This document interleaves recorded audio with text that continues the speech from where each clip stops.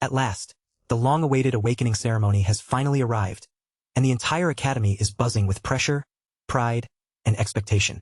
Students have come pouring in from every corner of the continent, each one representing a famous and prestigious noble bloodline, all eager to show off their strength, crush the competition, and prove they deserve to stand above the rest. The test itself is brutally simple. Any student who can leave a large, noticeable mark on this enormous steel wall, a wall built to be ridiculously thick and unbelievably sturdy, will earn a proper score. The more damage they cause, the better their evaluation becomes. No excuses, no complicated rules, just pure destructive power. The first one to step forward is a student from a lower-ranking family, clearly hoping this is his chance to make a name for himself. He tightens his grip, gathers every bit of strength in his body, and throws it all into one desperate strike. But after all that effort, all he manages to carve into the surface is one tiny, miserable scratch that barely even looks like damage. After him, the real monsters begin to move, the elite students from the highest ranks of the continent's noble society.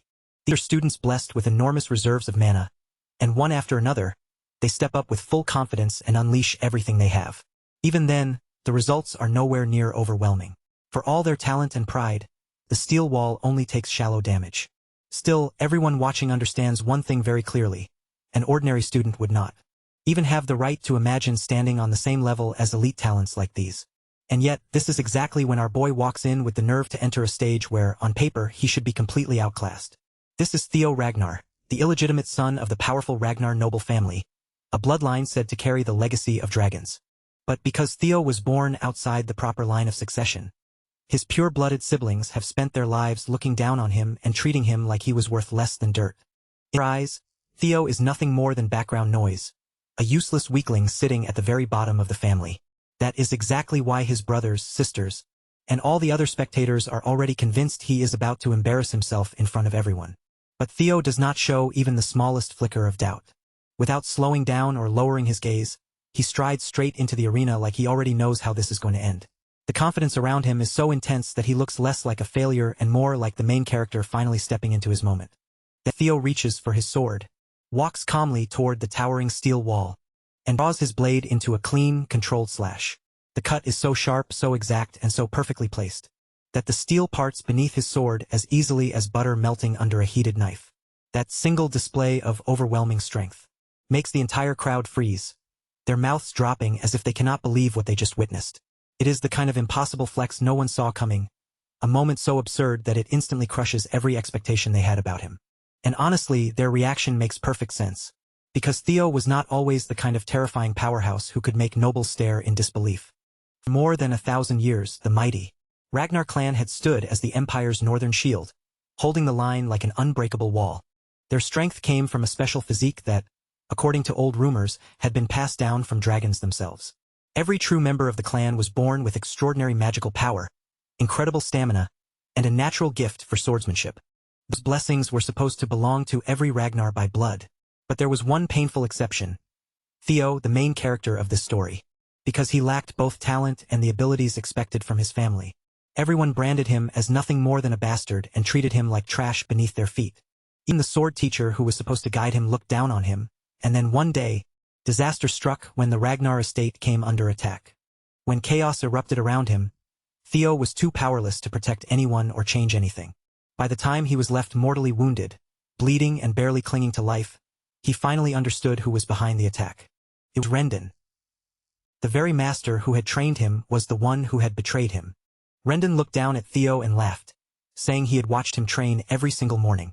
All those exhausting efforts, all those painful struggles, every desperate attempt Theo had made to improve had been completely meaningless in Rendon's eyes. No matter how desperately Theo struggled, no matter how much strength he tried to force into his broken body, he was never going to escape from this place. Then Rendon moved without a shred of hesitation, swinging his sword in a brutal arc and slicing clean through Theo's arm. A rush of blood burst out from the wound, spilling everywhere as the pain hit him all at once. Theo's body gave out immediately, and he dropped hard to the ground, screaming until his voice nearly tore apart. Rendon stepped in without mercy, grabbed Theo by the head, and yanked him up like he weighed nothing at all. Holding him there, Rendon made him listen as he said that every single thing happening right now was Theo's fault.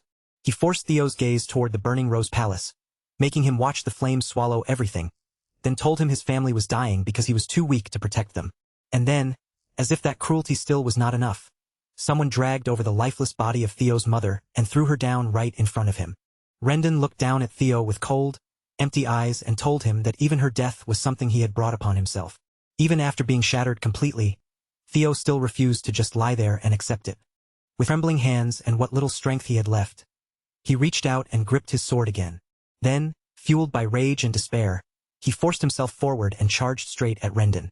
But before Theo could even get close enough to strike, another man hurled a sword right at him, driving it straight through his body. The impact blasted Theo backward, sending him flying through the air before he crashed violently onto the ground. As Theo lay there, unable to move, his strength drained away beneath him. The world around him began to blur and fade, and while his vision darkened, the only thing left in his mind was the bitter regret of how weak he had been. And then, just like that, everything before his eyes sank into complete darkness. But for Theo, death was not where the story truly ended. Instead, he was thrown back into the past, carrying hidden traits and skills that had not existed for him before. Theo's eyes suddenly opened again, as if he had just been ripped out of that nightmare. And the first person standing right in front of him was none other than that same bastard, Rendon. From the wooden training weapon in his hand and the space around them, it looked like they were right in the middle of sword practice. Rendon tried to snap Theo back to his senses, clearly irritated that he was standing there in a daze instead of focusing.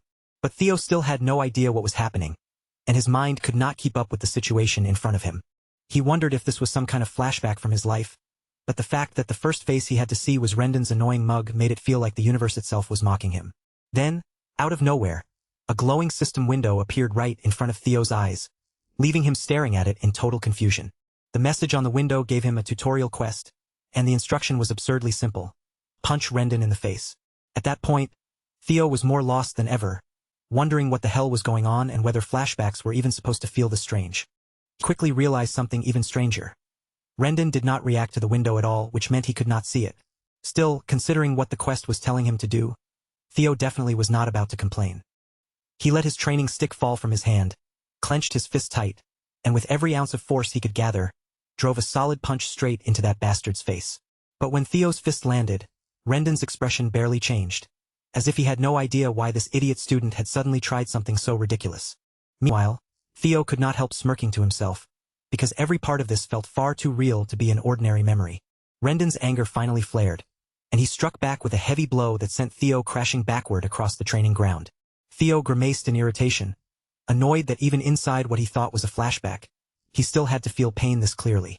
Rendon only sighed like he was dealing with a hopeless student, saying he understood why Theo might be frustrated with the awakening ceremony coming up and his progress still going nowhere, but that did not mean he could forgive a student for striking his own master. The moment Theo heard the words awakening ceremony, his thoughts froze, because that event should have happened almost 10 years before the day he died.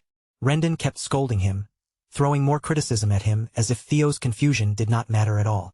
Then he turned away and walked off, coldly saying that he would see Theo again at the next lesson. Around him, the other clan members began snickering, whispering among themselves that this idiot was blaming his master when he was the one with no talent. As those insults kept raining down from every direction, Theo slowly began piecing together what was really happening. He lowered his hand to the ground and scratched at the dirt, feeling the rough texture clearly beneath his fingertips. Then he looked at the injury Rendon had just given him, and the sharp, realistic sensation finally struck him with full force.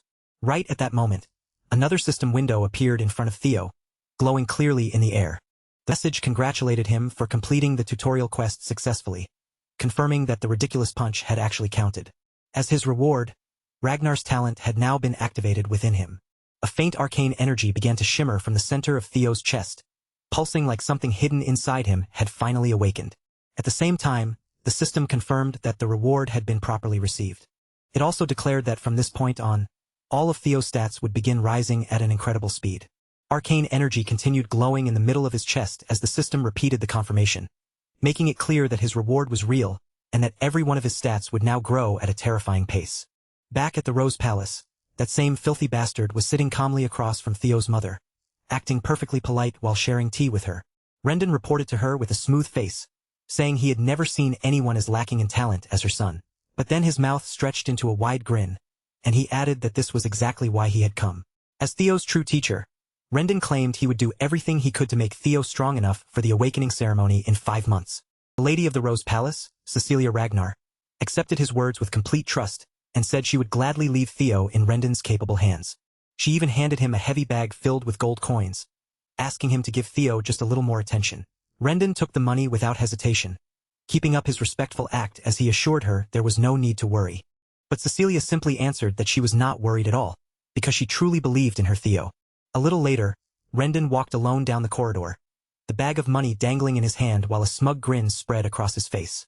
He was thrilled, because he was being paid such a generous amount while planning to teach Theo absolutely nothing useful. The more he thought about it, the more he smirked to himself, silently mocking both mother and son as complete fools. Not only was he receiving money to train someone from Ragnar's direct line, but he was also expecting another reward from his other master for leaking Theo's secrets and secretly ruining his growth. To Rendon, this was the kind of perfect opportunity he had never been given before. Then Theo suddenly appeared in the corridor, sprinting as fast as his legs could carry him, and he shot right past Rendon without even slowing down. His so-called master only clicked his tongue and sneered after him, calling him an idiotic loser as Theo raced by without paying him any attention. Theo was running straight to see his mother, and the moment he got close enough, he called out to her with urgency in his voice. When Cecilia turned around, the first thing she saw was Theo standing there completely out of breath, his chest rising and falling from the run. Without saying a single word, Theo rushed into her arms and hugged her tightly, tears spilling out as the overwhelming reality of seeing her alive finally crashed over him. At that instant, the painful memory surged back into his mind, dragging him back to the moment when Rendon had forced him to stare at his mother's lifeless body, making him watch the cruel proof of everything he had failed to protect. But now she was right there in front of him, alive and warm in his arms, and that alone filled Theo with a happiness he could barely contain. From that moment on, Theo made up his mind that he would change the future, no matter what it took, for his mother's sake. If that mysterious system window was truly real, then he knew he had a path forward, because Ragnar's talent trait could help him grow stronger than before. He was certain that, with enough time and effort, he could become powerful enough to stand his ground in that damned war for the throne. And above everything else, Theo swore that he would build enough strength to take revenge on that piece of shit Rendon with his own hands. Soon after, the second tutorial quest appeared before Theo, ordering him to push his body all the way to its limit. It was still early in the morning, so early that the sun had not even risen yet, but Theo was already outside, throwing himself into training. Every movement was driven by the thought of getting revenge on Rendon, and that anger kept his body moving. Theo understood better than anyone that he had to become stronger as quickly as possible. In his previous life, he had belonged to an intelligence agency called Black Snow, but because he lacked real combat ability, he had been pushed into information work and never trusted with any major role. He never imagined the knowledge he gathered back then would become useful in a moment like this. One thing he clearly remembered was a potion known as the Bloody Sword Emperor Elixir, something capable of greatly strengthening the body. Its true value would only be revealed far in the future through the secret manuals, but Theo already knew what it could become. More importantly, he remembered the brutal training method he had once abandoned because his old body had never possessed the talent to endure it.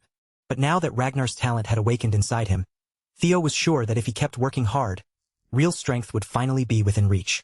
His face twisted with excitement when he noticed his running speed steadily increasing, and right on cue, the system window appeared to show his progress climbing. Other clan members had begun gathering in the training halls as well, and they could only stare in confusion as Theo kept running without seeming to tire. Some of them started wondering under their breath whether he had always been this physically fit. After that, Theo moved on to sword practice, and with every swing, he could clearly feel that his blade was moving faster than it ever had before. A few days passed like that, with Theo refusing to slow down. Then, deep in the middle of the night, he was still there, practicing alone while everyone else should have been asleep. Someone quietly watched him and thought about how he had been training for days without properly sleeping, pushing himself far beyond normal limits. Seeing that kind of relentless effort, she could not help wondering whether Theo was really the talentless fool everyone kept calling him. She kept watching him through the darkness, reflecting again on how he had continued training day after day without rest. And the more she saw, the more she questioned whether the rumors about his uselessness had been wrong from the very beginning. As for Theo, his body was so exhausted that he felt like he might collapse at any second, but the sight of that progress bar slowly climbing higher kept his spirit from breaking. At last, he managed to push the progress all the way up to 90%. But the very moment he paused, the number suddenly slipped back down to 89. All it took was that brief moment of rest, and the system punished him by lowering his progress. He had just barely reached 90% after so much effort. Yet right before his eyes, that hard-earned number dropped back to 89 again. Just because he allowed himself a tiny bit of time to breathe, the progress bar refused to stay where it was. Even so, Theo somehow gritted his teeth, forced his aching body to keep moving, and finally managed to push through. All the sweat pouring down Theo's face finally started to mean something, because his desperate effort was beginning to pay off. Right before his eyes, he finally saw the 3-digit number he had been chasing for what felt like forever. Somehow, even with his body pushed past its breaking point, Theo managed to force himself through one final stretch. Every drop of sweat, every aching breath, and every painful step finally turned into a result he could actually see. At last, the number he had been craving appeared in front of him, reaching that long-awaited 3-digit mark. After that final push, Theo was completely drained and could barely pull air into his lungs, but even then, there was still one last % left to reach. Somehow, Theo dug even deeper, pushed past the exhaustion crushing his body, and finally watched all his effort pay off as the 3-digit number he had wanted for so long appeared before him. Some time later, Theo was lying in a quiet room, far away from the training ground where he had pushed himself so brutally. The moment his eyes slowly opened, he looked around in confusion, trying to understand where he had ended up. That was when Evelyn appeared beside him and calmly reassured him that he was in the break room of training ground 4, before reminding him that there had been no reason to push himself that hard. But before Theo could even focus long enough to read through all those tempting details in front of him, his body finally gave out, and he collapsed into unconsciousness from sheer exhaustion. While he lay there completely out cold, the system window continued hovering above him. Its glowing message asked whether he wanted to receive his reward right now. A little while after that, Theo was seen resting inside a room again, his body still recovering from the training that had pushed him too far. As soon as he opened his eyes and took in his surroundings, his gaze moved around the room in confusion. Evelyn then appeared in front of him and explained that he was inside the break room of training ground 4, gently reminding him once again that there had been no need to drive himself to such extremes. The moment Theo accepted the reward from the system, a brilliant blue light suddenly wrapped around his entire body. The hall manager could only stare in disbelief as that strange power surged through him and his body began undergoing a visible power-up.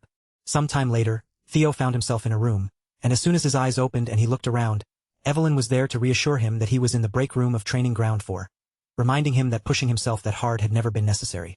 When Theo noticed her, he recognized her immediately, and that reaction surprised Evelyn enough that she properly introduced herself as the manager of the 4th training ground.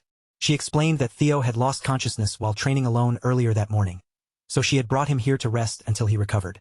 Theo thanked her for helping him, and Evelyn handed him some water while calmly reminding him that, within the Ragnar clan, opening one's mana hall before the official awakening ceremony was strictly forbidden. Theo did not understand why she suddenly brought up such a serious rule, but he still nodded and said he knew about it. Evelyn's eyes sharpened as she asked him why, if he already knew the rule, he had chosen to break it. Theo still looked uncertain, unable to follow her accusation, and asked why she was questioning him like that. What Theo had received from the system, as it turned out, was the dragon heart. And because he had cleared the quest early, he had also gained an additional bonus: the magic power of 10 of his past lives. With a dangerous look in her eyes, Evelyn demanded to know whether he had opened his mana hall, leaving Theo completely lost at first, until the memory of what happened right before he passed out finally came back to him. He remembered now that the reward had given him the dragon heart, along with the bonus magic power gathered from 10 of his past lives. The realization left him speechless, because obtaining a dragon heart was not some simple reward anyone could casually get their hands on. A dragon heart was special for one major reason: it could contain a mana hall inside it. When a mana hall was placed in the heart, it could function far more efficiently. But unlike dragons, humans normally had to place their mana halls in the lower abdomen, because a human heart could never withstand that level of power. That was exactly why every warrior, especially those from the Ragnar clan, dreamed of having a dragon heart, since it was the fastest path to overwhelming power without needing to place the mana hall in the abdomen. The problem was that humans had never managed to overcome the natural limits of their own hearts. And now, because Theo had been given a dragon heart as a quest reward, he had suddenly landed himself in a very awkward situation. The rewards were undeniably incredible, but there was no denying that they had also placed him in a dangerous and complicated position. To make things worse, the person sitting right in front of him was Evelyn Nareville, a high-ranking swordswoman who had retired after losing her left arm and now served as the manager of the training grounds. Evelyn had once been the commanding officer of the White Armored Dragon Cavalry, and her skill was so extraordinary that even the demon dragon respected her. She was famous for her fierce principles, and she was not the kind of person who cared about status or raw strength. What she could never tolerate was dishonesty or cowardice. At one point, because she found Theo too inflexible, she had even given up her position as his direct master. In other words, if Evelyn discovered the truth about his dragon heart and mana hall, Theo could very easily lose his head. But instead of panicking, Theo let a faint smile rise on his face, because a plan was already forming in his mind. As long as she could not actually catch him, there was no real reason for him to be afraid. Theo fired back at her accusation with a sharp, almost cheeky response, asking how she could talk about executing him based on nothing more than a gut feeling, and whether she was truly prepared to take responsibility for those words. Evelyn fell silent for a moment, unable to immediately answer the question he had thrown back at her. Theo pressed even harder, reminding her that he was still an heir of the Ragnar clan, and that if her suspicions turned out to be baseless, accusing him like this could be treated as an insult against the Ragnar name itself. Evelyn admitted that he was right, acknowledging that those were indeed the rules. With a darker, more threatening look on his face, Theo then asked her if she knew what punishment awaited someone who humiliated an heir. Evelyn answered without flinching, her voice steady and confident as she said the punishment was execution. Theo was pleased that Evelyn understood the weight of her own words, and he coldly told her to think carefully before speaking next time. Evelyn, however, was left stunned by the sharpness in his tone, wondering if this was truly the same Theo she thought she knew. Even so, Evelyn could not shake what she had sensed earlier, because she was certain that the power she saw had been a mana wave. Because of that, she decided she needed to look into the matter more carefully instead of letting it pass. Even if Theo carried Ragnar blood, Evelyn believed rules were still rules, and if he had broken one, she fully intended to make him answer for it. But after checking him more closely, Evelyn soon realized something unexpected. Theo did not actually have a mana hall. Her expression quickly sank, and the confidence in her accusation faded as she began to understand that she might have been mistaken. Theo, meanwhile, could not help feeling a little cocky, and he looked at her as if to ask whether she was finally satisfied. Following the clan's rules, Evelyn lowered herself at his feet without the slightest hesitation, bowing her head as she told him to execute her, saying she would repay her wrongdoing with her own lowly life. As Evelyn's head sank lower and lower, Theo silently knew the reason she had failed to find anything. A dragon heart was different from an ordinary mana hall, because its very existence functioned like a mana hall that the user could control freely. In other words, Theo could conceal his mana whenever he wanted. On top of that, the fact that humans could possess dragon hearts would not be discovered until several years later, so Theo was confident that no one in this era could accuse him of having one. Instead of actually ordering her death, Theo placed a calm, reassuring hand on Evelyn's back and told her there was no need to go that far. Then he began walking away, saying she had simply done her duty, and that very few people would risk their own lives to demand the truth from an heir, which was why he respected her sense of righteousness. But deep down, Theo's real reason was much more practical. He had no intention of killing someone as strong as Evelyn. Keeping her alive would benefit him later, and as he left, he explained that the ban on opening mana halls before the awakening ceremony existed to prevent dangerous overflow. Still, he was glad to see that she had been concerned enough to question even someone like him, a bastard of Ragnar. And with those words hanging in the air, Theo left Evelyn sitting there quietly, alone with the weight of what had just happened. Theo walked away with absolute confidence, feeling like the world had finally tilted in his favor, as he remembered that he not only possessed the dragon heart, but had also gained 10 years' worth of magic power from his past life. A few days later, that same shithead appeared again, shouting at Theo from across the training ground. Rendon barked at him to swing a little farther to the right, acting like every word out of his mouth was some priceless lesson. Theo seemed to be pretending to remain weak, but the more Rendon kept insulting him at every chance, the harder it became to keep quietly enduring it. Theo also started noticing that this bastard was not merely being incompetent. He was subtly and deliberately teaching him strange, twisted sword techniques. That made Theo even more certain that someone else was pulling Rendon's strings, and he became convinced that the person who landed the final blow in his previous life had to be the true mastermind behind it all. So Theo decided it was finally time to uncover who that mastermind really was. A smirk slowly spread across his face as the answer came to him, and he realized exactly what he needed to do next. While Rendon kept yelling, Theo suddenly snapped the training stick in his hand clean in two and told that jerk he could not listen to his endless yapping anymore, because his lessons were complete trash. Then Theo pushed even further, asking how someone with skills that pathetic had ever managed to become a mid-rank swordsman in the first place. Of course, Rendon swallowed the bait immediately, his face twisting with fury, but Theo did not back down for even a second. He stood his ground, matching Rendon's rage with a fearless stare of his own. As expected, Rendon was completely fuming by now, but Theo remained just as firm, refusing to retreat or soften his words. Theo strode straight toward the older man and made it painfully clear once again that Rendon's swordsmanship was pathetic. Theo's real plan was to provoke Rendon so badly that he would resign from his position. And if the situation with Rendon became serious enough, Theo was certain this bastard would reach out to the mastermind behind him.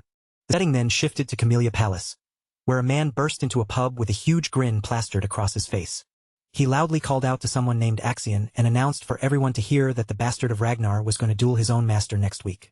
The man he was speaking to, Axion, remained seated in silence, so still that he did not even lift his glass from the table. Meanwhile, the excited man kept running his mouth, saying Theo had blamed his instructor for his own lack of talent, and confidently predicting that Theo would be left disabled after the duel. Suddenly, the glass in Axion's hand smashed straight into the loud man's face, knocking him unconscious with a single brutal hit. Axion was visibly furious, and he made it clear that he did not care in the slightest whether some bastard ended up half-disabled. Of course, that cold attitude made sense because he was also a Ragnar, one of the four hounds of the north, the Dark Tiger, Axion Ragnar. The man standing beside him was Remington Narcio, another of the four hounds of the north, known as the Silver Lion. Just then, another man entered the pub, and this worried-looking figure was Ed Troyvin, the Nine-Dragon Sky Dragon. Unlike the others, he looked uneasy and warned that things could go wrong if they let their guard down. But Axion dismissed his concern, saying that kind of danger only applied to people with talent, so there was no reason to worry about Theo, who was nothing more than a muddle-headed nobody. Ed, however, pointed out that this was still the Ragnar clan, and inside that family, even the smallest possibility could lead to something completely unprecedented. Axion answered that Theo trying to mess with Rendon was actually a good thing. After all, that meant the instructor should be more than capable of dealing with Theo before anything troublesome could happen. 1 week later, a crowd began gathering at Training Ground 4. And this was not just a small group of ordinary clan members coming to watch. Several important figures had also shown up, turning the duel into a much bigger event than Theo had expected. In the center of the arena stood Theo, looking noticeably anxious as hundreds of eyes locked onto him from every direction. He cursed himself inwardly, remembering that all he had wanted was to humiliate the shithead enough to get him fired, but now the whole situation had spiraled completely out of control. Then his mind flashed back to the moment when he had confronted Rendon directly about just how pathetic his skills really were. Theo cut him off without the slightest hint of mercy, making it painfully clear that Rendon was finished. As far as Theo was concerned, the man had already lost his position, and now all that was left for him to do was disappear and get out of his sight. Right then, the system message appeared, cold and direct, confirming Theo's third tutorial quest. This time, there was no vague objective or easy way around it. He had to face Rendon in combat, fight him head-on, and come out as the winner. The moment pulls us back to when Theo first stood before Rendon and openly challenged him. With disgust written all over his face, Theo called out Rendon's useless teaching and pathetic ability, then told him straight to his face that he was fired and could leave. Rendon immediately tried to argue back, insisting that their contract still had time remaining, and that Theo couldn't just end things whenever he pleased. But Theo didn't give him any room to breathe, calmly pointing out that if the employer himself had dismissed him, then there was nothing more to discuss. Deep down, Theo wanted nothing more than to drive his fist straight into that bastard's face and shut him up for good. But even with all that anger burning inside him, he still couldn't fully trust his own strength yet. Rendon, on the other hand, was in no position to simply accept being thrown away. He still hadn't achieved the real purpose that brought him there in the first place, so losing his role now would ruin everything. As Rendon stepped closer to Theo, trying to smooth things over and talk his way out of it, a system window suddenly flashed right in front of Theo's eyes. The command was impossible to ignore. He had to fight Rendon and he had to win. Theo was completely caught off guard by the sudden message, his thoughts freezing for a moment. And right at that same instant, Evelyn Nereville entered the scene, urging him to settle the matter the Ragnar way, through strength, where the stronger side decides everything. According to Evelyn, there was no need to drag this conflict through some formal tribunal. A sword match would settle the dispute cleanly, and once the duel ended, everyone would simply obey the will of the victor. Rendon's eyes lit up the moment he heard that suggestion. The old bastard immediately saw his opening and quickly agreed, acting as if this was the most brilliant and fair solution to the problem. That left Theo standing there, unsure of how he was supposed to respond, while Evelyn kept pushing the idea as though it were the perfect answer. Her confidence only made the pressure on him feel heavier. But Theo still couldn't feel completely certain. No matter how much he hated Rendon, he knew his own current level, and he didn't believe he was ready to defeat that bastard just yet. Even so, the situation kept moving forward until Theo eventually found himself standing directly across from Rendon, sword in hand, with no way left to back out. All around them, the watching crowd began smirking and whispering among themselves. To them, Theo looked like a joke, and they were already enjoying the humiliation before the match had even truly begun. They muttered that Theo couldn't even swing a sword properly, laughing under their breath as if the result had already been decided. In their minds, he wasn't just going to lose today, he was probably going to leave crippled.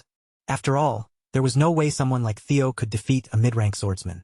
Rendon, filled with confidence, looked down on him and smugly offered one last chance, saying that if Theo apologized now, he would pretend none of this had happened, since pride wasn't worth risking his life over. But Theo wasn't about to bow his head. Instead, he fired right back with sharp confidence, telling Rendon that he was the one who should apologize. Then he warned the old bastard that unless he wanted to end up as a one-armed swordsman, he should accept his dismissal and leave quietly while he still could. Rendon only answered with a wide, ugly grin, completely convinced that the duel was already under his control. In his mind, this was the perfect chance to kill Theo and simply pretend it had been an unfortunate accident during the match. Then Theo suddenly rushed forward, lifting his sword high as he charged straight at Rendon. The crowd's reaction was instant. Their jaws nearly dropped as they watched him dash in so recklessly, like someone throwing himself into danger without a single thought. To them, it looked even worse because Theo didn't seem to know how to swing his sword properly at all, making his charge look painfully amateurish. Theo came charging in with his blade raised, and the entire crowd stared in disbelief. From the outside, he looked like an idiot rushing headfirst into a fight he didn't understand, unable to even handle a proper sword swing. Rendon moved first with several sharp sword strikes, cutting toward Theo one after another. But somehow, Theo managed to protect himself, blocking and avoiding the attacks just enough to stay safe. Even then, Rendon didn't slow down. The old bastard kept pressing forward, unleashing another wave of swings as he tried to overwhelm Theo completely. It gradually pushed Theo back and forced him into a corner. Rendon felt certain that this was exactly how things were supposed to end. In Rendon's mind, the result was obvious. Theo wasn't even a low-ranked swordsman yet. He was still nothing more than an apprentice swordsman. Maybe his movements had improved a little, but Rendon was convinced that it was nowhere near enough. He admitted to himself that if Theo had at least reached the level of the Four Hounds of the North, then perhaps things would be different. But against him, this foolish boy from the Ragnar clan had no chance of winning. The story then shifts back a few days earlier, where Theo turned toward Evelyn and questioned her directly, asking what in the world she had been thinking when she suggested that sword match. Evelyn answered without much hesitation, saying she had only been trying to help him. If Theo truly wanted to remove Rendon, then he needed to be smart about it because she was convinced that Rendon had someone backing him from behind.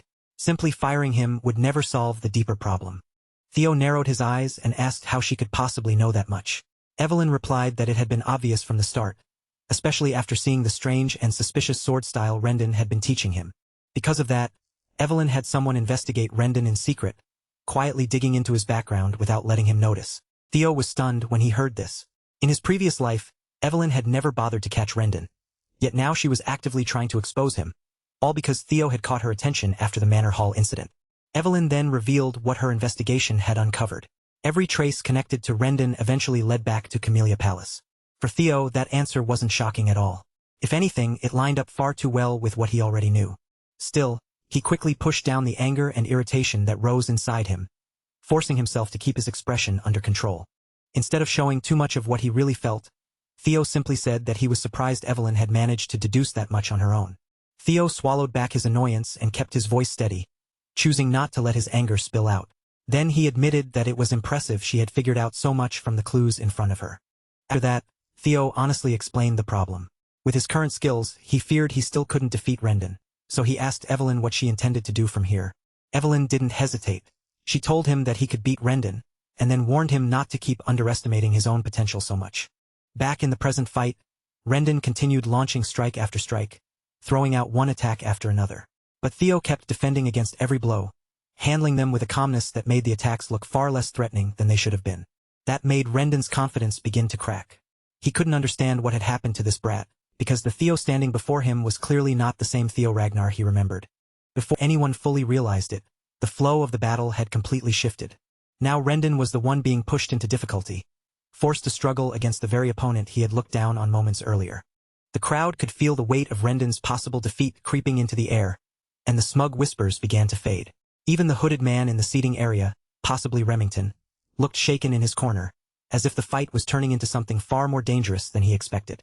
Meanwhile, Evelyn looked like she was enjoying every second of it. Watching Theo hold his ground seemed to fill her with real satisfaction, and for some reason, she looked almost proud of him. The story moves back into the past again, revealing that during that single week before the duel, Evelyn herself had personally trained Theo. Evelyn admitted that, technically, helping him like that went against the rules. But in her eyes, Rendon was such a rotten teacher that he didn't deserve to keep the position anyway. Hearing that was enough to put a knowing smirk on Theo's face. A rush of excitement ran through him, mixed with a strange thrill he couldn't quite hide. At that moment, Theo felt completely convinced that having Evelyn owe him a debt had turned out to be worth it after all. Still, one question continued to bother him. Theo wanted to know why Evelyn was going this far for him, so he asked whether her real reason had something to do with what happened last time. Evelyn admitted that he wasn't entirely wrong, and that last incident was part of the reason. But then she added that there was someone she knew who would probably take an interest in Theo, because that person had an obsession with gathering talented people. Back in the present, the duel keeps raging with no sign of slowing down, and Rendon's composure begins to crumble little by little. Every exchange makes him more frantic, as if the confidence he had at the start is being stripped away with each clash of steel. A disturbing thought starts creeping into Rendon's mind. He wonders if this brat had been fooling everyone from the very beginning, acting helpless and stupid on purpose while hiding his real ability all this time. Then, right in the middle of their fight, Theo suddenly throws out a question, asking Rendon who exactly is standing behind him. That question instantly makes the old bastard snap, and he lashes out, demanding to know what Theo is even talking about. But Theo doesn't back down at all, reminding him that he already knows Rendon had been teaching him worthless garbage on purpose. Theo stops dancing around the subject and cuts straight to the heart of it, bluntly asking whether Rendon has been working together with Camellia Palace. The moment those words leave Theo's mouth, Rendon freezes. For just a brief second, the old coot looks genuinely stunned, as if Theo has touched the one secret he never expected him to know. And that tiny reaction is all Theo needs. Rendon's face, his silence, and that flicker of shock tell him clearly that his suspicion is right. With the truth confirmed, Theo wastes no more time. In the very next instant, he swings his sword cleanly through the air and severs the old man's hand. Severed hand spins away through the air, blood trailing behind it, and the entire crowd is left frozen in complete disbelief at what they just witnessed. The fake teacher's face twists in horror as the reality of what happened finally catches up to him. A pained cry tears out of Rendon's throat, raw and ugly, as he clutches at the wound and staggers back. Between his gasps, he starts cursing under his breath, his voice shaking with pain, rage, and humiliation. Theo walks toward that miserable bastard with steady, confident steps, and for the first time, he can truly feel it in his bones. He really has become stronger. As he closes the distance, Theo brings up the very words Rendon once used against him in his previous life, making sure the old man hears them clearly. He tells Rendon that if the Ragnar clan truly lives by the law of the strong, then strength is the only thing that matters here.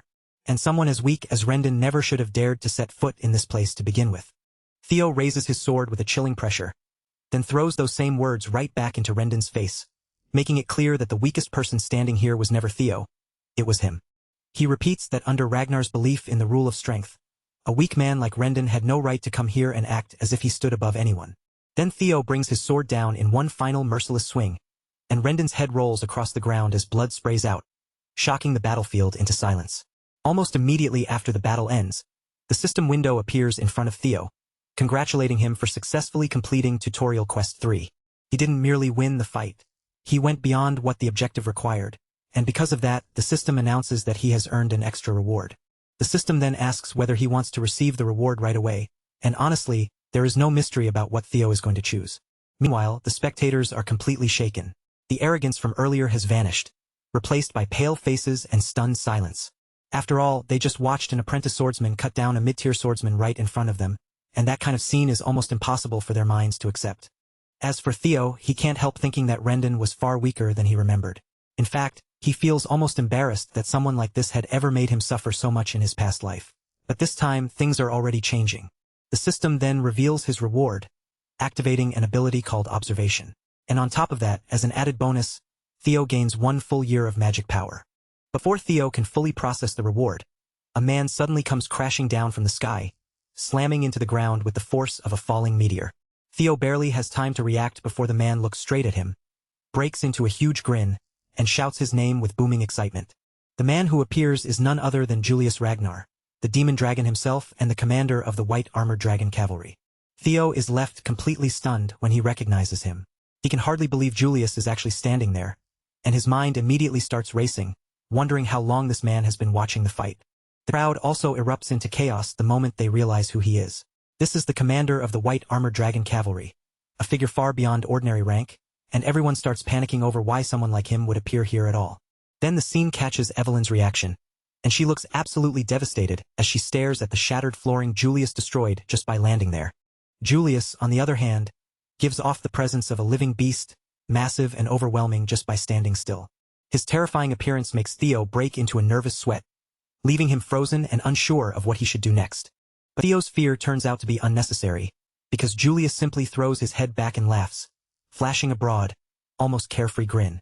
Despite his frightening build, Julius somehow comes across like a friendlier, larger-than-life version of Brutus from Popeye the Sailor Man. Then Julius bursts into another loud laugh, his voice rolling over the stunned crowd. He steps right up to Theo and gives him a heavy pat on the shoulder, as if they are already familiar with each other.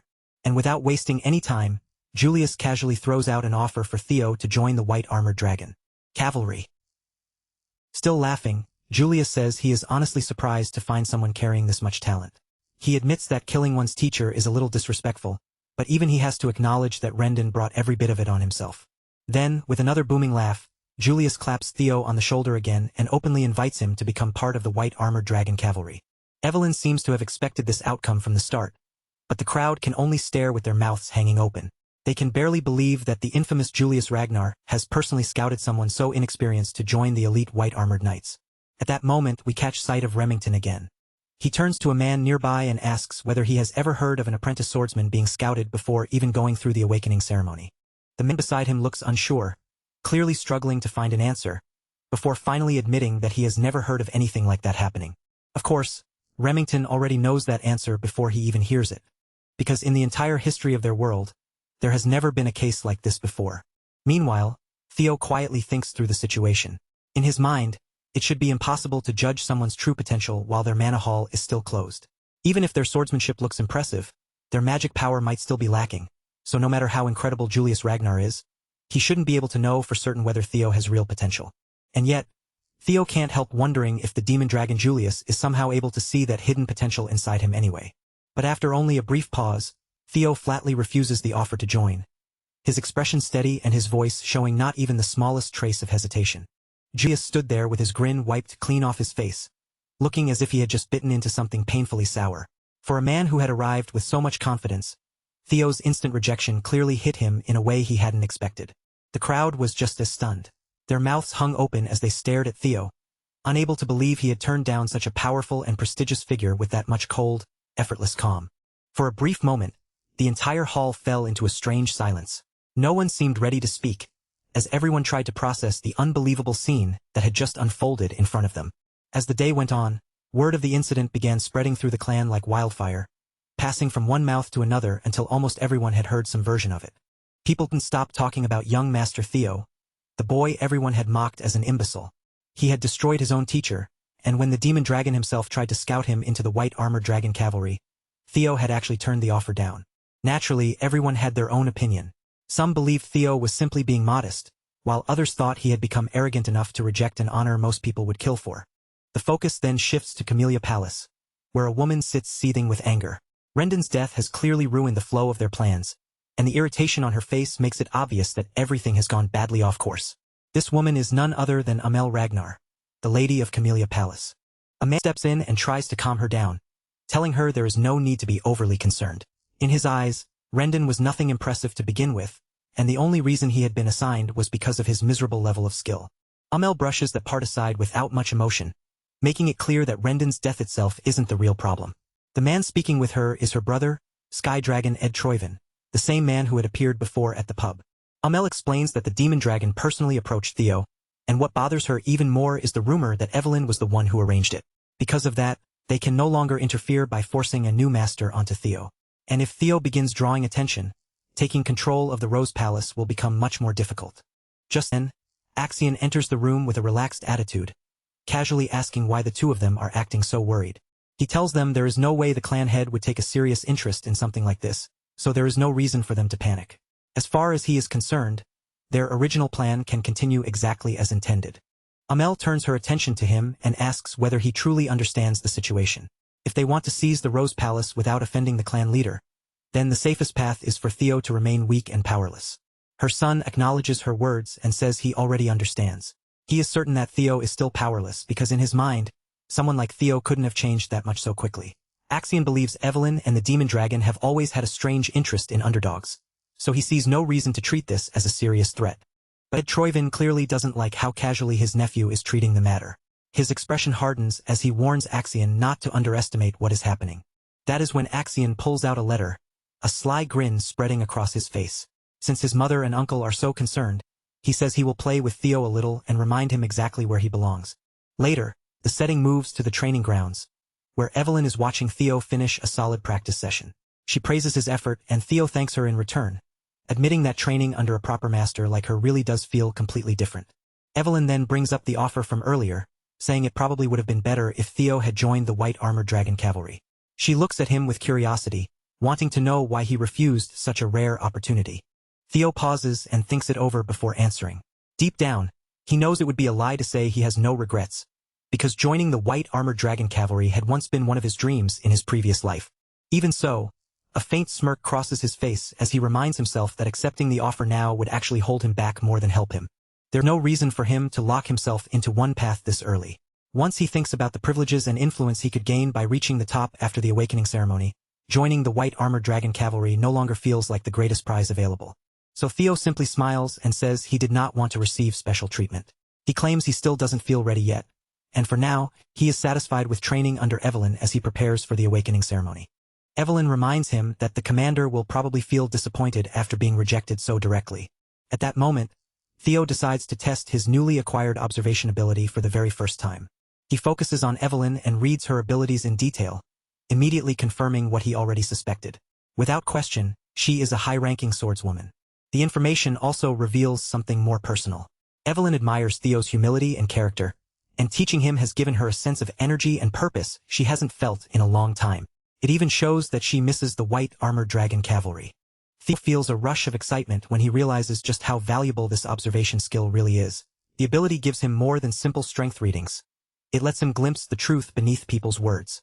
Then his eyes narrow slightly as he focuses on the last detail, the part about Evelyn missing the White Armored Dragon Cavalry. That line catches him off guard, and he can't help finding it surprisingly meaningful. Just then, a man enters the training grounds and introduces himself as Sybil Dree. He says he has come from the Southern Inspection Post and has something important he needs to discuss with Theo. Theo immediately feels a little uneasy around him. Sybil's presence is intimidating enough to make Theo wonder what kind of conversation this is about. So Theo quietly activates observation again, and the information he receives is unexpected. Sybil carries a powerful desire to spar with him. That revelation makes Theo break into a nervous sweat. The idea of crossing swords with someone who has such a frightening face is enough to make him feel genuinely anxious. Right on cue, the system notification appears and reveals the fourth tutorial quest. This time, his main objective is to cast aside the title of Imbecile of Ragnar, and the system shows that he has already made nearly 28% progress. Sybil Dree is surprisingly direct about why he came. Without hiding anything, he declares that he wants to follow young Master Theo. He even admits honestly that he had once been among the many people who ignored Theo because he seemed untalented. Back then, Sybil truly believed the title of Ragnar's imbecile suited him perfectly. Theo appreciates the honesty, but even so, he can't stop himself from feeling a little irritated as he listens. After all, Sybil is practically insulting him without fully realizing how harsh his words sound. But Sybil explains that his opinion changed when he learned that Theo had been coming out every morning and training harder than anyone else. On top of that, Sybil says he felt honored to personally witness the results of all that effort during Theo's fight against the fraud, Rendon Harvey. Sybil was completely captivated by the sight of Rendon's head flying through the air. Watching Theo's unbelievable growth with his own eyes left him truly amazed. And the image of Demon Dragon Julius Ragnar personally inviting Theo into the White Armored Dragon Cavalry had burned itself deeply into Sybil's memory. From that moment on, Sybil says Theo became his idol. He had nearly given up on himself after being mocked as the idiot of the Southern Inspection Office, but seeing Theo changed something inside him. Now all he wants is one chance to cross swords with the person he admires. His blunt sincerity is so direct that it catches Theo off guard. Normally, Theo would be suspicious of anyone approaching him so suddenly. But thanks to observation, he can see the young man's true nature more clearly. Sybil Dree truly respects Theo, and at his core, all he wants is a sparring match. Everything Theo sees through observation points to him being genuine. It is definitely not what Theo expected. Even so, he feels pleased. After defeating Rendon and having rumors spread that Lord Julius had taken notice of him, Theo had assumed people with painful inferiority complexes would come crawling out to challenge and test him. But instead, he finds someone who admires him and wants to follow him willingly. That means there are still people out there who carry Ragnar's pride in their blood. This could actually work out perfectly for Theo. If he wants to become the clan head of Ragnar one day, he will need people he can trust around him, and he will also need capable subordinates who can stand beside him when the time comes. On top of that, Theo realized the situation could help him push forward with the final tutorial quest, the one tied to casting away that humiliating title of imbecile. In his previous life, that name had clung to him like a curse he could never escape, but now, with the system opening new paths before him, he was determined to tear that shameful label off completely. Theo then turned toward Evelyn and asked for permission to accept a spar. His new master gave her approval without hesitation, looking almost pleased as she urged him to go ahead and show everyone what he could do. Holding his blade up in a formal salute, Theo introduced himself with proper dignity as Theo Ragnar, an apprentice swordsman of the Rose Palace, currently awaiting the awakening ceremony while training under the guidance of Master Evelyn Nereville. The one-armed swordmaster watched him with a satisfied smile, clearly approving of both his posture and the way he carried himself. Sibaldry hurriedly returned the salute in his own awkward way, then introduced himself as an apprentice swordsman from the Southern Inspection Post. He explained that he had inherited the swordsmanship of the Kurai clan, with his main focus placed on the quicksword.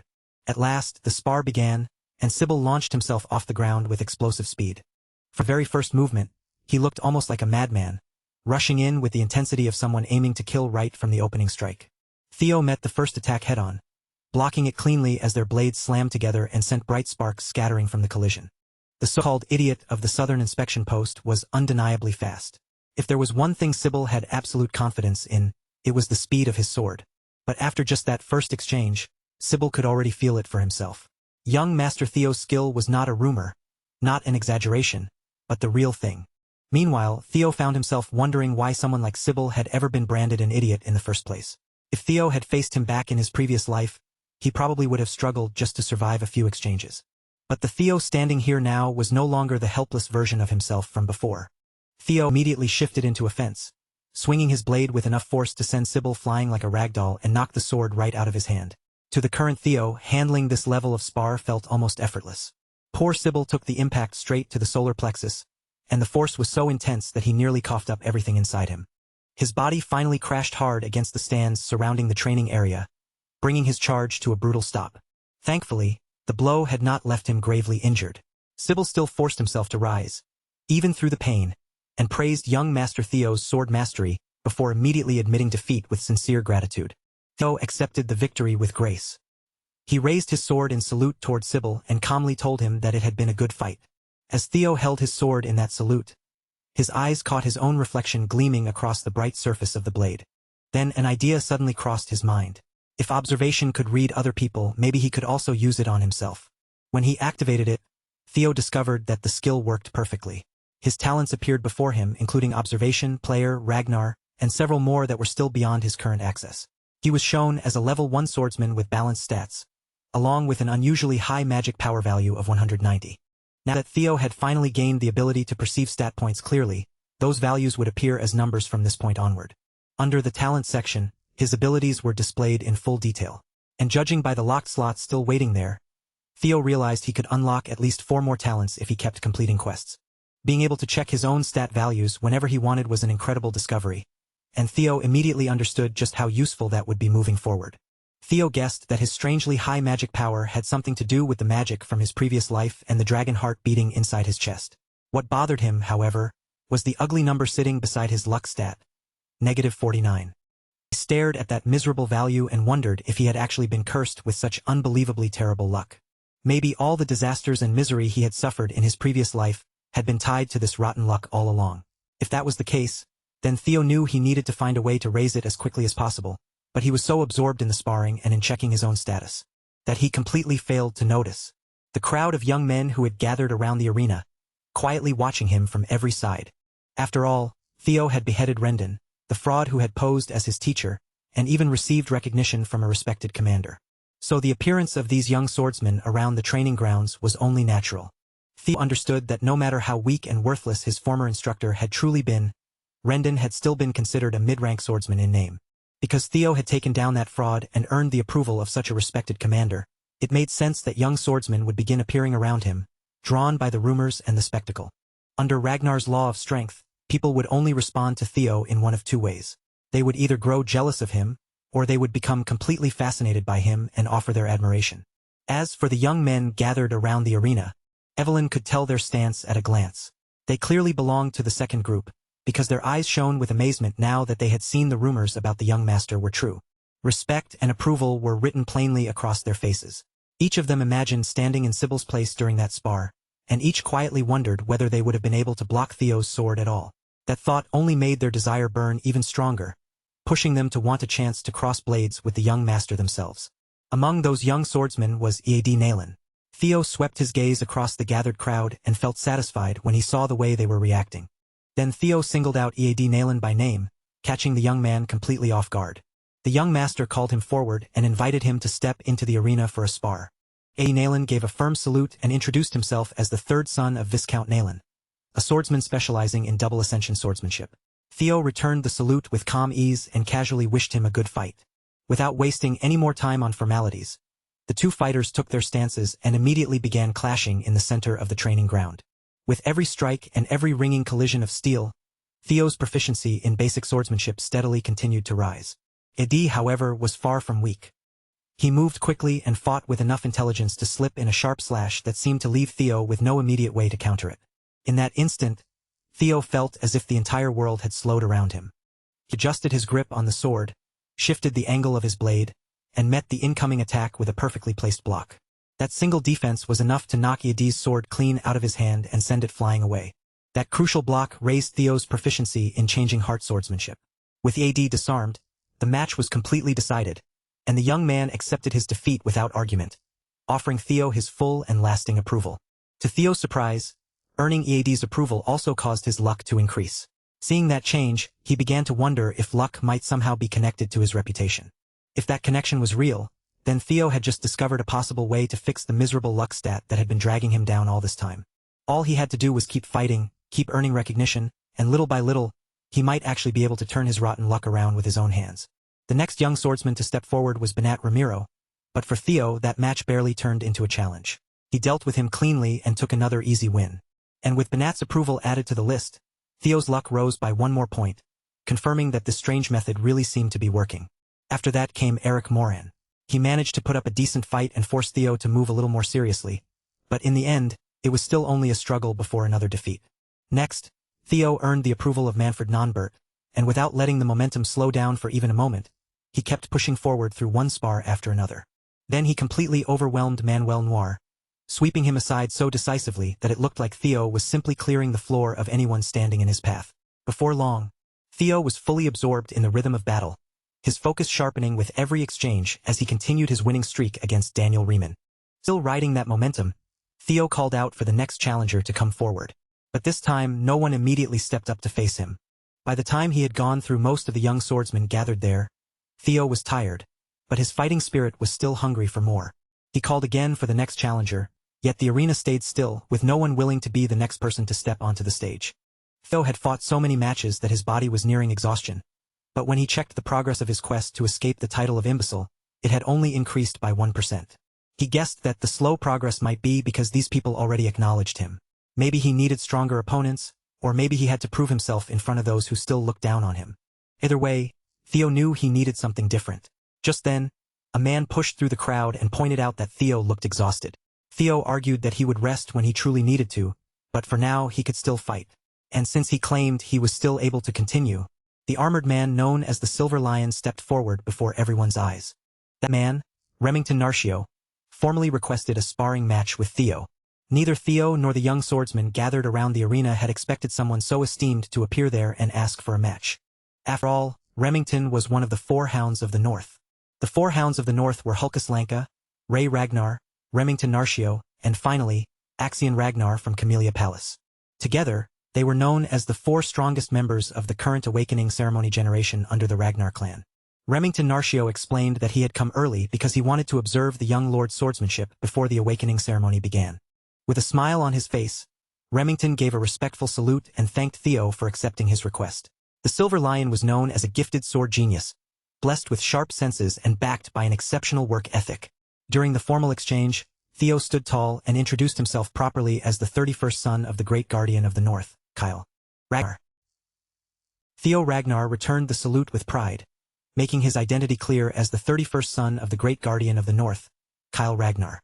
Theo had never expected to meet Remington like this, let alone cross swords with the famous sword genius.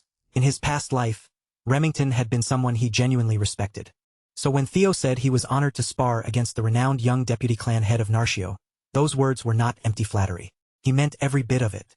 After so many non-stop fights, Theo was completely swept up in the intoxicating heat of battle. More than anything, he wanted to show Remington what he could do, and both of them looked ready for an unforgettable match. Then Theo watched as the Silver Lion's aura erupted with terrifying force, and for the first time in a while, he wondered whether his current self could truly defeat Remington. The two fighters charged at each other at the same time, their blades crashing together as sparks burst between them. This was the moment Theo would learn just how strong one of the four hounds of the North really was. Every collision between their swords shook the stage violently, sending tremors through the arena with each heavy exchange. Theo kept his eyes locked on victory, even as fragments of steel scattered across the arena from the force of their repeated clashes. Remington smiled as he pressed forward as well, clearly enjoying the intensity of the duel just as much. After enduring too much damage from the fierce exchanges, one of their swords was finally cut clean through. Evelyn watched without letting her gaze drift for even a second, following every movement with sharp attention. The young swordsman who had already fallen to Theo stood speechless, unable to look away from the outcome unfolding before them. In the deathly silent arena, the sound of the broken blade hitting the ground rang out clearly, echoing through the stillness. It was Theo's sword. In one clash of pure strength, Remington had sliced through his blade cleanly, stopping his own attack only inches away from cutting off Theo's head. To everyone watching, the result looked painfully obvious. Young Master Theo had lost. Still couldn't accept that his idol had been defeated so quickly, but even he had to face the truth in front of him. No matter how much Theo had grown, defeating one of the four hounds was still an almost impossible task. They were called the strongest of the current generation for a reason, and Remington had just proven why. Even so, Sybil insisted that the fighting spirit Theo had shown was already more than worthy of admiration. But then, to the shock of everyone standing there, the Silver Lion suddenly declared that the duel was his loss. Remington saluted Theo with flawless form, lowering himself respectfully as he thanked the young lord for the duel. He explained that Theo's sword had already been badly worn out before their match even started, and on top of that, Theo had been exhausted from fighting multiple opponents in a row. Theo answered that, on a real battlefield, no enemy would ever give him that kind of consideration. Because of that, he had already accepted his own defeat the moment he lost his blade. Remington responded with a calm, understanding smile, clearly appreciating Theo's way of thinking. Then the Silver Lion and the so-called imbecile reached out and shook hands in front of the watching crowd. From that brief but meaningful exchange, a deeper respect formed between the two unlikely opponents. Remington sincerely hoped they could have a proper duel under better conditions next time, and Theo felt exactly the same way. Everyone around them stared in open surprise as one of the four hounds personally acknowledged Theo. In that moment, the looks on their faces said it all. They were starting to realize that this young master truly was cut from a different cloth. After his duel with Remington, Theo's quest progress shot all the way up to 35%. Considering how difficult that kind of recognition was to earn, that single jump was massive. From the sidelines, Evelyn finally let out a quiet breath of relief. The tension in her shoulders eased, because as far as she was concerned, this result could not have played out any better. For the first time, Theo had been given a real, tangible measure of just how powerful the hounds truly were. And it was all because Remington had revealed even a glimpse of the strength he carried. Through his quests, Theo had gained talents, secret manuals, and enough power to become almost unrecognizable compared to his former self. But the instant he crossed blades with the White Lion, he felt the weight of true strength pressing against him. That brief clash forced him to remember something important. Despite all his growth, there were still far too many areas where he was painfully lacking. It was disappointing that the duel had to fade out because of his current condition, but even that short exchange had given him plenty. His luck rose by 10, and more importantly, his reputation had taken a dramatic leap forward. As for the quest itself, Theo was still nowhere near completing it in one sweep. If he wanted to push it further, he would have to start searching for other ways to earn approval. What he needed now was a proper stage, somewhere he could make people acknowledge him on his own terms. That was when Remington admitted that he had not come all this way simply to challenge Theo to a duel. His real purpose was to personally hand Theo an important letter. The letter turned out to be a formal invitation, and it was addressed to him from none other than the so-called Scaled Dragon Society. The moment the name Scaled Dragon Society was spoken, every young swordsman nearby felt their blood rush with excitement. It was a gathering of high society elites, famous for its strict and exhausting selection process. And this was not just any invitation either. Remington himself had come forward to invite the young master. For any rising talent, receiving an invitation to the Scaled Dragon Society was an honor that could instantly raise their standing. Theo, keeping his expression modest, asked whether someone like him could truly be allowed to join such a club. The White Lion quickly reassured him, almost as if the answer was obvious. Theo was more than qualified, and besides, Remington insisted that the group was not nearly as serious or intimidating as people made it sound. According to him, most of its prominent members simply treated it as a social circle for talented peers waiting for the upcoming awakening ceremony. Theo could not tell whether Remington had some hidden motive behind the invitation, but he did know one thing: the Scaled Dragon Society currently revolved around his half-brother, Axion. It was a gathering packed with snakes who would look down on him with contempt, mockery, and ridicule. And for that exact reason, it was also the perfect place for Theo to push his quest forward. On top of that, entering the society would give him a valuable chance to investigate Axion and the Camellia Palace from much closer range. With no good reason to refuse, Theo accepted the invitation letter and politely thanked Remington for taking the trouble to deliver it in person. He promised that he would attend, fully aware that he was agreeing to step straight into the den of his enemies. Remington happily took Theo's hand and shook it, clearly pleased to have drawn in another rising star. He also told Theo not to hesitate if he ever needed to ask him anything. The meeting was set for 2 weeks later, which meant Theo had only that much time to prepare and put a plan together. Nearby, Evelyn took a slow drag from her cigarette, her gaze lingering on Theo with a hint of worry for her new disciple. Not long after that, word that Theo had been invited to the high society gathering made its way back to the Rose Palace. Theo's mother, Cecilia, burst into his room with a bright, excited smile spread across her face. Theo had actually been planning to deliver the news to her himself, but judging by her expression, that was no longer necessary. Cecilia had already summoned the palace's entire grooming team straight into his room, ready to prepare him from head to toe. Since this was the first time Theo had been invited to take part in something so important, his mother could not hide her excitement. After all, this was a club that included Axion, the son of that cunning Amel, along with brilliant talents such as Remington. The young people involved were influential enough to draw attention from the council itself. Cecilia understood perfectly that everything about Theo would be watched closely, from the way he dressed to the way he carried himself in front of others. Without wasting any time, she pulled out a tape measure and began taking Theo's measurements herself. Cecilia knew her son would never embarrass himself when it came to etiquette. But clothing, presence, and outward demeanor were matters of their own. Thankfully, this was one part of high society that Cecilia could personally guide him through. Before becoming Theo's mother, she had once been a successful actress. More than anything, she was simply happy to be involved, to finally stand beside her beloved son and help him in a way only she could. Theo knew that his mother had always carried the burden of being a commoner concubine who gave birth to an illegitimate child. Cecilia had lived with the guilt of believing she had given her son such a shameful label, even though none of it had ever been her fault. In the cold world of the Ragnar clan, where strength mattered more than anything else, Theo could only imagine how painful it must have been for her in his past life, when her child had been seen as weak. Cecilia might have looked excited and cheerful on the outside, but deep down, she was simply a mother worrying about her son's well-being above everything else. She wrapped her arms tightly around Theo and gently assured him that his mother would always believe in him, no matter what. In her eyes, he was capable of achieving anything. The warmth of his mother's embrace slowly melted the coldness that had been sitting deep inside Theo's heart. Theo returned the embrace, holding his mother close with quiet, heartfelt love. This time, he was determined to push himself harder than ever so that his mother would no longer have to spend her days worrying about him. While Cecilia was happily thinking about her son joining the Scaled Dragon Society, Theo's thoughts were fixed on something far darker, crushing that entire nest of snakes to pieces. 2 weeks passed, and at last, the night of the society banquet arrived. Remington personally came to the Rose Palace to pick Theo up, arriving in a lavish carriage fit for someone of his standing. The moment Remington saw the young man step out, he felt as if he were looking at a completely different person. Theo was no longer wearing his usual training clothes, thanks to his mother and the palace staff. He had been dressed in an exquisite outfit that gave him an entirely new air. Rather than looking like a warrior fresh from training, Theo now gave off the polished air of a young aristocrat, as if he had stepped straight out of a noble portrait. Remington took one look at Theo's new appearance and immediately commented on it. But Theo only gave a faint reaction, assuming the White Lion was teasing him.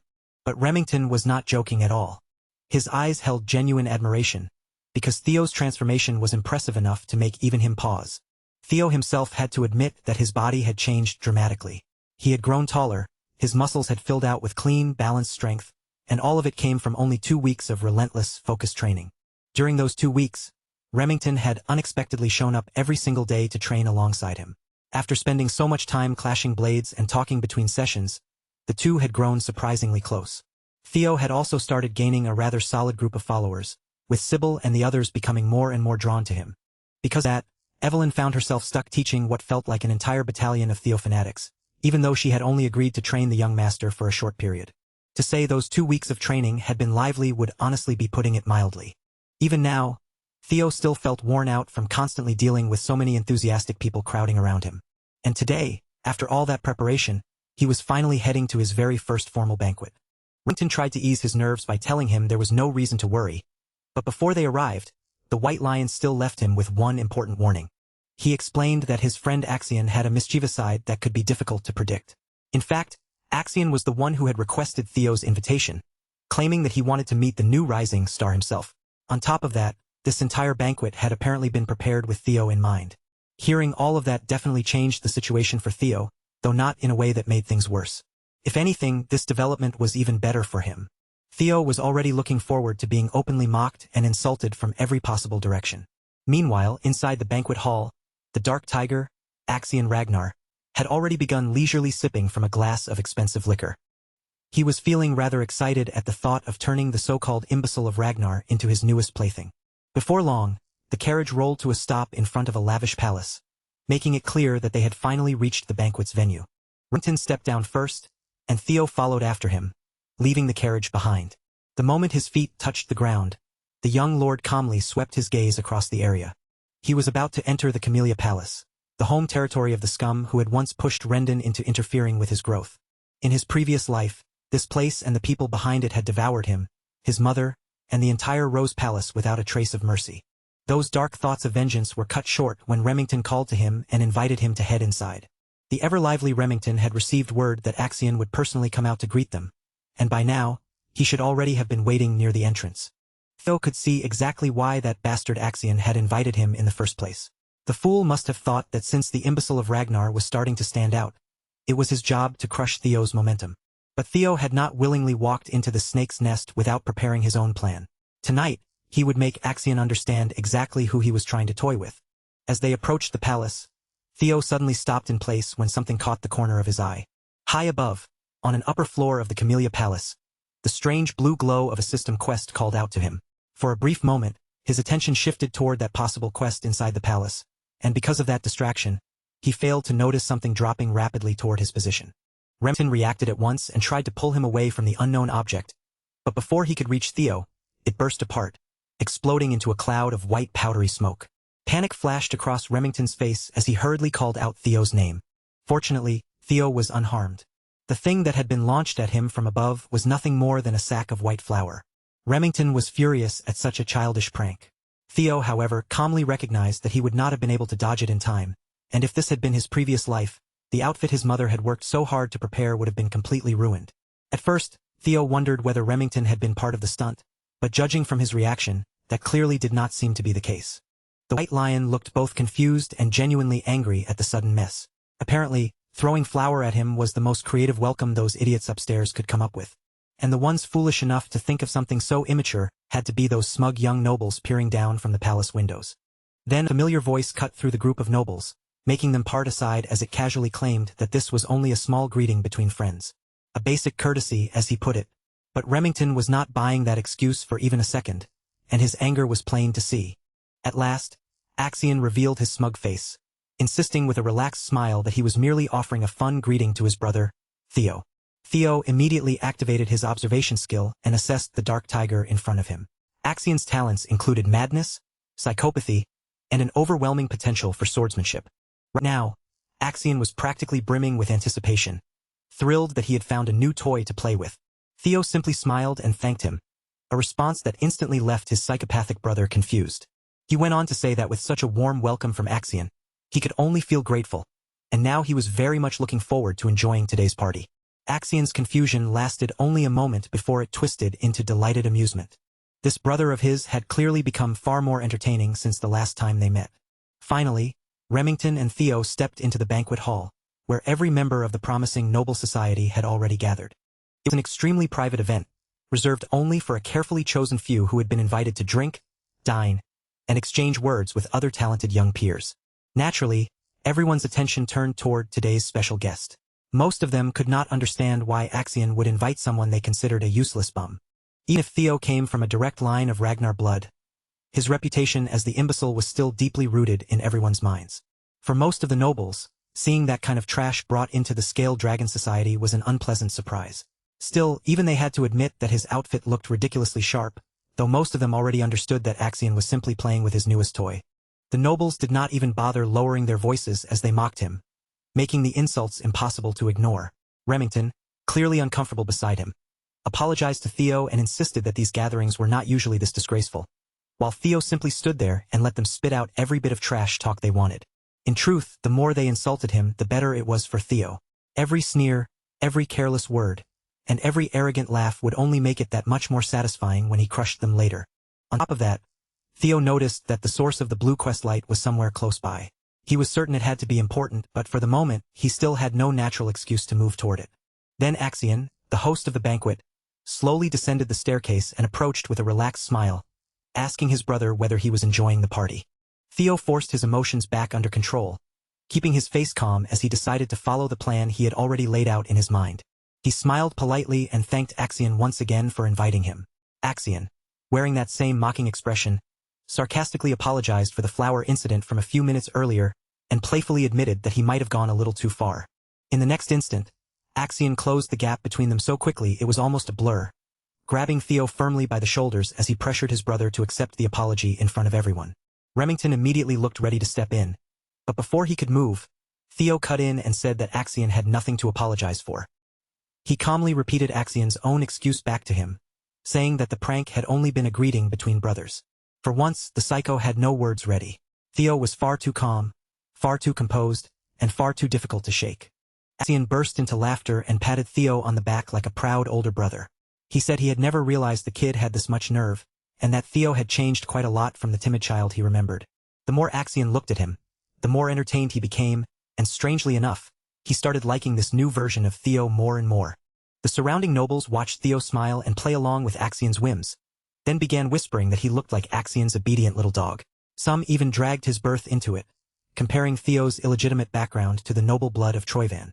To them, Theo and Axion might have been half-brothers, but they were not even close to standing on the same level. Both carried Ragnar blood, yet Axion came from the Troyvan clan, the great swordsmanship powerhouse of the East, while Theo's mother was dismissed as some nameless woman from the middle of nowhere. Theo only smiled as he listened to the nobles throw those blatant insults at him, letting each word sink in and feed the cold flame burning inside his chest. Still, there was one thing the nobles could not quite understand: why Remington seemed so close to the so-called imbecile. Soon, their insults began spreading toward Remington as well, with some calling him an illegitimate son of the Narcio family. The White Lion had already been tense since the moment they entered the banquet, and now that tension sharpened dangerously. The instant those nobles touched on a forbidden subject, Remington looked like he was about to snap right there in the hall. Theo quickly realized that if this continued for even a few more seconds, Remington might lose control and steal the spotlight from him completely. He had planned to watch quietly and gather more insults for a little longer, but with Remington on the edge, that approach would no longer work. So before Axion could lead him upstairs, Theo suddenly stopped in place. Since he had only just arrived, Theo said that it was only proper for him to greet his new friends as well. With that, he walked toward the banquet table where the snickering nobles had gathered, and every pair of eyes immediately fixed on the imbecile of Ragnar. Theo quietly reached out and picked up a bottle of wine from the table. He then walked straight toward the noble who had been running his mouth about Remington's lineage and made a small gesture as if he were about to pour wine into his glass. The noble smirked smugly and asked whether he had said anything wrong. Theo shifted his grip on the bottle without warning, then swung it down and shattered it across Blondie's head without the slightest mercy. The sudden violence froze the entire room, leaving Remington stunned and even the psychotic Axion visibly shocked by the unexpected turn. Blondie clutched his head in agony as blood began running through his piss-colored hair, staining it in ugly streaks. Theo stood over him with a cold expression, still holding the broken bottle now slick with blood. Even after taking that blow, the bastard still dared to push himself up and curse at Theo for humiliating him in front of everyone. But before he could launch into the usual arrogant noble rant, Theo drove a kick straight into his face and broke the bastard's jaw. Theo's simple and brutal plan had finally begun, and his eyes turned cold, sharp, and almost crazy. He insisted that he had only offered Blondie a little greeting, yet somehow received such a hurtful response in return. The other nobles stopped dead where they stood, too frightened and confused to understand what was happening. At the same time, Theo's quest progress began climbing again, rising all the way to 43%. Remington had trained beside the young lord for 2 straight weeks, so he knew Theo was not some hot-headed thug who lashed out without reason. Watching this unfold, he wondered whether Theo might actually be doing it for his sake. As Blondie continued bleeding across the palace floor, Theo calmly declared that this was simply his own version of a welcome greeting. Then Theo stepped over Blondie's arm and positioned the noble's limp body across a raised platform, slowly applying pressure as he spoke. Since he had already said hello, it was time to say goodbye. Blondie panicked and desperately shouted for Theo to wait, begging him to stop whatever he was about to do, but his pleas had no effect at all.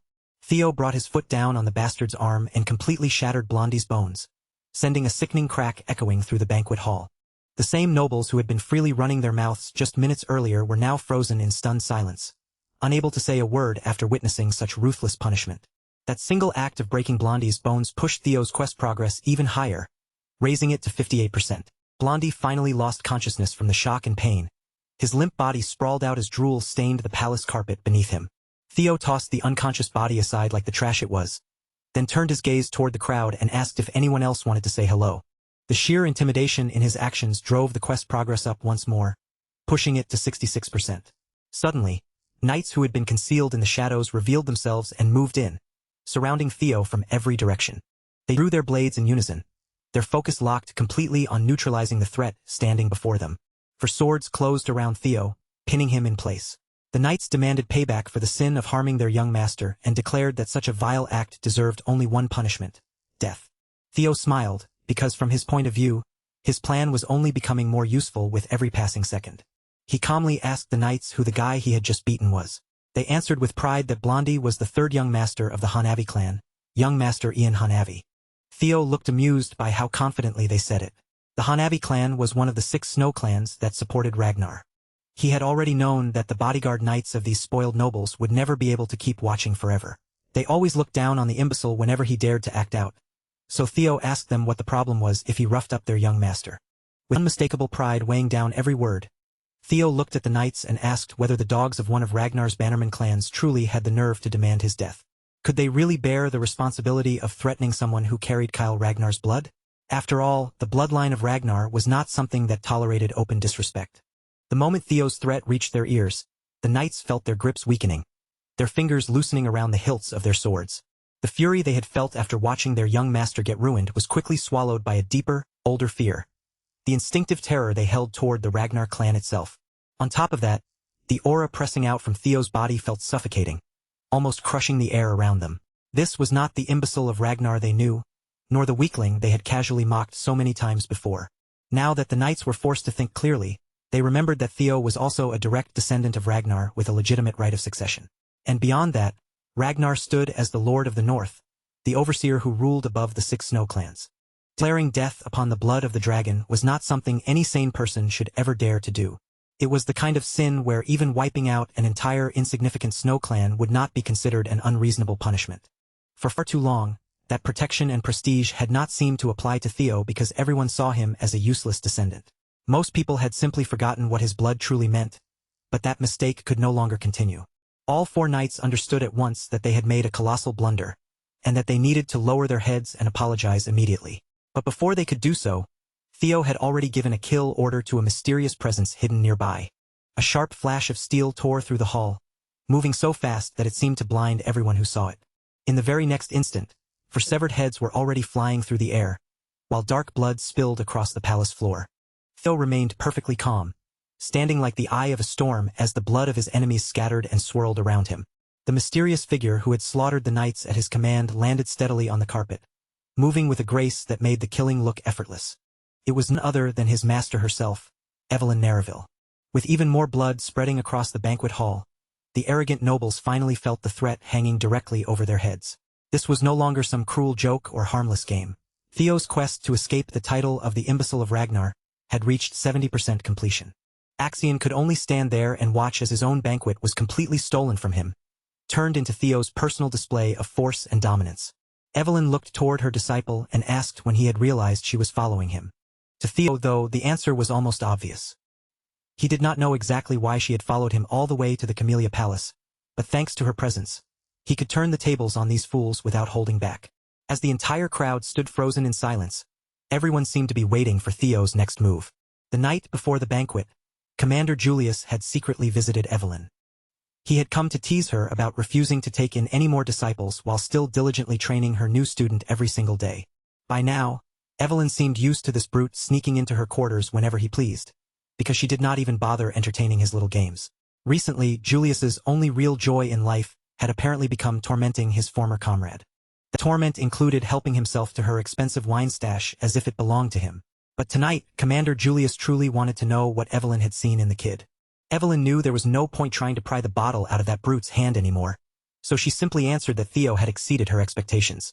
When it came to his attitude toward honing his craft and refining his talent, Theo was genuinely among the best students she had ever taught.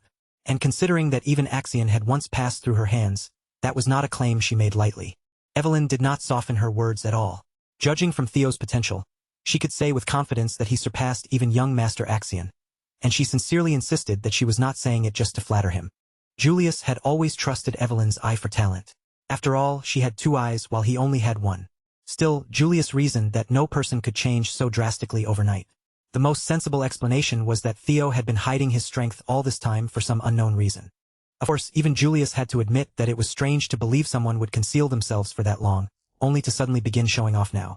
As a trainer, Evelyn believed that anyone who rushed too recklessly with their steps was bound to trip and fall sooner or later.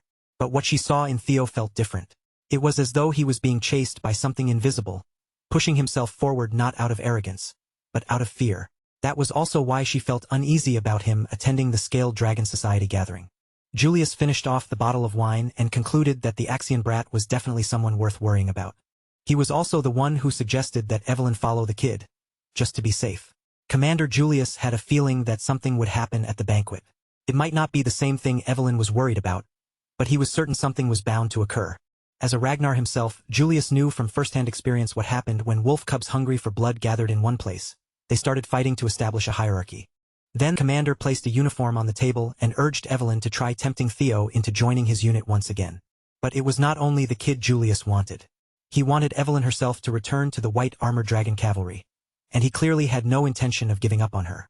He did not want her to retire simply because she could no longer ride a dragon. In his eyes, she still had to come back and take responsibility for what she had started. After saying his piece, Julius left Evelyn's quarters, casually thanking her for the delicious wine on his way out. Evelyn had lost an expensive bottle that night, but in exchange, she may have just recovered a sense of purpose she thought she had lost. Back in the present, inside the Camellia Palace, Evelyn began piecing together everything that had just unfolded. She figured Theo must have noticed her following behind him and deliberately shaped the situation around that fact. Maybe he had joined the Scaled Dragon Society aiming for this exact scenario from the very beginning. If that was true, then perhaps her worries had been unnecessary. Still, she could not help wondering at what point on the way to the palace he had sensed her presence. In truth, Theo had noticed his master quietly tailing him from the moment he stepped into the carriage. Thanks to his dragon heart, he could release his energy perception into the area around him, letting it function almost like a sixth sense. But none of that was the most important thing now. What mattered was that the stage for his revenge had finally been set. Theo turned toward Evelyn and explained that most of the nobles in the banquet hall had openly disrespected a successor candidate of the Ragnar clan. Then he asked what punishment was appropriate for such a terrible crime. The guilty nobles nearly fainted where they stood, because every one of them knew exactly what that punishment could be. Evelyn, strict as ever when it came to the rules, stated that depending on clan law, the immediate execution of the guilty parties could be enforced. A dark, knowing smirk spread across Theo's face. He had set the trap perfectly, and now it was time to spring it. Evelyn stepped forward, ready to execute his unspoken commands flawlessly. Pretending to be a merciful and generous master, Theo casually addressed the crowd, claiming that these young offenders were nothing more than foolish children who hadn't even passed their awakening ceremonies yet. With a wave of his hand, he announced that he would be satisfied by taking just a single arm from each culprit to wash away their sins. The moment the words left his mouth, Evelyn moved like lightning, transformed into an unstoppable whirlwind of flashing steel, unleashing a precise and merciless assault directly upon the arrogant, panicking young nobles of the Scaled Dragon Society. The second son of the prestigious Byron clan desperately tried to dodge the incoming blade, but his movements were far too slow. With a clean, swift strike, his right arm was completely severed from his shoulder.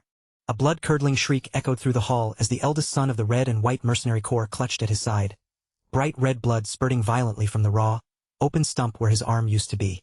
Even the delicate, slender arm of the fourth daughter of the Ceres Merchant Guild found no mercy under Evelyn's ruthless blade, falling instantly to the cold floor. Panicking, the third son of the Clark clan turned on his heel and tried to flee for his life. But outrunning a seasoned warrior like Evelyn was an absolute impossibility. As the eldest daughter of the Howard clan was brutally brought down and reduced to a one-armed cripple, a system notification flashed before Theo's eyes, showing that his hidden quest progression had suddenly leaped up to 79% completion. Terrified and bleeding, one of the pathetic nobles dragged themselves across the floor, desperately crawling toward Axion, or Axe, as his inner circle called him, begging and crying out to him for salvation. But Axe just stood there, impassively staring down at the miserable sight. He simply parroted his brother's earlier words, coldly stating that he couldn't possibly intervene since this entire bloody display was merely a unique form of high society greeting. The crawling noble caught a sudden, terrifying glint of steel in the corner of his eye. Before he could even scream, a blade flashed downward, slicing his arm clean off and spraying a crimson arc of blood that barely missed staining Axion's pristine clothes. While the heir of the Purink family writhed and twisted on the ground in pure, unadulterated agony, Axion ignored the screams and turned his sharp gaze toward his former teacher. Ellen casually met his intense stare, her expression entirely unbothered as she gave him a small, cold nod of acknowledgement. Axion had never imagined he would cross paths with his former combat instructor in the middle of such a horrific, blood-soaked massacre. Evelyn offered him a crisp salute with her dripping blade. Scanning the ruined banquet hall, Axion quickly realized that Evelyn had precisely targeted only those specific individuals who had dared to openly insult Theo's lineage. Theo had orchestrated the entire situation with such calculated precision that even though Axion was a fellow candidate for succession, he lacked any legal or social authority to halt the ongoing slaughter. It took Evelyn a mere matter of minutes to move through the crowd, efficiently carving off the right arms of 14 high-ranking individuals under Theo's cold, unyielding directives.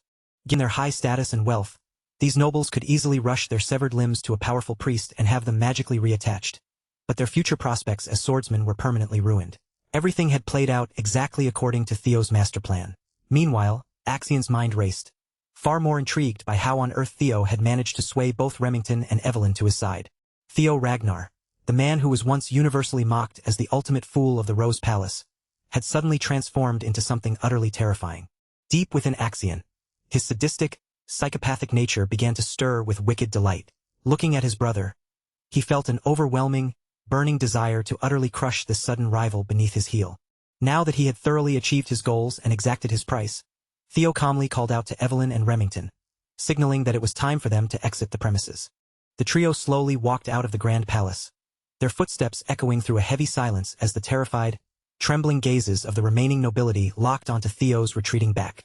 Before parting, the two brothers locked eyes, their intense gazes clashing in the air. Neither of them needed to utter a single word to know exactly what the other was thinking. Just as he was about to step away, Theo suddenly reached out and grabbed Axion's arm, clamping down with a powerful vice-like grip that heavily creased the expensive fabric of his brother's suit. After holding him there for a tense, fleeting second, Theo let go with a smirk. He offered a casual wave of farewell, mockingly telling Axion that he had experienced an absolute blast at this bloody banquet. At that exact moment a system chime rang out. The final tutorial quest, demanding he shed the reputation of the Ragnar family's greatest fool, was finally and officially completed. Axion stood there, absolutely fuming with quiet rage. He wanted nothing more than to draw his weapon and retaliate right then and there, but a small sliver of rationality reminded him that making a scene now would be incredibly foolish. Unable to contain his explosive fury any longer, the unhinged young lord stormed completely out of his own estate, tearing through the grounds and screaming Theo's name at the absolute top of his lungs into the night sky. Now that every single one of his tutorial quests had been successfully cleared, the realm would never again dare to mock Theo as the useless idiot of the family. The opening tutorial phase of his new life had officially come to an end, but his grand path of true, absolute revenge against those who wronged him was only just beginning. As a reward for completely shattering his negative reputation and flipping public perception on its head, he received an experience elixir, a powerful tonic capable of instantly raising a user's level by 5, provided they were currently below level 30. Word of the horrific bloodshed and the sudden massacre at the banquet spread like wildfire, quickly reaching the ears of the masters residing in the other royal palaces. Absolutely anyone would be paralyzed with shock upon hearing the unbelievable news that Axion's highly prestigious Scale Dragon Society had been completely dismantled and torn apart, both politically and quite literally. Meanwhile, Theo was in an incredibly triumphant mood after successfully flexing his overwhelming authority over those arrogant nobles. Eager to celebrate his flashy, blood-soaked debut into high society, his loyal subordinates escorted him straight to a local pub to toast their victory. Every single one of his dedicated followers had gathered together for the occasion, and even the usually stoic Evelyn made an appearance, sitting down to enjoy a few well-earned drinks with the crew. Lounging with his drink, Theo couldn't help but amusedly wonder how the remaining members of the Scaled Dragon Society were coping after being utterly humiliated by the very man they used to call a worthless fool. Deep within the elegant halls of the Camellia Palace, Lady Emil Ragnar sat in utter bewilderment and disbelief. She had just received the report that her faction had not only handed Theo the perfect legal justification for his violence, but that the boy had actually severed the arms of their allies right in front of Axian's face. When Axian sullenly confirmed that the report was entirely true, Emil's frustration boiled over. The entire situation felt completely absurd to her, and she angrily reminded Axian that she had explicitly warned him beforehand not to treat Theo so lightly. She voiced her deep disappointment, furious that instead of pressuring the boy into submission, they had inadvertently handed him total, absolute authority to run completely wild. Desperate to defend his tarnished pride, Axian quickly argued back, explaining that if Theo were to gain official recognition from the family, conquering the Rose Palace would become infinitely harder, urging her not to panic just yet. However, Emil wasn't having any of his excuses.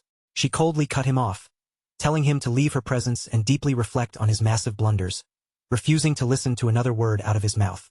She sharply pointed out the sheer gravity of his mistakes, emphasizing that his reckless behavior had almost completely derailed the grand, long-term plans they had been working so hard to establish.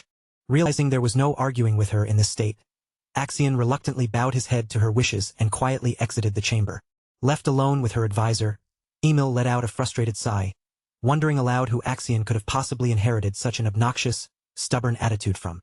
Standing nearby, Ed Troyven offered a sly smile, replying that the young lord actually looked exactly like Emil herself back when she was young. Emil shot him a sharp look, making it perfectly clear she was in no mood for witty banter. Ed quickly bowed to apologize, changing his tone to reassure her that this recent incident might actually not be worth losing sleep over. He began to explain the deeper political layout, noting that because the Rose Palace belongs to the clan head's personal harem, securing official, direct ownership over it has always been an incredibly complicated matter. He reminded her that even though the palace had long been ignored by the clan leader because it was viewed as a dumping ground for worthless riffraff, it technically still carried the sovereign protection and backing of the clan leader himself. Ed then laid out his cunning counter-strategy, explaining that all they ever truly needed was a solid, undeniable excuse to act. Fortunately, since Theo had caused a massive, violent uproar right in the middle of a high-profile Dragon Society gathering, the boy was rapidly cementing himself as the sole representative and figurehead of the Rose Palace. By leveraging this violent, high-society disaster as their primary justification, they could now easily use the clan's formal, legal procedures to completely suppress and trap the rising young master. Hearing this, Emil fell silent, her mind spinning as she processed the brilliant strategy. Up until now, her fear of Theo's growth stemmed from the worry that if the clan leader began favoring the Rose Palace, the boy's authority and influence would expand uncontrollably. But now she realized they could use Theo's newfound prominence against him. By utilizing the legal framework of the clan, the Camellia Palace could entirely lock him down, leaving the Rose Palace with absolutely no choice but to bend the knee and bow before the power of the Troyven bloodline. A cruel smile returned to her face as she realized the plan was practically foolproof. Turning her eyes back to Ed, she eagerly demanded to know how long it would take to get everything ready for the trap. Ed offered a confident, sinister bow, assuring her that all the necessary arrangements had already been covertly finalized. He promised that by the time she opened her eyes tomorrow morning, the first thing she would hear would be excellent news. Gently breaking the heavy silence, he speaks to Amel in a soothing, comforting voice, assuring her that she can finally let her guard down. He tells her to wash away the stress of the day with a warm, relaxing bath and get a peaceful night's rest, adding with a warm smile that he has specially prepared a rare aromatic candle sourced all the way from the South Akron volcanic region just for her. Looking up at him, Amel feels a deep sense of relief wash over her, deciding in that moment to truly lean on her dependable older brother, and she softly expresses her heartfelt gratitude for his warmth. Meanwhile, across town inside a bustling, dimly lit tavern, Remington slams his cup down, completely overwhelmed by emotion as he loudly confesses just how profoundly shocked he was today, slurring that he never truly realized Theo cared so deeply about their friendship. Theo just sits across from him, looking completely bewildered by the sudden outburst, unable to comprehend what his friend is getting so emotional about, finding it absolutely hilarious to watch Remington act incredibly drunk when he has only been drinking sweet orange juice all evening.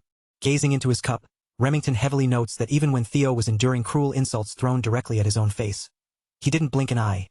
Yet, the very second those thugs shifted their toxic words toward his companion, Theo didn't hesitate for a single moment to strike back. Remington looks down, thoroughly embarrassed and filled with bitter regret for failing to stand up and do anything to help. Remington looks up, staring intently at the young master with wide, awestruck eyes, suddenly hit by the realization of how much hidden pain Theo must have endured during all those years when the entire world looked down on him, cruelly dismissing him as a talentless, completely useless child. And yet, despite the crushing weight of everyone's low expectations, the boy refused to break, choosing instead to grit his teeth, defy his fate, and silently build up his strength until he became truly powerful. Even when standing face to face with overwhelming opponents against whom he shouldn't have had a single shred of hope, Theo displayed an unyielding, ironclad willpower to seize victory, daring to wage open warfare against the mighty Camellia Palace, an absolute authority that absolutely no one else dares to defy. With a profound sense of respect, Remington openly acknowledges that Theo possesses the true, unhesitating courage required to draw his blade at a moment's notice, deeply moved by the fact that his friend put everything on the line just to protect him. As Remington's eyes well up with thick, dramatic tears of gratitude, Theo can only stare blankly back at him, a cold sweat breaking out as he realizes his overly emotional friend has completely and utterly misunderstood the entire situation. Suddenly, the emotional youth abruptly stands up from his seat, looking straight at our main character as he declares with fierce determination that, regardless of whatever strict orders his own clan dictates, he is choosing a completely different path, one where he dedicates his life to following Theo's lead. The sudden, passionate declaration instantly erupts across the room, causing the nearby patrons who had been watching them to burst into loud cheers and applause, praise echoing through the tavern as everyone shouts about how incredibly amazing the two young warriors are.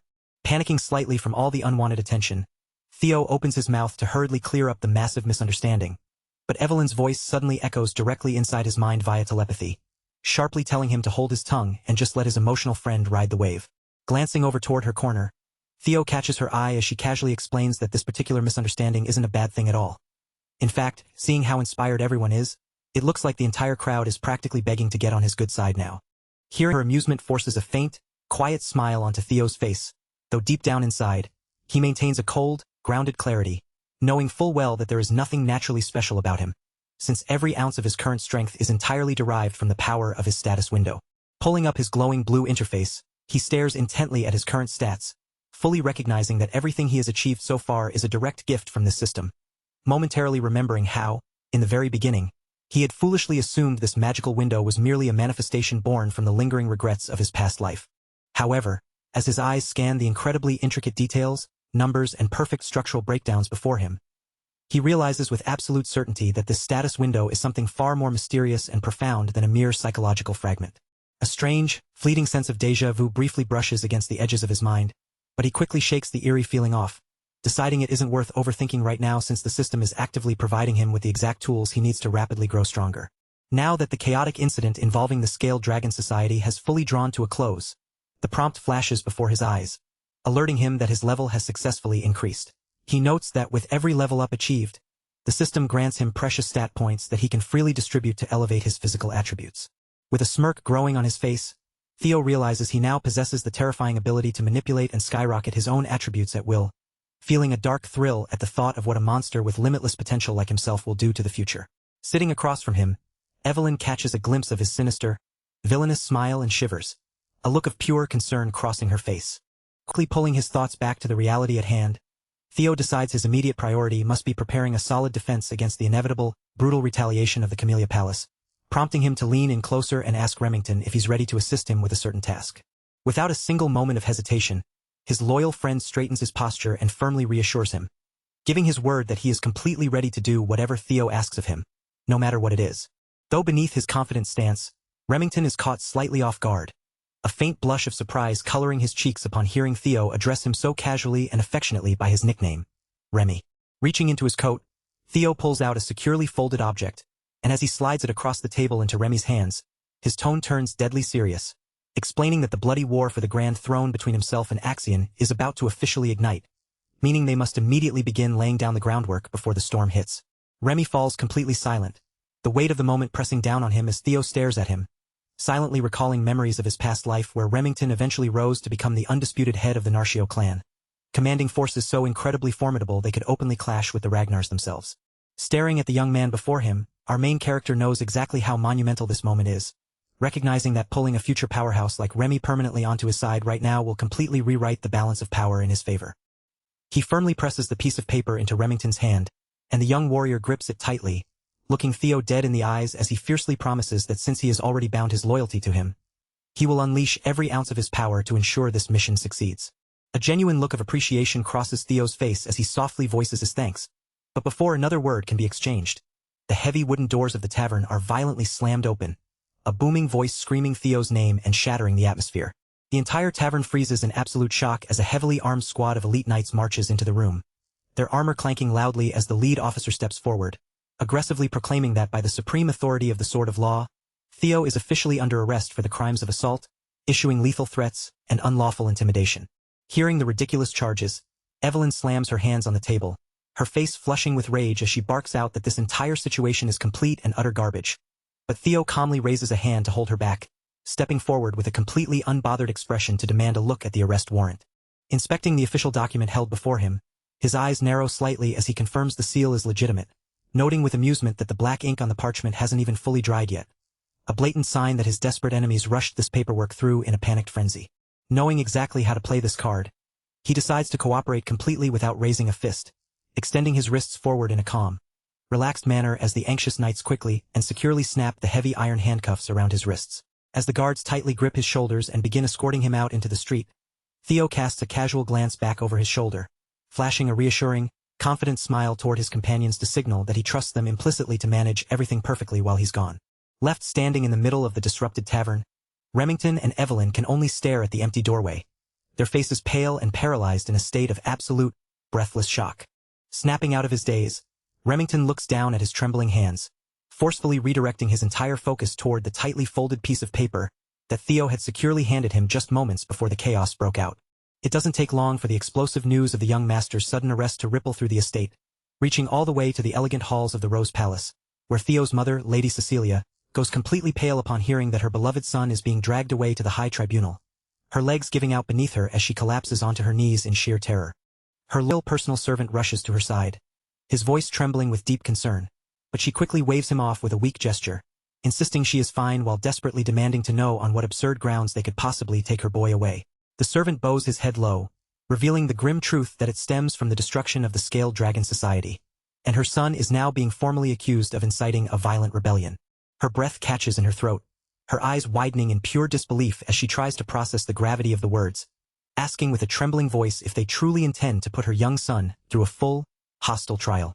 With a heavy heart, the servant lowers his gaze even further, quietly admitting that given how thoroughly and utterly Theo obliterated the Scaled Dragon Society, the powerful factions pulling the strings will make sure he cannot easily escape this carefully laid trap. Cecilia closes her eyes, never imagining that a simple invitation would unravel into such an incredibly dangerous mess. Yet as she takes a deep, steadying breath, a flicker of maternal pride returns to her eyes.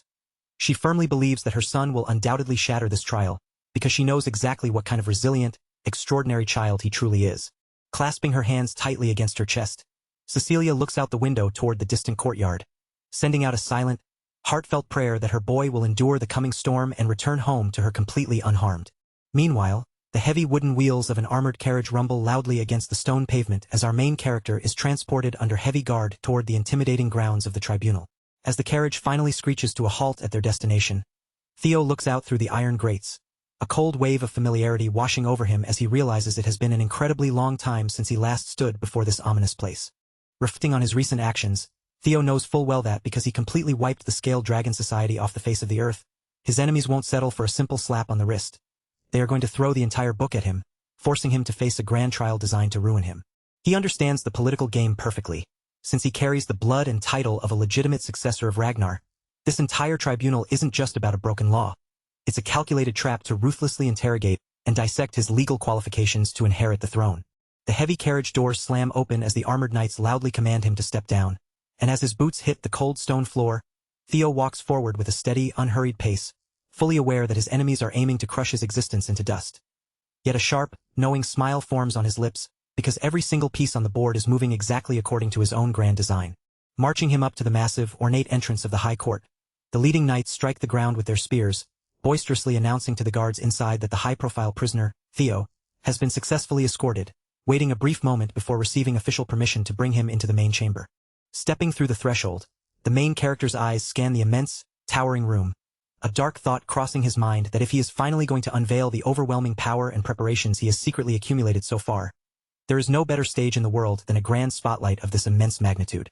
As he is led to the center of the floor, he stops before a raised dais where several legendary, imposing figures sit looking down at him, the sheer weight of their collective aura and piercing gazes causing even someone as composed as Theo to feel a sudden spike of nervous tension in his chest. Glancing across the panel of judges, his eyes first lock onto the terrifying form of Julius Ragnar, the notorious demon dragon captain who commands the elite white armored dragon cavalry, before shifting toward one of the fabled 9 dragons tasked with protecting the entire Ragnar bloodline, the formidable sky dragon Ed Troiven. Theo silently admits to himself that if this were his previous life, the crushing pressure radiating from these living legends would have completely overwhelmed and broken his spirit on the spot. His eyes narrowing as he notes that the legendary sword dragon lady of the Plum Blossom Palace, Osa Ragnar, alongside the venerable elder dragon head counselor himself, Wolfgang Ragnar, are all gathered in one room just to break him. Wolfgang's gaze landed on Theo, and the moment their eyes met, Theo quietly realized just how long it had been since the last time they stood face to face.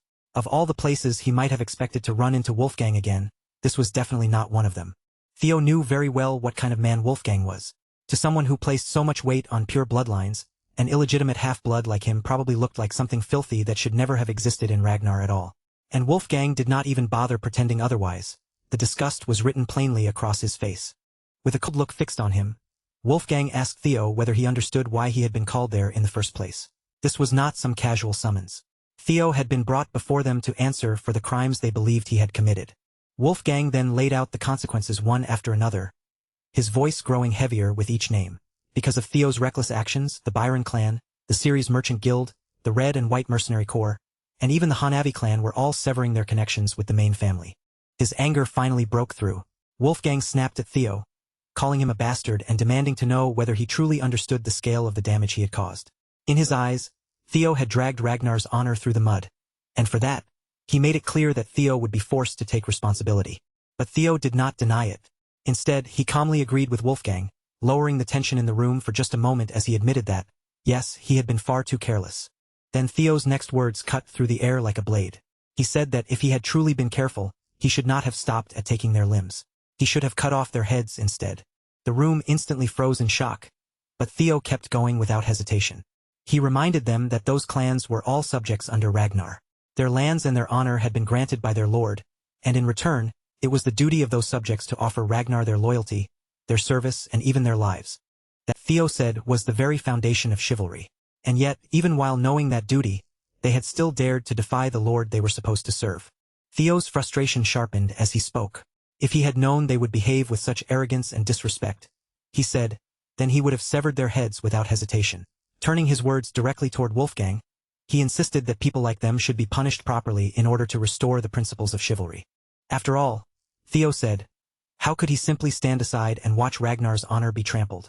This was an honor that had been upheld for centuries, and he refused to let it be dragged down before his eyes. For a moment, no one knew what to say. The entire room fell silent under the weight of Theo's argument, while Julius looked at him with quiet admiration. In Julius's mind, that justification was impressive enough that Theo would probably receive a fairly ordinary punishment. Wolfgang, however, saw it differently. To him, Theo was twisting words and mocking everyone with clever sophistry. But then Osa Ragnar calmly stepped in, showing that she understood Theo's point, and admitted that he was not wrong. Wolfgang's expression shifted in surprise. He had not expected Osa to support Theo, and seeing her take his side clearly caught him off guard. Osa explained that Ragnar was undeniably powerful, but power alone did not make them truly great. If they wanted to remain worthy of that name, they still had to listen to the voices of their vassals and knights. In her eyes, a clan that tried to rule the world through strength alone would eventually collapse. Wolfgang took in her words and understood what she was trying to say. Though his expression remained stern, he decided that he would keep her warning in mind. Theo quietly observed Osa from where he stood. She was the first wife of the clan head, and also known as the strongest swordsman in the north. Fortunately for him, she did not seem hostile. In fact, she appeared to be standing on his side. That only made Theo more confused.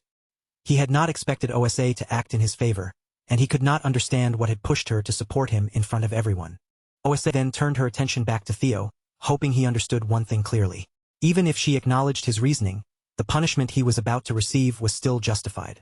Theo asked what that punishment would be, and Wolfgang gave him the answer in a flat, unforgiving voice. He would be placed under 3 months of probation. Theo immediately stated that he wished to participate in the ceremony, and Wolfgang's temper flared again, taking it as Theo daring to talk back. But OSA chose to consider his request instead, and in the end, she allowed Theo to take part in the awakening ceremony the following year. Ed silently understood what that meant. The children Theo had injured were already expected to participate next year, so the decision had essentially been settled. Still, because of the demon dragon's interference, Theo had gotten away with a lighter punishment than expected. Ed was satisfied with how his plan was unfolding, because delaying the awakening ceremony would still bring dishonor onto Ragnar. And since Theo was the one representing Rose Palace, forcing him to carry that disgrace would give Camellia Palace the perfect chance to advance over Rose Palace. Ed's lips curled into a quiet smile as he believed his plan had finally started moving. From here on, Theo would be unable to do anything but accept defeat. Ed also knew one more thing. If Theo chose to appeal the decision, he would be walking straight toward death. But Ed did not think Theo would be foolish enough to do something that reckless. Then Theo shattered that assumption in front of everyone. In a calm, steady voice, he announced that he wanted to appeal, and the entire room, including Ed, was instantly taken by surprise. Ed had to hold himself back from smiling. Inwardly, he mocked Theo as an enormous fool, convinced that there was truly no limit to his arrogance. As things began turning even more favorable for him, Ed could barely hide his satisfaction. Meanwhile, Julius looked at Theo and asked whether he truly understood what it meant to make an appeal. Theo answered that he understood perfectly. He knew this was not the sort of issue that could simply end with 3 months of probation, which meant the demon dragon had clearly pulled some strings behind the scenes. Even so, Theo decided to move forward with his own plan and declared that within the strong and proud Ragnar, an appeal meant war. Theo had no intention of accepting even the lightest slap on the wrist. In Ragnar, he said, the truth was ultimately spoken only by those strong enough to prove it. Then he pushed even further, saying that rather than being punished, he believed he should be rewarded for what he had done. Once again, everyone around him was left completely speechless. Meanwhile, far away at the hidden northern branch of the Ceres Merchant Guild, the entire place was swallowed by roaring flames. Amid the burning chaos, Evelyn pushed through the last remaining enemy, cutting down the final resistance in front of her. Remington looked over the scene and realized that this had truly been their hiding place. Just as Theo had said, the enemy had been concealed right here all along. After smashing through the hideout and reducing the place to ruin, Remington and Evelyn finally discovered something hidden within the wreckage. Back at the trial, Ed's eyes gleamed with delight. From his perspective, Troyvin of Camellia Palace was finished now, and the situation had turned exactly the way he wanted. With Theo standing before all the important figures gathered there, Wolfgang questioned him sharply. Was he truly planning to take a matter that could be settled by waiting only 3 months and turn it into an all-out war? Wolfgang called it pure arrogance. Then he pressed Theo even harder, asking whether he was really confident enough to face the combined forces of 15 clans all by himself. Theo did not flinch. He simply answered that this was something he had to handle. In a case where the difference in strength between the two sides was so overwhelming, Theo understood that appeal through a proxy battle was considered a normal method. Theo knew exactly what an appeal meant in Ragnar. It was not just a complaint or a request for reconsideration. It meant deciding who was right and who was wrong through battle.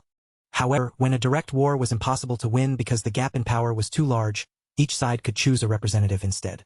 The final decision would then be settled through a one-on-one sword duel. That was how a proxy battle worked. And in this situation, Theo would be standing as his own representative. Julius understood the danger immediately.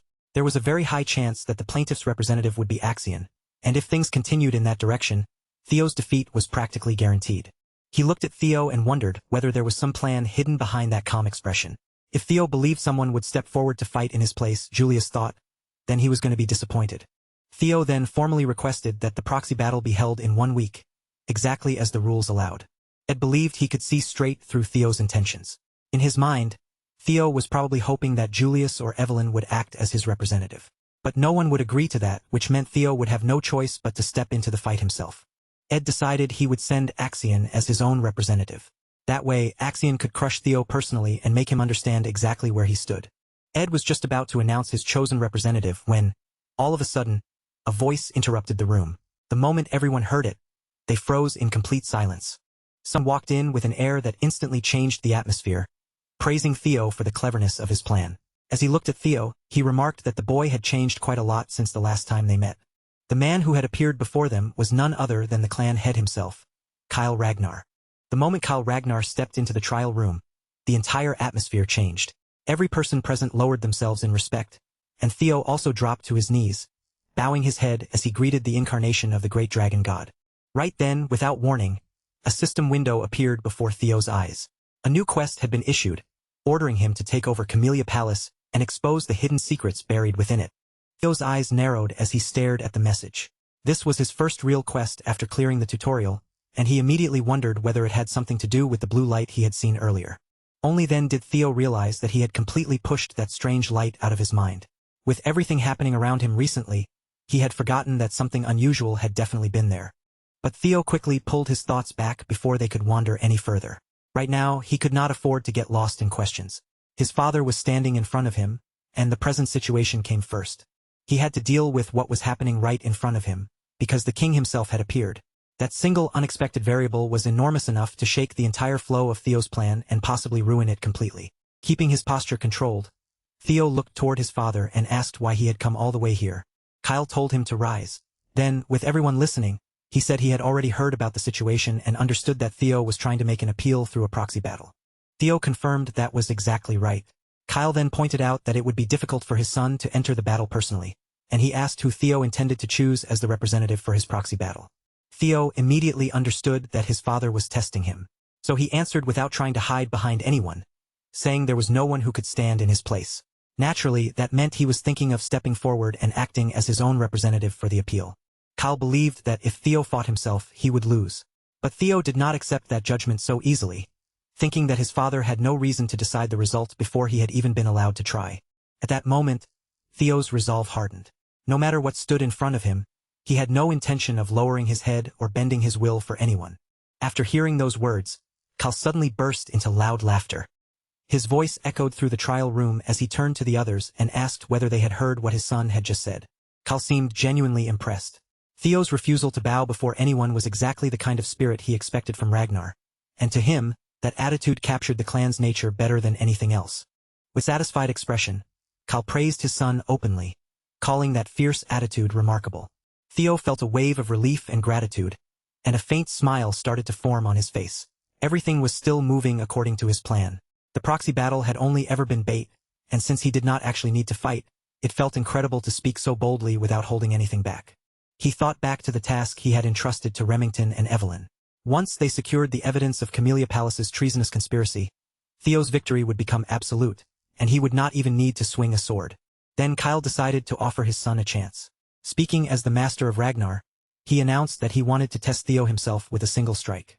Theo's expression shifted in shock as Kyle told him to forget about the trial for the moment. If Theo could endure just one blow from him, then every charge against him would be cleared without any punishment. Kyle ordered Theo to step forward, but before Theo could move, Ed shouted out in an attempt to object. Ed instantly understood what this meant. If Kyle personally tested Theo with a single strike, then that alone showed a level of approval.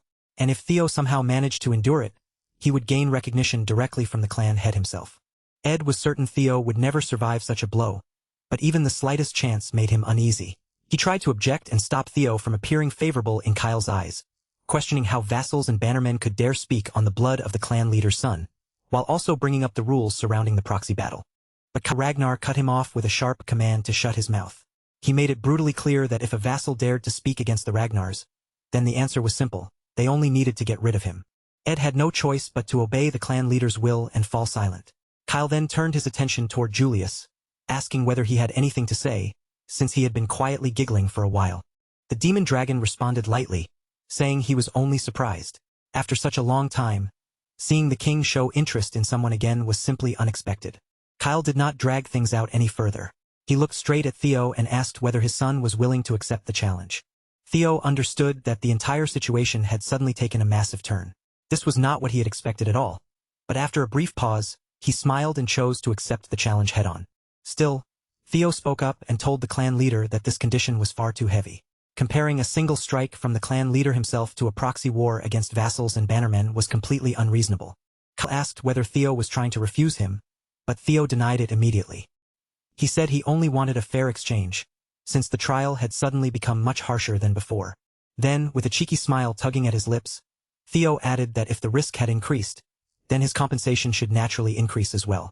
Kyle asked what Theo wanted. Theo turned his gaze toward Ed, letting the meaning of his words sink in, and said he wanted something along the lines of Camellia Palace. Watching all of this unfold, Ed was left completely speechless, unable to immediately respond to Theo's outrageous demand. Ed's frustration surged, while Wolfgang reacted with open disbelief. To him, suggesting such a deal directly with the clan leader was complete madness. Wolfgang believed someone needed to put this bastard back in his place. After all, agreements were supposed to be made between two sides standing on equal ground, and Theo had no right to act as if he were Kyle's equal. Wolfgang assumed Theo's arrogance would only lead to failure. But to his shock, the clan leader did not reject the demand. Instead, Kyle agreed with Theo. Kyle thought that if Theo truly intended to become the successor, then he needed at least this much courage and boldness. Anything less would not be worthy of Ragnar. Kyle then asked whether the Sky Dragon had any objections.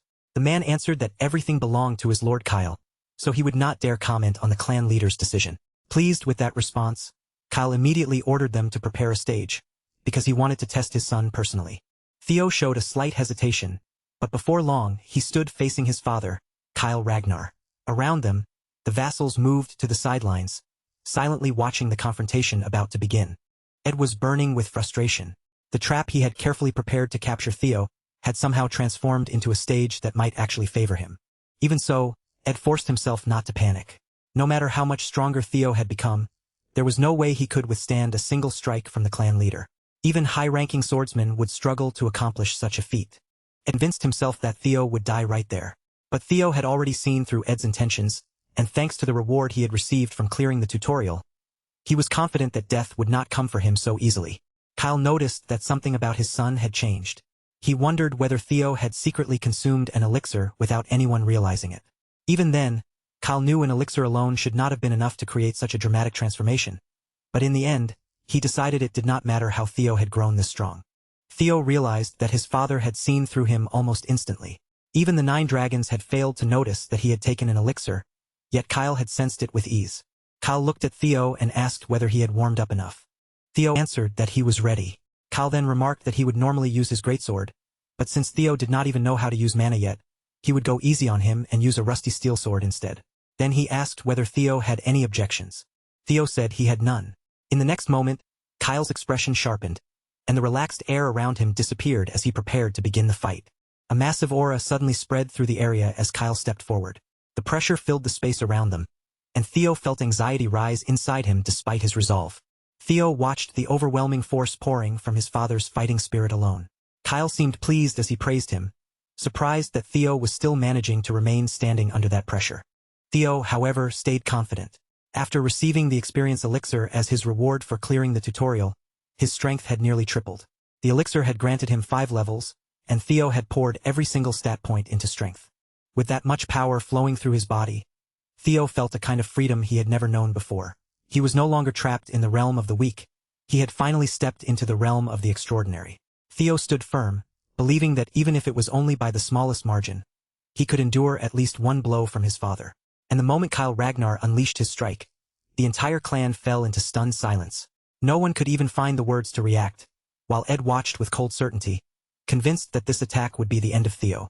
Theo poured every bit of concentration he had into defense, shutting out the noise around him as his eyes locked onto the incoming attack. Instead of freezing in fear, he followed the movement with sharp focus, clearly seeing the strike as it came crashing toward him. A massive red beam of light dropped from above like judgment itself, slamming into the ground with enough force to tear the entire stage apart. Dust and smoke exploded everywhere, swallowing the area whole. But when the haze finally began to clear, Kyle Ragnar smiled, because standing before him was the son he had finally deemed worthy.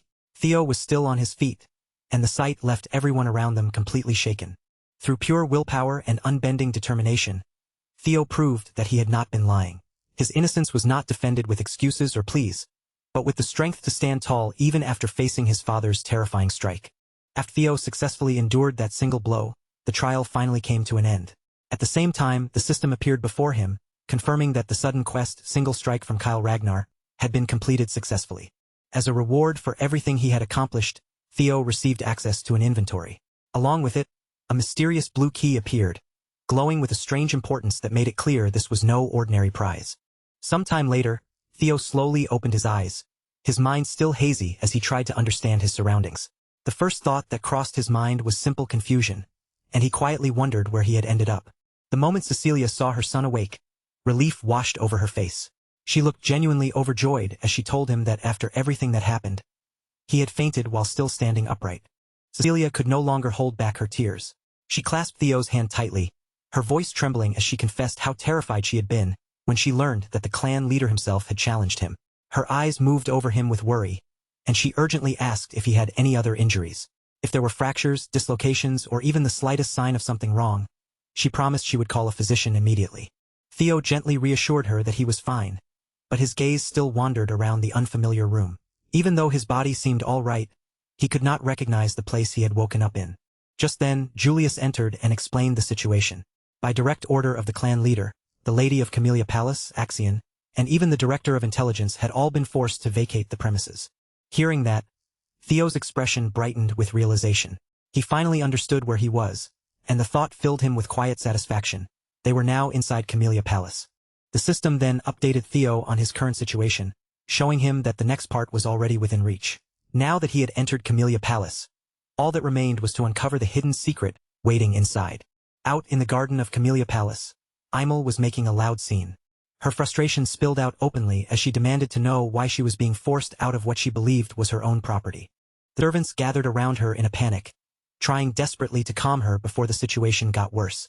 With anxious faces, they begged her not to cause such a commotion in the middle of the palace grounds. Meanwhile, from a distance, Ed watched the chaos unfold with a cold and calculating stare. Without hesitation, he turned to Axion and gave him a deadly order. Theo Ragnar had to be killed.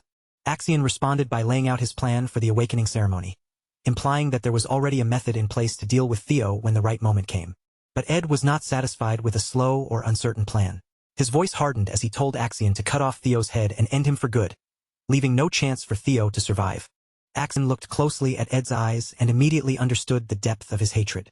Those eyes were burning with an intense desire for revenge, sharp enough to make it clear that Ed would not rest until Theo was dead. Once everything at Camellia Palace finally settled down, Theo quietly reviewed what had happened.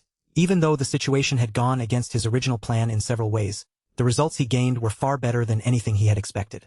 He had managed to obtain Camellia Palace without even using his trump card, which alone was already a major victory. And as if that were not enough, he had also gained another form of authority on top of it. Curious about his new power, Theo activated the inventory skill. A moment later, he reached inside and pulled out an item as if he were taking something from a hidden space only he could access. Theo casually munched on the apple he had taken out, still wondering how something like this inventory could even exist. The whole thing felt unbelievable, but even as he questioned it, he could not deny how incredibly useful it was. Then Theo took out the blue key he had recently received from the inventory. As he studied it in his hand, he became more certain that this key was connected to something important hidden within Camellia Palace. When Theo focused his attention on a nearby door, the keyhole suddenly began to glow. The strange light appeared as if the door itself was reacting to the blue key in his possession. Theo decided to use the key and carefully unlocked the door. But when it swung open, he froze for a moment in surprise, because beyond it was not an ordinary room, but a deep tunnel stretching into darkness. The system immediately informed him that he had discovered a dungeon for the first time. As a reward for this first discovery, any experience he earned inside the dungeon would be doubled. Seeing an actual cave hidden inside Camellia Palace, Theo assumed this had to be another kind of quest. Since he had no intention of passing up double experience, he decided that clearing the dungeon was worth the risk.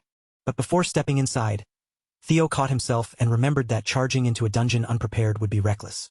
Instead of rushing forward, he paused and made sure he was properly ready first. After some time passed, Theo returned fully prepared, his inventory now packed with weapons.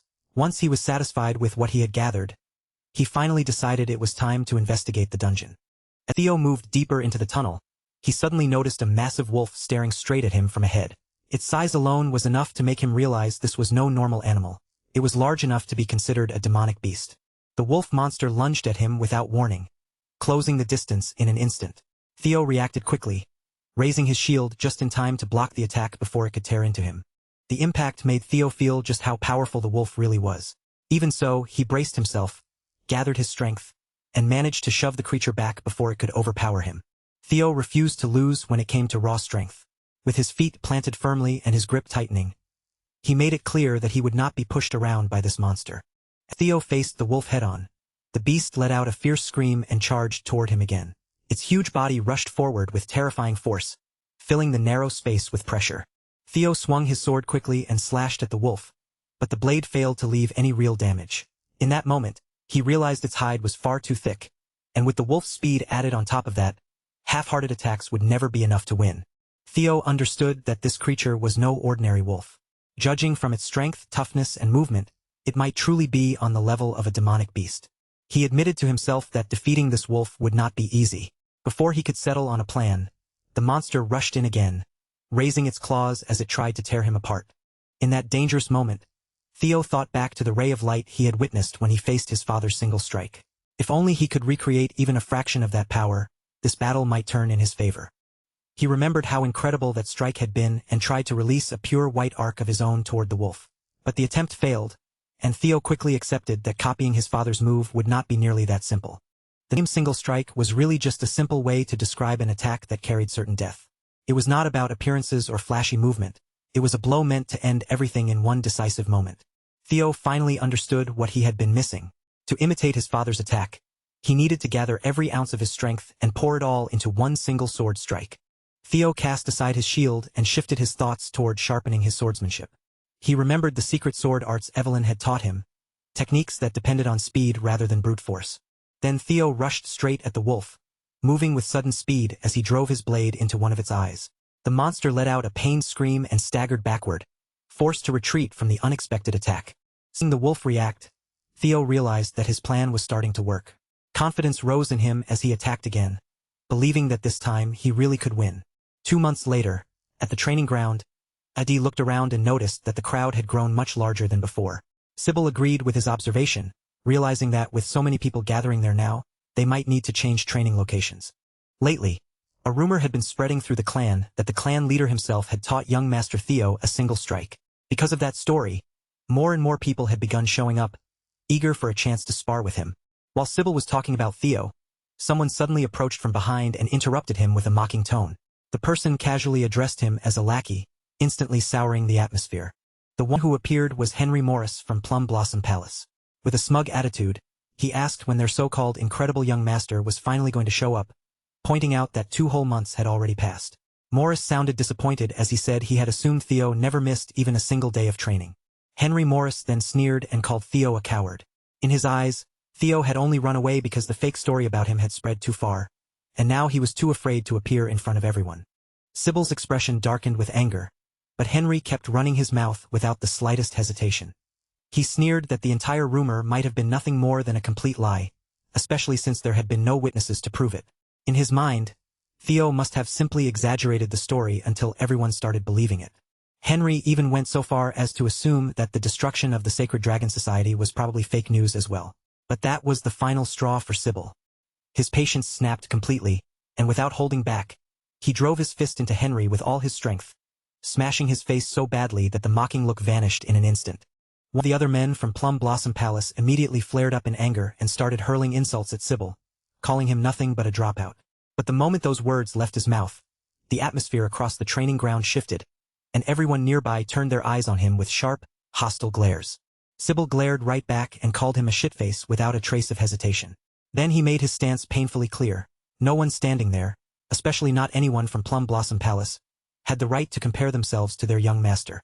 Addict stared at Sybil in surprise, thrown off by how confidently his friend had insulted someone else's looks. With Sybil making that kind of face himself, hearing him call another person ugly was almost too ridiculous to process. Sybil then let out the frustration he had been holding in for far too long. He said he had already been irritated by the people from Plum Blossom Palace constantly showing up just to stir trouble, and he made it clear that he would never stand by while anyone disrespected their young master, Theo. With their anger now fully ignited, Sybil and his comrades drew their swords.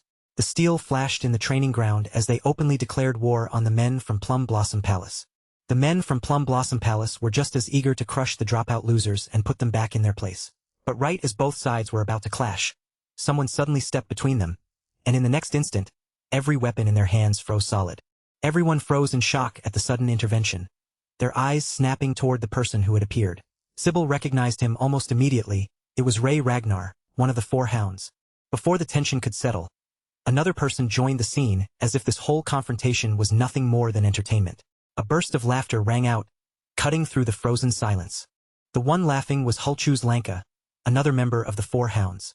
His arrival made the situation feel even more dangerous than before. Sybil could hardly believe what he was seeing. Two members of the Four Hounds had suddenly appeared at the training ground at the same time, and while everyone was still trying to understand why, Hulchus looked around and noticed that one person was missing.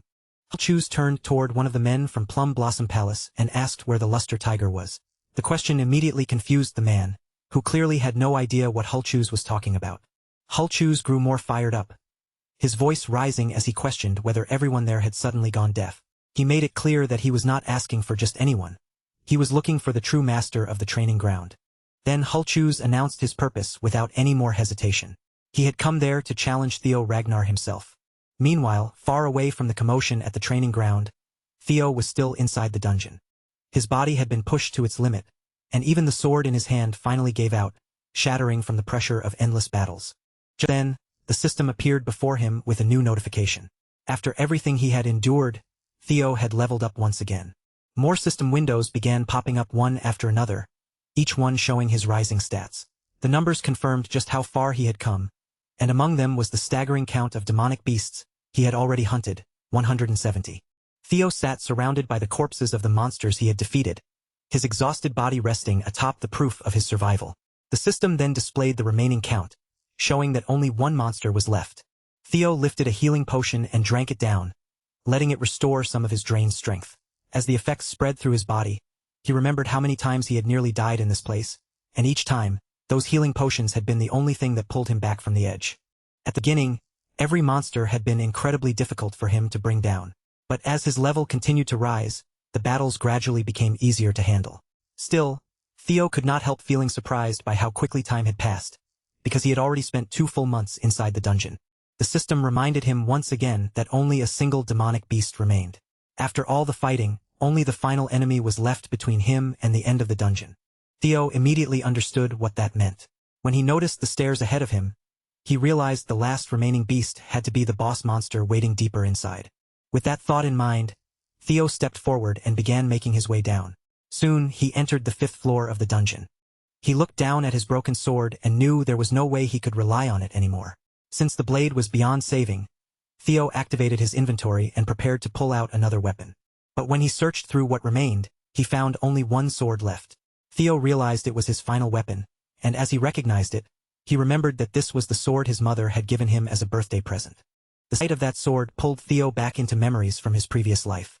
Back then, he had been constantly clashing with his mother as the awakening ceremony drew near, so he had tossed the sword aside in his room and let it go unused. Now, as he examined the ceremonial blade more carefully, he realized it was actually a fine weapon forged from white snow steel. Theo fell silent, weighed down by the memory of how he had treated it before. In that memory, his mother had burst into his room with a bright expression, wishing him a happy birthday. She happily told him she had been waiting for midnight just so she could shower him with gifts the moment the day arrived. But instead of accepting her kindness, Theo had snapped at her in anger. He told her he had no desire to waste his time on birthday presents when the awakening ceremony was already so close. Back then, Theo had expected more from his mother and lashed out with bitter disappointment. He made it painfully clear that no matter how good the equipment was, it would never change the bloodline he had been born with. He remembered asking his mother to leave him alone, pushing her away when she had only wanted to celebrate him. But now, standing in the dungeon with that sword in hand, Theo resolved that he would not repeat the same mistakes from his previous life. Soon after, Theo found the entrance to the boss room. The system immediately warned him to stay cautious, alerting him that an especially powerful demonic beast was about to appear. Inside the boss room, Theo came face to face with the final monster. There, resting quietly as if it had no reason to fear anything, was a dragon taking a nap. Theo felt a wave of relief when he got a better look at it. It was not a true dragon, but a lesser drake, which at least made the situation feel slightly less impossible. Even so, Theo could not help questioning why the final boss of this quest was a draconic creature. After all, the Ragnars were said to be descendants of dragons, so the connection felt far too strange to ignore. For a moment, Theo wondered if it was nothing more than coincidence. But he quickly pushed that thought aside, because whether it had meaning or not, he could not leave the dungeon unless he defeated the boss monster in front of him. The system displayed the quest scenario once more, along with the number of monsters remaining. The message made the situation clear. This last enemy was the final obstacle he had to overcome. A doubtful voice questioned whether Theo could truly win this fight. Even if it was only a lesser drake, He was still facing a creature connected to dragons, and that alone made the battle terrifying. Theo steadied his breathing and sharpened his focus. With his mind locked onto the enemy, he decided to use single flash. He remembered how many times he had practiced that technique against the wolves he faced throughout the dungeon. It might not yet be equal to his father's dragon flash, but Theo still charged toward the drake with determination, believing that if he pushed his dragon heart to its limit, he should be able to land a powerful blow. Theo drove his sword straight into the monster's eye, piercing through and successfully wounding it. The lesser drake let out a furious scream of pain as blood and rage erupted from the injury. In the next instant, the drake whipped its tail toward him in a sudden counterattack. Theo dodged it with ease, but disappointment flickered through him when he realized his strike had not been strong enough to pierce all the way into its brain. The wounded drake roared even louder and prepared to kill him for real. But Theo's eyes remained steady as he began seeing the possible paths in front of him, and with growing confidence, he charged at the drake again, believing there was still a chance to win. Theo landed several strikes against the monster, not expecting them to finish it right away. For now, his goal was to distract the drake with ordinary attacks while searching carefully for the weak point that could decide the battle. Then, without warning, the lesser drake released another terrifying scream. The sound rolled across the boss room, and a heavy wave of fear began spreading over the battlefield.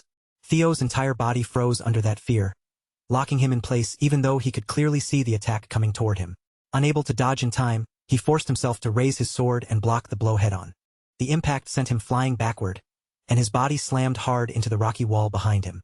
Pain shot through him as he realized just how overwhelming the boss monster's strength really was.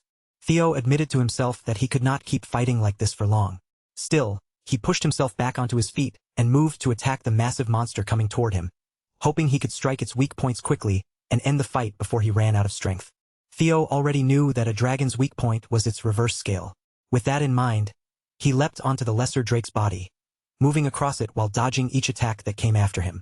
At last, Theo found the reverse scale and drove his sword into it with all the force he could muster. The blade pierced through, and blood burst from the monster's body, gushing out as the lesser drake reeled from the wound. He keeps driving his attacks into that exact weak spot over and over again, and the moment each blow lands, the creature lets out a sharp, agonized scream as pain tears through its body. For a second, Theo is convinced his strategy has finally worked, thinking the lesser drake is about to collapse right in front of him. But instead of falling, the monster stays on its feet, and that sudden resistance catches Theo completely off guard. Meanwhile, back at the training grounds, Hulkus is already losing his temper with Ray. His face tightens with frustration as he makes it very clear that he has no intention of stepping aside, because he wants to be the first one to fight the young master. Ray looks at him with open contempt and calls him a loser, bluntly telling him to stay out of the way. But Hulkus refuses to swallow the insult, and he immediately fires back, reminding her that the only time he lost was 3 years ago. Since that defeat, Hulkus has spent every single day pushing himself and sharpening his skills. In his mind, 3 full years of relentless training is more than enough time to close the distance between them. But Ray does not take a single word he says seriously. She brushes off his confidence like it means nothing and calls him a loser all over again, which only makes Hulkus's anger flare even hotter. At that point, Hulkus decides words are useless and challenges her to a duel instead. He declares that whoever wins this fight will earn the chance to face Theo Ragnar personally. Without holding back, Hulkus swings his massive weapon straight at her with crushing force. But Ray barely reacts, stopping the attack with such ease that it looks like the blow did not shake her at all. Sybil and Henry stand nearby, completely confused by how everything spiraled into this so quickly. But once they realize members of the Four Hounds are actually about to clash, their confusion turns into fear. Just as the two of them move in to attack each other, Remington suddenly steps right between them. With a cold, firm presence, he tells them to take their fight somewhere else, because this place belongs to young Master Theo. Remington makes his stance unmistakably clear. No matter who they are, he will not allow anyone to stir up trouble or create chaos in his master's domain. Instead of backing down, Hulkus actually lights up when he sees Remington standing there. He admits he has wanted to fight him too, but Remington calmly tells Hulkus to listen carefully and understand what he is saying. Then, without warning, a crushing pressure spreads across the entire area. Everyone feels it at once, and even Remington grows tense as he questions where such dangerous killing intent could possibly be coming from. The moment they sense that terrifying presence, everyone turns their heads toward the entrance. And there, stepping into the training ground, is Theo himself. Remington is stunned by the heavy pressure pouring off Theo's body. As he watches the young master approach, he cannot help wondering what exactly happened during Theo's secluded training. Ray and Hulkus, on the other hand, react with pure excitement. The moment they see Theo appear, their eyes sharpen, because the young master they have been waiting for has finally arrived. With a single step into the area, Theo overwhelms the entire training ground using his newly gained skill, Lesser Drake's Fear, and the atmosphere instantly turns suffocating. Earlier, inside the dungeon, Theo had finally pierced through the Lesser Drake's reverse scales. After taking that fatal blow, the monster eventually died, and the system immediately congratulated him for successfully hunting it down. The moment Theo touched those reverse scales, the Lesser Drake completely lost control. Its body thrashed wildly, and the creature began rampaging like it had been driven into madness. Theo honestly thought he was going to die right there, but after several desperate minutes, the monster exhausted itself, proving that those reverse scales truly were its most critical weak point. Once the battle ended, the system notified Theo that he had obtained two valuable materials from the Lesser Drake: its tooth and its claw. The tooth could be used as an enhancement material for weapons, while the claw had its own special purpose, allowing a weapon's sharpness to be strengthened even further. After looking over the rewards, Theo decides he should use them to repair the sword he already carries. After all, that blade is a gift from his mother, and losing it is something he does not want to accept. But the rewards do not stop there. Theo also receives a new ability called Lesser Drake's Fear, and the moment he sees the skill appear, he is visibly taken aback. He quickly checks the details and realizes what the skill can do. If the target is weaker than him, Lesser Drake's Fear can force that opponent into fear. That discovery shocks Theo even more, because in his understanding, this kind of ability is not something just anyone can wield. He had always believed only a small number of chosen ones were capable of using skills like that. Still, Theo is pleased that he may get a chance to test it soon. As he places his belongings back into his inventory, he wonders whether this skill will actually be useful for him in Ragnar, especially when the place is already filled with powerful people. With the Camellia Palace dungeon finally cleared, Theo steps out at last, having completed the quest to uncover the hidden secrets buried within the palace. For successfully clearing Scenario Quest 1, Theo receives another reward from the system, an item called a Nest Compass. Theo studies the strange item, but he has no idea what it is supposed to do. He can only wonder whether this compass will become important during the next quest. For now, Theo stores the Nest Compass in his inventory and decides that the first thing he needs is rest. After everything he has gone through, his body is completely worn out. But before Theo can return to his room, a maid suddenly rushes toward him in a hurry. Breathless and alarmed, she tells him there is an urgent matter he needs to handle immediately. The maid notices the wounds covering Theo's body and hesitates in concern. But Theo brushes it off without making a big deal out of it and simply asks her what the problem is. The maid quickly explains that a brawl has broken out in Training Ground 4, and the situation is already serious enough that someone needs to intervene. After hearing that, Theo heads straight for the training ground. The moment he enters, his new skill, Lesser Drake's Fear, spreads through the area and completely dominates everyone present. Theo's patience is already gone. With anger in his voice and exhaustion weighing on him, he tells everyone to get lost because he desperately needs rest. The overwhelming aura is so intense that some people immediately lose consciousness.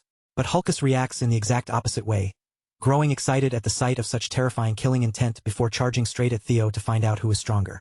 Hulkus swings his sword with full force, aiming directly at Theo. But Theo meets the attack calmly and overpowers him with a single swing, leaving everyone around them frozen in shock. The impact sends Hulkus staggering backward, and for a moment he can barely process what just happened. He cannot believe his own strike was deflected so easily. Even Theo is surprised by how much his body has changed after the dungeon training. But Hulkus refuses to back away, his fighting spirit burning even harder than before. Hulkus has always been known as the weakest member of the Four Hounds of the North, mostly because he is reckless, simple-minded, and never bothers to broaden his fighting style. Even so, he rushes Theo again and challenges him to block the next blow. But even if Hulkus is called the weakest, no one has ever looked down on his raw physical strength. That is why Theo is genuinely surprised to realize he can now keep up with him, and with one clean slash, he counters Hulkus's attack and defeats him. Theo feels an incredible rush from how much stronger he has become after leveling up. Meanwhile, Hulkus coughs up blood, his body finally gives out, and he collapses unconscious onto the ground. Seeing Hulkus fall, Theo immediately realizes he may have been too careless and should have held back more. Still, he feels relieved that his opponent was Hulkus, someone famous for his toughness and ability to endure heavy hits. Theo soon notices that Hulkus has only fainted, not died. Sybil stares in surprise, while the entire training ground erupts into cheers for the young master, who defeated the Black Bear of the Four Hounds with a single strike. Theo quickly reassures everyone that Hulkus is still alive, making it clear that the frightening blow did not actually kill him. But then Theo's own sword suddenly breaks as well. The sight immediately disappoints him, because that weapon was not just any blade. It was the precious gift his mother had given him.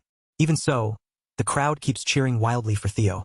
To them, the broken sword only makes the moment look even more impressive, and they praise him for shattering his weapon with one overwhelming strike. Theo looks at their excitement in confusion, unable to understand why everyone is celebrating so happily when his mother's sword has just broken in his hands. Meanwhile, as Ray silently watches everything unfold from the side, the sight of Theo standing there causes an old memory from her past to rise in her mind. Back when Ray was still just a little child, Theo happened to find her wandering alone through the freezing cold. Seeing her dressed in almost nothing despite the biting weather, he looked at her in confusion and asked why she was walking around like that in the middle of the snow. Theo then took off his own scarf and wrapped it around Ray to help warm her up. But even after that, she still looked terribly cold. So he decided to bring her back to his house for the time being and gently told her that once the snow finally stopped, he would take her home. After that old memory comes back to her, Ray's expression softens without her even realizing it. A small smile appears on her face, and with that quiet warmth lingering in her eyes, she turns away and leaves the battleground. Remington notices the change immediately. Seeing Ray smile like that, especially in this situation, leaves him genuinely surprised for a moment. A little while later, inside the Camellia Palace, Theo sits there looking visibly embarrassed as the maids gather around him with bright expressions, happily congratulating him for earning a brand new title, Luster Tiger. One of the maids beams with pride, clearly delighted to see all of Theo's hard work finally producing real results. She encourages him to keep pushing forward and tells him to hold onto this momentum all the way until the awakening ceremony. She tells Theo that she truly believes he can do it. But before the moment can settle, his mother suddenly appears beside him and starts forcefully feeding him a newly prepared abalone dish. Theo tries to stop her at first, clearly flustered by the sudden attack of food. But his mother does not slow down at all, continuing to stuff more into his mouth while he helplessly begs her to stop. As Theo keeps eating, memories from his past life begin to surface in his mind. In that quiet moment, surrounded by his mother's care, he starts to feel a deep sense of gratitude. Theo then tells his mother that the food is truly delicious, and his words seem to please her. But almost immediately afterward, her eyes fall on the broken sword he has with him. The moment she notices the sword's condition, shock spreads across her face. Theo instantly stiffens, sweat forming on him as nervous tension takes over. Theo quickly explains that the sword broke while he was training. He starts apologizing right away, knowing that the blade was not just any weapon, but a precious birthday gift his mother had given him. Instead of blaming Theo, his mother becomes furious at the person who swore the sword would never break. After all, it was supposedly made with white snow steel and ebony steel wood, so it should have been far stronger than this. Theo asks if she means the steel wood that comes from the southern jungle, and she confirms it without hesitation. She explains that it is an extremely rare and valuable material, but seeing the sword broken like this leaves her deeply disappointed, because if that person had been telling the truth, the blade should never have snapped so easily. Only then does Theo fully understand just how valuable the materials in his sword actually were. He stares in surprise, realizing that he had never expected his mother's gift to be worth that much. That thought makes Theo wonder even more. He cannot help questioning how his mother managed to obtain such a rare and impressive sword in the first place. His mother then decides she will go directly to the maker and demand a proper explanation. Not only that, she intends to force them to forge a better sword this time, one truly worthy of her precious son. Theo tries to calm her down, assuring her that it is fine and that he can simply use another sword. But she refuses to accept that idea, telling him that people are finally beginning to recognize his true strength, which means he has to be more careful now than ever before. With the awakening ceremony right around the corner, she makes it clear that she will never allow Theo to attend such an important event while carrying some shabby old sword. Theo feels a quiet happiness seeing just how much his mother cares about him. But then Cecilia suddenly says they should get going now that the conversation is over, leaving Theo confused about where she plans to take him. Cecilia reveals that they are heading to the greatest workshop in all of Winterra, a famous place known as the Basque Workshop. The Basque Workshop is counted among the top 3 manufacturing workshops in Winterra, and part of its reputation comes from its massive scale, large enough to rival an entire factory. But even with its enormous size and impressive reputation, the most remarkable thing about the workshop is not the building itself. It is the master who runs it. That master is someone ranked as a special class individual by the intelligence agency, and she holds the title of Master Craftsman, a rare honor shared by only 2 other artisans within Ragnar.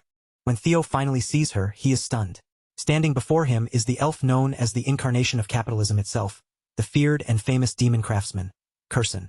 Theo never imagined he would meet such a powerful tycoon in person, and he immediately wonders how his mother could possibly have connections to the demon craftsman. But before he can make sense of it, Cecilia angrily asks why her mother is still smoking. The instant Theo hears Cecilia call Kirsten her mother, his mind goes blank. He stands there speechless, completely unable to process what he just heard. Kirsten immediately tells Cecilia not to call her mother, insisting their relationship is not exactly that of a parent and child. Theo remembers being told, back when Cecilia ran away, that his mother was an orphan with no family in the world, so learning that she is connected to the high elf Kirsten leaves him completely stunned. Then another realization hits Theo. If Cecilia is connected to a high elf, that means the reason he looks so handsome might be because he is actually a quarter elf. Kirsten asks why Cecilia has suddenly decided to visit her after all this time. Instead of answering gently, Theo's mother throws the broken sword back at her and declares that it is a defective product. Kirsten refuses to believe it at first and immediately gets angry. After all, hearing her own daughter call it a defective sword is insulting enough, especially when Kirsten personally forged it with her own hands. But when Kirsten pulls out the sword and examines it for herself, she finally sees the truth. The blade is actually broken. Cecilia presses her right away, asking if Kirsten still wants to claim it is not defective. Faced with the broken sword in her hands, Kirsten is left completely speechless. The high elf then asks who the person wielding the sword was. Cecilia answers directly, telling her that Theo was the one who used it. Kirsten glances toward the boy behind Cecilia and asks if she means that kid. Cecilia instantly tells her mother to watch her mouth, proudly declaring that Theo is a genius who will one day rule over Ragnar from this point on. Theo steps forward and politely introduces himself to the high elf. With proper respect, he expresses his gratitude for the chance to meet the renowned master of the Basque workshop in person. Kirsten seems to remember who he is and even praises Cecilia for raising such a child. Then she asks whether Theo was the only one who used the sword, and Theo answers that he was. Cecilia still believes the sword itself was defective, but Kirsten grows visibly surprised after hearing Theo's answer. Realizing this is going to take more than a brief conversation, she invites them inside. They all begin walking into the workshop. Theo turns to his mother with curiosity and asks whether she is truly related to the demon craftsman. Cecilia admits that he is right. Theo then becomes even more curious and asks if Kirsten is her real mother, but Cecilia tells him he would not know much about it because she has barely spoken of that part of her past. She explains that even though it was only for a short period of time, Kirsten once took her in and acted as her foster mother. Cecilia then says that Kirsten has always loved anything she finds beautiful, whether it is music, jewels, theater, or even people. According to her, that was the reason Kirsten took her in as a foster child. Kirsten cuts in and tells them to stop bringing up the past, brushing it off as something pointless that does not need to be discussed.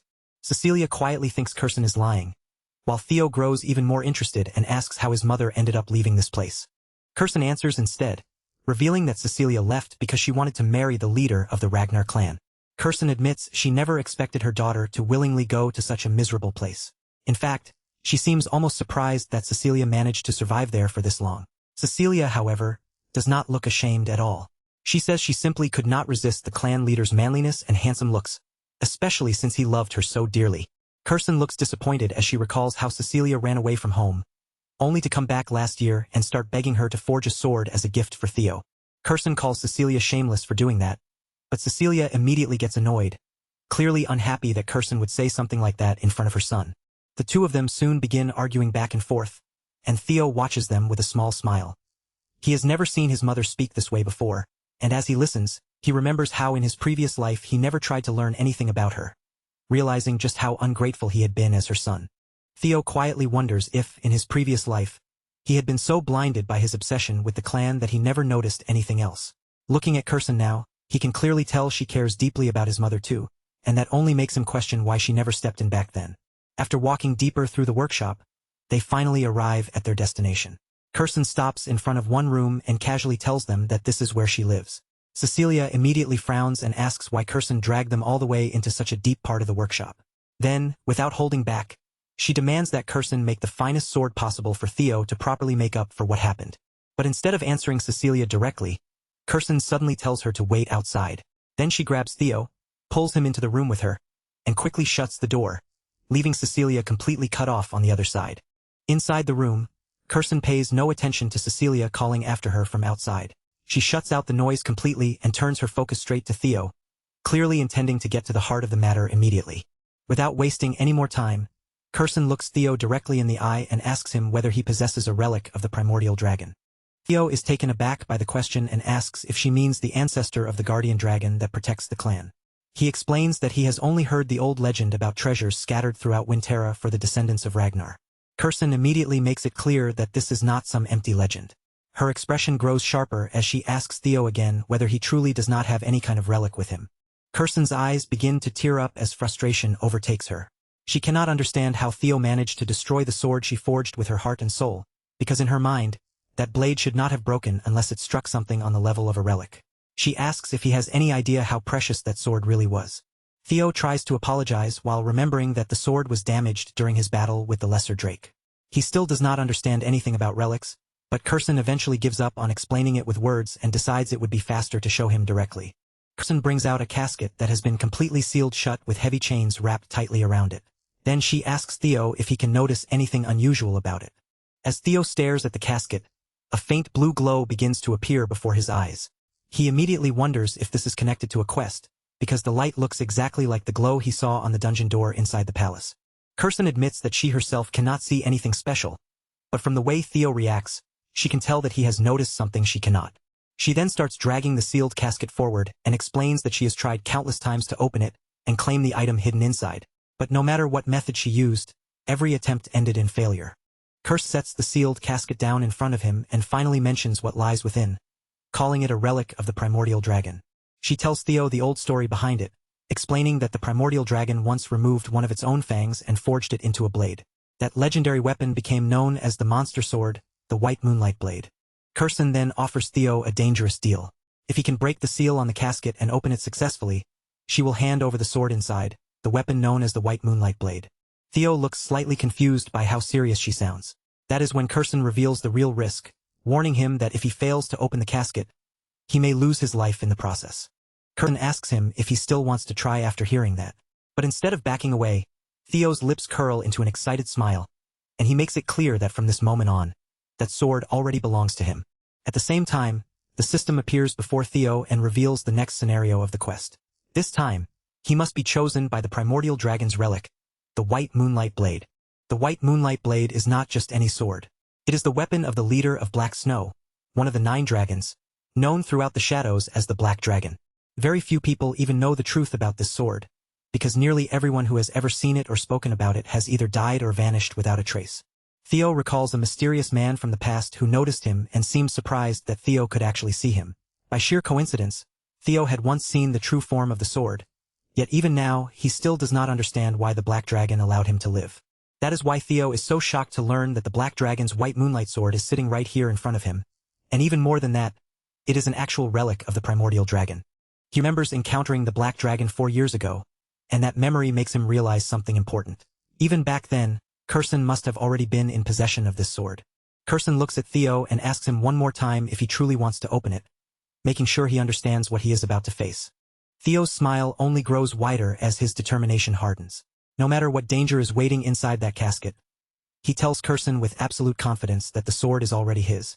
As Theo studies the sealed casket more closely, he begins to notice something strange about its structure. The way it feels and responds reminds him very strongly of the Camellia Palace. Following that instinct, Theo brings out the blue key and tries using it to open the casket, trusting the connection he senses between the two. Kirsten watches in confusion as Theo begins unlocking the casket right in front of her, something she had failed to do no matter how many times she tried. Then, from inside the casket, something strange begins to stir. A mysterious light slowly starts to shine out from within, spreading through the room in an eerie glow. Suddenly, Kirsten's expression shifts with concern as a black, unnatural fog coils around Theo and starts pulling him toward the casket. Theo struggles to break free, trying to pull himself away from the force dragging him in. But no matter how hard he resists, he cannot escape, and he is swallowed into a mysterious place. When Theo finally opens his eyes again, he finds himself somewhere completely unfamiliar. He looks around in confusion, unable to understand where he has been taken. Then he recognizes it. Before him stands the Rose Palace, but everything around it is engulfed in raging flames. Theo cannot understand why he is being forced to witness this again. As memories from his past unfold before him, he realizes just how completely he had forgotten how weak he used to be. That painful reminder only sharpens his desire for power. He needs enough strength to defeat Rendon and crush the Camellia Palace. But as that thought takes hold, a griffin begins twisting his mind, grabbing him as if it is ready to devour him whole. But just when it seems like Theo is about to be swallowed, he snaps awake and moves. His hand shoots up and clamps down on the griffin's beak, catching the monster completely off guard. In that instant, Theo understands what the creature is doing. It is trying to invade his mind by using his hunger for power against him, and he finally realizes why this weapon is called a monster sword. The mysterious griffin growls at him, calling him insolent as it twists and struggles, trying to break free from his grip. But Theo does not flinch. With complete confidence, he tells the beast that the despair it is trying to show him is something he conquered long ago. Then he questions whether it really thought he would be tempted by such useless power, especially after everything he has already seen through countless quests. The griffin seems confused by his reaction, and Theo takes that moment to look at it more carefully. That is when he notices the creature looks very different from the griffin in his memory. The monster keeps trying to pull itself free, but Theo refuses to let go. He remembers the griffin being at least 10 meters tall, yet right now the two of them are almost the same height. Theo wonders if the griffin shrank because it had been sealed away for so long. But after a moment, he decides the reason does not really matter. With a dangerous look in his eyes, Theo declares that the moonlight sword belongs to him now. Then he draws back his fist, ready to punch the griffin with no mercy. The monster quickly changes its attitude and tries to talk things out with him, clearly desperate to avoid getting hit. Meanwhile, outside that strange inner space, something else is happening. Back inside Kirsten's room, Cecilia screams in panic the moment she sees her son, lying unconscious in front of her. She rushes to Theo's side and desperately tries to wake him up, calling out to him again and again, but no matter what she does, he does not respond. Cecilia's fear finally spills over, and tears start running down her face as she turns on Kirsten, desperately asking why her son has collapsed unconscious like this. Kirsten is left speechless when she sees Cecilia crying in front of her. Cecilia's voice trembles as she says she never asked Kirsten to put Theo through something like this. She only wanted a proper sword for her son. Kirsten studies Theo's condition more carefully and realizes something terrifying. A monster's energy is connected directly to Theo's bloodstream, and even with all her experience, this is something she has never seen or even heard of before. The reason Kirsten had allowed this to happen was because she believed Theo would be fine if he already possessed a relic. She had assumed that alone would be enough to protect him. But Celia's expression hardens through her tears, as she warns her mother that if anything terrible happens to her son, she will never forgive Kirsten for what she has done, no matter what explanation she gives afterward. Then, all of a sudden, Theo's hand moves, and he firmly grabs hold of the moonlight sword. At that very moment, a strange, mysterious light begins gathering around his chest, glowing as if something inside him has awakened. Cecilia becomes even more worried when she sees the light surrounding him, and she desperately tries to wake Theo up, calling to him with panic in her voice. Finally, after all that fear and silence, Theo slowly opens his eyes. The moment Cecilia sees him awake, she throws her arms around him and hugs him tightly, unable to hold back her tears any longer. Still clinging to him, Cecilia tells Theo how terrified she was, making it clear that she had been worried out of her mind. Theo gently reassures her and tells her not to think too much about it, because despite everything that just happened, he is completely fine. Right then, the system appears and congratulates Theo for successfully hunting the griffin and completing the quest. As his reward, Theo officially becomes the owner of the white moonlight sword, claiming the legendary blade as his own. Theo understands that he survived partly because luck was on his side. The griffin had only just been unsealed, so its power was still weakened enough for him to defeat it. On top of that, the monster's psychological attacks had no real effect on him, because the fears and temptations it tried to use were things he had already overcome. The system then informs Theo that he has observed the monster energy of the white moonlight sword, and because of that, his magic power has increased by a tremendous amount. His magic power rises past 200, reaching a level far beyond what it had been before. At the same time, Theo's entire body begins to glow, as if that overflowing power is shining out through him. Theo learns that his magic power has even begun to take on divinity, and that its level has now reached the standard of a high-ranking swordsman. But instead of being completely happy, Theo feels a little disappointed.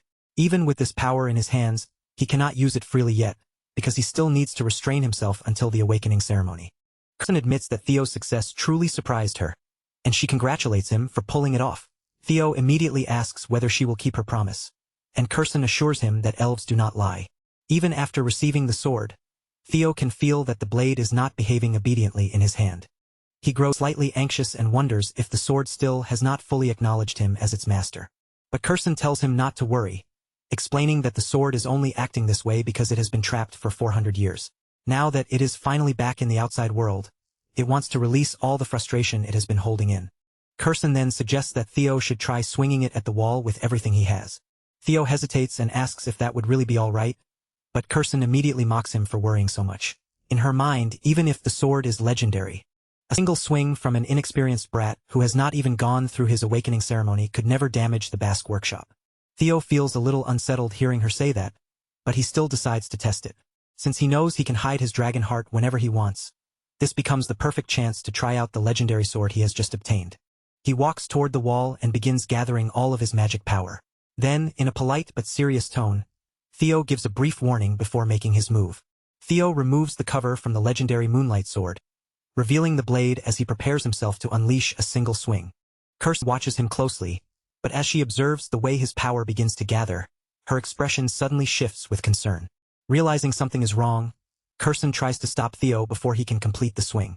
But she is too late, and Theo unleashes an attack known as Single Flash. The slash tears forward with terrifying force and completely destroys the wall of the workshop.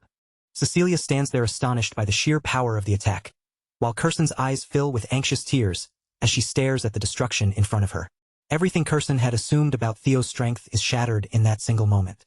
Just one swing of his sword, Theo literally splits the building's wall in half, even though he had not been aiming to destroy it.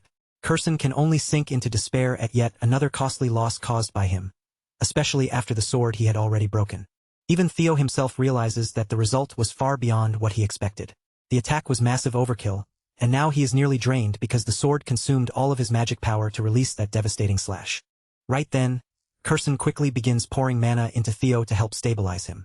She moves so fast that Theo does not even notice the exact moment she reaches his side.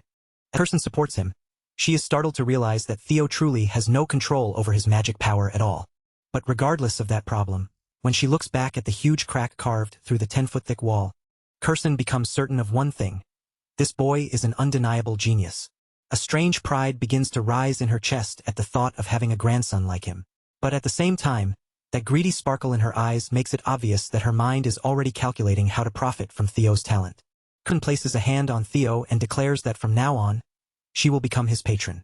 All Theo has to do, according to her, is spread his wings and show the entire world what he is capable of. In other words, Kirsten is planning to turn him into a living advertisement for her workshop, using his talent to make the Basque name shine even brighter. And Theo notices it immediately, because the ambitious glint in Kirsten's eyes is far too obvious to miss. Theo does not even bother hiding what he thinks. He bluntly tells Kirsten that he can practically see the dollar signs sparkling in her eyes as she looks at him. Later that night, as the darkness outside grows deeper and the workshop slowly quiets down, Theo and his mother prepare to leave the Basque workshop. After everything that happened, they exchange their final goodbyes with Kirsten at the entrance. Once those farewells are finished, Theo and Cecilia finally part ways with her and leave the workshop behind. After they are gone, Kirsten is left holding the fangs in her hands, and it turns out Theo had given them to her as payment for repairing the wall he destroyed. Kirsten is absolutely thrilled to receive materials taken from a drake. In her mind, Theo must have gotten his hands on this loot while obtaining the relic, which only makes the prize seem even more valuable. At the same time, a sense of pride rises inside her as she thinks about Cecilia. After all, her daughter managed to raise a truly incredible son. Just then, someone suddenly appears and greets her by her famous title, Demon Craftsman. The moment Kirsten hears that familiar voice, her body freezes for a brief second. Kirsten slowly turns around and asks why he has come here. But the mysterious crow of Rober Ragnar only stands there in silence, his eyes glowing with a sharp red glint, refusing to answer and leaving the entire moment hanging in heavy suspense. 5 days pass after that night, and at last, the long-awaited day of the awakening ceremony finally arrives. As usual, Evelyn and Theo are spending the morning in the middle of a sparring match, their blades moving quickly between them. After trading several blows with Theo and feeling the force behind each strike, Evelyn can immediately tell that his swordsmanship has improved again. His movements are sharper, his attacks are faster, and his overall strength has clearly risen. Theo flashes her a pleased grin and says he is genuinely happy to hear that, especially because he never imagined someone like Evelyn would actually praise him. The people watching nearby are, as always, left sweating nervously, because standing beside Theo makes them feel painfully weak by comparison. Only half a year has passed since Theo began to change, yet Evelyn is amazed by how quickly he has grown. He has already reached the point where he can push her back during a sparring session. And if Theo awakens his magic today, Evelyn knows that it could mark the birth of a true monster. After their spar continues for a while, Evelyn finally gives him proper recognition. She tells him he has done an excellent job and even says he may be able to aim for the top position at the awakening ceremony. She adds that her prayers are with him, offering him sincere support before the important event begins. Theo responds with a broad, confident smirk and thanks her for the kind words. Then he jokes that if he becomes valedictorian, he will be sure to mention her name in his speech in front of everyone. Evelyn immediately gives him a tired, unimpressed look, silently wondering whether that is really necessary at all. Meanwhile, Theo's companions quickly gather around him, excitedly asking him to mention their names in the speech as well. Theo cannot help feeling a little proud, thinking that being popular is such a troublesome burden. Evelyn, however, only stares at him with a creeped-out expression, clearly thinking he is getting far too full of himself. The scene then shifts away from the training area and moves toward the central headquarters. There, Theo makes his entrance with a calm and confident presence. When he reaches the guards, he introduces himself properly as Theo Ragnar of the Camellia Palace. Once Theo steps inside, the first thing he notices is the massive crowd gathered for the ceremony. It makes sense, because the awakening ceremony is the most important yearly event held by the Ragnar clan. Every participant has come here hoping to produce impressive results. For the swordsmen of Ragnar, this ceremony is their first real chance to gain recognition, honor, and a place in the clan's eyes.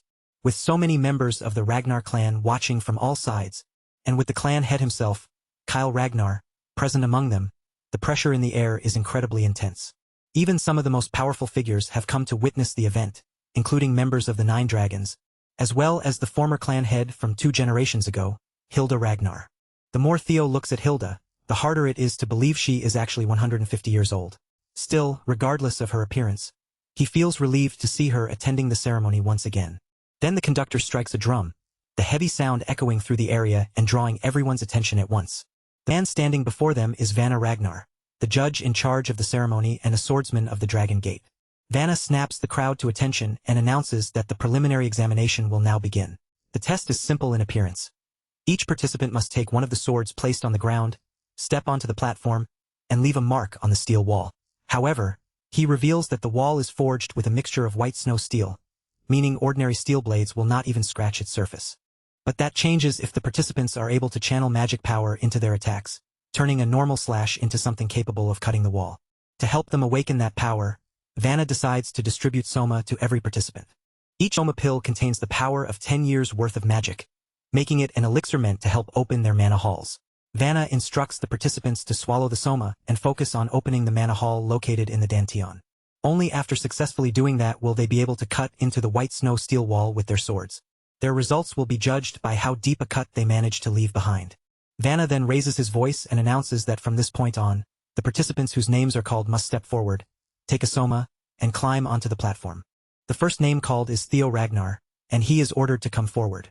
Theo steps out without hesitation, and as he receives the pill, he thinks back to his previous life, remembering that Axion was the one who became valedictorian back then. After taking the Soma, Theo reaches down and picks up one of the swords prepared for the examination. Then he walks toward the white wall with quiet determination, firmly resolved that this time, things will not play out the same way as they did in the past. As Theo moves forward, a system window suddenly appears before him, revealing Scenario Quest 3. Become the valedictorian of the awakening ceremony in order to clear the quest. Meanwhile, the 150-year-old Hilda turns toward Kyle and asks if this boy is the one he mentioned before. Kyle answers with a confident, positive reaction, then turns the question back on her, wondering if he has managed to catch her interest as well. Hilda admits that, after hearing so many rumors and stories about this boy, she can't help but feel curious. Now, she wants to witness it with her own eyes and see just how capable his descendant truly is. Theo rolls his shoulders and stretches out the tension in his muscles, but even as he tries to loosen up, a nervous feeling quietly creeps through him. At that moment, the Judge Vanna appears without delay, looking straight at him as he reminds Theo that it is time to swallow the Soma. Theo immediately places the pill in his mouth, and as he does, memories from his past life flash through his mind. Back then, he had swallowed the Soma too, but he failed to control the mana properly and ended up badly damaging his Dantian. This time, however, he is determined that the same disaster will not repeat itself. The instant the pill passes down his throat, a powerful surge erupts inside his body, rushing through him like something had suddenly been awakened. Then the mana begins spilling outward, scattering wildly through the surrounding area and stirring the air around him. Vanna stares in complete bewilderment, unable to believe that this brat is creating such a massive mana wave. The sheer size of it makes him worry that Theo may not be able to control the power properly. After all, swallowing Soma is never something that can be handled carelessly. For the mana hall to safely settle into the Dantian, especially for talented Ragnars who already carry enormous amounts of mana. The process requires extreme caution. If they make even one mistake, they could end up permanently disabled. Because of that, Vanna is already convinced that this brat is finished. Then, against all expectations, Theo steadies himself almost immediately and brings the unstable power under control. A wave of happiness rushes through Theo as he realizes the truth. He now possesses both a dragon heart and a mana haul. Compared to the struggle and pain of his past life, it almost feels disappointing how smoothly everything is going this time. But none of that matters now. From this moment forward, he is officially allowed to use mana, and he no longer needs to suppress the immense power stored inside his dragon heart. Theo gathers himself, focusing his body and mind as he prepares to move. Then, with a sharp burst of force, he launches himself into the air. And in that next instant, he lets everything loose without holding back. His mana takes shape before everyone's eyes, forming into the fierce image of a dragon. The dragon of mana surges forward, flying straight toward the white wall with overwhelming momentum. In one blinding flash, it slams directly into the wall. A massive crack tears across the surface, leaving behind a mark so huge that no one can ignore it. Vanna is left completely stunned by what he has just witnessed, and without the slightest hesitation, he announces that Theo Ragnar has undoubtedly passed. The spectators are just as shaken, staring in disbelief after seeing such an explosive display of power. Right then, a system window appears in front of Theo, informing him that the curse of bad luck that had been affecting him has finally come to an end. At the same time, word of his name and his performance begins spreading across the world. A sincere, joyful smile spreads across Theo's face, because at long last, he has reached the same starting line as everyone else. The system continues, revealing that many people have now become interested in him after witnessing his remarkable performance. Osa Ragnar Plunus wants to take him in as a disciple, while Julius Ragnar feels displeased by the amount of attention suddenly gathering around Theo. Meanwhile, Rober Ragnar keeps his guard up, watching Theo with caution instead of simple admiration. And finally, Hilda Ragnar has also taken an interest in him. Theo is thrilled to know that both the Black Dragon and the Sword Dragon are paying attention to him, but realizing that he has also caught Hilda's eye makes him even happier. After all, Hilda possesses the heart of Garuda, and Theo can't help thinking how incredible it would be if he could somehow obtain that power for himself. After Theo's overwhelming turn, the other contestants step forward one after another to try their luck against the white wall. One contestant manages to leave behind only the smallest scratch, a mark so thin it looks no wider than a single strand of hair. Seeing that tiny result, he cries out in frustration, realizing just how far he still has to go before he can even come close to Master Theo. Ray Ragnar steps up as well and gives the challenge his own attempt. Hulkus Lanka also takes his turn, facing the wall with everything he has. Then Remington Nacrio follows, trying to prove himself just like the others. Each of them pours in their full effort, but not one of them manages to come anywhere near the enormous cut Theo left carved into the wall.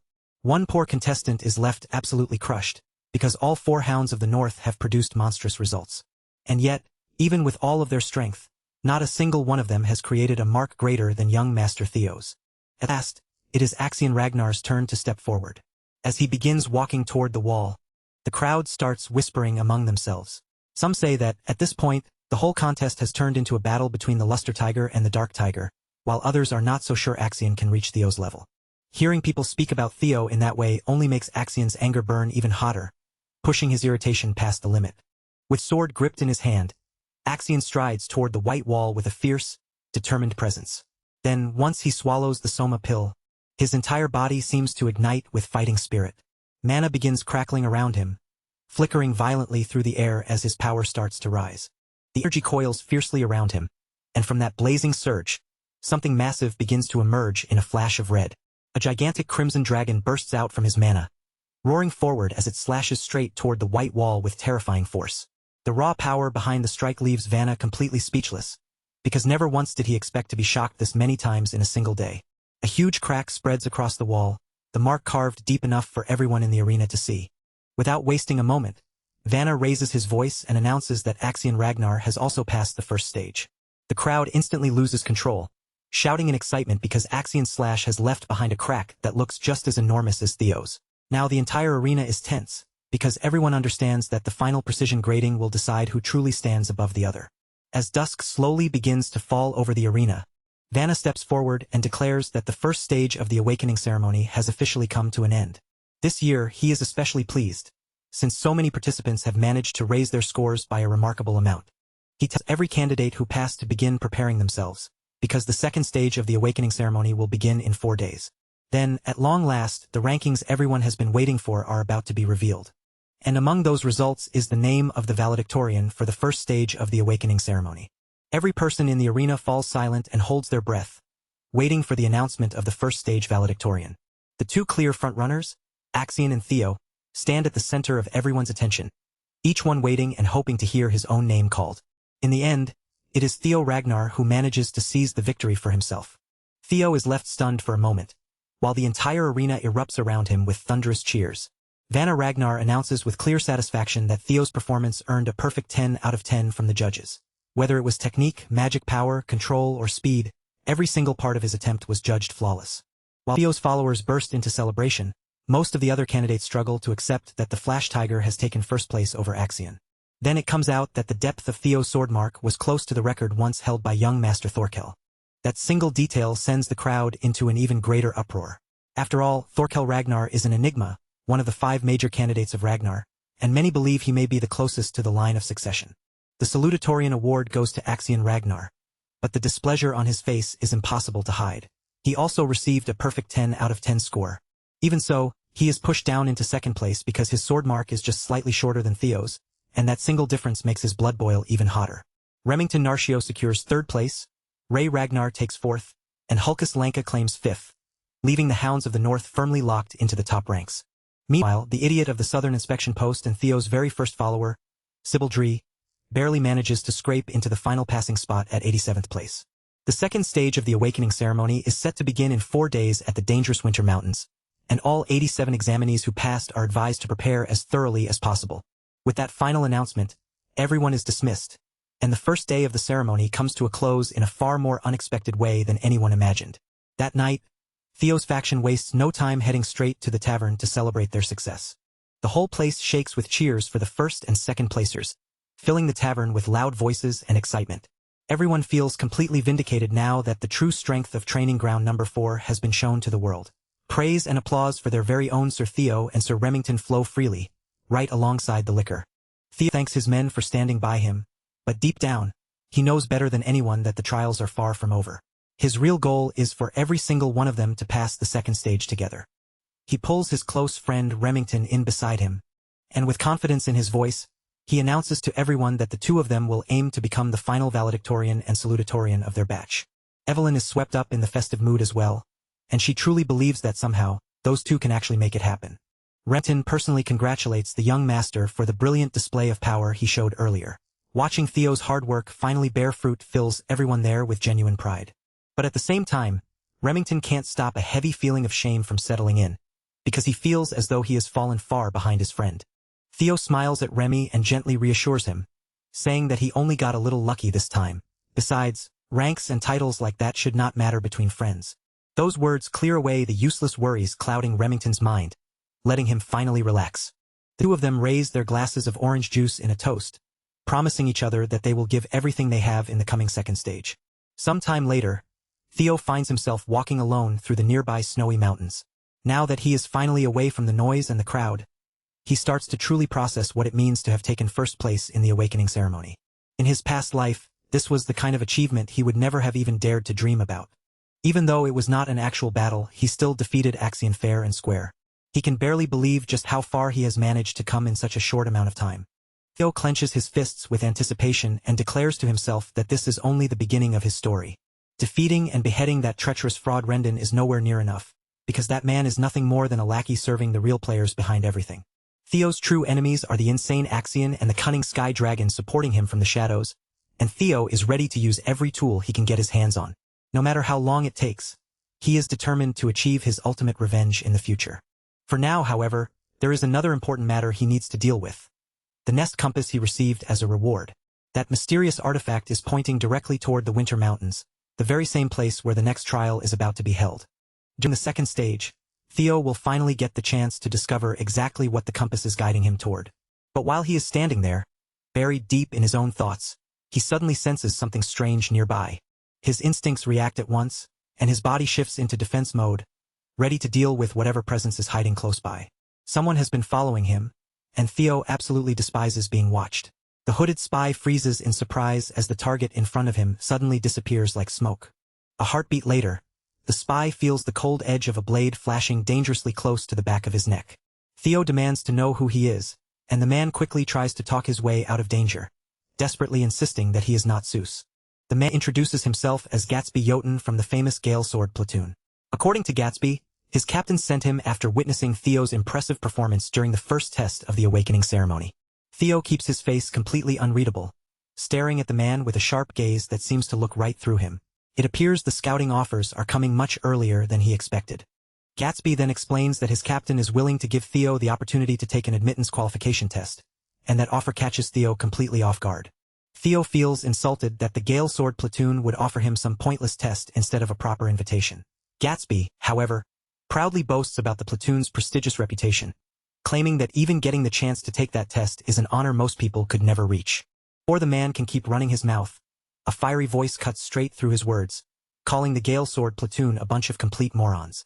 A woman with a great sword strapped across her back steps forward, addresses Theo as young master, and immediately offers him a deal far better than whatever the fools from the Gale Sword platoon brought.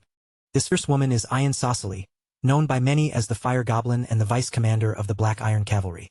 She has come in person to give Theo a direct invitation to join their ranks.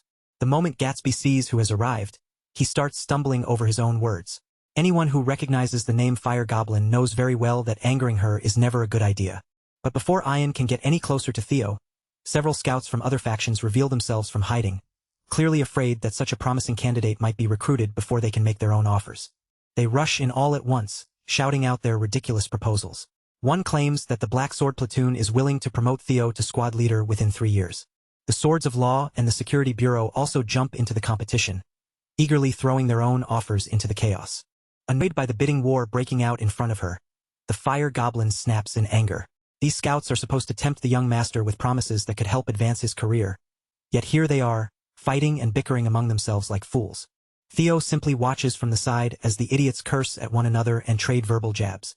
At that point, he figures it would be better to quietly slip away before they bother him even more. But his plan to leave comes to a sudden stop. Pink plum petals begin drifting through the area, slowly filling the air as a seductive voice, backed by an overwhelming aura, silences everyone at once.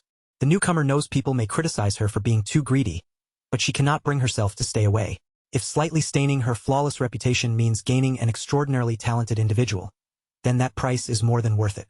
The Lady of the Plum Blossom Palace, the Sword Dragon herself, Osa Ragnar Plunas, has entered the scouting war, and her arrival shocks everyone into complete silence. Ian is the only one bold enough to question what business the clan head's first wife has in a place like this. Lady Osa calmly admits that she has come here for the same reason as everyone else. She has gone out of her way to meet Theo Ragnar personally.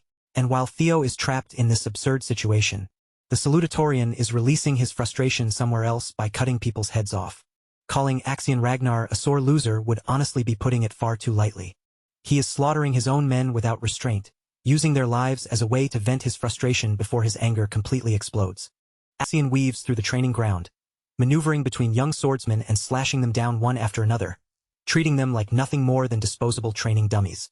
Axion Ragnar wants blood, and right now, blood is exactly what he is getting. With every dash and every slash, he remembers Theo's smug face after leaving behind that bloody, armless mess at the Scaled Dragon Society banquet. The sight of Theo unleashing such intense draconic aura during his first slash in the trial has burned itself deep into Axion's twisted mind. The fact that he lost by only a few inches makes the defeat even more unbearable. The only thought pounding through his head is the desire to kill Theo Ragnar and tear him open. Until he can do that, killing his own men will have to be enough. By the end of his rampage, Axion has completely abandoned his blade and switched to an even more brutal, hands-on way of releasing his rage. When he finally begins to calm down, the training ground is already littered with the lifeless bodies of young swordsmen, who thought they were only coming here to spar with their young master. Then another person steps into the arena. Axion's eyes immediately snap in that direction. Without even checking who has arrived, he picks up his sword again and moves as if he is ready to attack. He hurls the entire blade with deadly accuracy, sending it straight toward the intruder's head. But for someone like the Sky Dragon, stopping such a simple outburst is nothing difficult. He casually catches the sword by the tip right out of the air.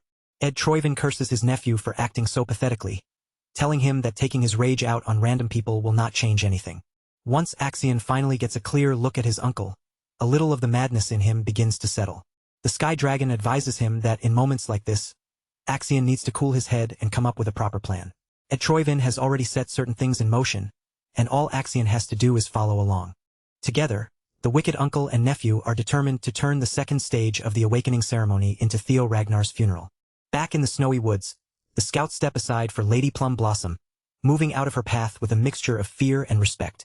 They all understand that whatever they plan to offer Theo will seem meaningless if she is now competing for him as well.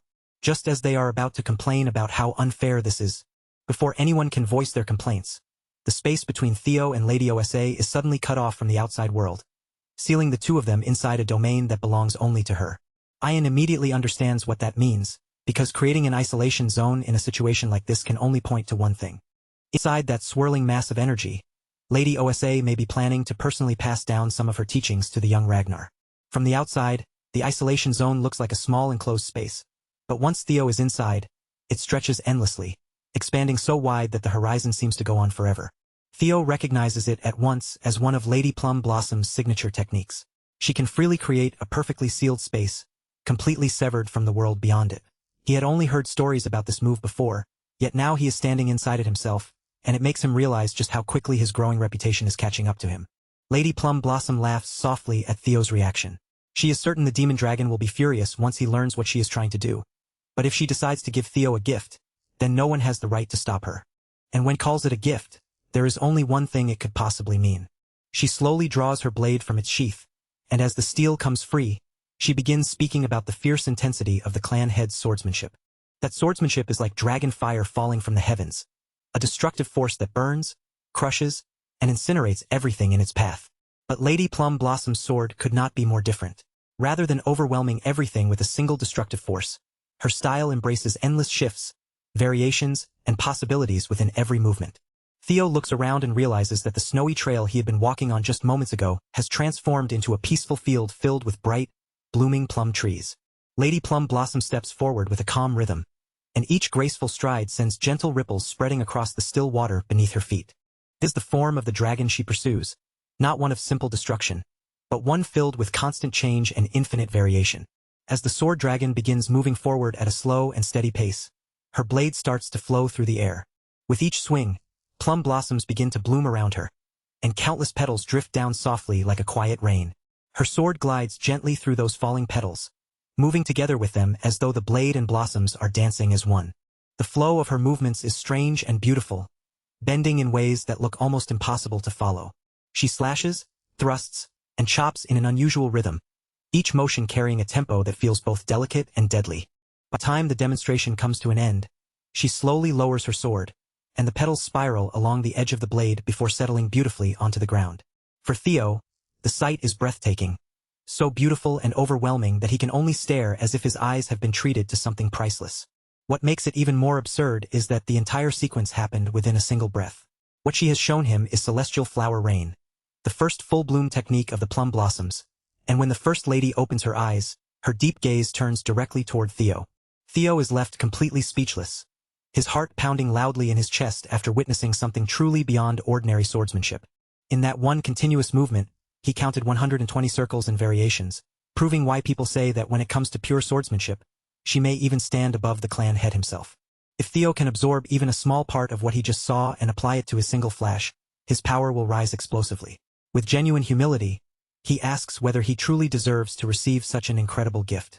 Lady Plum Blossom gives a light laugh and gently tells him that it is fine, as long as he enjoyed watching it. At last, Lady Plum Blossom releases the isolation zone. The peaceful field of plum trees fades away, and the cold snowy woods return around them. Before leaving, she tells Theo that if he ever wishes to see what comes after the first technique, he may come find her at any time after the awakening ceremony. Such an open and direct offer leaves every scout nearby completely stunned. The First Lady simply wants Theo to become a fresh new wind in this desolate place, and after saying her piece, her body scatters into a beautiful cloud of plum petals drifting away. Theo knows better than anyone that he has just received something far too valuable. Even someone like him would find it difficult to act shamelessly and show no gratitude toward the First Lady. Now, however, his situation has become complicated. He figures it would be far too greedy to become Lady Plum Blossom's disciple while also joining the White Armored Dragon Cavalry at the same time. 3 days later, the second phase of the trial finally begins in earnest. All 87 qualified candidates gather at the Winter Mountains near the northern Great Wall, ready to face the next challenge. This dangerous location is perfectly suited for the trial ahead. The Winter Mountains stretch across an enormous distance, reaching from their homeland of winter all the way toward the Demon Sea. Here, in this frozen and hostile land, the Ragnars have protected humanity with everything they have. For more than 1,000 years, they have waged war against the cursed land beyond the Great Wall, constantly cutting down the countless demonic fiends that ravage the Demon Sea. High-ranking swordsman and second-stage exam overseer Jackie Ragnar warns everyone that the new generation will one day inherit that duty, which is exactly why Winter Mountain is the ideal testing ground for them. However, since the examinees are still apprentice swordsmen, they are forbidden from crossing into the Demon Sea, and the exam area will be limited to the inner side of the Great Wall. The rules of today's exam are simple on the surface. For the next 15 days, they must hunt down the demonic monsters roaming the Winter Mountains and retrieve the bells fastened around their necks. There are 7 different colored bells scattered out there: red, orange, yellow, green, blue, indigo, and violet, matching the colors of the rainbow. The point value of each bell rises in that exact order. Of course, a higher point value means facing a stronger demonic fiend. Overseer Jackie makes sure to emphasize just how dangerous the violet bell fiends are, warning that those abominations are far beyond the level of any apprentice swordsman. Even so, the violet bells are worth an enormous number of points. As for how they hunt, that choice is left entirely to the examinees. The method does not matter at all, as long as they bring the bells back to be counted before the exam ends. Everyone understands what the overseer is really implying. If any method is allowed, then stealing another person's prey or snatching their bells is permitted. In fact, it is practically being encouraged, as if the exam itself is designed to sow conflict among them. But that is simply another reflection of the Ragnar clan's law of the jungle way of doing things. As a final warning, the overseer explains the totems placed throughout the mountains, which are designed to repel demonic fiends. Near these safe zones, supplies have been buried for the examinees to find, and everyone is encouraged to use them as effectively as they can. With every rule laid out, Overseer Jackie formally gives the signal for the second trial to begin. The moment Overseer Jackie dismissed them, several candidates shot off in different directions without the slightest hesitation. Most of them were thinking the same way as Sybil. With the exam lasting 15 full days, supplies would be the key to survival. Before chasing points, they first had to secure resources and then move according to their own plans. The trial had only just begun, but Hulkus Lanka was already enjoying every second of it.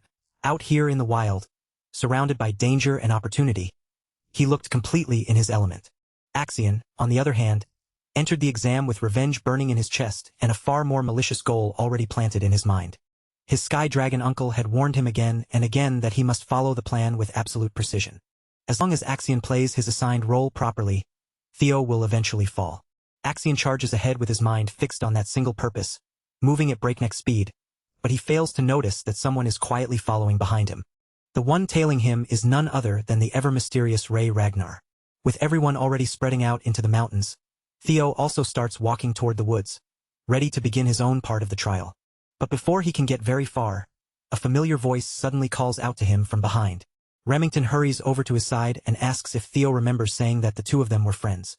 Over the past 3 days leading up to the trial, the Silver Lion has thought deeply about those words. And now, it seems he has come to see Theo not only as a friend, but also as a true rival. With that realization, a new desire has taken root in his heart. It is the desire to one day surpass young Master Theo in strength. At first, the young dragon is visibly surprised by that confession. But after a moment, Theo's expression softens into a delighted grin. He understands exactly what Remington is feeling.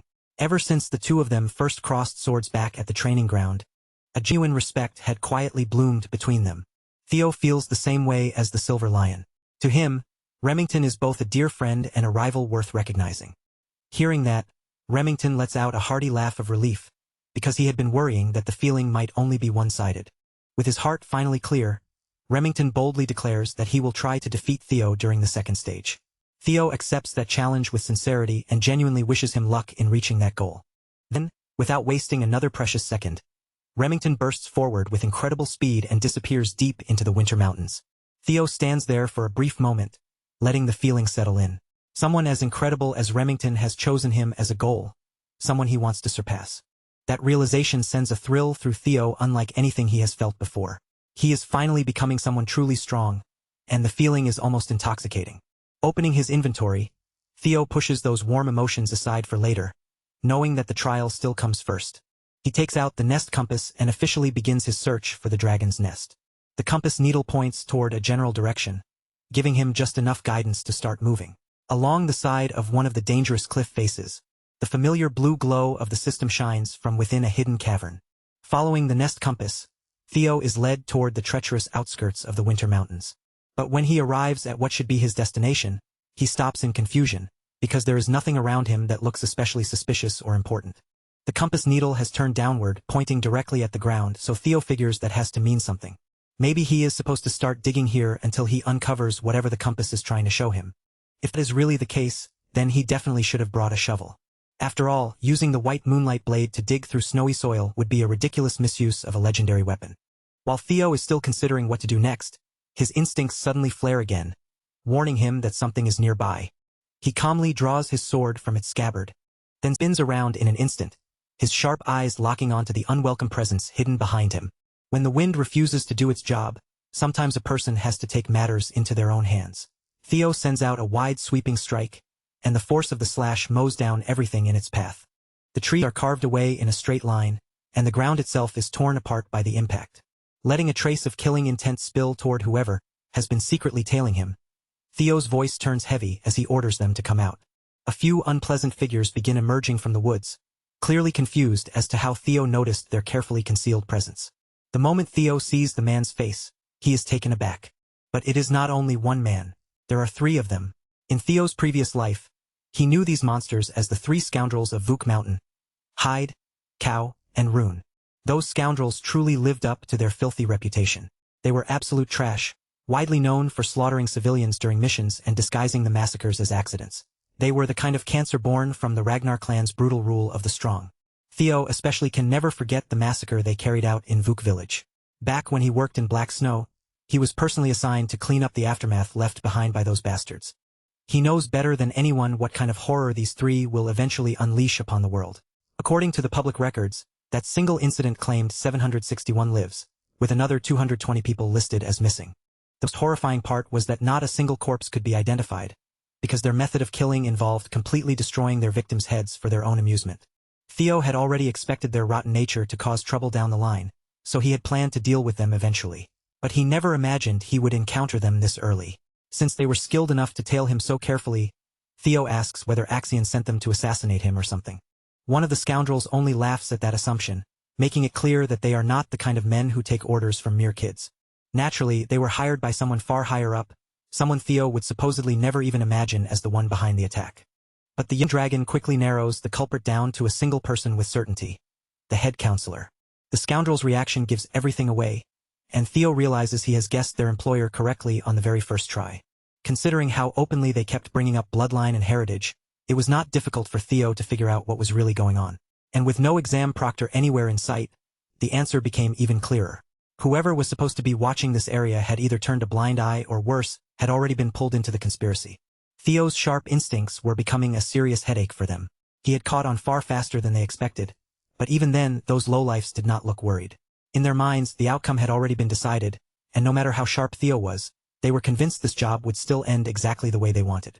The leader of the group twisted his mouth into a nasty grin and said there was nothing he enjoyed more than smashing in a handsome face like Theo's. At that point, it almost sounded less like a threat and more like he was obsessing over Theo's looks while pretending to be intimidating. But the Flash Tiger did not flinch at their words for even a second. His eyes stayed locked on the three men in front of him, calm and focused, refusing to let a single one of them slip out of his sight. Theo did not even give the loudmouthed thug the chance to keep barking his childish insults. In the next instant, his sword flashed through the air, and with the force behind his strike, the towering image of an ancient dragon seemed to rise and roar around him. The scoundrels had not even managed to step close enough to attack. Before they could close the gap, before their weapons could properly threaten him, they were already standing on the edge of death. Theo's blade moved 3 times in rapid succession, each cut clean, sharp, and perfectly controlled. With that flawless rhythm, he unleashed the technique he had just created, Triple Dragon's Claw, sending one deadly strike toward each of the 3 scoundrels. Theo was never the type to hesitate when violence became necessary. But even so, he had no desire to sink to the same level as the trash standing before him, men who reveled in cruelty as if it were something to be proud of.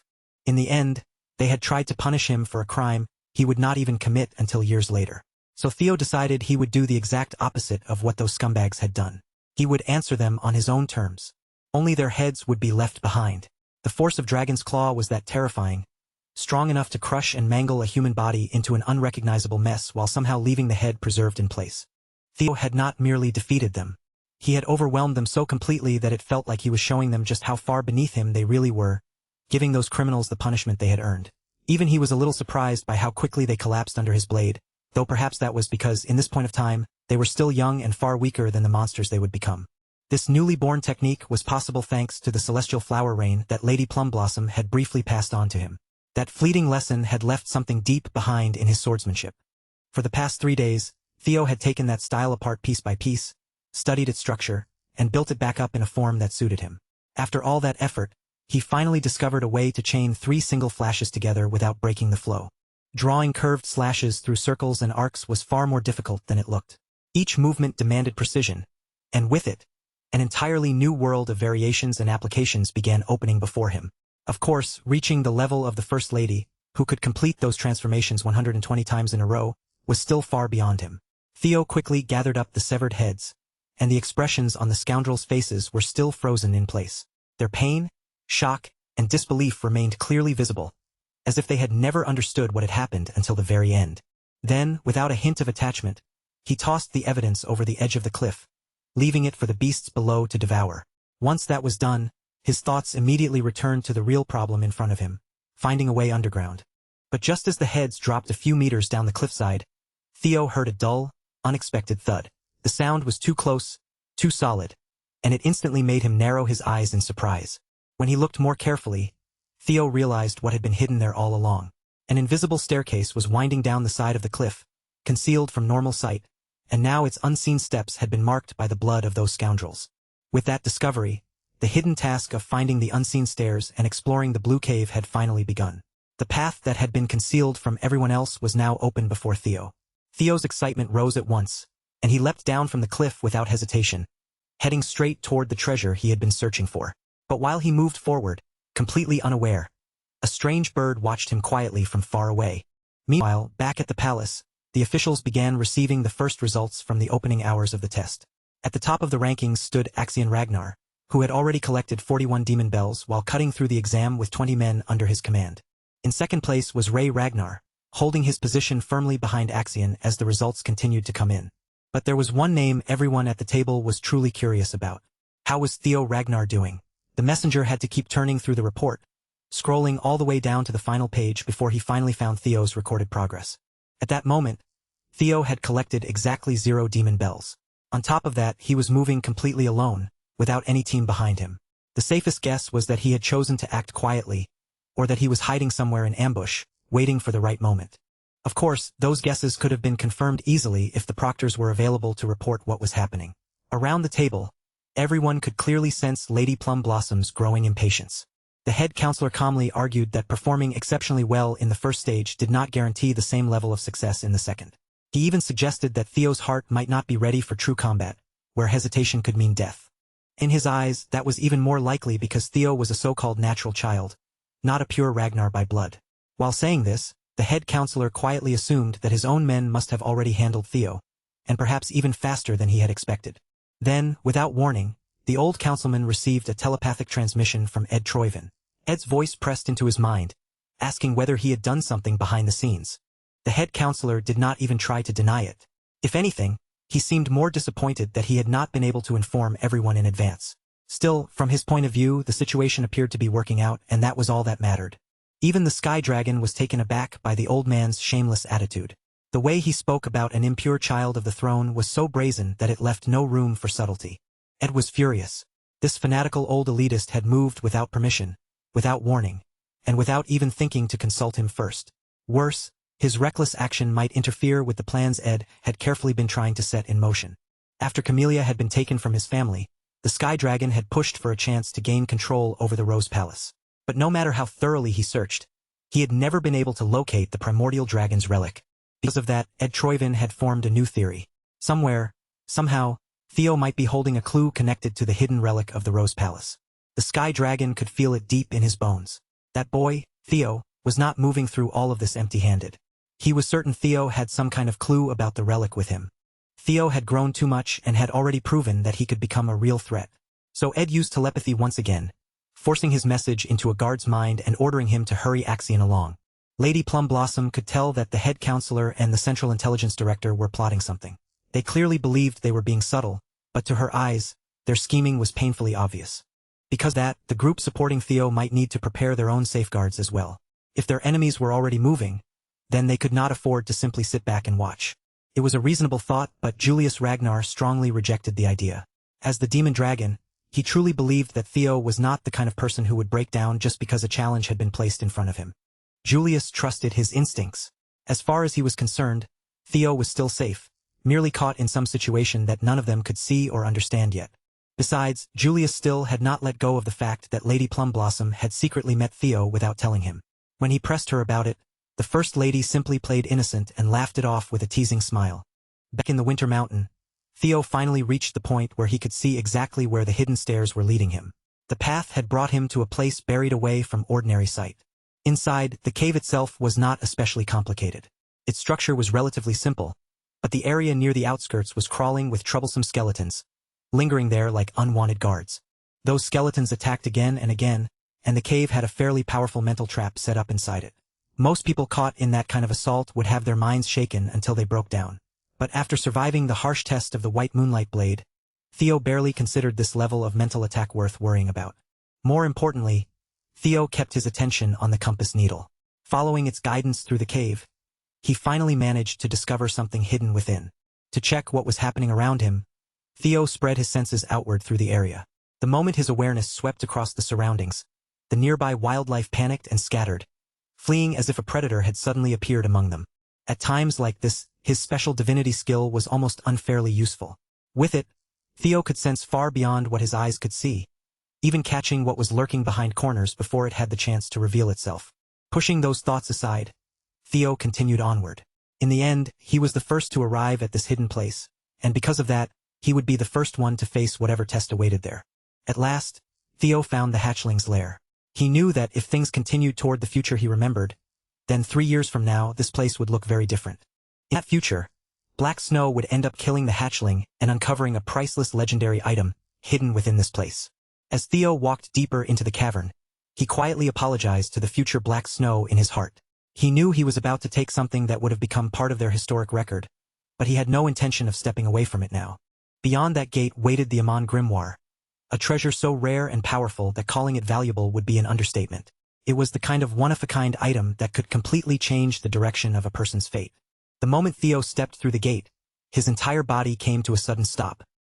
He froze where he stood, eyes widening as the overwhelming sight in front of him swallowed every thought in his head. Piled before him were literal mountains of gold, shining so brightly that the chamber seemed to glow from within. Legendary weapons, priceless gems, strange ornaments, and glittering trinkets were scattered everywhere, as if someone had gathered the wealth of whole kingdoms and simply thrown it into one place. One thing became obvious almost immediately. Whatever this place was, it was definitely not the simple nest of a hatchling. The scale, the treasure, and the atmosphere were far too grand for that. At the very center of that enormous chamber, resting on the endless sea of gold coins, lay a sleeping draconic beast, an ancient dragon using the treasure beneath it like the most extravagant bed in the entire world. When Theo looked a little more carefully, he could tell the creature was sunk deep in sleep. It showed no concern for the outside world at all, its massive body remaining still among the glittering piles of treasure.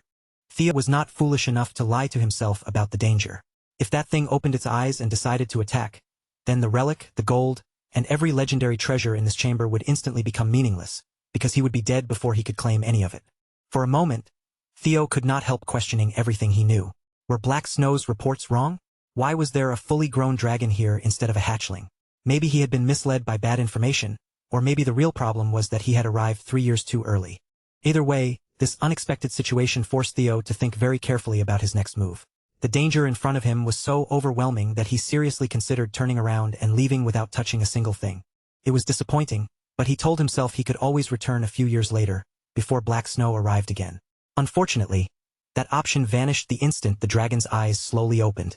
When Theo turned around, his breath caught for a moment as he realized the creature was no longer asleep. In the next instant, Theo found himself staring directly into the eyes of one of the most ancient beings in the world.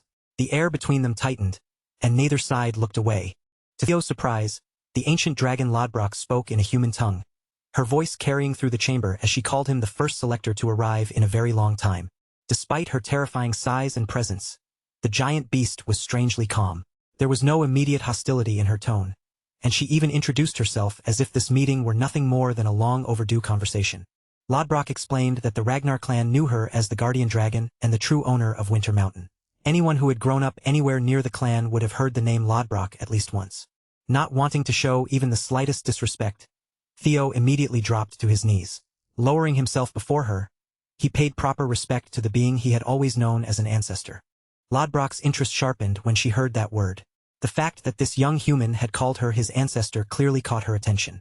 After all, Theo had been taught his entire life that the guardian dragon Lodbrok had been the companion of Sigurd, the progenitor of the Ragnar clan, and that she was also the mother of Friedreif.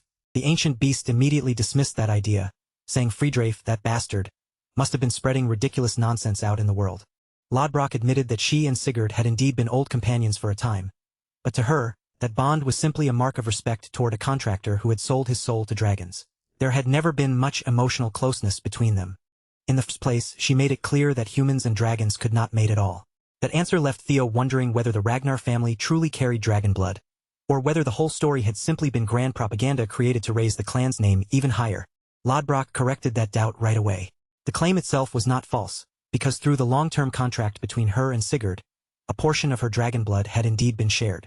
Just as Theo was about to press further and ask more about the hidden history of his family, Lodbrok cut him off, making it clear that the pleasant conversation was over. From this point on, she would fulfill her duty as the guardian dragon who watched over the selectors. According to the covenant formed at the beginning of the clan, Lodbrok would now uphold her ancient promise. Any selector who passed her test would be granted the right to ask 3 questions. Theo could finally breathe a little easier and silently thank the gods, because this no longer seemed like a situation that would be decided by battle. Since his goal was to one day stand at the very peak of the clan, understanding the hidden lore of his family was essential.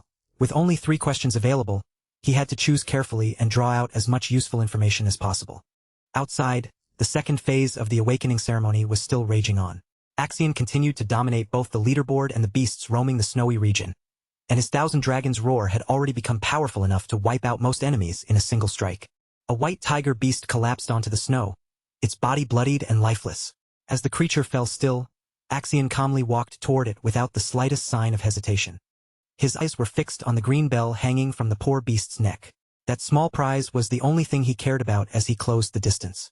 With that bell secured, Axion's confirmed kill count rose to 57. His points were piling up at a frightening speed, pushing him further ahead with every beast he slaughtered. Even so, killing monsters was never his real priority. Axion was far more eager to find Theo, but every scout he sent out kept returning with the same irritating report. Theo was nowhere to be found. One of Axion's followers, Orion Gardner, smirked as he remarked that Theo must have gotten scared now that the exam forced him to risk his life against real monsters. Orion had already decided he would cling to Axion's entourage for the entire test, no matter what happened.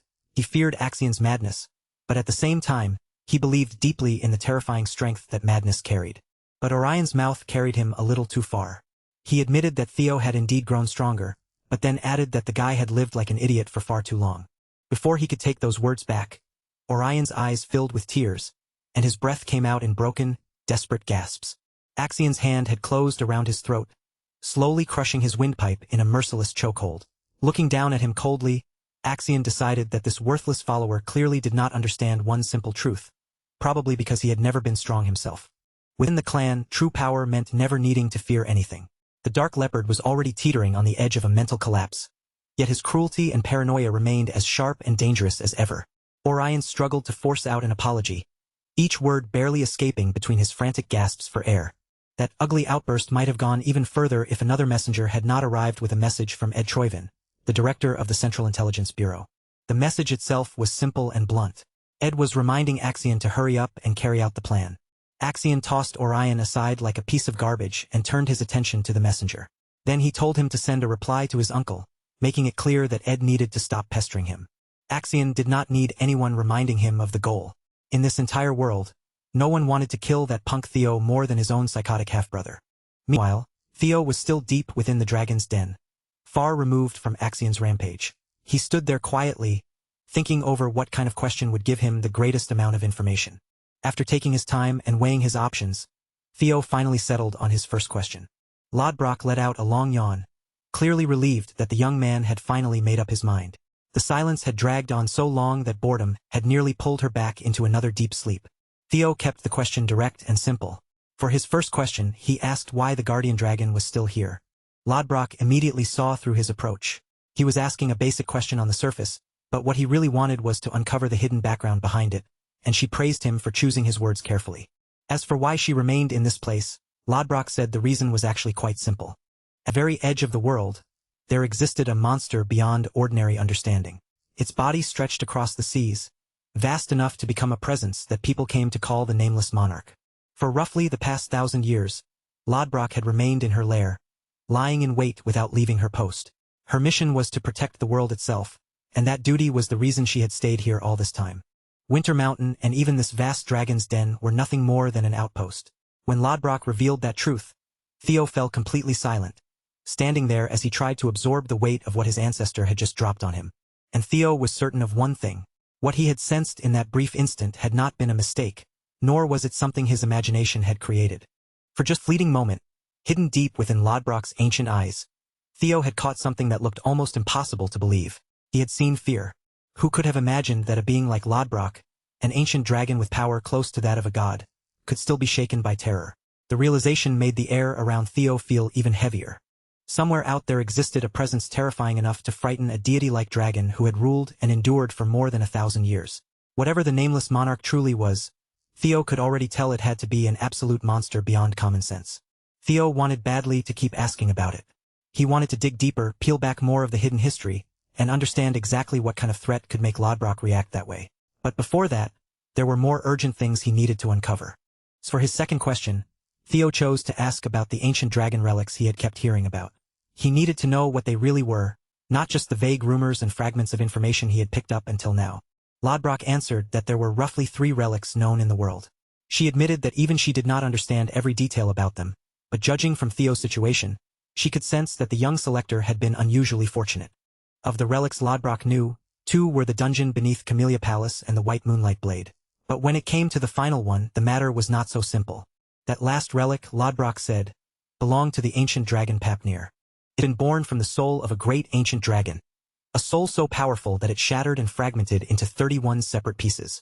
Those fragments were then given to humans with a clear purpose.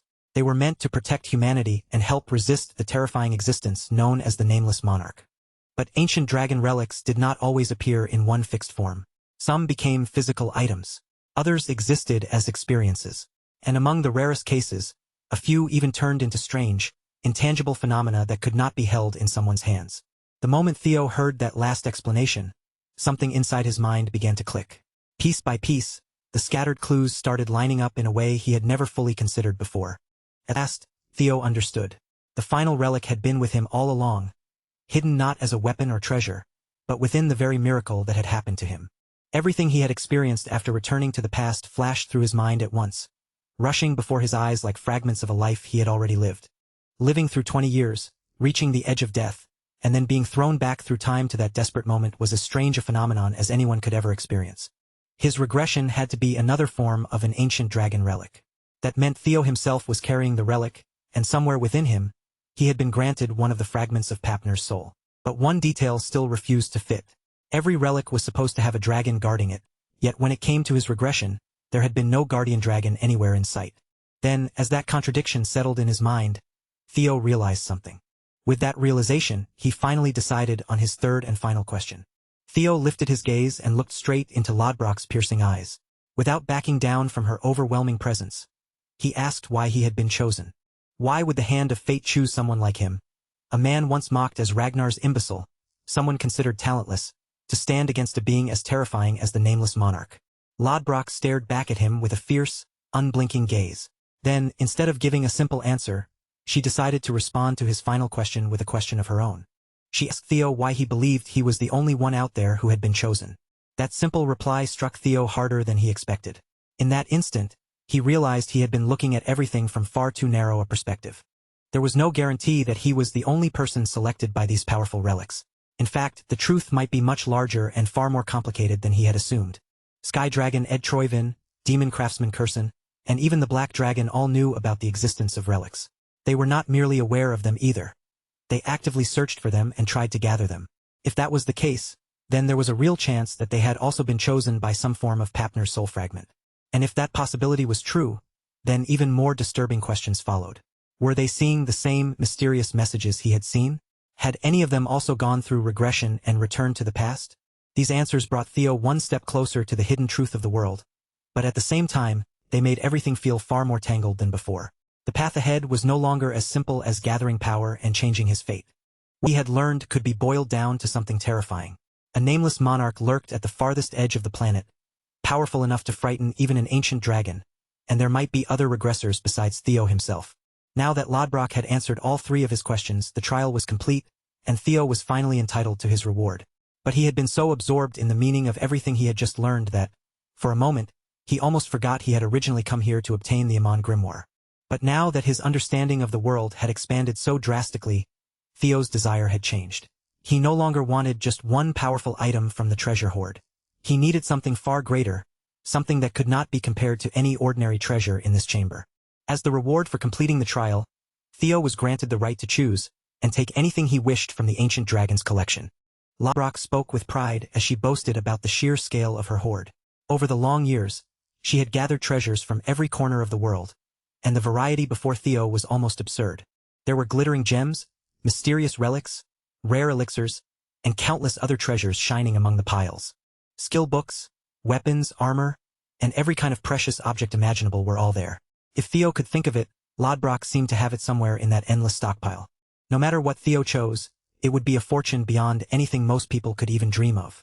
Lodbrok urged him to choose carefully, making it clear that once he named his desire, she would provide it. At that moment, Theo's lips slowly curved upward.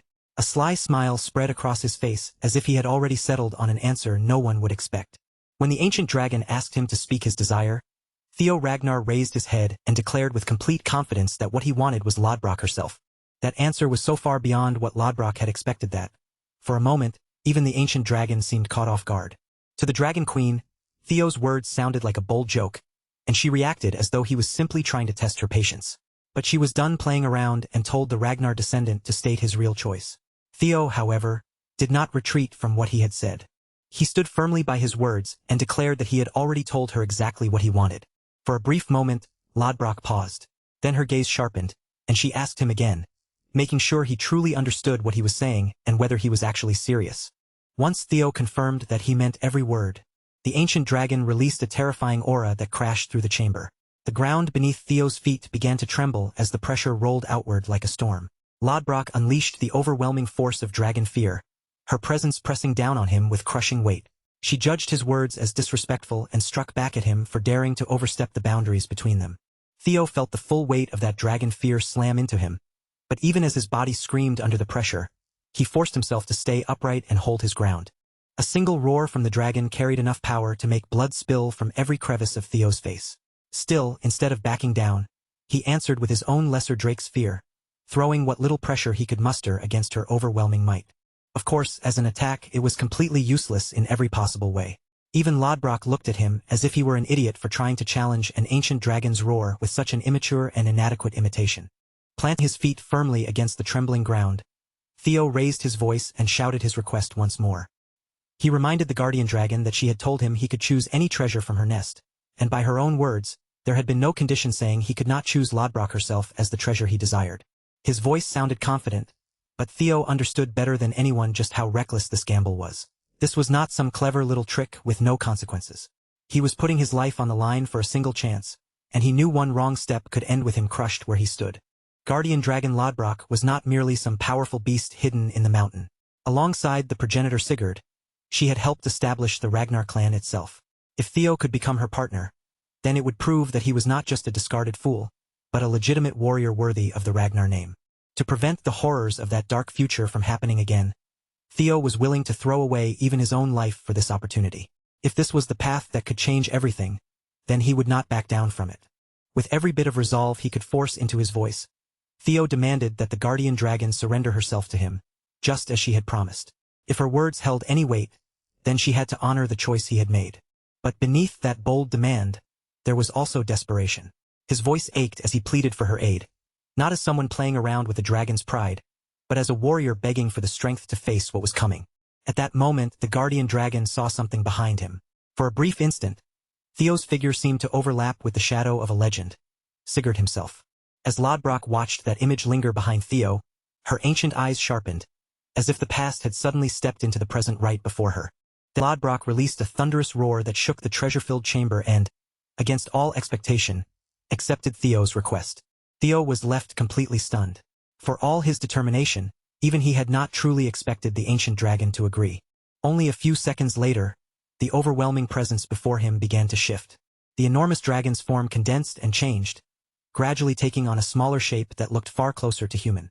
Even in that new form, her sharp golden eyes remained terrifyingly intense, staring down at Theo as if they could see straight through him. Lodbrok admitted that Theo had impressed her, and because of that, she was willing to give him a chance. She stood before him in a majestic, almost unreal beauty, carrying the dignity of an ancient dragon even in her human-like form. Several seconds, Theo could not find a single word. He simply stared, caught completely off guard by the sight of her standing there. Lodbrok quickly reminded him that she was more than 2,000 years old, so whatever ridiculous thoughts had just crossed his mind were not worth entertaining. Once Theo regained himself, he addressed the guardian dragon again. He lifted his hand and pointed toward her chest, though not for the reason some shameless minds might immediately assume. His focus was not on her appearance, but on something far more serious. He was pointing at the hollow wound left behind by a battle 50 years ago. Lodbrok had lost her heart in that fight, and from that moment onward, she had simply been waiting for death. At most, she only had about 3 years left before her life finally ran out. That was also the reason she could not leave her nest. No matter how powerful she was, her condition meant she would not be able to help Theo directly in the outside world. Because of that, Lodbrok offered him the choice one more time. She wanted to know if he still truly intended to choose her as his desired treasure, even after learning that she could not move freely and had so little time remaining. Theo simply smiled, as if the answer had never changed in the first place, and confirmed that his mind was still made up. He said he still wished to choose Lodbrok as his reward. Under any other circumstances, those words might have sounded completely outrageous, but in that moment, Theo meant them with absolute seriousness. At that instant, the selection was acknowledged, and the guardian dragon was formally chosen as Theo's reward. Lodbrok called it a foolish decision, but there was no real rejection in her voice. If anything, she seemed to think that kind of reckless choice was simply another part of what made Theo the chosen one. Theo was then granted new titles: the guardian dragon's significant other, and the descendant of the clan's progenitor. Those names carried a weight that tied him even deeper to the origins of the Ragnar clan. Theo promised that he would grow stronger and climb to heights far beyond where he stood now. He also declared that he would obtain the remaining relics of the primordial dragon Fafnir. A soul link was then established between the guardian dragon and the warrior, binding Theo and Lodbrok together in a way that went far beyond a simple reward. Through that connection, Theo promised that he would search for something capable of replacing Lodbrok's lost heart. After all, among the relics of an all-powerful primordial dragon, Theo believed there had to be at least one miracle powerful enough to save her. As a result of completing the trial and forming that bond, Theo also gained experience and leveled up, feeling the change settle into him. To Theo, doing at least that much was only natural if he was going to carry the title of the guardian dragon's significant other. Lodbrok answered him with a faint smirk, saying she looked forward to being in the care of her new partner. Still, Lodbrok reminded him that she could not leave her domain for now. Until she entered hibernation, Theo would have to find his own way forward and solve the problems waiting outside without relying on her direct strength. Then she added that she had something else for him. What appeared before Theo was an ancient book, old and heavy with a presence that immediately felt anything but ordinary. Lodbrok explained that for a true soul to synchronize properly with her, Theo would need to read that artifact and awaken his mind gate. In her estimation, he should be able to accomplish it within about a month, and she advised him not to rush, but to take his time while studying through it. Then Theo was informed that he had received an additional reward. The reward was a grimoire called Amon. As Theo inspected its properties, he was genuinely impressed to discover that it contained magical principles reaching all the way back to the beginning of time. It was a special book overflowing with knowledge about the universe itself, and he was relieved that he had managed to get his hands on something this valuable. But what truly bothered him was the amount of time Lodbrok had just mentioned. Theo asked what she meant by 1 month, and the guardian dragon explained that awakening a person's mind gate usually required that much time. Then she asked whether he had something more important keeping him occupied. Theo answered with frustration that he still had to deal with the second stage of the awakening ceremony, which was taking place at that very moment. The problem was that the exam lasted only 15 days in total, and he had less than half a month left to sort everything out. Because of that, He wanted to wait until the exam was over before beginning the process. Lodbrok quietly looked him over, her gaze narrowing as if she had already decided how she was going to respond. She admitted that, technically, what Theo suggested was possible. Unfortunately for him, she had no intention of allowing it. After all, Lodbrok had no desire to let him run away so quickly after choosing her. For Theo's sake, she wanted him to open his mind gate before the second stage ended. Until that happened, Lodbrok made it clear that she would keep him there. Her words were calm, but the threat behind them was cold enough to send a chill through the air. With 13 days remaining until the exam concluded, Theo had roughly a little over 300 hours to make it work. To understand how this situation connected to the trial outside, things needed to rewind a little. 3 days before the second stage officially began, Axian's uncle had explained the details behind how the totems created safe zones against fiends. The key lay in the fiend-summoning marble placed inside each totem. That marble was a small sphere filled with amplified fiend energy. Because of the energy stored within it, other fiends were repelled, keeping the surrounding area protected from their approach. With a sharp squeeze, he crushes the marble in his hand, letting everyone see exactly what kind of disaster that tiny object is capable of causing. The moment the marble breaks apart, a fiend monster bursts free without any delay, proving that a summoning can happen instantly, no matter where someone is or what time it is. Before long, several fiends are already gathering around the man, making it painfully clear just how useful and dangerous those summoning marbles really are. Then, without hesitation, he uses his dragon spirit to crush the marbles one after another. He explains that the entire purpose of the second stage exam is to take down fiends and earn points through those kills. In other words, if Theo wants to raise his score, his only real path is to hunt down the fiends that have been released for him. Axian begins to understand the larger shape of his uncle's scheme, realizing that the marbles are meant to lure Theo straight into a carefully prepared trap. But his uncle quickly reminds him that this is only one part of the plan. They are not simply trying to kill Theo through some cheap baiting tactic, because they still need more clues about the relics of the Rose Palace. And since Axian's hatred for Taegai has already twisted into something obsessive, he wants to torture Theo personally and drag the information out of him by force. However, his uncle cuts through that arrogance with a calm but cutting reminder, the kind of remark meant to bring Axian back down to earth. He makes it clear that Axian and Theo are not separated by some overwhelming gap in strength. So no matter how much Axian imagines himself controlling the situation, things are not going to unfold exactly the way he wants. At the same time, Theo's actions reveal that he has a compassionate side, and that weakness can be turned against him. Axian's uncle suggests using the dropouts who gathered at the 4th training ground as the perfect bait for the job. In his eyes, taking them hostage would make it far easier to pressure Theo and force him to reveal what he knows about the artifact. Since this method avoids a direct clash of strength, Axian is clearly irritated, but in the end, he still accepts the plan. The story then moves forward to the present, where the plan is finally being put into motion. The Dark Leopard thinks back on how Theo stunned everyone by staying completely hidden until the final stretch of the exam, especially with only 12 hours remaining before the second stage came to an end. The Ragnar prodigy had already taken first place with an astonishing score of 860 points. Even so, the Dark Leopard cannot help feeling that it would be a shame if their entire scheme collapsed after coming this far. One of his men wonders if the scoundrels from the council may have reached Theo before them, since that seems like the most reasonable explanation for why he vanished so completely. Felix Ragnar, who is currently sitting in 7th place, steps in and shares what he has noticed. But Axian immediately snaps back at him. He coldly says that Felix's so-called observation is dangerously close to complete stupidity. Then he twists the knife even deeper, reminding Felix exactly why Lady Plum Blossom chose to take an interest in Theo instead of him.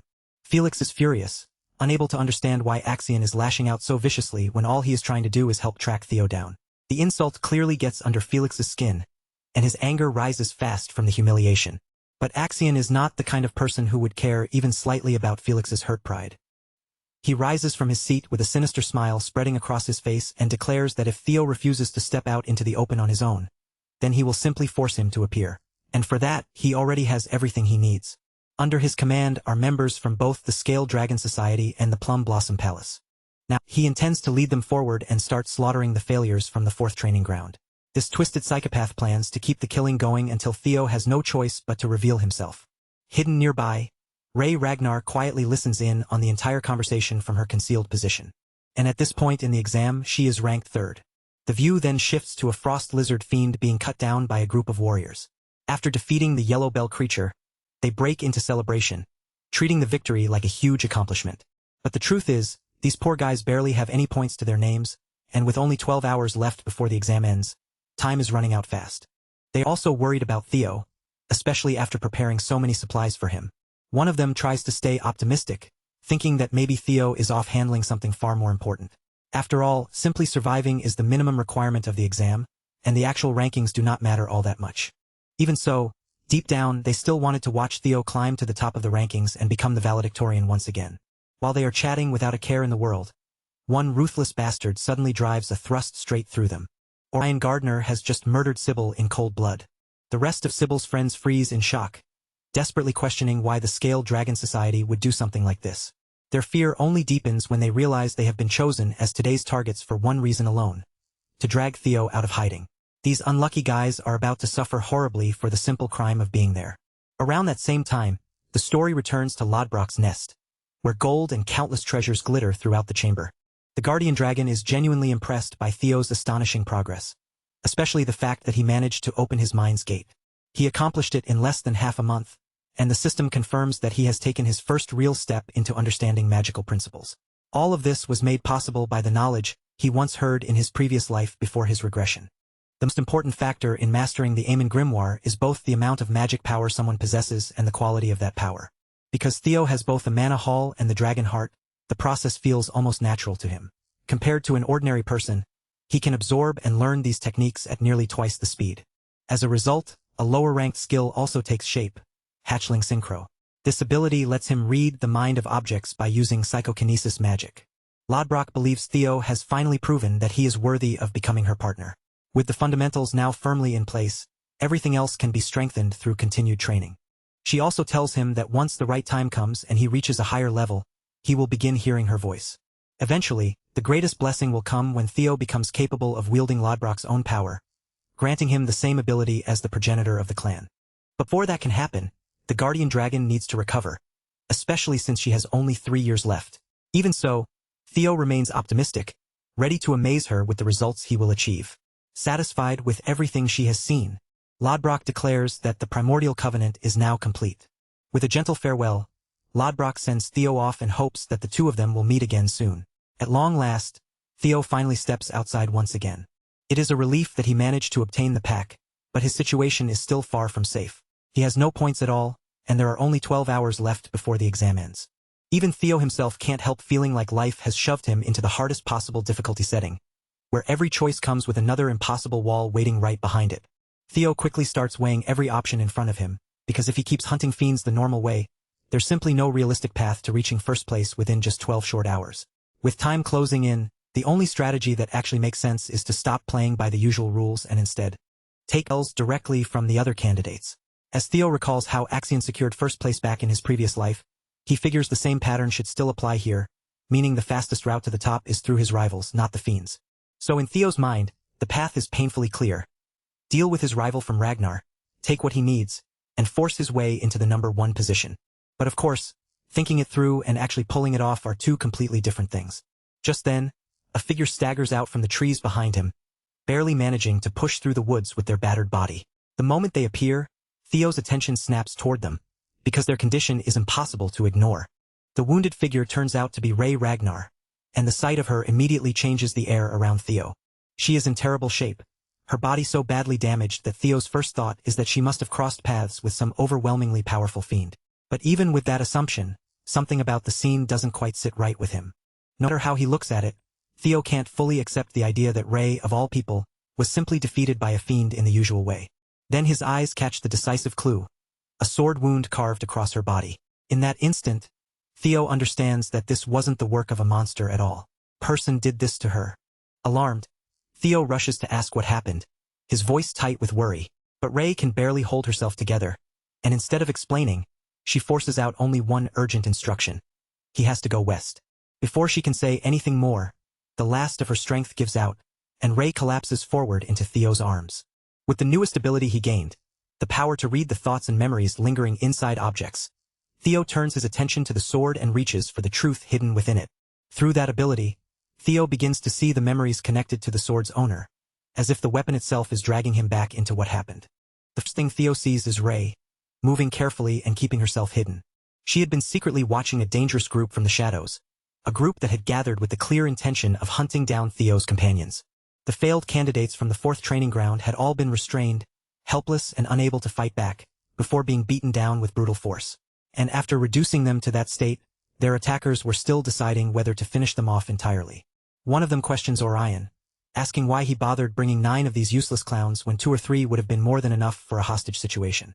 But just before these lunatics can take the lives of innocent people, Rei steps forward with courage, revealing herself from hiding and standing openly before Axion. The Dark Leopard reminds Axion that this is supposed to be a personal matter, making it clear that she has no intention of stepping in or interfering with what happens next. But Rei refuses to stand by and let this madness continue. Even knowing the danger in front of her, she draws herself up and prepares to fight Axion head-on. Axion looks disappointed, as if Rei's decision itself offends him. Believing that Theo has swayed her to his side, he readies himself to cut her down. Their battle erupts in an instant, breaking into chaos almost the moment both of them move. Steel clashes with violent force as the two exchange a powerful opening blow, the impact making it clear that neither side is holding back. But when the exchange reaches its end, Rei is the one left grievously injured, struck by a savage slash that leaves her barely able to survive. After that point, the rest of the memories refuse to open. Theo's skill level is still too low, leaving everything beyond that moment sealed away from him. Theo is left burning with anger and confusion, unable to understand why Axion would go so far as to capture his allies just to drag him into this. Rei, meanwhile, is stunned that Theo somehow uncovered the truth without her explaining a single detail. Desperate for the rest of the answer, Theo presses her, begging her to tell him what Axion is really after. Still hovering on the edge of collapse, Rei manages to explain that Axion's objective had been Theo from the very beginning. Capturing him was always the real goal. But because Theo couldn't be found anywhere, Axion changed his approach and decided to force him out by taking his friends hostage. Those words strike Theo right where it hurts, and his fury surges to the surface. He realizes that the enemies who tormented him in his previous life have no intention of backing down in this one either. The difference is that this time, Theo is no longer the same helpless person he once was. With his voice sharpened by anger, he demands to know exactly where Axion is and what he intends to do. At that same time, one of Axion's henchmen reports Theo's location at the northern cliffside. The news catches Axion off guard, making his attention snap toward the information. But his men are confident in what they've found. Since Theo has already come into contact with Rei Ragnar, they believe there's no doubt he will be heading their way soon. The thought of finally being able to cut Theo down fills Axion with twisted delight, and an evil grin spreads across his face as he waits for Theo's arrival. However, Axion is quickly reminded that there is no need for him to face Theo in a fair one-on-one battle. After all, his true priority is not personal revenge in that moment, but gathering clues connected to the relics. Theo can be handled by Axion's men instead, leaving Axion free to focus on the objective that matters most to their plan. In the meantime, they want Axion to activate the summoning marbles, using them to stir up chaos and create a major distraction throughout the surrounding area. Axion accepts the plan without hesitation, making it clear that he is more than willing to go along with it. Back with Rei, she clings to what little strength she has and begs Theo not to go after them. She warns him that even the Central Intelligence Proctors are involved in this enormous scheme designed to bring him down. To Rei, this is far beyond what Theo should be trying to face with his current strength, no matter how determined he is. She tells him the exam has already stopped being a proper test and has turned into a slaughterhouse, a battlefield arranged specifically to kill him. That is why charging in alone would be the most dangerous choice he could make, and why she insists he should seek help from the proctors instead. Even after hearing that, Theo knows there simply isn't enough time to take the safer route. He is genuinely grateful for what Rei risked and what she did for him.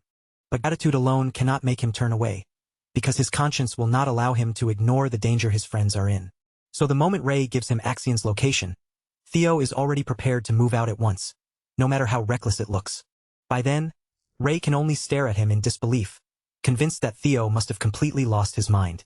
The risk is far too high, and from where she stands, death is practically waiting for him if he goes there. She urges him to choose the safer path this time, even if it means holding back. But Theo snaps back, his emotions finally breaking through, and declares that he has no intention of losing the people precious to him for a second time. After all, they promised they would survive the second stage together, and Theo refuses to let that promise end here. Rei quietly speaks of the cruel fate that always seems to follow the Ragnars, reminding Theo that for people like them, sacrifice has never been something unusual. In their world, giving something up has always been treated as an unavoidable choice. But Theo immediately pushes back, throwing her own actions right back at her. He points out that she herself couldn't stay silent when Axion's cruelty was unfolding right in front of her, because deep down, even Rei couldn't just stand there and watch that terror continue. No matter how dangerous it was, her body moved before she could pretend it had nothing to do with her. That moment drags Theo back into the memories of his first life, where everything he ever knew was swallowed by flames and torn apart before his eyes. And all of it happened because he had been powerless, trapped inside a clan that was supposed to raise only the strongest, while he remained too weak to protect anything. Theo has had enough of being the one who always loses people, enough of being pushed around and manipulated like some fool dancing on strings. With every painful memory pressing down on him, he makes it clear that he refuses to repeat the same mistakes that destroyed him once before. That anger and resolve burn together inside him, hardening his expression and tightening his voice. Theo demands that Ray tell him where Axion is, because this time, he has no intention of backing away. Meanwhile, the focus shifts over to Remington Narcio, away from Theo's urgent confrontation. Remington has just stumbled across something that immediately puts him on edge. Scattered on the ground are the abandoned supplies that Sybil had dropped behind. They are not just Sybil's belongings either. The supplies clearly belong to the rest of Theo's friends as well. The blood staining the area tells Remington everything he needs to know. Something terrible has happened here, and it happened recently. His gaze lifts from the bloodied supplies, and he turns toward the two warriors standing some distance away, ready to confront them. One of them is Hulkus Lanka, the candidate currently holding 5th place in the rankings. Beside him stands Erica Lanka, ranked even higher in 4th place, her presence making the situation feel even more dangerous. And then it becomes clear where Remington Narcio himself stands, right behind Axion, holding the position of 2nd place. Back on Theo's side, there is no time to slow down, because he is already locked in combat with the snow fiend blocking his path. The creature launches its first attacks at him, but Theo slips past them with sharp, practiced movements, refusing to waste even a second. Then, the moment an opening appears, he ends the fight almost immediately with a single decisive move. He does not linger over the victory, because there are far more urgent matters pulling him forward. Theo rushes in the direction of Axion, desperately hoping that at least some of his friends are still alive and holding on. He understands one thing clearly. Ed is manipulating Axion's emotions, using him in a way that will allow Theo to be eliminated without causing too much outrage from the clan. And there is also the disturbing fact that the Intelligence Bureau proctors are standing on Axion's side. To Theo, that alone is the clearest proof he needs that this entire situation has been arranged against him. As more creatures come at him, Theo tears through them with his triple dragon's claw strike, while thinking that the proctors sent to kill him will probably keep Axion from losing control too soon. Even so, Theo keeps pushing for speed above everything else, because he knows Axion's temper better than most. Axion is easy to provoke, and once his emotions flare, he acts before thinking. Theo launches himself into the air toward another fiend, preparing an aerial strike while considering how he might use that impulsive nature to turn Axion's own weakness against him. His sword drives straight into the creature's head with brutal precision. A rush of blood bursts out from the wound, spilling across the snow as the monster collapses beneath him. Elsewhere, Ray slowly gathers her thoughts, her mind drifting back to Theo. Even after all these years, she remembers that he has never truly changed from the boy he used to be.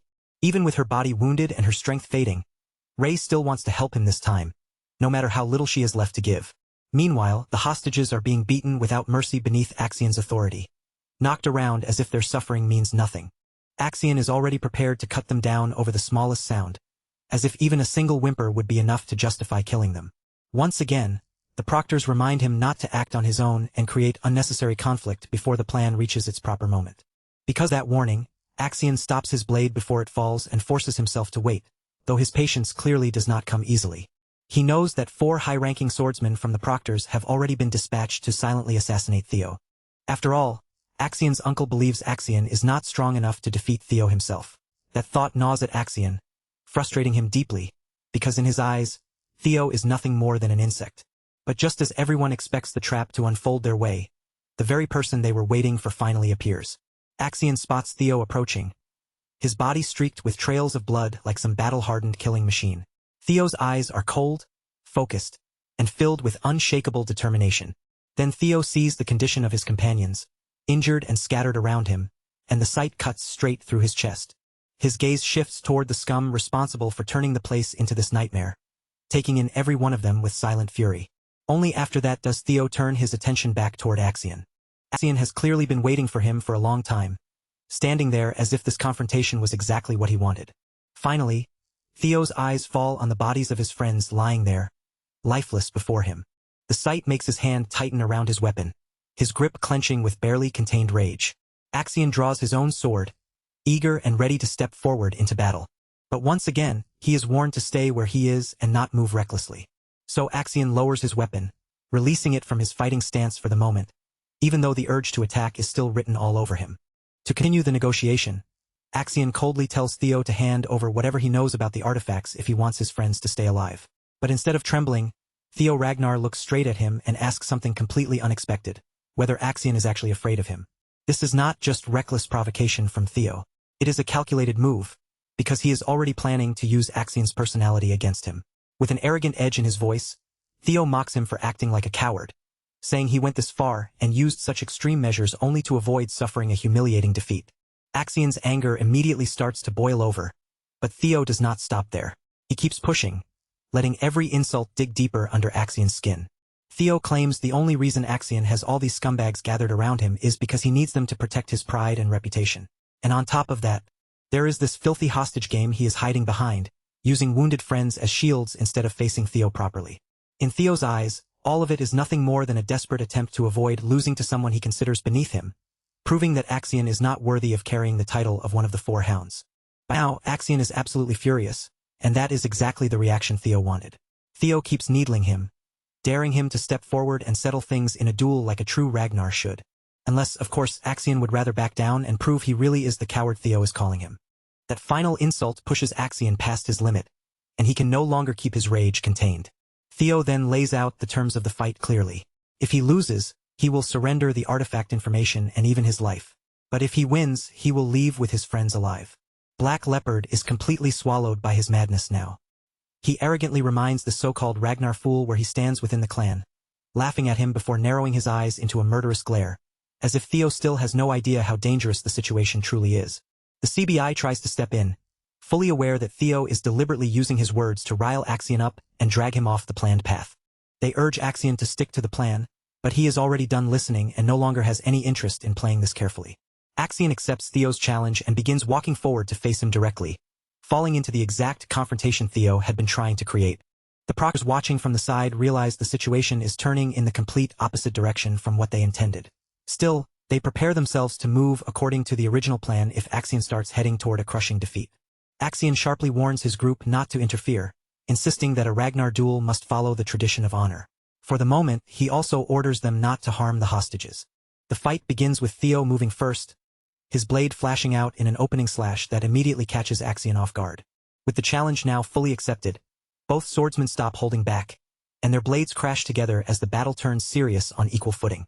Axion talks down to Theo even as he presses forward, shifting into heavy attacks meant to crush his opponent through sheer force. He wants to make Theo understand the difference between them, so he releases the Heaven Dragon shout, sending out a fierce, roaring attack packed with overwhelming power. Force of that attack is so intense that even Theo feels the danger to his life, his instincts warning him that one wrong move could be fatal. In response, Theo draws in his strength and prepares a charged slash of his own, refusing to back away from the incoming force. Then he answers Axion head-on with the triple dragon's claw. Theo's strike tears through Axion's attack and severs it apart, leaving Axion visibly stunned by what just happened. Standing in front of him now is not some helpless opponent, but a confident man capable of challenging even the strongest attacks Axion can throw out. Theo throws the insult right back at him, asking whether Axion is really in any position to lecture him about strength when this is the best he can do.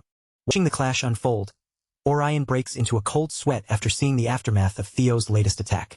At first, he doubted Theo's abilities completely, but now even he is starting to recognize the real power hidden inside the so-called imbecile. The atmosphere grows heavier, because the fight is no longer one-sided. For the first time, it looks like Axion might actually lose. Worried about his own survival, Orion starts wondering whether he should switch sides while he still has a chance.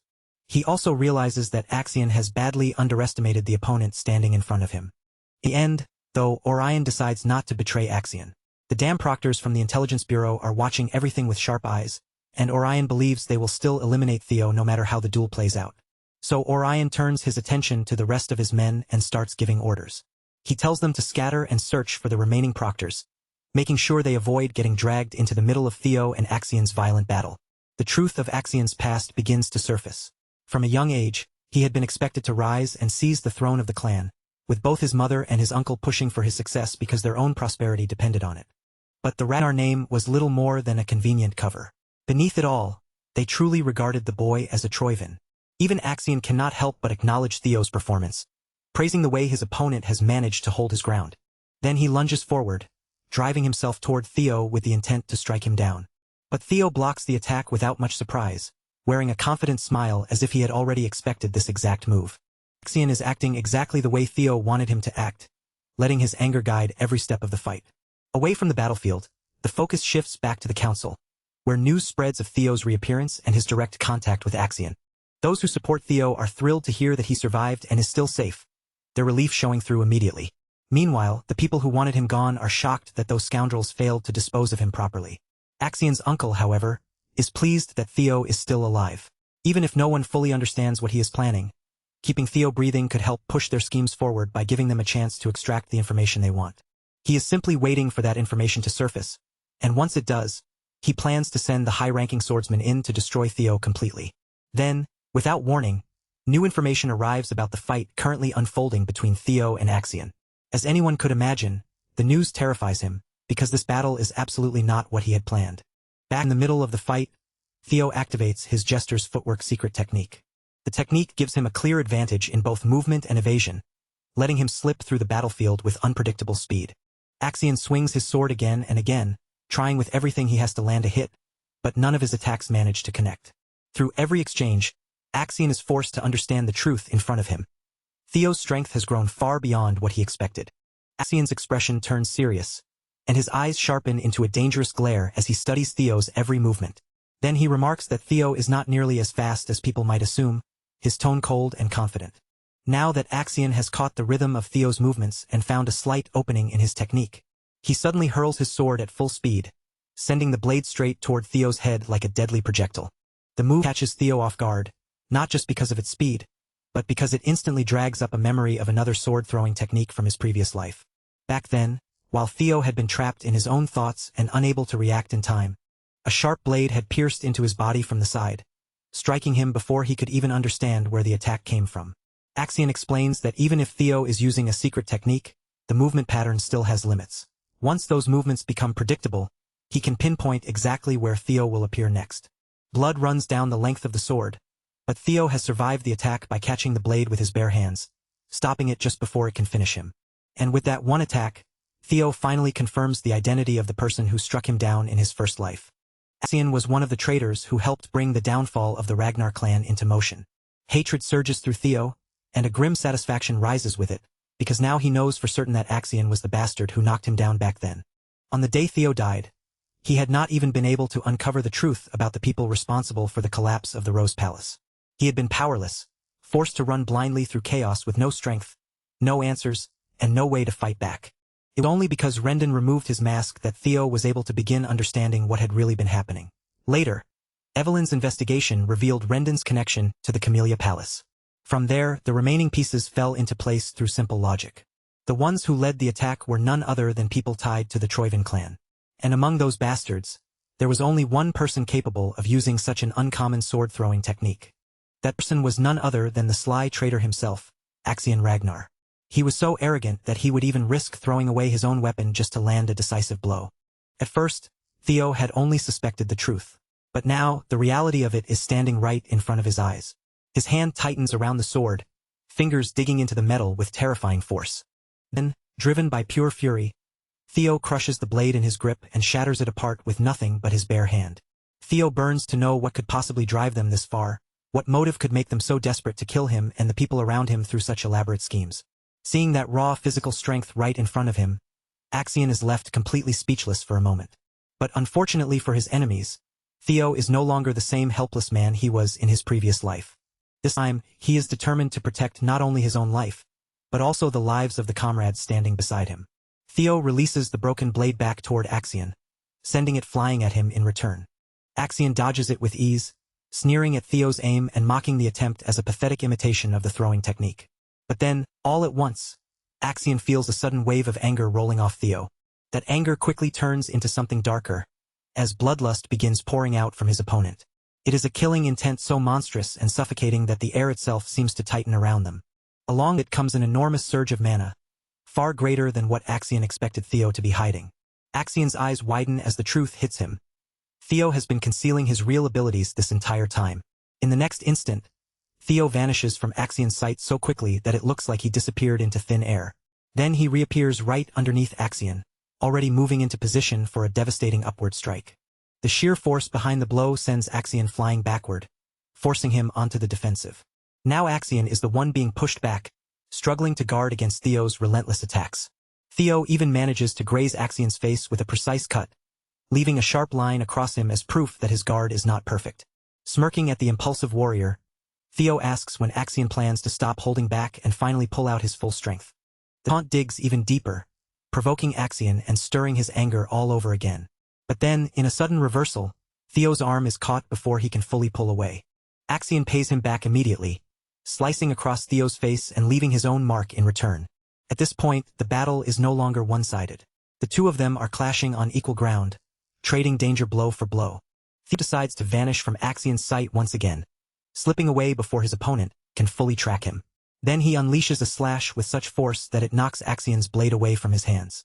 For a brief moment, Axion is left completely open, with nothing to shield him from Theo's next attack. Theo questions his opponent one last time as he draws his blade back, preparing to drive it straight into Axion's stomach. The finishing blow is about to land, and at this distance even Axion has no way to dodge it. Meanwhile, on Remington's side, he studies the blood trails closely and realizes they were made by an injured body being dragged across the ground. The first person who comes to Remington's mind is Axion, even though that answer feels strange. After all, with first place already secured, there should be no reason for Axion to act this recklessly. Still, Remington pieces the situation together with sharp intuition, realizing that their real plan must be to hunt Theo down during the second stage of the exam. Hulkus is furious, disgusted that Axion would go this far and choose such a cowardly method. Erica, however, does not look surprised at all. She calmly says that in the clan's awakening ceremony, schemes like this are exactly the kind of thing they should have expected from the beginning. Remington already understands that part very well. And because he understands it, he admits that this is exactly why he despises the Ragnar way of doing things. To him, they blindly worship raw strength, then use that belief as an excuse to cross every line they should never touch. Erica's expression sharpens at that, and she warns Remington to watch what he says before his mouth gets him into trouble. But Remington does not care about offending her right now.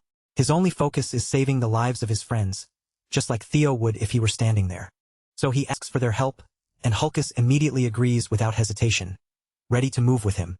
Erica, on the other hand, shows no interest at all. She turns away coldly, saying she only came because she wanted to meet Theo, and since he is nowhere to be found, she has no reason to waste her time saving weak men. Her brother can only stare at her in disbelief, asking if she really has to be that much of a heartless jerk about it. Remington understands that Erica is still curious about Theo, so he uses that interest to persuade her. He tells her that helping him now may benefit her in the long run if she truly wants to meet Theo later. With that, the three warriors set off together, moving quickly to uncover where the hostages are being held. As they hurry forward, Remington can only hope that the others are still safe and alive by the time they arrive. But before they can get much farther, a group of men suddenly blocks their path. The warriors of the Scaled Dragon Society step out to confront them without warning, making the betrayal painfully obvious. Orion looks irritated as he mocks the white-haired punk for running off to Theo's side and now surrounding himself with a bunch of muscle-brained fighters. Hulkus is instantly offended by that insult, while Remington keeps his voice steady and warns Orion to make the smarter choice by stepping aside. But Orion clearly has no intention of moving, acting like he is eager for a fight and ready to bring the trouble straight to them. With no peaceful option left in front of him, Remington draws his blade, making it clear that they are done talking. Then all three of them launch forward at once, charging into battle to crush the Scaled Dragon Society blocking their way. At the same time, the focus shifts back to the hostages. One of them has managed to grab the shattered blade that Theo threw during the fight, and it becomes clear that Theo had never thrown that broken blade to attack Axion in the first place. His real goal was to make it land right beside the hostage.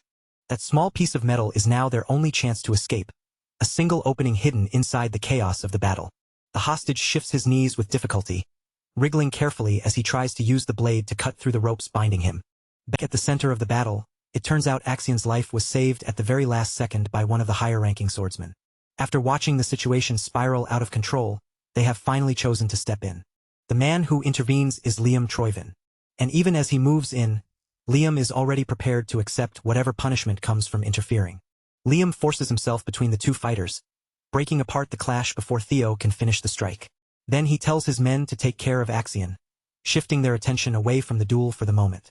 Liam immediately launches an aggressive assault on Theo, while the other proctors praise the young master for holding his own in such a dangerous fight.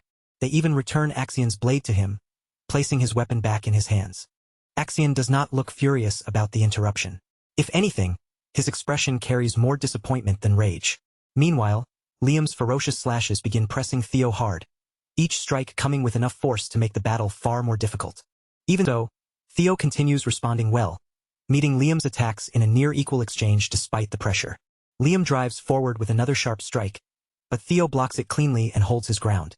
From just that short exchange, the high-ranking swordsman becomes genuinely impressed by Theo's defense against both Axion and himself. Still, it is obvious that Theo cannot match Liam's sword skill head-on.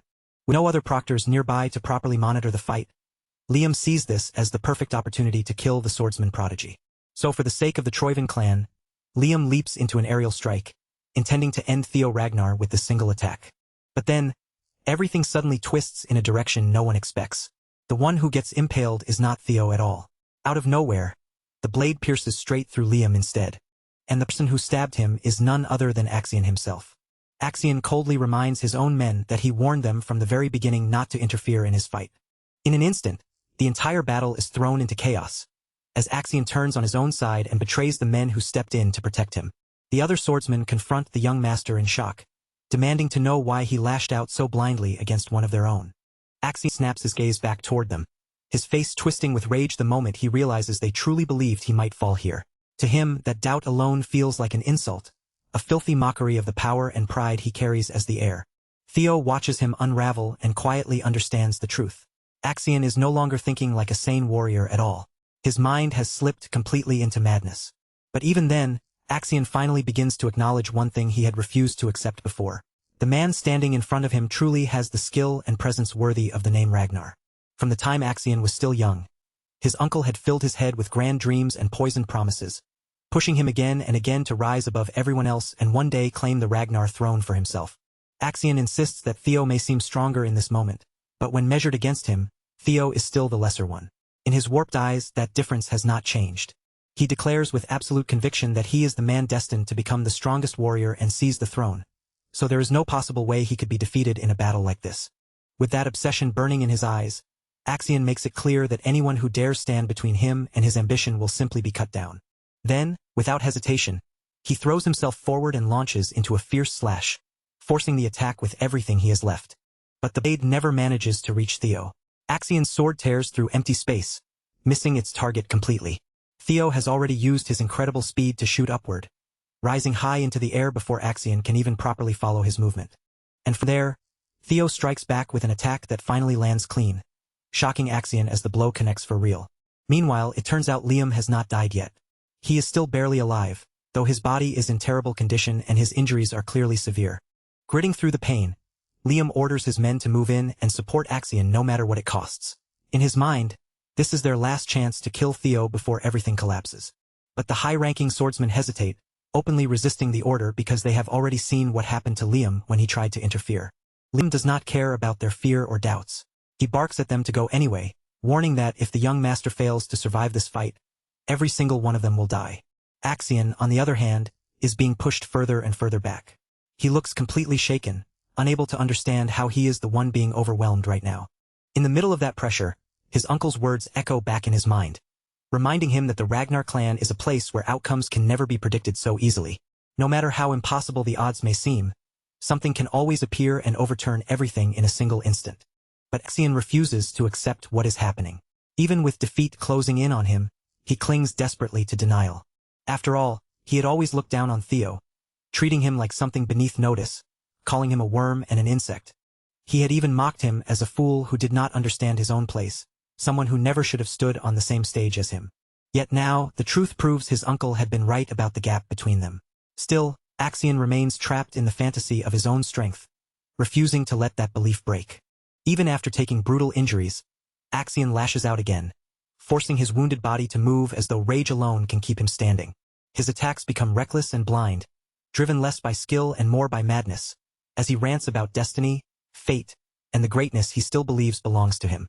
Theo, however, does not place much value in those kinds of words. To him, destiny and fate mean very little in the face of what has actually happened. He believes Axian's ambition is exactly what dragged down the people he cared about, turning that obsession into the cause of their ruin. So if Axian refuses to surrender on his own, Theo decides there is only one thing left to do. He will bring him down by force. With that resolve settled in his chest, Theo begins drawing out his power again, gathering the last of his strength into one decisive strike. A beautiful blue dragon takes shape around him, its glowing form surging with force as it coils through the air like living energy. For one final time, Theo unleashes the roar of Triple Dragon's Claw, sending the power forward with overwhelming force. At the same time, he declares that he will become strong enough to cut down anyone who stands in his path. The attack tears straight through Axian without mercy. In one stunning frame, Axian's body is pierced cleanly, rupturing apart under the full force of Theo's blow. Then, as the smoke and dust slowly begin to clear from the battlefield, a lifeless body drops heavily to the ground. The corpse lies there with its head completely severed from its body, leaving no doubt about how final the strike was. Axian's head falls separately from above, descending through the air after the rest of him has already collapsed. It crashes down with sickening force, smashing into the ground until it is reduced to a ruined mess. Blood begins to trickle across the battlefield, but by then, nothing can change what has already been done. After that long and brutal battle, the one left standing is Theo Ragnar, firm on his feet after finally carrying out his revenge. Liam can only stare in a daze at the horrifying sight of the young master's headless body, unable to process the disaster unfolding in front of him. For a man as arrogant as Axian, it is a cruel but strangely fitting end, one that leaves his pride shattered along with his body. Liam understands exactly what awaits him if word of this failure ever reaches the Sky Dragon, so he drives his remaining men forward and demands that they at least kill Theo in retaliation. The Trojan protectors, all high-ranking swordsmen, finally shake themselves out of their stunned silence and rush ahead together. In front of them, Theo remains standing tall. A faint smile rests on Theo's face, satisfied yet bitter at the same time, as if he already knows how dangerous the next moment will be. And he truly is in grave danger. Even if he had been in perfect condition, surviving a coordinated assault from 4 senior proctors would have been nearly impossible. In his current state, the situation is even more hopeless. His stamina has already hit its limit, and the mana he spent to kill Axian has drained his reserves almost completely dry. Realistically, there is only one thing he can still do now. With the tiny bit of strength left in his body, he can try to buy just a little more time. Based on his own judgment, help should be arriving any moment now, so every second he holds out matters. The proctors finally close the distance, entering striking range as they prepare one last desperate charge to avenge their fallen young master. But just when things look most dangerous, salvation arrives. The brave Remington Narcio and the lanky siblings pull themselves together and reach the battlefield right in time. They quickly moved around Theo and closed ranks, surrounding him from every side until their bodies formed a solid defensive wall between him and the advancing proctors. From Remington's point of view, there was nothing strange about this at all. When a comrade was in danger, standing beside them was simply what allies were supposed to do. Theo turned his eyes toward the dependable Silver Lion, and the moment he saw him standing there, a quiet wave of relief finally passed through him. Erica Lanka stole a quick look at Theo and seemed pleasantly surprised, as if she was satisfied that the rising star she had heard so much about was actually handsome too. Hulkus Lanka, meanwhile, looked thrilled for a completely different reason, clearly excited to see someone strong enough to kill Axian and still hold his ground against powerful swordsmen. With the cavalry arriving at the perfect moment, Sybil Dree found his spirit reigniting. Even though his body was battered, he forced himself back onto his feet and raised his sword to assist his young master. Remington then pointed his blade toward the corrupt proctors, his expression sharpening as he began laying out every crime they had committed. He made it clear that he would gladly bring judgment down on scum like them, especially after they dared to interfere with a sacred tradition. Now that the situation had grown even messier, and with even more witnesses standing there to see their crimes, the proctors all turned their eyes toward Liam Troyvin, waiting for him to decide their next move. But if they looked at the situation realistically, there was no good path left for them. No matter what choice they made, they were already trapped. They had failed to uncover anything useful about the Rose Palace's artifacts, even though that had been the main goal behind all of this. They had also failed to remove Theo, the biggest obstacle to their plans, and on top of that, the young master had died while under their protection. With this many witnesses, this many traces, and such a disastrous failure left behind, the whole thing was basically over for them. Even so, the proctors still clung to the belief that Sir Liam would somehow find a way to slip out of this hopeless mess, just like he always had before. And when a situation became too tangled to untie, Liam's answer was brutally simple. If there were too many witnesses, then all they had to do was kill everyone. Liam still had the marbles hidden away as his final card. If he used them properly, They could pretend an abnormal monster outbreak had occurred and claim that every candidate on site had been wiped out because of it. By disguising their failed torture and assassination plot as a freak accident, they could erase the evidence and bury every trace of the Troyven family's involvement. Driven by desperation, Liam dropped the 25th grade monster marbles onto the ground. If they could arrange the scene convincingly enough, there was still a chance they might get away with it. Even with everything collapsing around them, the proctors still chose the family's interests above anything else, ready to sacrifice everyone to protect the Troyven name. But before the marbles could fully take shape and reveal their true forms, Liam suddenly felt a sharp pain tear through his stomach for the second time that night. The poor man had been struck from behind again, taking another brutal blow before he could even complete his last desperate plan. This time, the blade belonged to the White Dragon clan's supervisor, Selford Gardner, and beside him stood another supervisor, Aaron Bacchus. And they were not the only ones who had arrived. Along with the White Dragons, the Plum Blossom Palace and Daffodil Palace had also appeared, bringing 2 more supervisors with them, Natasha Koppel and Sally Gardner. At last, Liam, that crafty son of a bitch, lost his footing and collapsed onto the cold, unforgiving ground. Supervisor Selford immediately warned the remaining traitors to drop their weapons, making it clear that if they refused, they would be cut down right where they stood. The Troyven proctors froze, completely trapped with nowhere left to run and no clean way out of the situation. Behind them stood the most promising young talent of the Ragnar line, while in front of them waited veteran warriors who had survived countless battles. When Theo saw that the danger had finally passed and that safety was truly guaranteed, the final sparks of strength keeping him upright quietly faded from his body. Before he could hit the ground, the one who caught him was Ray Ragnar, the very woman who had warned him only minutes earlier not to go. And just before his consciousness slipped away completely, Theo managed to thank her for giving him that warning. While the criminals were being restrained and taken into custody, Remington finally dropped the heroic front and hurried over to his comrade, his face filled with genuine concern. The Lanka siblings immediately pushed their way in as well. Erica wanted to make sure Theo would remember her, while Hulkus was already thinking about arranging another duel. Then the rest of the 4 boys from the training ground came rushing in, pushing the others into the background as they poured out their gratitude to the young master with tears streaming down their faces. Surrounded by their voices, their worry, and the warmth of their concern, Theo Ragnar allowed a soft smile to appear. This was the kind of strength he had always wanted, not just power in his sword, but people who would stand with him. And out of everyone there, Ray understood that side of him better than anyone else. As the last traces of awareness began slipping away, Theo quietly asked for some bells, saying he only needed enough to secure first place. Not long after the traitorous proctors were arrested, the news reached Ragnar headquarters and spread through the highest ranks.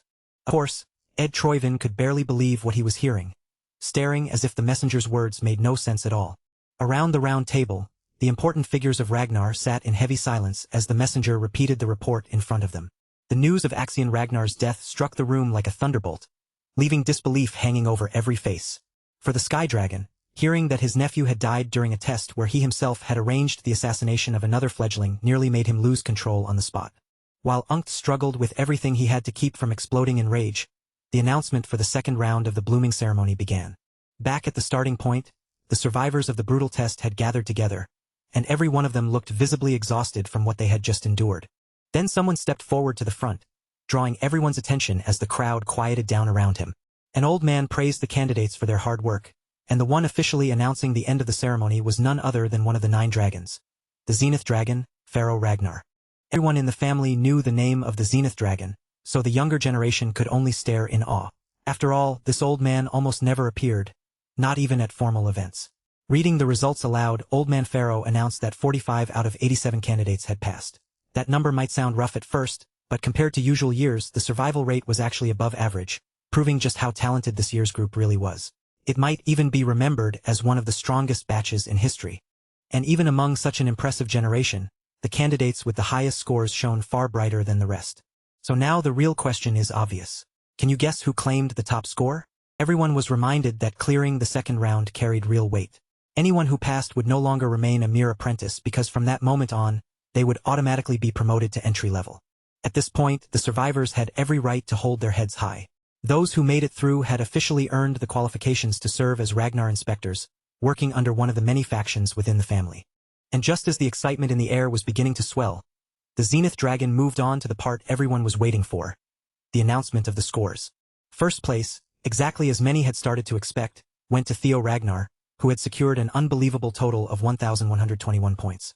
It was almost ridiculous to think about. This was the same guy who had been sitting at 0 points until the very last minutes of the test, only to suddenly rocket all the way to the very top. But once everyone remembered that he had taken Axian's head, that insane leap in points suddenly made a lot more sense. Second place belonged to Remington Narcio with 926 points, while Eric Alenka took third with 843 points.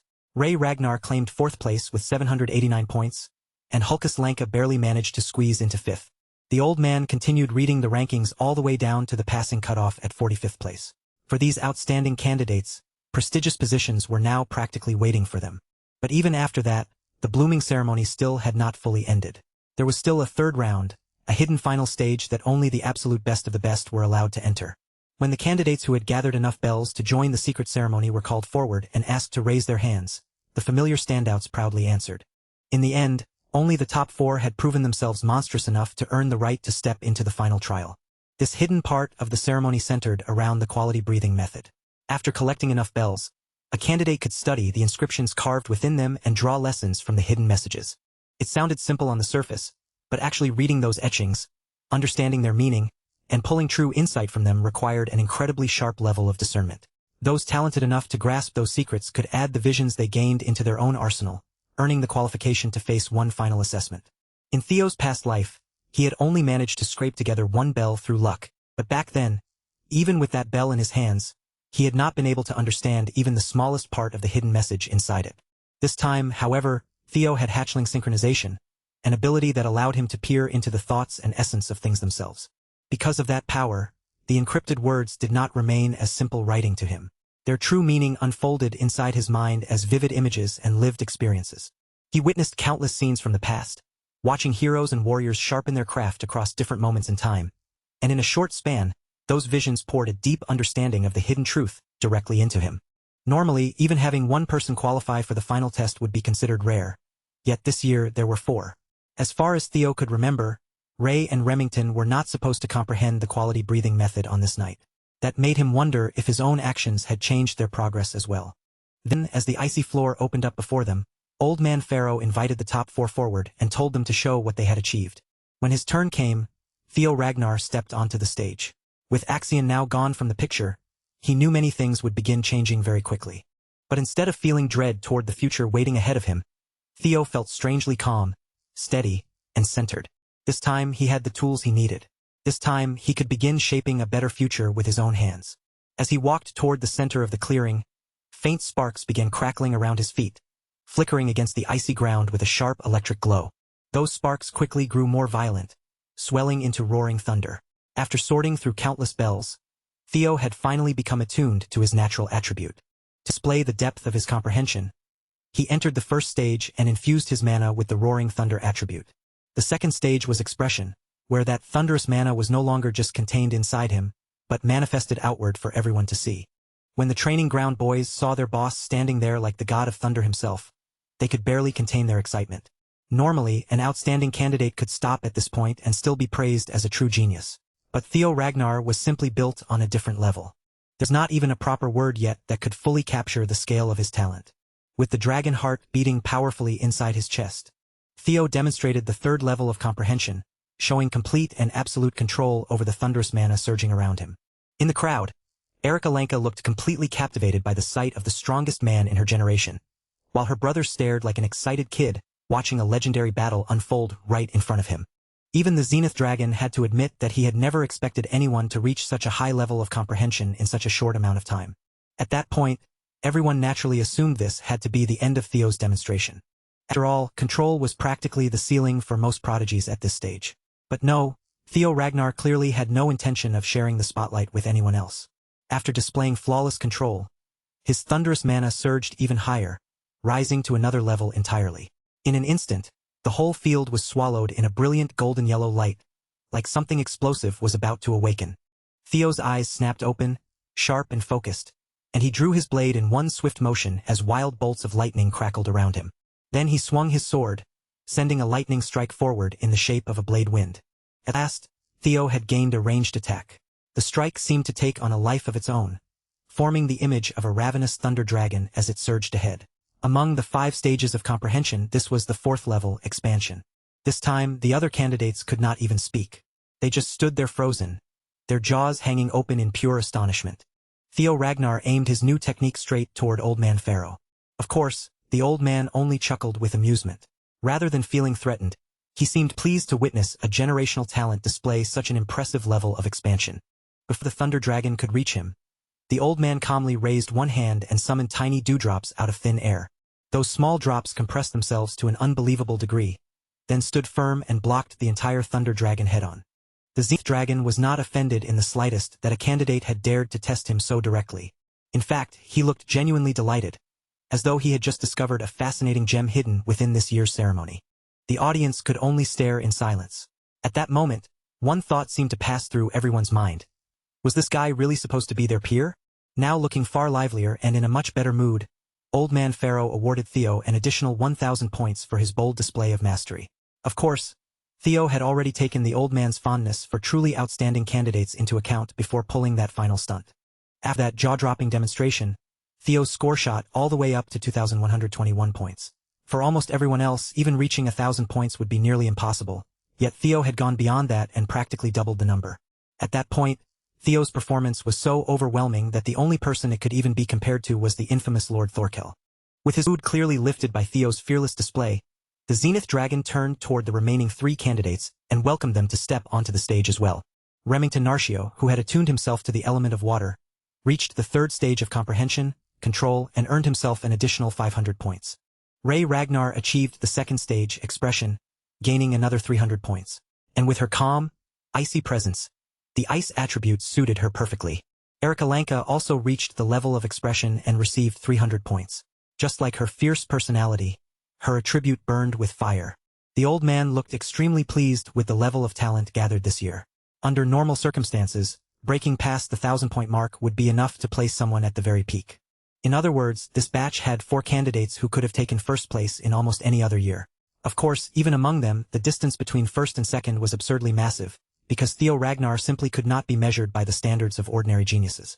After that, everyone except the 3rd-round candidates was dismissed so preparations could begin for the nomination ceremony scheduled for the following week. Only the top 4 remained behind, waiting to receive the briefing for the next step of their journey. Then, from the very top of the snow mountain, a terrifying killing intent spread outward and blanketed the entire region. The pressure crashed down on the top so violently that they nearly dropped to their knees, their bodies struggling beneath the weight of that hostile force. With a solemn look on his face, the Zenith Dragon officially marked the beginning of the next stage of their lives. Even with everything Theo knew about the future, he had never heard of a situation like this before. What confused him even more was the familiar power boiling at the mountain peak. The force pressing down on them, trying to crush their will, felt like Lodbrok's energy. The final part of the blooming ceremony was a hidden secret, one that only a very small number of chosen candidates were allowed to experience. A direct meeting with the family head himself. No one truly knew what happened during that meeting, because everything depended entirely on the patriarch's mood and judgment. But through it, a candidate could be chosen as a prospect for the battle over the throne. At present, all 5 leading contenders for the position of the next family head had once taken part in this final trial of the ceremony. Being selected for the family head battle was proof that someone was considered a serious candidate. That meant Kyle Ragnar was now waiting for this year's top contenders at the mountain peak. Even so, that still did not explain why Theo could sense Lodbrok's energy coming from up there. Then, all at once, a chilling possibility slipped into his mind. Could the man who had taken the ancient dragon's heart actually be his father? Old Man Pharaoh finally gave the top for the signal to begin their ascent, telling them to break through the fear and climb up to meet the Lord. But that was far easier said than done, because under that crushing pressure, they could not even take a single step forward. To help the others move, Theo advised them not to resist the pressure with brute force. Instead, they needed to use their mana to match the pressure's wavelength. Remington quickly understood what Theo was trying to explain, his eyes sharpening as the idea clicked into place. It would definitely be difficult, but if they could create an anti-phase wave to cancel out the rising pressure, then in theory they might be able to move.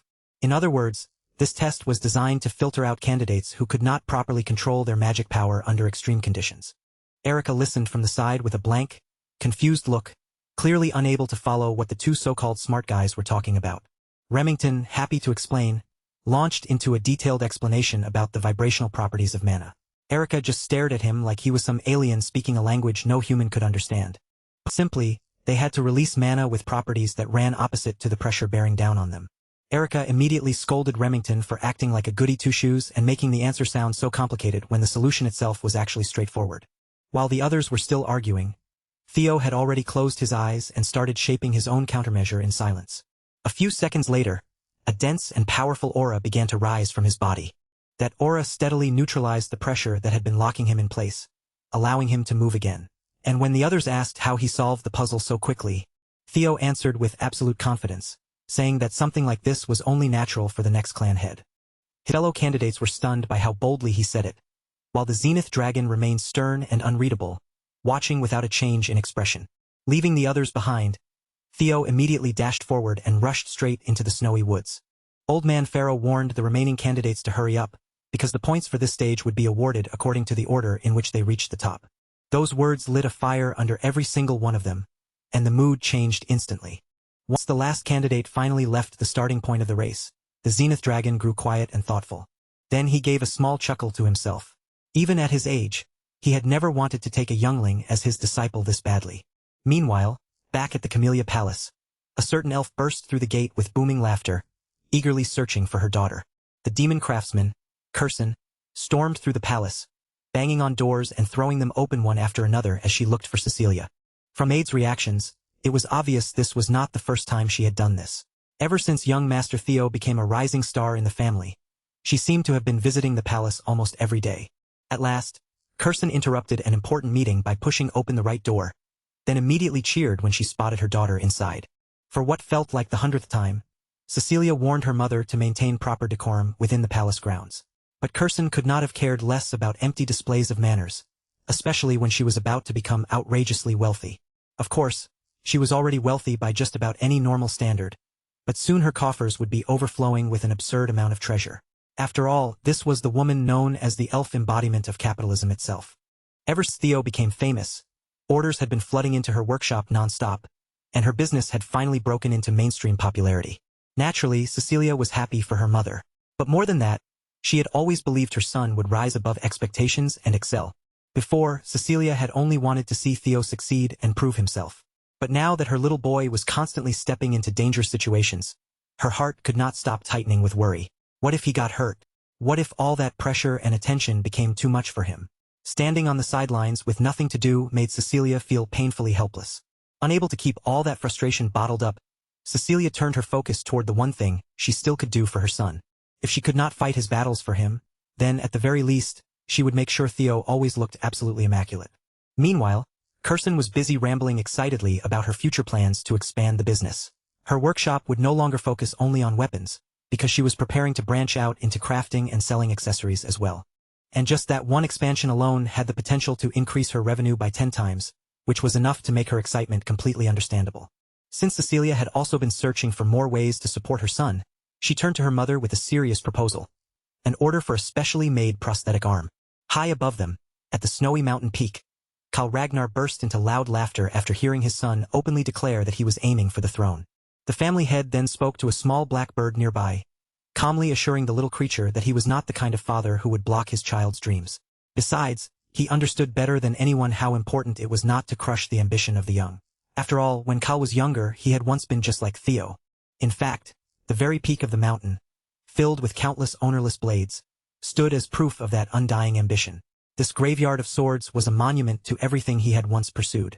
For Kal Ragnar, the one thing that mattered most was the prosperity of the family.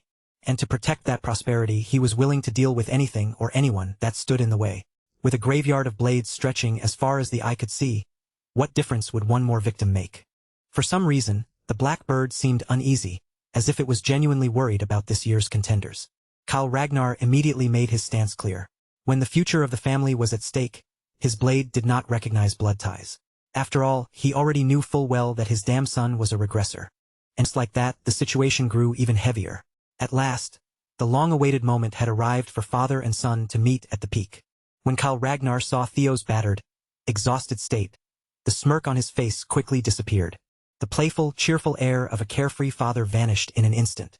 In its place stood someone who looked like the guardian of death itself, surrounded by the countless blades of enemies who had already fallen before him. It had taken Theo 4 full hours to climb the steep mountain, even though under normal conditions, he could have reached the top in just one. That suffocating pressure had slowed him down to an almost unbearable degree.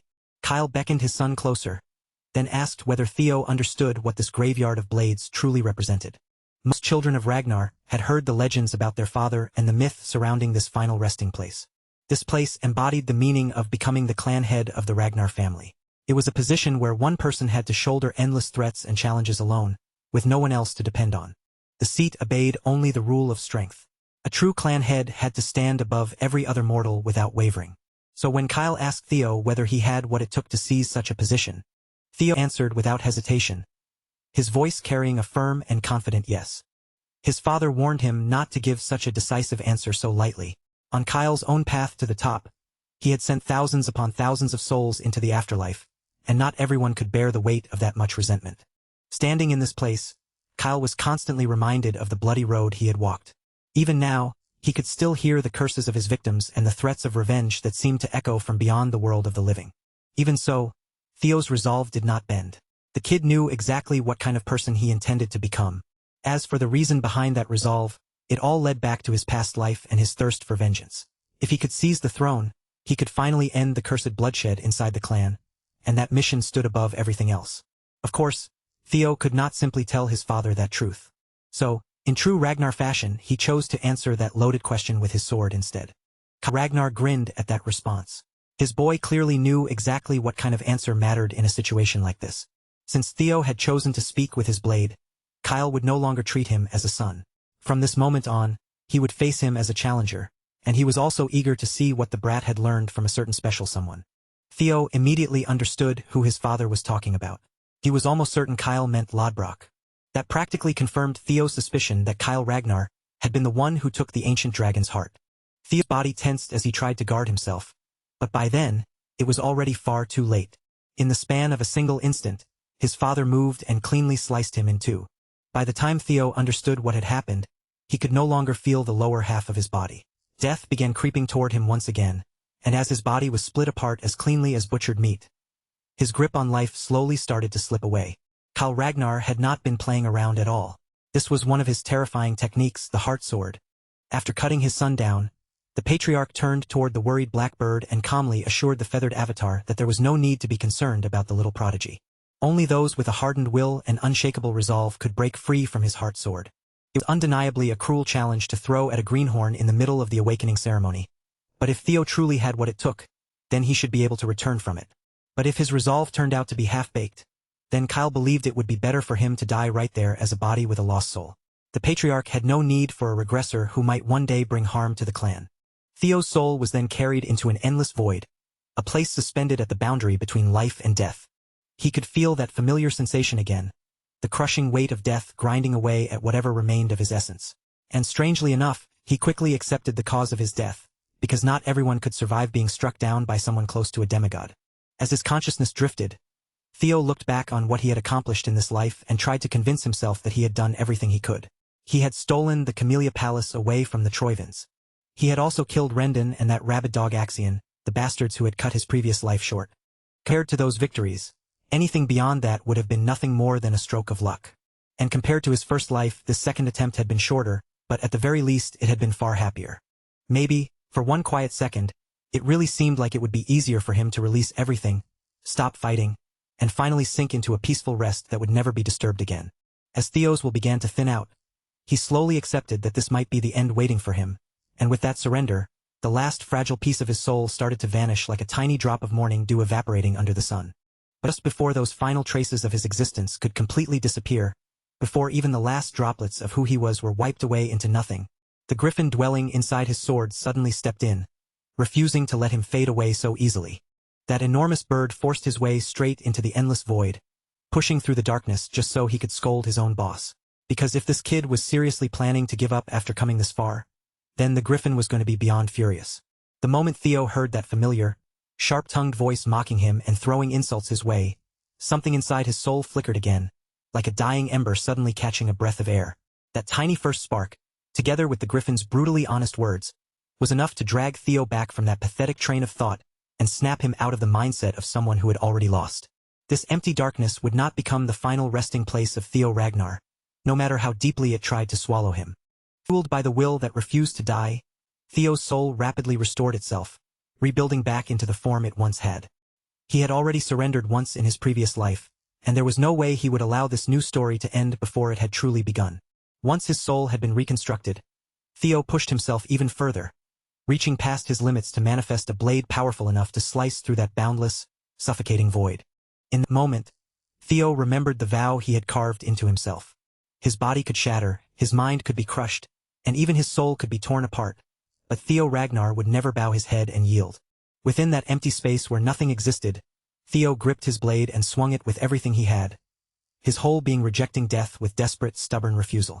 That slash, purer than any strike he had ever made before, carried enough sharpness and force to cut through even the possibility of vanishing from existence itself. The false illusion of death finally broke apart around him, and through the cracks, the light of life poured in, washing over Theo's soul like dawn breaking through a nightmare. Theo opened his eyes once more, and the mountain peak returned before him. He had made it back, successfully cutting through the effects of the heart sword jinjutsu. Because of the griffin sealed within his sword, Theo managed to stop himself from becoming nothing more than an empty shell, a body left behind without a soul inside it. Ragnar stood directly in front of him, studying him with a sharp and discerning gaze. Then, with the cold arrogance of a ruthless demigod, he sneered and granted his son a passing grade. It had truly been a battle where failure meant death, and Theo had somehow forced his way through it and come out standing on top. After the final round of the blooming ceremony ended, an entire week passed in what felt like no time at all, and now, the day of the nominations had finally arrived at the clan headquarters. The Lanka siblings were also present, standing among the gathered candidates as they waited for the moment when their names would be called. Hulkus clearly hated being packed into such a crowded place, and Erica immediately teased him for acting like one huge anxious baby. But honestly, it was hard to blame him when the commanders of every unit, the 9 dragons, the former clan head, and even the current patriarch were all there watching. Even so, Erica warned her brother that he had better stop looking so frightened, because no faction would want to pick someone trembling in front of everyone. And besides, after collecting that many bells, he still failed to obtain elemental breathing.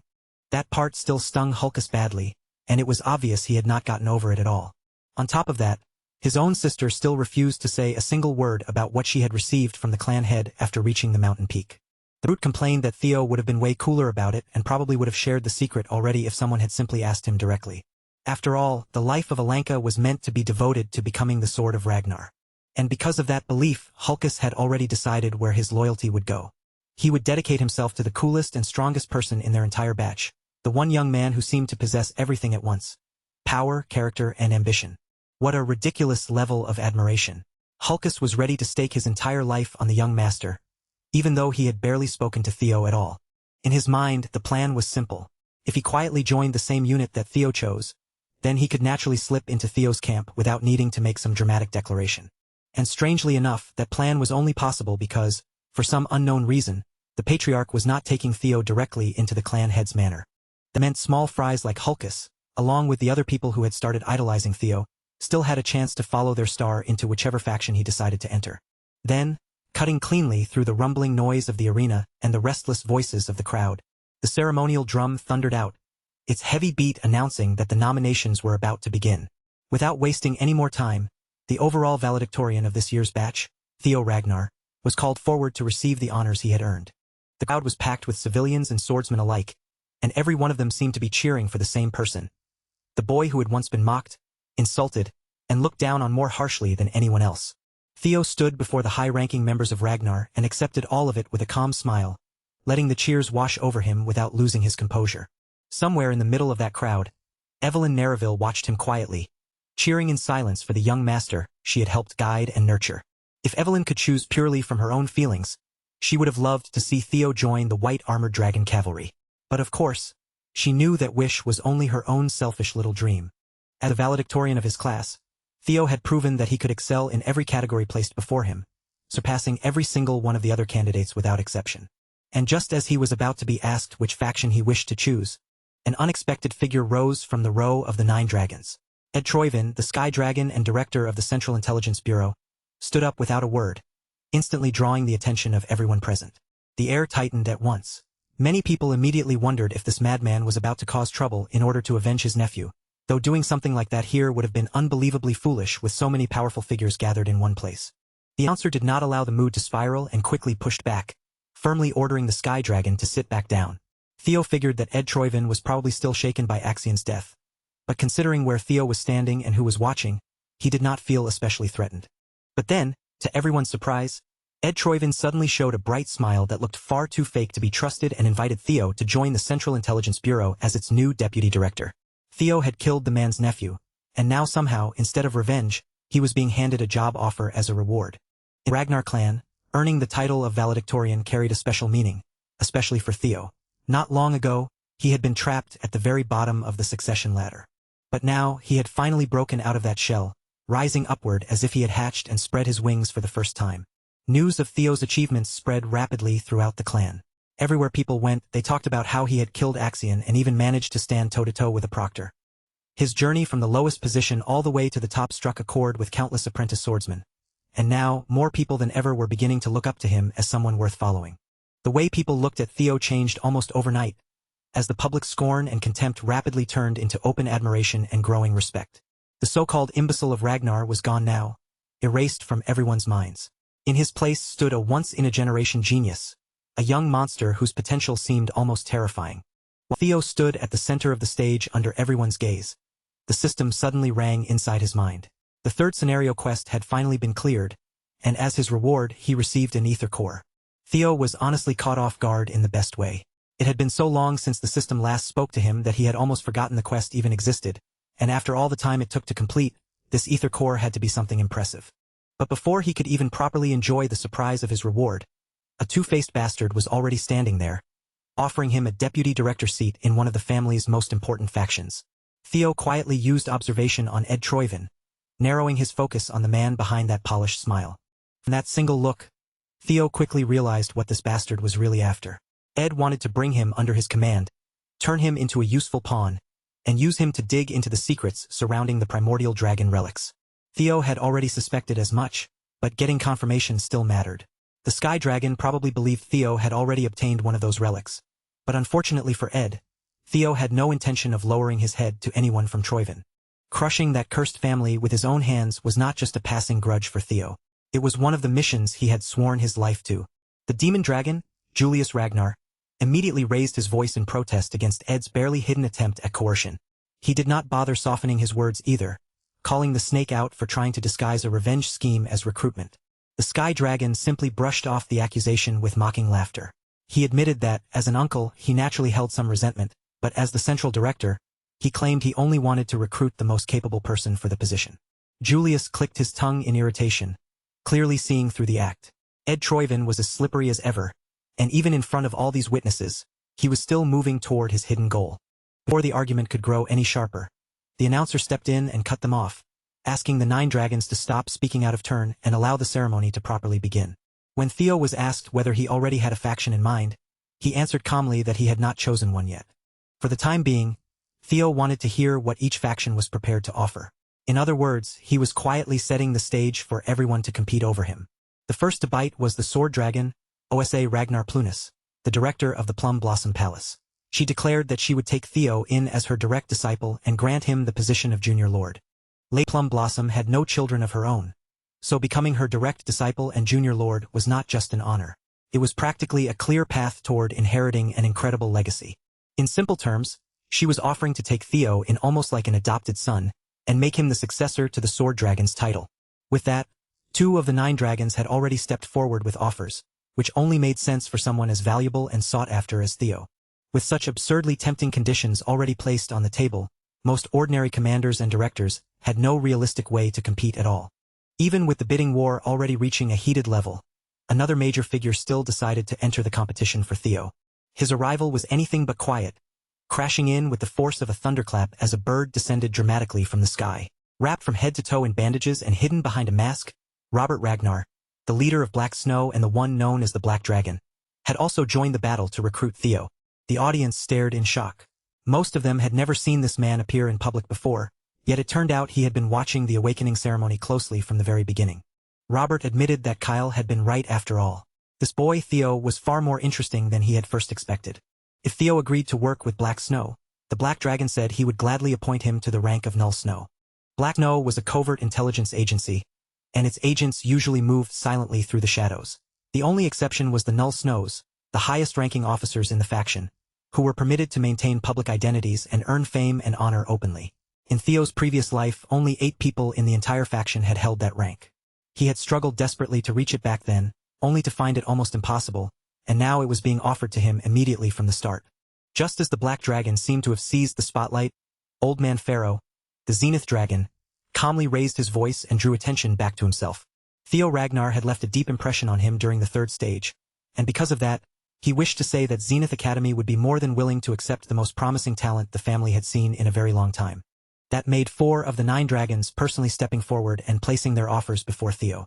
And of course, there was still the demon dragon Julius Ragnar. As commander of the White Armored Dragon Cavalry, there was no way Julius would simply sit back without trying to recruit Theo as well.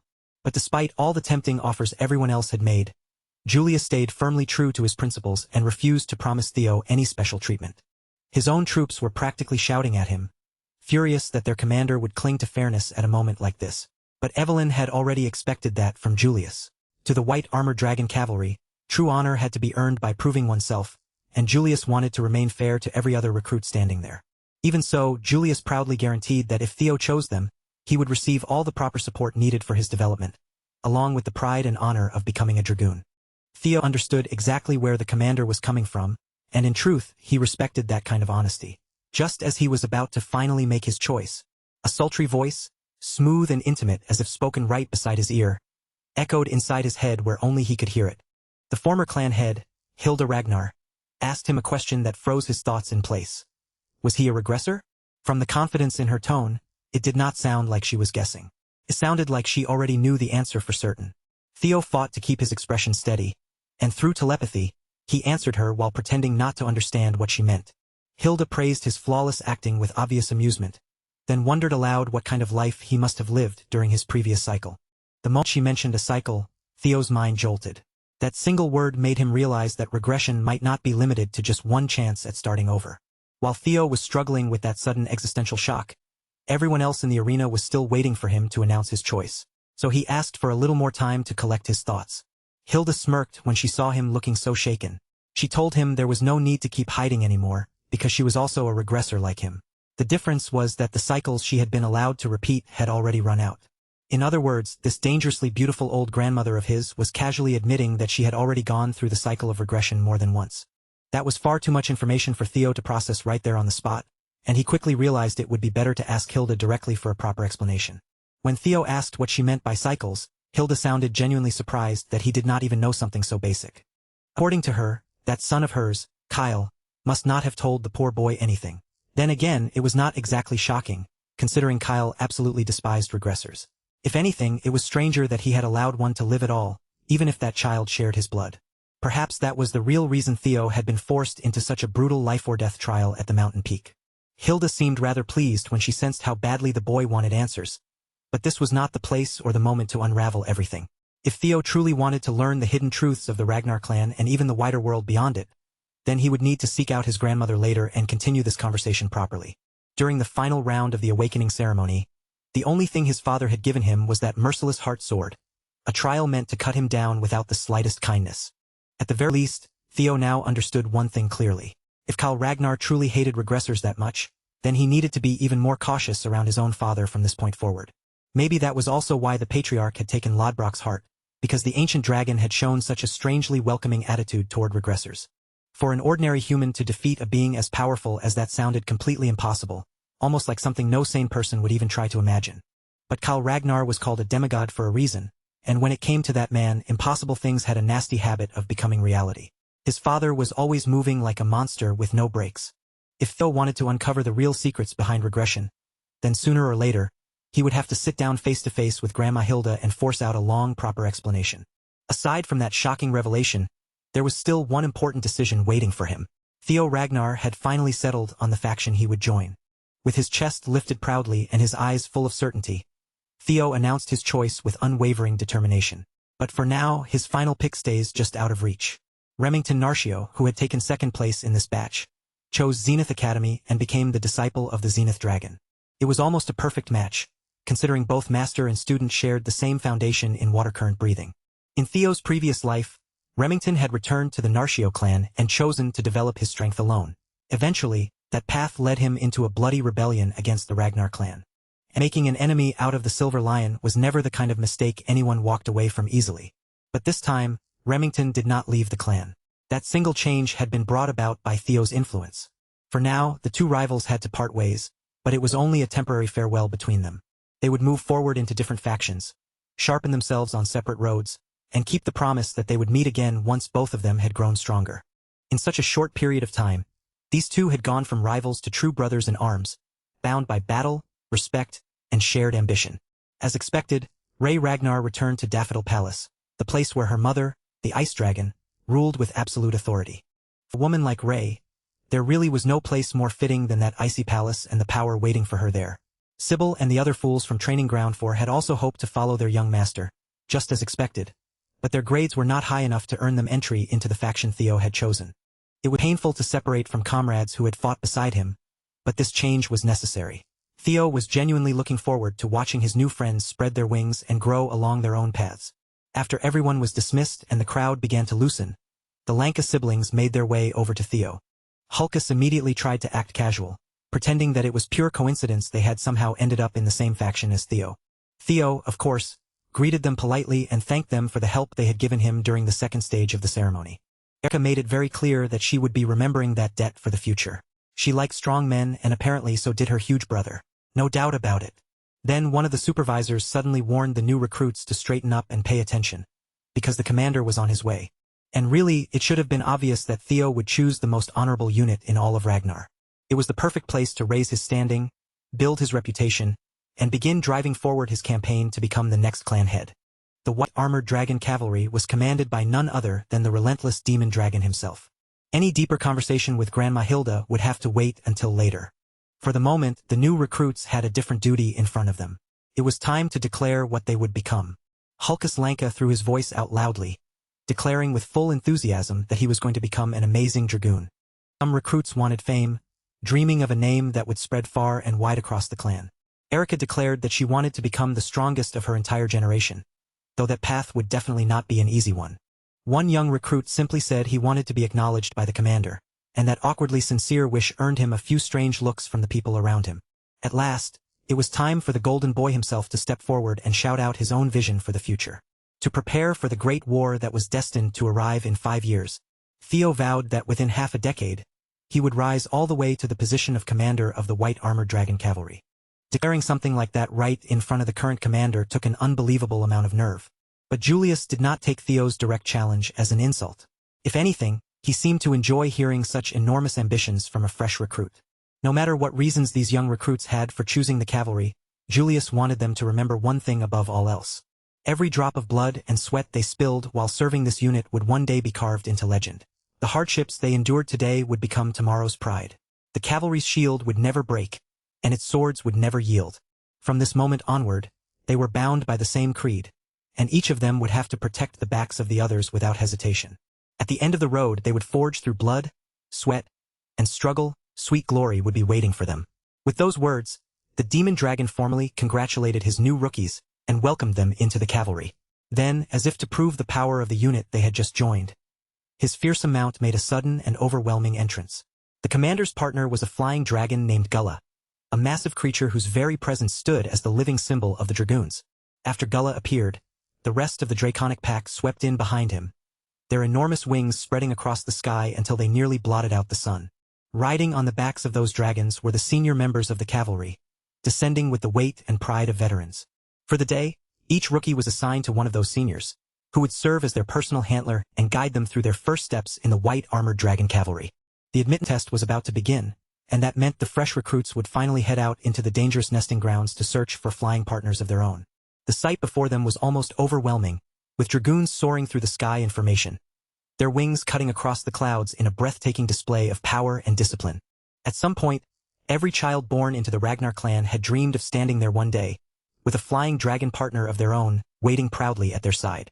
And the person assigned to guide Theo through this test was none other than Evelyn herself. Theo was genuinely surprised to see her away from Training Ground 4 and back among the cavalry once again. Unable to hide his curiosity, he asked whether she had finally returned to active duty. Evelyn answered with a bright, almost relieved smile, telling him that she was finally taking up that mantle again. Thanks to a brand new prosthetic arm crafted by the demon craftsman, Evelyn could at last return to the thing she loved most, serving as a dragoon and riding through the skies. A few days earlier, Mommy Cecilia and Kirsten had suddenly paid Evelyn a surprise visit, coming to her in person so they could express their gratitude. At the time, Evelyn had been right in the middle of putting the boys from Training Ground 4 through another harsh lesson. As usual, Evelyn tried to brush off all the praise and thanks, insisting that Theo's success came from the young master's own natural talent, not anything she had done. But Celia believed otherwise. In her eyes, Evelyn's recognition, support, and guidance had clearly played a major role in her son's growth. And knowing Theo had someone so dependable beside him made Cecilia want to repay her in some meaningful way. Even then, Evelyn continued to speak of herself as though she had done nothing special, and Cecilia clearly did not like hearing her put herself down like that. Kirsten then remarked that the lights guiding others through darkness often have no idea just how brightly they are shining. The elf could see that very light inside this one-armed swordswoman, and she wanted to help Evelyn shine even more brilliantly across the world. Back in present, Evelyn's life as one of the cavalry's premier dragoons had been reignited. Cecilia gave Theo all the credit, telling Evelyn that her son was the one who had called in such an enormous favor, and because of that, Evelyn could finally grip the reins of her beloved dragon once more. Theo had no idea any of that had happened behind the scenes, but even without him knowing it, his mother had once again proven that she truly was the best mom anyone could ask for. To repay that life-changing favor, Evelyn Nereville swore herself to Theo, pledging to become the young master's loyal sword. Theo accepted her vow without hesitation, and together they flew toward the perilous nest of the white-armored dragon cavalry. The nest of white dragons was not the kind of place where ordinary humans could ever hope to settle comfortably. Despite its name, the place was actually home mostly to flying wyverns, and it also served as the testing ground where the cavalry held its admittance trial. Technically, any recruit who failed to find a compatible partner would fail to be inducted into the cavalry, though in practice that kind of failure almost never happened. Theo was not especially worried about himself, but he could not help feeling a little concerned about the brutish Lanka siblings and how they would handle this test. Evelyn explained that choosing a partner usually came down to instinct, chemistry, and a kind of sixth sense. Once the right one appeared, a person simply knew. Their first observation point overlooked the stomping ground of the Opterex, a large brown-scaled wyvern known as a tyrannical predator. Next came the den of the poisonous aviary, creatures with serpentine bodies that could spray violet poison mist and strike with stingers sharp enough to become lethal weapons. There were also the blade dragons, Sigia, docile herbivores that usually preferred to burrow underground and build their nests beneath the earth, only relying on ambush tactics when enemies came too close. Higher up in the skies were the speed dragons, velociraptors, small but quick and intelligent creatures that hunted in packs and spat fire from their jaws. Most of the wyvern species managed by the cavalry fell into these four groups, but unfortunately, none of them gave Theo that instinctive feeling of connection he was looking for. Then, as Theo searched through the memories of his first life, one infamous wyvern suddenly came to mind. 6 years after the Great War began, a massive mutated wyvern would descend upon the white dragon's nest and launch a terrible raid, slaughtering hundreds of mounts raised by the white-armored dragon cavalry. That monster was eventually given the fitting name of the evil shadow dragon. On that dreadful day, 8 villages were burned to the ground, and dozens of warriors lost their lives. The disaster was so alarming that the Ragnar clan would later classify the evil shadow dragon as a Class 2 calamity, a demonic fiend that could not be ignored. In the end, defeating that vile creature required both the demon dragon and the sword dragon to be deployed together, and it earned its name because of its terrifying ability to hide within the shadows. This was basically a bloody version of training your dragon, and Theo, being Theo, would absolutely love to form a partnership with that abnormal beast. From what he remembered, the beast had one obvious feature that set it apart from the others. After flying around the nesting grounds for some time, Theo finally got lucky and spotted that glaring distinction with his own eyes. While the rookies were each doing their best to secure a partner of their own, the commander was relaxing on the deadly cliffs with Gullah at his side, watching over the area in his usual composed manner. But his quiet moment was interrupted when the sword dragon entered his territory. Today, however, Julius did not seem to mind the interruption. After all, he had just secured the most talented prospect in the clan's history, and a dragon he had never expected to catch had fallen right into his grasp. And as it turned out, that was exactly why OSA had come to see him. She already knew that Commander Julius intended to establish Theo as one of the cavalry's main pillars sooner rather than later. Of course, Julius neither confirmed nor denied her claim. A man who ran his mouth too easily could bring about his own downfall, and he was not about to make that mistake. Even without him saying anything incriminating, the sword dragon could tell that Julius was painting a much larger picture than she had first assumed. He had not spoken a single careless word, but the direction of his thoughts was still clear enough for OSA to sense. Still, OSA had not come there to stir up trouble. On the contrary, She had arrived with a proposal meant entirely for the sake of the golden boy. Julius kept his answer short and blunt. Theo was already in his faction, so transferring him to the Plum Blossom Palace was completely out of the question. Still, he wanted to hear what kind of proposal this plump woman had brought.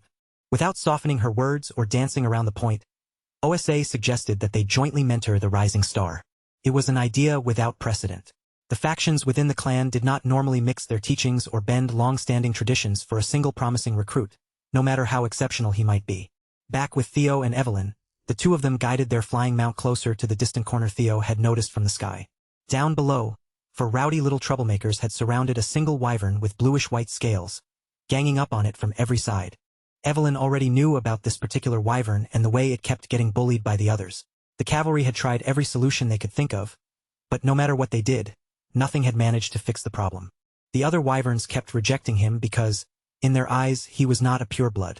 The poor creature had been born from a female wyvern and a male viper, making him something the others refused to accept. Viper, as Theo learned, were Class 1 demonic fiends that lived deep within the demon sea, and honestly, no one even understood how one of those monsters could have possibly reproduced with a wyvern. A union like that should never have happened in the first place, and the idea that it could actually produce offspring sounded even more impossible. Theo could barely believe the strange piece of history he was hearing, and the more Evelyn explained, the more absurd the whole situation became. Class 1 demonic fiends were not just dangerous monsters. They were disasters to humanity itself, living calamities that existed only to spread destruction. If one ever managed to cross the Great Wall, the damage it could cause would be unimaginable, and on top of all that, they were hideous creatures too. Viper were ghost-type monsters that lurked in the shadows, and once Theo heard that, the truth immediately clicked into place. The evil shadow dragon must have gained its rare and terrifying abilities from the Viper blood flowing through it. The birth of this white wyvern had caused a major uproar within the cavalry. There had been plenty of resistance at first, but in the end, they decided to accept him into the nest so they could observe him. But after that came the bullying, with the other wyverns refusing to acknowledge a half-blood as one of their own. Keeping him isolated would not solve anything either, so even the cavalry had no clear answer for what they should do. After hearing about everything the little guy had endured, being pushed away simply because of where he came from, Theo felt those words hit him harder than expected. The cavalry had given him the name Umbra, a word that meant shadow in the ancient language. Theo smiled as he looked down at the lonely wyvern below, and a strong feeling settled in his chest. His partner had finally appeared. Without giving Evelyn any warning, Theo suddenly rose from the saddle and announced his choice right then and there. Instead of waiting for Evelyn to land safely, the madman simply threw himself off the flying beast. No preparation, no parachute, no hesitation at all. He was far too excited to meet Umbra properly. Evelyn's heart nearly stopped when the young master under her care suddenly decided to skydive on a whim. Theo was just that determined to help Umbra live a different life this time around. After all, Theo had been given a second chance himself, so why should the evil shadow dragon not be allowed that same chance at a new beginning? Theo stirred his mana and dropped from the heavens like a bolt of lightning.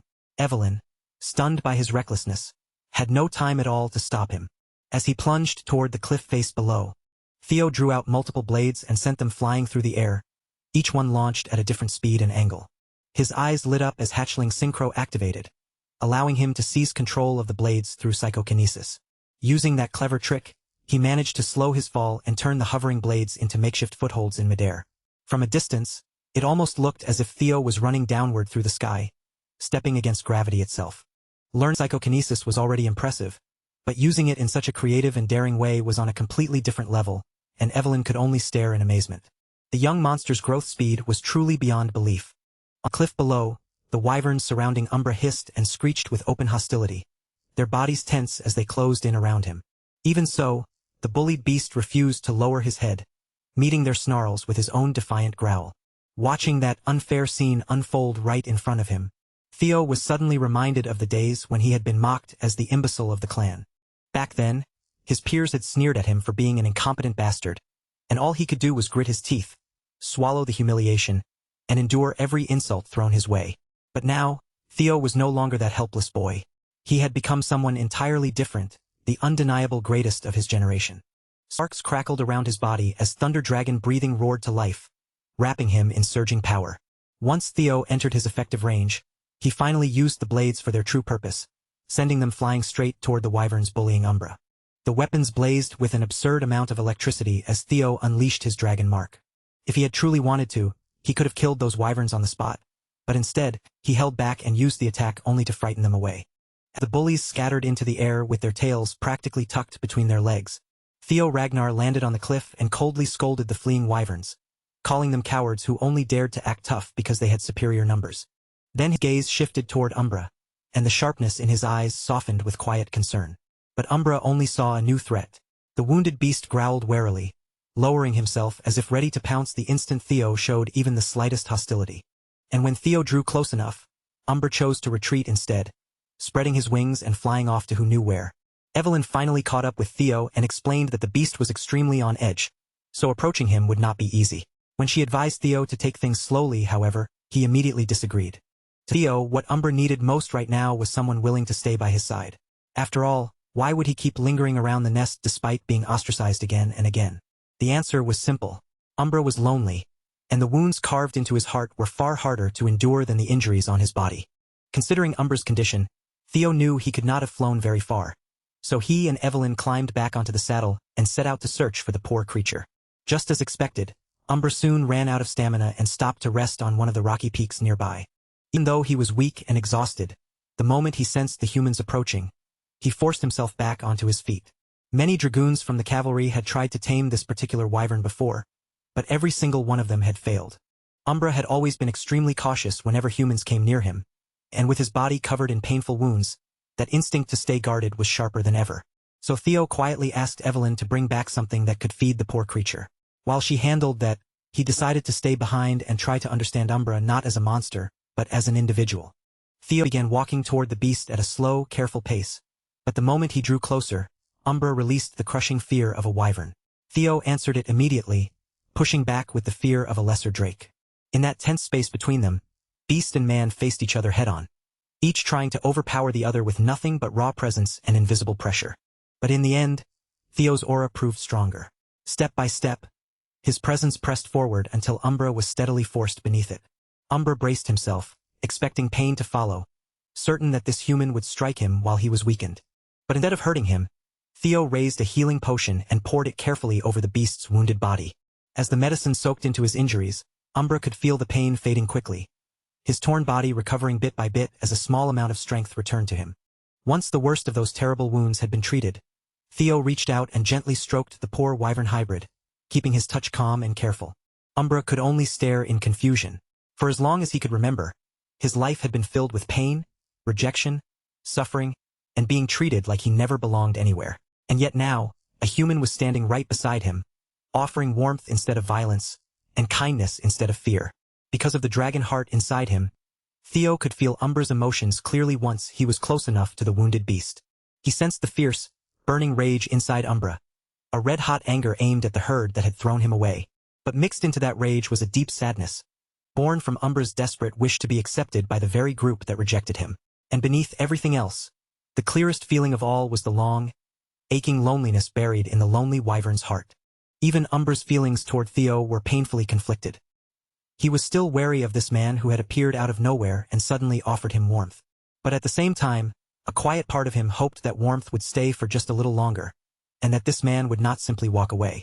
So Theo looked at Umbra with a serious heart and made a solemn vow that he would never abandon him or turn his back on him. To make that promise feel real, Theo took out the gem he had received from his previous mission and offered it as a gift to his new friend. The moment Umbra saw the shiny gem gleaming in Theo's hand, its surface sparkling with a beautiful, eye-catching luster, he became completely captivated by it, unable to tear his gaze away. Even so, the wyvern still had a stubborn side, and like a true tsundere, he tried his best to pretend he was not tempted. But there was not much resistance he could offer when Theo simply placed the gem around his scaly neck. Theo then promised Umbra that if he followed him from that day onward, they would find plenty more shiny treasures together. For Umbra, who was already staring at the gem with barely hidden desire, that offer was almost impossible to refuse. To make the deal even more tempting, Theo suggested they could eventually make reins and saddles covered in priceless gems, something dazzling, flashy, and beautiful enough to turn every head. Of course, pulling that off might require robbing someone's grandma. And the grandma he had in mind was none other than his own. Far away, inside her workshop, Kirsten suddenly felt a chilling sense of doom, as if a very large amount of her money was about to vanish. Surrounded by promises of companionship, treasure, and a future filled with glittering things, Umbra lifted his head and roared with pure joy. Theo Ragnar was officially recognized as the master of the Viper Wyvern. At that same moment, he also unlocked the Wyvern taming skill. That skill would grant him greater mastery depending on how much trust his partner placed in him, while also giving both rider and mount a 10% boost in power. A few minutes later, Evelyn finally returned to the area. She came dragging 2 bulls by their horns, while her own wyvern stood nearby, still catching its breath after the effort. The very beast that not a single dragoon in the cavalry had been able to tame was now curled close to the young master, practically cuddling with him. They handed the bulls over to Umbra, and the wyvern happily dug into the heavy meal, tearing into his lunch with clear satisfaction. When Evelyn looked at Theo in curiosity and asked how he had managed such a thing, Theo simply said that he had taken care of Umbra's wounded heart. After that, the gift had easily finished the job. The aggressive outcast from before now looked almost like an adorable puppy, even offering some of the bull meat to his master. By this point, Evelyn had no choice but to accept it. Whether he was dealing with people or beasts, Theo had a strange charm that simply worked. Then, when Umbra lowered his neck and back toward Theo as a clear sign of trust, Evelyn congratulated the young master for officially passing the test. But a moment later, she realized Theo was not planning to make this some simple ceremonial ride on his new mount's back. Evelyn immediately panicked. Theo had not received any proper flight training yet, and trying to ride a wyvern without reins or a saddle was practically inviting a horrible accident. Theo only grinned at her concern and calmly assured Lady Evelyn that he would be perfectly fine. With his wyvern training skill helping him, he believed he could make up for the riding experience he still lacked. And just that, the new partners launched into the air, leaving Evelyn standing on the ground below, watching them take off. As Umbra soared upward with obvious excitement, Theo guessed that his new partner must have been eager to show his master something special. For the first time in his miserable life, Umbra looked genuinely happy. Watching his partner fly with almost childlike wonder, Theo could not help wondering how such a pure-hearted creature had ever become the terrifying demonic fiend known by the evil shadow dragon name. After crossing through the entire nest, the two of them finally reached the edge of a massive waterfall, where endless water came crashing down in a roaring curtain. Without slowing down, Umbra passed straight through the heavy downpour and flew into a hidden cave concealed behind the falling water. Theo had believed he knew the winter mountains well, especially after everything he had experienced in the black snow. But even he had never known that a crystal cave was hidden behind that waterfall. And with the entire place glittering so brilliantly, it was easy to understand why Umbra loved it so much. As Theo looked around the glittering cavern, he finally understood what had pushed Umbra toward becoming the evil shadow dragon. Scattered throughout the crystal cave were countless ghost spirit flowers, and Umbra had clearly been surviving by eating them. Those eerie flowers were not supposed to grow in a place like this at all. Under normal circumstances, they only bloomed in the deepest parts of the demon sea, feeding on pure demonic energy. Dragons and demons were said to carry energies that opposed each other completely, so Theo could not understand how Umbra had managed to live on something so dangerous. Whatever the reason, one thing was clear: those flowers had to be burned away. Umbra immediately showed that he did not like that idea, but Theo calmed him down by promising that he would not touch or damage the crystals. Then, deeper inside the cavern, another shocking sight slowly came into view. There, chained against the wall, hung a horrifying corpse, thin, withered, and rotting away in the freezing darkness. From what Theo could tell, the man had been dead for at least 10 years, yet strangely, the body had barely decayed as much as it should have. The icy temperature inside the cave had certainly helped preserve it, but that alone could not explain everything. This level of preservation also pointed to an enormous amount of magical power. In life, this man must have been a high-ranking martial expert with terrifying strength. Theo knew this was not something he could fully examine right now, so he decided he would have to return another time and investigate properly. But the moment Theo turned his back on the chained corpse, its dead face seemed to stir, and its eyes opened with a glare full of resentment. Then began shrieking a name again and again, the name of the current clan head, Kyle. Umbra reacted instantly to the threat, lunging forward and slamming the corpse deep into the wall before it could move freely. With his body between the corpse and Theo, Umbra roared furiously at the enemy that had dared to show hostility toward his master. Even while pinned down, the corpse kept spewing Kyle's name from its rotting mouth. At instant, Theo felt a sharp sense of danger and realized his new friend was in serious trouble. The corpse suddenly tried to sink its teeth into Umbra's feet, but Theo threw his own arm in the way, taking the bite from those rotten teeth instead. It clamped down hard and refused to release him, cursing Kyle and Robert Ragnar with hatred that seemed to crawl out from beyond the grave. That was enough for Theo to realize something was wrong. His father and the Black Dragon had to be connected somehow to this random chained corpse hidden in the cave. At that dangerous moment, Evelyn burst in and came to Theo's rescue. She unleashed the shared technique of the white-armored dragon cavalry, blade barrage, striking with ruthless precision. Countless thrusts rained down in an instant, shredding the corpse's head until it was practically erased, and only then was Theo finally freed from its bite. Theo staggered, his legs giving out beneath him, and he dropped to his knees while apologizing for letting things go wrong. From the bite wound, an unbearable pain spread violently through his body, racing through him like fire under his skin. The corpse's bite had been infused with a toxin made from demonic energy, and without an antidote, Theo could end up dying an excruciating death. Evelyn panicked and immediately tried to lift him up so she could rush him back to headquarters, but Umbra stepped in and refused to let her take him. The wyvern pushed her aside, then kept nudging Evelyn away from the young master, as if desperately trying to make her understand something. Sensing Umbra's urgency, Theo forced himself to look at his partner and asked if there was a way to save him. Without hesitating, Theo chose to place his life completely in Umbra's hands. Even through the pain, he managed to grin, trusting the Viper Wyvern to decide his fate. Evelyn immediately rejected the idea, horrified by how reckless it sounded.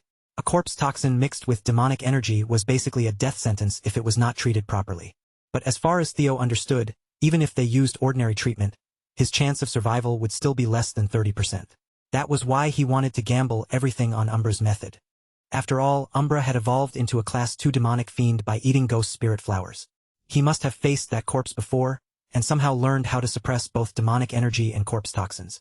Before his consciousness slipped away completely, Theo asked Evelyn to please follow Umbra's lead. The Viper Wyvern immediately scanned the cave and moved quickly, harvesting a bundle of ghost spirit flowers from where they grew among the crystals. Then he broke off several pieces of the surrounding crystals, gathering them with urgent purpose. Umbra brought the scattered materials to Evelyn, clearly asking her to crush them together and feed the mixture to the young master. Evelyn clenched her teeth, swallowing her fear, and chose to obey Theo's request. She grabbed the ghost spirit flowers and the broken crystals in her hands. Then, using her mana, she forcefully crushed them down and blended everything together into one harsh mixture. What formed was a dark purple liquid, and Evelyn carefully dripped it into Theo's mouth. The loyal soldier and the worried beast both froze in tense silence, holding their breath as they waited for the strange concoction to take effect. The moment the mixture reached Theo's chest, his dragon heart gave a powerful, thunderous thrum. With that heart acting like an engine inside him, Theo's body began to visibly recover, and mana started overflowing from him in waves. That overflowing mana gradually shifted into the form most natural to him, taking on the crackling force of his electric affinity.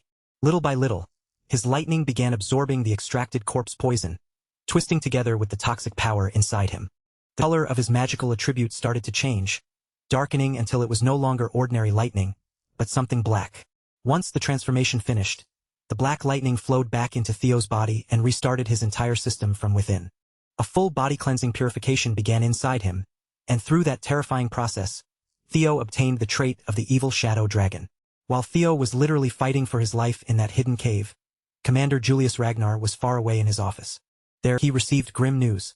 The Black Snow had already cross-checked the facts with great care, and according to the report placed before him, the information had been confirmed with 89% authenticity. His emotions finally overwhelmed him, and in a burst of fury, the demon dragon slammed his power down so hard that his office desk shattered apart. For a while now, he had been riding a wave of good momentum, so perhaps he should have known that bad news would eventually come crashing down and ruin everything. Even so, the scale of this disaster was far beyond anything he had prepared himself to hear. Trainer Isvin, the captain of the White Armored Dragon Cavalry's 5th platoon, had fallen in battle and 15 of his men had died alongside him. Body-cleansing purification was an ancient secret art that forcefully drove impurities out of the body, reshaping the constitution so it could cultivate magical power far more efficiently. Normally, that kind of process required several incredibly powerful experts to pour their energy into the target for days without stopping. And even then, it had only ever been proven to work properly on children under 5 years old.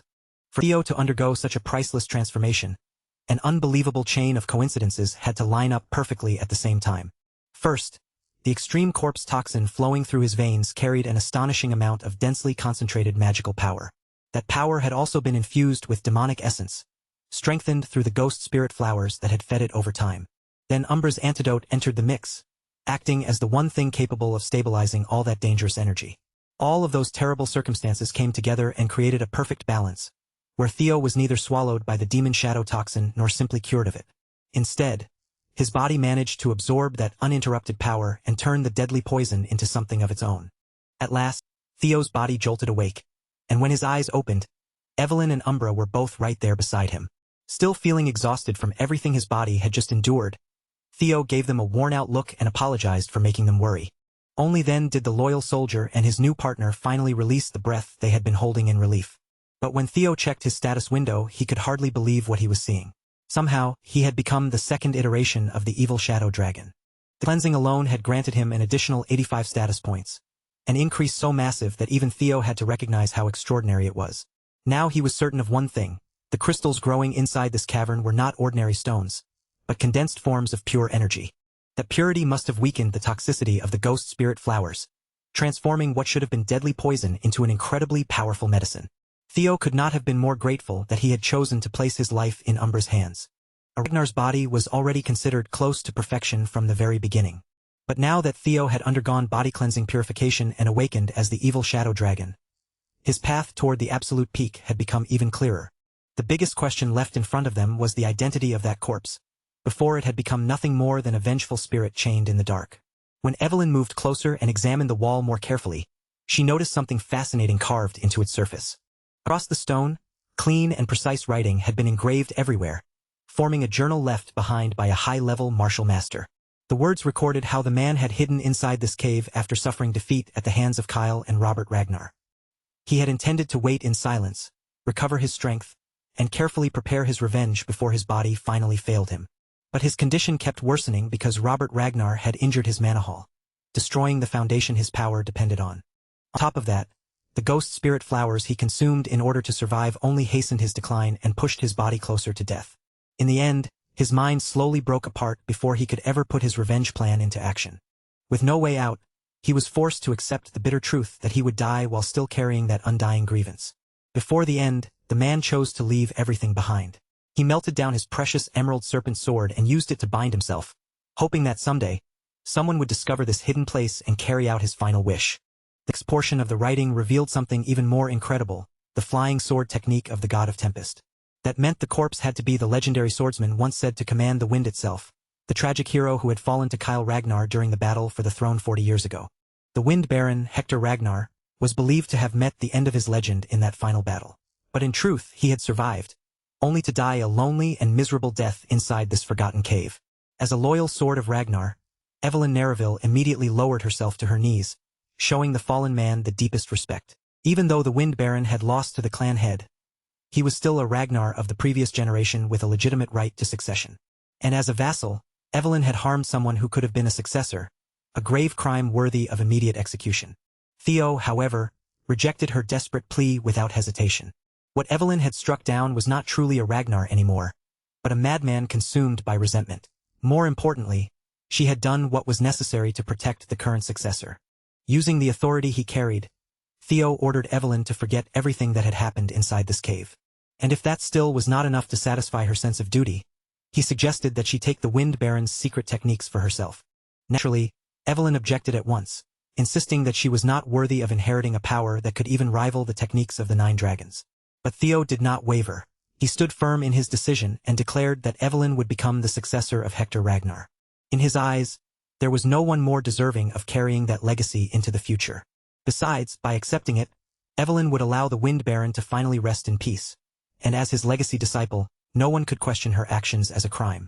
As Theo's sword, this was the path that made the most sense, and the one he believed she was meant to walk. Moved by the young master's words, Evelyn Nareville, a high-ranking swordsman of Ragnar, bowed before Theo with absolute reverence. She pledged her undying loyalty as his faithful vassal and humbly asked him to accept her oath. Theo only smirked at the sight, because this girl had always been rigid, serious, and painfully devoted to doing everything by the book.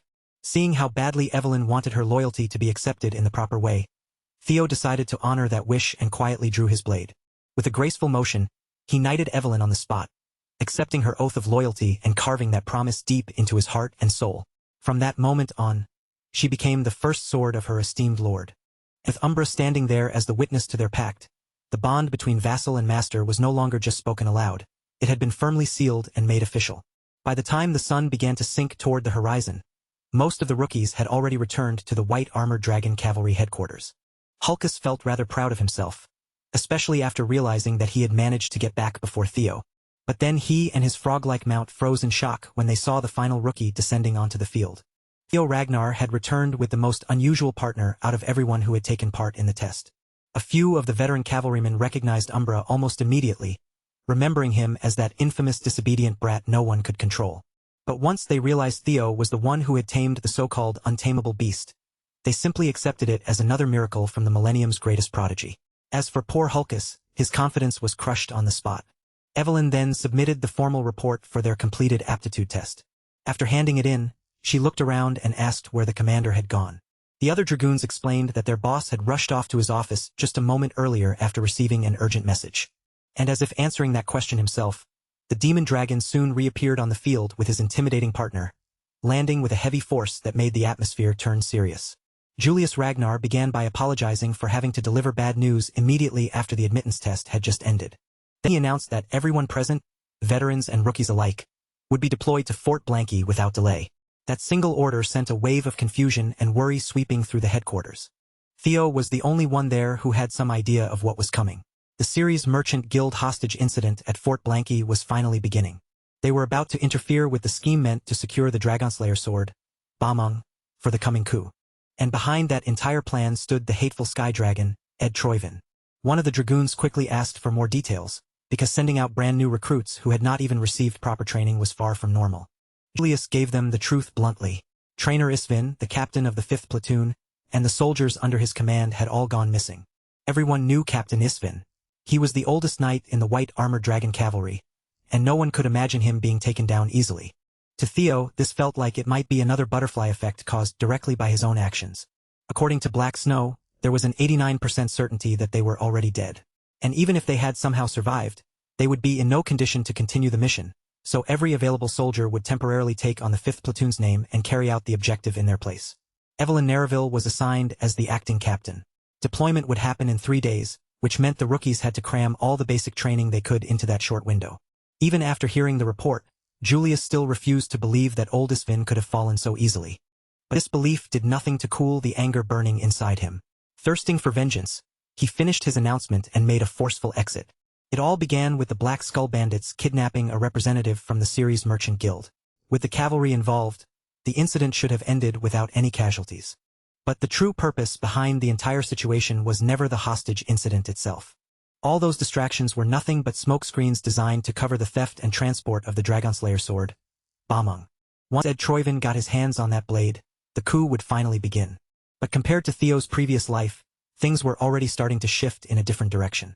If this change was truly his fault, then he needed to witness it with his own eyes and see it through to the end. And with that, the hidden quest to obtain the Dragonslayer sword officially began. After 3 grueling days of rushed basic training, the operation moved to the northern stronghold, where the freezing weather was harsh enough to bite straight through the body. A sole bandit watchman stationed in the tower suddenly noticed something far away, a dark shape spreading across the sky and blotting out the moon. Then his eyes widened as he realized what he was looking at. A full battalion of wyverns from the white armored dragon cavalry. But before the alarm could even be rung, the watchtower was blasted apart by a violent explosion. From above, Evelyn gave the order for the troops to rain bombs down onto the stronghold. The wyverns swept through the night sky like World War II bomber planes, carrying destruction beneath their wings. The coordinated bombing struck the stronghold with terrifying precision, tearing through key points and spreading devastation exactly where it needed to land. The bandits scrambled in panic, trying to hide inside the castle walls to avoid being blown apart. But they were already too late. The dragoons had descended from their mounts, blades ready, cutting down every straggler left in the chaos. Ellen directed her troops without missing a beat, leading them to slaughter every bandit that came into sight. This was the price of provoking the white armored dragon cavalry. Meanwhile, the man responsible for smuggling the legendary sword was thanking his luck, relieved that he had escaped the stronghold before the attack began. In his mind, all he had to do was deliver the blade, collect his generous payment, and then spend the rest of his life relaxing in luxury with his newfound riches. Unfortunately for him, he had been doomed to fail from the very beginning. His greed led him straight to a quiet, uneventful end, as a hooded figure cut off his head without ceremony. Once Bamung had been smuggled safely out of the stronghold, the hooded figures were finally free to take control of the situation. With their primary objective secured, the next stage of their sinister plan could now begin. The hooded figures rolled out their long-range cannons, and with the weapons aimed toward the stronghold, it was finally time to wipe out those wyvern-riding pests. Inside the stronghold, the cavalry had already made short work of the bandits, cutting down and subduing every lowlife who had been occupying the place. Veterans were laughing smugly, treating the mission like it had been nothing more than a quick cleanup job. But while they relaxed, Theo could not shake the feeling that everything had gone far too smoothly. After all, it was hard to believe the original 5th platoon had been wiped out by a pack of amateurs who could barely put up a proper fight. Activating hatchling synchro, Theo focused his senses and peered directly into the memories of one of the captured bandits. What he discovered confirmed that Bameng had definitely been stolen, but strangely enough, not one of these bandits had ever seen the sword with their own eyes. Might have been understandable for the low-ranking pawns, but the disturbing part was that even the bandit executives had been carrying out orders while completely in the dark. One of the senior dragoons noticed Theo's tense expression and asked him what was wrong. Another senior told him to calm down, assuming the Flash Tiger was just getting nervous on his very first deployment. In truth, the older soldiers mostly wanted to finish the mission quickly and head back. That was when a grim premonition struck Theo like a cold blade. Without explaining himself, he abruptly broke away from the seniors, leaving them confused behind him. Theo silently drew his blade and swung it toward a wall that looked completely ordinary at first glance. The thick bricks split apart, revealing rows upon rows of kegs packed with highly volatile explosives hidden behind the wall. From the very beginning, this entire operation had been a trap. Theo immediately took charge and urged everyone to escape while beginning the evacuation at once. Then, from somewhere in the distance, the sharp whistle of incoming cannonballs began cutting through the air, growing louder with every passing second. Theo shouted at his comrades with everything he had. But his warning was swallowed by the deafening roar of explosions as the bombardment crashed into the stronghold. The first round of detonations struck dead center, hitting the target perfectly, and the attackers immediately prepared to reload. From every angle, the mysterious hooded figures continued hammering the explosive-filled stronghold with cannon fire. Their orders were simple and merciless: exterminate the newly formed 5th platoon, and leave not even a single ant alive. Meanwhile, the person who had ordered the attack sat alone in a quiet room, bathed in pale moonlight. Lady Amel Ragnar, the former mistress of the Camellia Palace, cradled the headless corpse of her deranged son, Axion, in her arms. The woman had finally broken completely, and now she wanted Theo Ragnar's head no matter what it cost. Taking advantage of the chaos caused by the explosions, the surviving bandits tried to break free and flee for their lives. Evelyn had no intention of letting them escape, and she immediately ordered her troops to execute them on the spot. As the stronghold burned and crumbled around them, the dragoons went to work cutting down the criminals without hesitation. Even Evelyn could tell something was deeply wrong with the story of the original 5th platoon's fall, especially when these bandits looked so helpless under pressure. Then another explosive cannonball came crashing down in her direction, and Evelyn barely moved in time to avoid being roasted alive. With the second wave of bombardment already underway, Evelyn put her troops' safety first and gave the order to retreat. After all, the bandits would be blown apart by the explosions soon enough even if the cavalry left them alone. At last, the rookie group managed to reunite with Evelyn's battalion amid the chaos. Now that the 5th platoon had gathered together again, their only priority was finding a way out of this burning hellhole. Theo proposed that they move toward the outer walls, choosing the direction opposite from where the artillery fire was coming. Under the crushing stress of the moment, something inside Theo suddenly opened. His mind gate awakened, breaking past the limits of his brain and greatly enhancing both his thinking speed and sensory perception. When he looked around the area again, the structure of the surrounding buildings seemed to unfold before his eyes, exposing their layout and hidden blueprint in terrifying detail. The sheer flood of information rushing into his mind left him dazed for a moment, as if his brain could barely keep up with what it was seeing. Evelyn had to snap him back to reality, grabbing him as she tried to pull him toward the outside of the stronghold according to the original plan. But Theo stopped her for a second before she could drag him any farther. With absolute decisiveness, Theo declared that they should not run toward the exits. Instead, they had to go deeper into the stronghold. Evelyn trusted her master's judgment completely, so without hesitation, she ordered the rest of the troops to follow his lead. There were 21 lives hanging in the balance, and every single one of them was now relying on the golden boy to guide them out alive.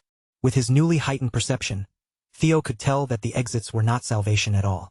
Waiting outside were more artillery fire and a carefully coordinated ambush. That was the final trap prepared for them. Using his open mind gate together with hatchling synchro, Theo began reading the memories embedded in the buildings themselves, until the entire stronghold appeared before him like a living web of information. The enemy had assumed no one could possibly survive inside the castle, but with Theo now seeing through the stronghold's layout, there was still a path forward. To the left, he sensed even more hidden explosives waiting to erupt. To the right, another wave of artillery bombardment was about to come crashing down. The only safe route left was the central staircase leading downward. So Theo led his comrades down the central stairs, every one of them sprinting desperately as the stronghold shook around them. Evelyn stayed at the very back of the line, making sure none of her troops fell behind or were swallowed by the chaos. But the moment they reached the bottom, their hopes of survival seemed to vanish, because the path ahead ended in a dead end. Panic swept through everyone at once, their faces tightening as they turned toward Theo, silently begging him to come up with some brilliant way out. Going back through the path they had taken was no longer an option, and every second they hesitated only made the situation worse. And as if they needed one more disaster piled on top of everything else, the explosions from above finally took their toll. The ceiling overhead began to give way, groaning and cracking as the damaged roof started collapsing in on them. Massive slabs of broken stone and shattered beams came crashing down from above, scattering dust through the air, as the new 5th platoon found themselves seconds away from being buried alive beneath the wreckage. Outside the stronghold, the hooded agents of Troyvin watched the flames and destruction with twisted satisfaction, clearly enjoying the chaos their bombardment had unleashed. At last, every artillery shell they had brought with them had been fired. Their arsenal was empty, but the destruction they wanted had already been spread across the stronghold. To them, this was justice for their young master, Axion. With their blades drawn and their killing intent bare, the Troyvin agents prepared to storm inside and finish what the bombardment had started. Even if Theo had been blown apart beyond recognition, they were ready to dig through blood, flesh, and rubble piece by piece, just to drag out proof that he was dead. But unfortunately for them, that victory would not come so easily. The new 5th platoon had escaped death by the narrowest possible margin. As the roof and ceiling caved in above them, the floor beneath their feet gave way too, all because Theo made one desperate slash at the final instant. The entire group plunged downward into a hidden underground lair, landing in a place none of them expected. And waiting in the shadows below were even more hostile bandits. Theo had not chosen that direction blindly. He had noticed an open space hidden deeper beneath the hallway, and that single observation became the only reason everyone survived the collapse. As Theo looked beyond the bandits blocking their path, his eyes caught sight of something deeper inside the underground chamber. A prison built into the darkness, sealed behind thick steel bars. Among the people locked behind those bars was Captain Trainer Isevin, trapped with the others in the underground prison. Of course, the remaining bandit jailers were no match for Evelyn's troops. In fact, Hulkus handled the last two himself, cutting them down before they could pose any real threat. Once the prisoners were secured, Evelyn quickly heard the full story from Captain Isevin. No one could have guessed that the Central Intelligence Bureau had been the force secretly pulling the strings behind this entire scheme. The original 5th platoon was finally released from their shackles, their restraints falling away after all that time in captivity. But freedom did not bring them much joy. Every one of them had lost limbs, and even the old captain himself had been left permanently wounded. Evelyn had suspected from the beginning that Ed Troyvin was somehow involved in this betrayal, but even she had not imagined the conspiracy ran this deep. These traitors had gone so far as to raise their swords against their own fellow clansmen. There was no softer word for what they had done. This was treason, and treason demanded the harshest punishment Ragnar law could deliver. Captain Isvin understood the anger burning in the younger soldiers, but he warned them not to let rage blind them. Their enemies were not fools. This entire plot had been prepared carefully from beginning to end, and with their current numbers, facing them head-on would be dangerous. For the moment, their first priority had to be finding some way to contact the Black Snow Agent station nearby. Theo pointed out that no help had arrived yet, which likely meant the enemy had already dealt with the Black Snow Agents hidden around the area. The situation looked grim, but the Rising Star still had a plan forming in his mind. The Troyvin agents had even tried to bury their own disposable pawns under the bombardment. That told Theo one thing clearly. They wanted every loose end erased for a flawless cover-up. And because of that, they would definitely come inside to confirm whether their main targets were dead. They would be drunk on their supposed victory, searching through the bodies without realizing the danger waiting for them. That overconfidence was exactly what the cavalry could use. If they hid themselves among the wreckage upstairs and prepared an ambush of their own, the enemy would walk straight into their trap. Only by using that opening would they have even the slightest chance of turning this disaster around. Captain Isvin quietly studied Theo, his sharp old eyes measuring the young man from head to toe. He could tell that Theo had only recently opened his mind gate, and achieving something like that at such a young age was nothing short of astonishing. For a moment, the captain could only lament how old he had become. Faced with a crisis like this, he had nearly accepted defeat far too soon. Fortunately, the younger generation standing before him still had courage, clarity, and enough sense to keep moving forward. As though a dying flame had suddenly been reignited inside him, Captain Isvin pushed himself upright on his remaining leg and rallied his men through sheer force of will. The white-armored dragon cavalry, both the original 5th platoon and the new one, would move together and carry out the plan exactly as Theo had laid it out. Now, an all-out deathmatch between two factions of Ragnar was about to erupt. Soon after, the Troivan agents poured into the ruined stronghold, spreading through the wreckage as they searched for bodies. They had to overturn stones, shove aside broken debris, and inspect every collapsed corner just to identify the victims left behind. Anyone they found still breathing was dealt with immediately and without even the slightest trace of mercy. But after searching for a while, they still found no remains belonging to the cavalry. The western side had no corpses at all, and the eastern side was not giving them much more to work with either. The team watching the exits reported the same thing. Not a single dragoon had been seen escaping outside. Across the burning, flattened remains of the stronghold, the only bodies scattered through the rubble belonged to the Black Skull bandits. Realizing something was wrong, the operation leader's instincts sharpened. He stopped his men before they wasted any more time searching through the ruins. Then, in the very next moment, blood spilled. The hidden cavalry finally revealed themselves, launching the ambush they had prepared from within the rubble. The treacherous leader barely escaped, having his head pierced clean through by Evelyn's blade. Now the two captains, standing on opposite sides of this betrayal, were about to clash directly. The Troivan captain immediately tried to fight dirty, using underhanded tricks to throw Evelyn off balance. But Evelyn was far too skilled and composed to be caught by something so petty. With a sharp, acrobatic movement, she slipped out of danger and created enough space to reset the fight on her own terms. Captain Troivan shouted at the top of his lungs, warning his men that they had been ambushed, but his warning came far too late. He barked out an order for them to change formation, yet by the time his command left his mouth, many of his men had already stopped breathing. They had been cut down in an instant by the skilled dragoons lying in wait. With this treasonous operation now exposed in full, Evelyn stood as the enforcer of Ragnar law. And by that authority, she sentenced every last one of them to death. The Troivan captain, however, had no intention of dying quietly. He met Evelyn head-on, trading strike after strike with her in a fierce exchange. He managed to keep her movements in check and even launched several sharp counterattacks of his own, proving he still had enough skill to make the fight dangerous. Deep down, the Troivan captain could not wrap his head around it. After all that relentless bombardment, after enough artillery fire to flatten the stronghold, these wyvern-riding bastards were somehow still standing in front of him. That disbelief threw his focus off for the briefest moment, and in a battle like this, even a blink of hesitation was enough to become fatal. Evelyn caught that tiny opening instantly, her eyes sharpening as she moved before he could fully recover his guard. She struck straight for the kill, her blade flashing toward his neck, and the turncoat only barely managed to avoid having his head taken clean off. But Evelyn did not give him room to breathe. She kept pressing him again and again, cutting into him little by little, opening fresh wounds and forcing blood to spill with every exchange. While driving him back, Evelyn warned the remaining members of the Central Intelligence Bureau to lay down their weapons and surrender. At this point, any attempt to keep fighting would only be meaningless struggle against an outcome already decided. The moment Theo's ambush succeeded and the cavalry emerged from hiding, the entire battlefield had already shifted into checkmate. Those who chose to surrender willingly would be allowed to live for the time being, so they could be judged properly in a lawful trial. But before his men could start clinging to that chance of survival, the Troivan captain shouted over the battlefield and gave them permission to unleash their secret technique. Every dragoon froze for an instant, startled by the sudden command and the dangerous weight behind those words. It was clear now that the Troivans had still been hiding one final card, a desperate last gamble they had saved for the very end. Then one of the Troivan agents suddenly lost all reason, turning feral as he lunged straight at Theo like a beast released from its chains. Theo felt it immediately. The man's offensive power had spiked in a way that was far too sharp, far too unnatural, and far too dangerous to ignore. These madmen had actually activated the reverse blood surge technique, a forbidden power that granted explosive strength by rapidly draining away the user's own life force.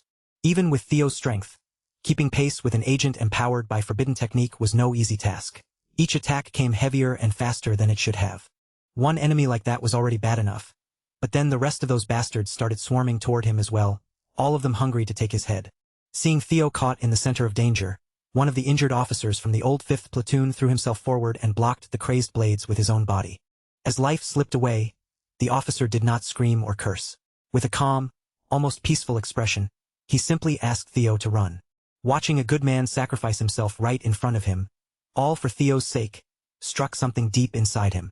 That single moment awakened a raw, primal fury within Theo, a wrath so fierce it seemed to rise from the very core of his being. With that anger driving his blade, Theo unleashed the strongest triple dragon's claw he had ever performed, carving through the lunatics in a brutal sweeping strike. But he did not stop there. Pushing past his own limits, the young master reached even deeper and tapped into the power of his mind gate. In that instant, the world around him seemed to slow down. Theo's eyes tracked everything at once, marking the positions of dozens of crazed enemies overflowing with unnatural power. Then he released another triple dragon's claw, one even more powerful and refined than the strike he had just unleashed. His blade surged out in complex, twisting paths, weaving through the battlefield with terrifying precision as it avoided his comrades and tore the enemies apart. The sheer combination of power, control, and swordsmanship was so overwhelming that even the battle-hardened veterans could only stare in shock. When the dust finally settled, the ground of the ruined stronghold was scarred with terrifying marks, as though annihilation itself had been carved into the stone. Of all the traitors caught in that devastating attack, the only one left alive was the Troivan captain. Seeing that the thorn in his family's side had grown into something this powerful, the captain made up his mind. Even if it cost him his own life, he would drag Theo down with him. The captain activated the reverse blood surge technique on himself, and his body shot forward like an arrow loosed from a bowstring. Meanwhile, Theo's platoon seniors were still standing there in stunned admiration, completely useless as they stared at the rookie's monstrous display. But Theo was not basking in victory at all.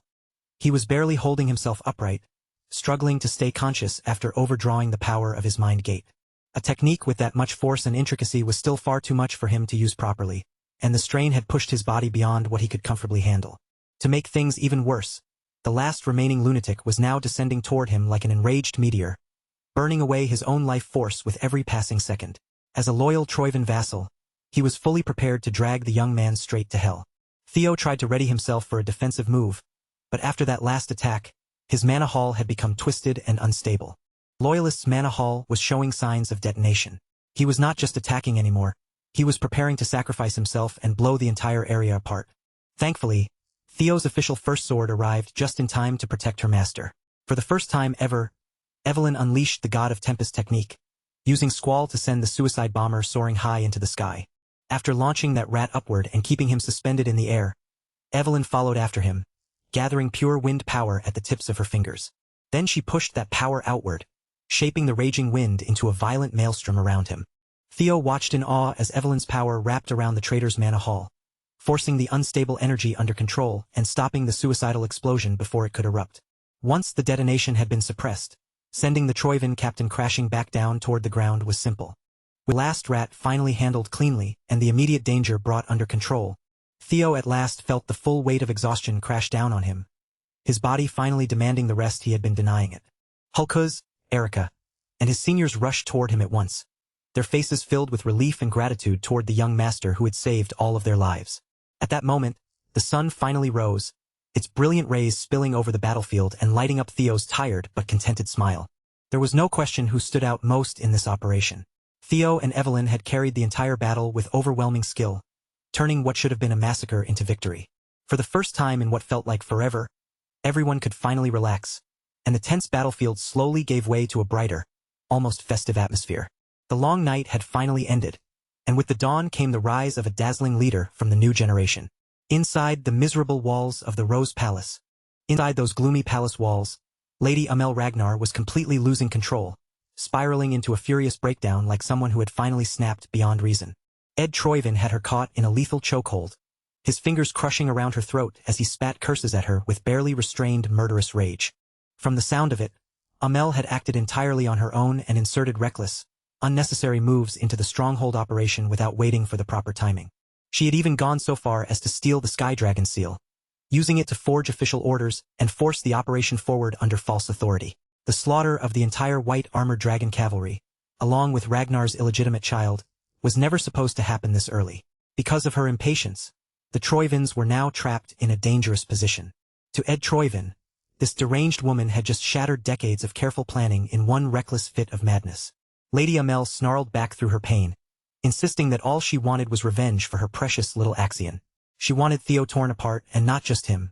Anyone connected to that bastard had to suffer too, so her dead son could finally rest in peace. Ed found her excuse absolutely unforgivable. In his eyes, forgetting her duty to the family over the death of one worthless child was beyond pathetic. In a burst of rage, he stomped down on Axion's rotting, headless corpse without hesitation.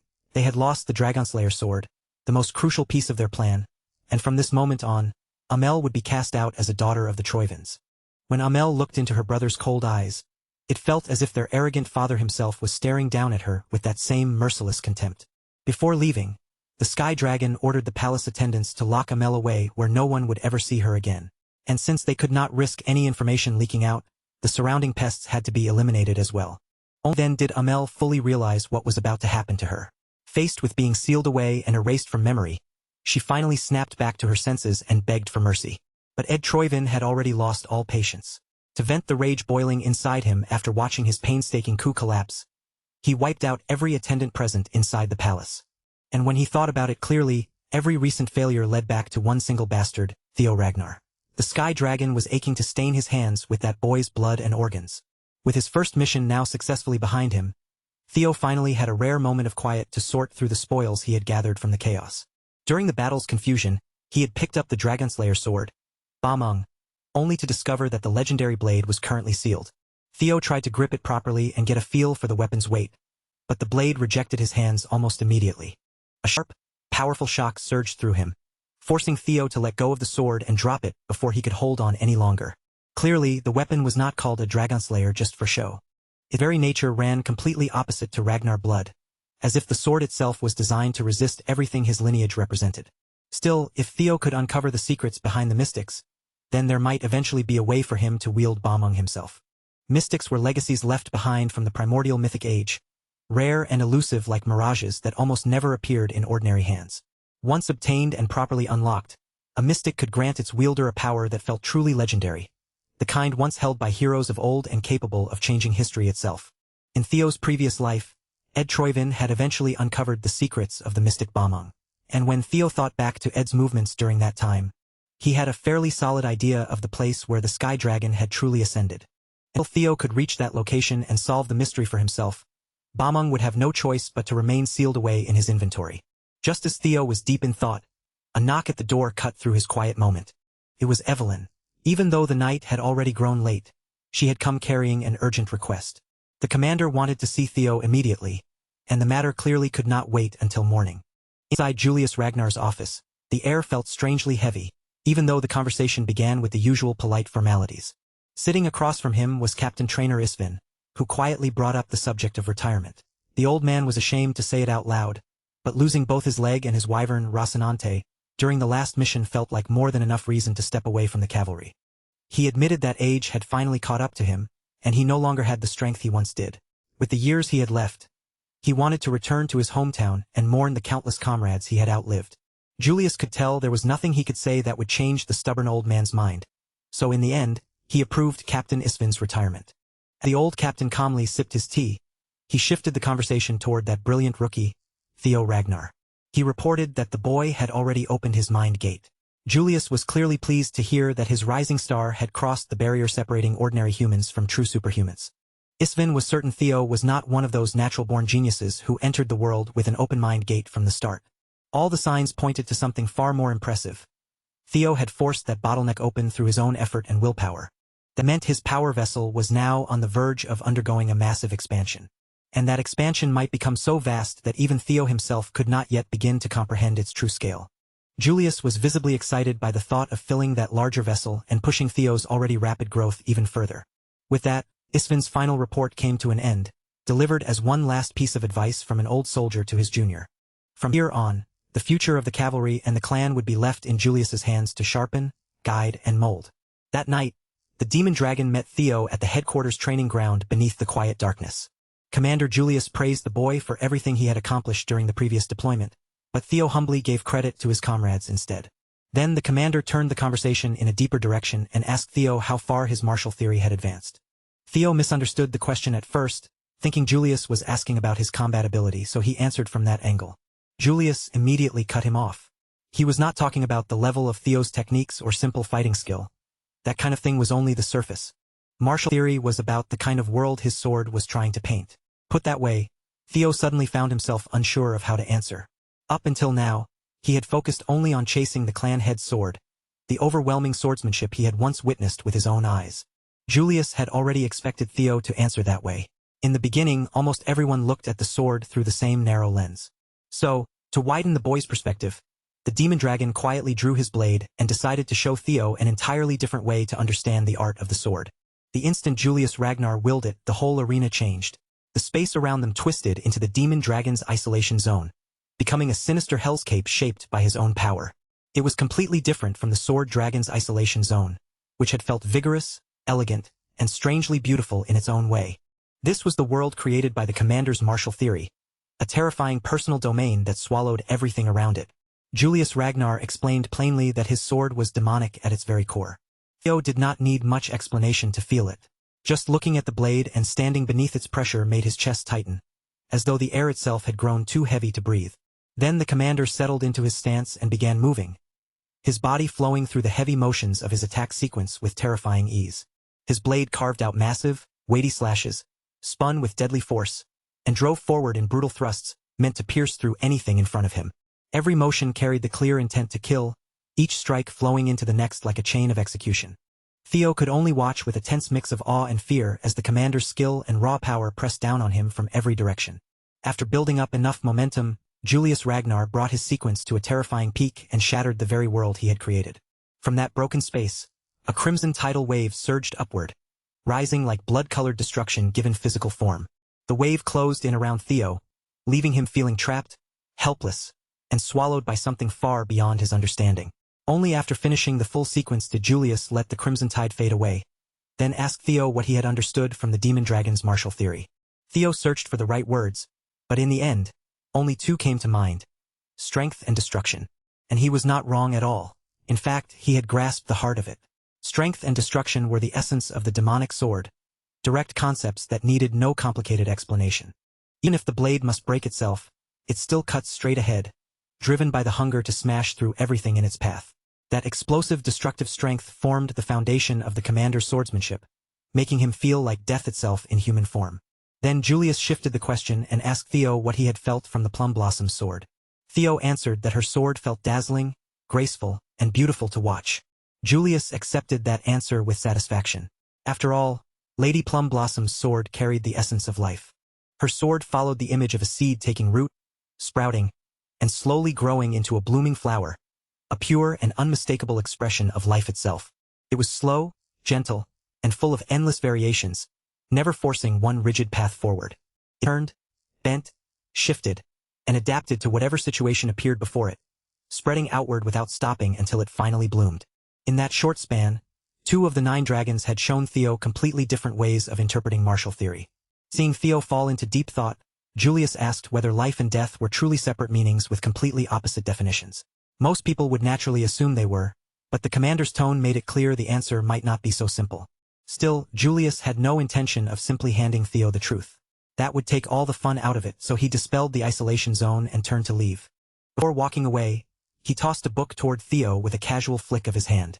Inside those pages was a long and detailed debate between Commander Julius and Lady Osa about the true principles of the sword. It was an unusual situation, to say the least. Somehow, Theo had ended up becoming the disciple of both the sword dragon and the demon dragon. Of course, that debate had taken place on the fateful day inside the white dragon's nest, and the book had been written there as well. After Julius wrote the final word and closed the pages, he immediately pouted, clearly annoyed that he would no longer be able to monopolize Theo's potential for himself. Lady Plum Blossom only wanted what was best for the boy, and even the commander was not the kind of man who could deny that. By this point, Theo Ragnar had already drawn expectations great enough to rival the other successor candidates. His talent was enormous, and he was growing at an unprecedented speed. But that also meant he would reach his next wall far sooner than most. This book was meant to help him overcome that wall quickly, perhaps faster than anyone would normally believe possible. Even so, Julius still carried a quiet, nagging fear that Theo might one day become an enemy of the clan. Those standing at the top knew better than anyone that prodigies who rose too quickly often met unfortunate ends, one way or another. If history repeated itself again, the teachings they gave him could one day return as bloodshed against the Ragnars. After hearing Julius speak those fears aloud, Lady Osa became certain of one thing. Commander Julius truly was the right person to keep hold of the book and watch over Theo's growth. When the day came that Julius was certain the boy would not be stained by greed, he could pass those teachings on to the young dragon. That day arrived much sooner than anyone had expected. Now, the insights of the 2 dragons said to stand first and second with the sword were finally resting in Theo's hands. Theo could not help wondering whether he truly deserved something so valuable. But Julius had already judged his worth and decided that he had passed the test. So Theo accepted the book with sincere gratitude, holding it as something far heavier than ordinary pages. Looking back, he realized his meteoric rise had only been possible because of a handful of people who kept guiding him forward. They had helped him without demanding anything in return, lifting him again and again as he climbed toward the top. From the Rendon incident all the way to now, Commander Julius had always shown him favor. For that kindness, Theo quietly promised that he would repay the debt one day. As it turned out, there was already a way for Theo to repay that favor right now, though it would not be pleasant for him at all. The demon dragon was craving a jewel, and it had been far too long since he had found a new toy interesting enough to amuse him. The book would definitely guide Theo forward, but that was only the gentle part of the lesson. The truly painful training was about to begin right there in the arena. From the sidelines, Evelyn quietly turned her eyes away, unable to keep watching without feeling sorry for her poor master. Before she left, she made absolutely certain the arena was locked up tight, as if there was no chance Theo would be allowed to escape. She even wrapped chains around the door from the outside, apologizing again and again while sealing him in for what was about to happen. The brutal training continued through the entire night, and the suffering did not finally end until the first light of morning appeared.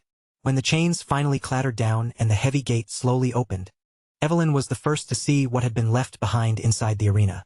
Her usually lively young master looked as though he had survived an entire battlefield in a single night, his body worn down from head to toe. This time, there was no denying it. The commander had definitely pushed things a little too far. More importantly, Evelyn had already handled the task entrusted to her. The next important clue could be found down in the underground detention cell. The defeated Troivan squad captain had been crippled and locked away there, stripped of any chance to run or fight back. But he was not the kind of man who would confess no matter what kind of torture they tried. So they left him to rot in his cell while Theo prepared a different way to break the situation open. Theo quietly told Evelyn about the chain of events that would unfold over the next few days, laying out what needed to happen step by step. A few days later, Theo finally made his way to the training ground of Plum Blossom Palace. Once inside, he greeted the Lady of Plum Blossoms with proper courtesy, keeping his posture respectful before her. OSA Ragnar Plunis had been waiting for him, especially after the valuable gift of insight had already been placed in his hands. That book had already helped Theo greatly, sharpening his understanding far more than he had expected. To test just how much he had gained from it, Lady Plum Blossom summoned one of the training swords straight into her hand.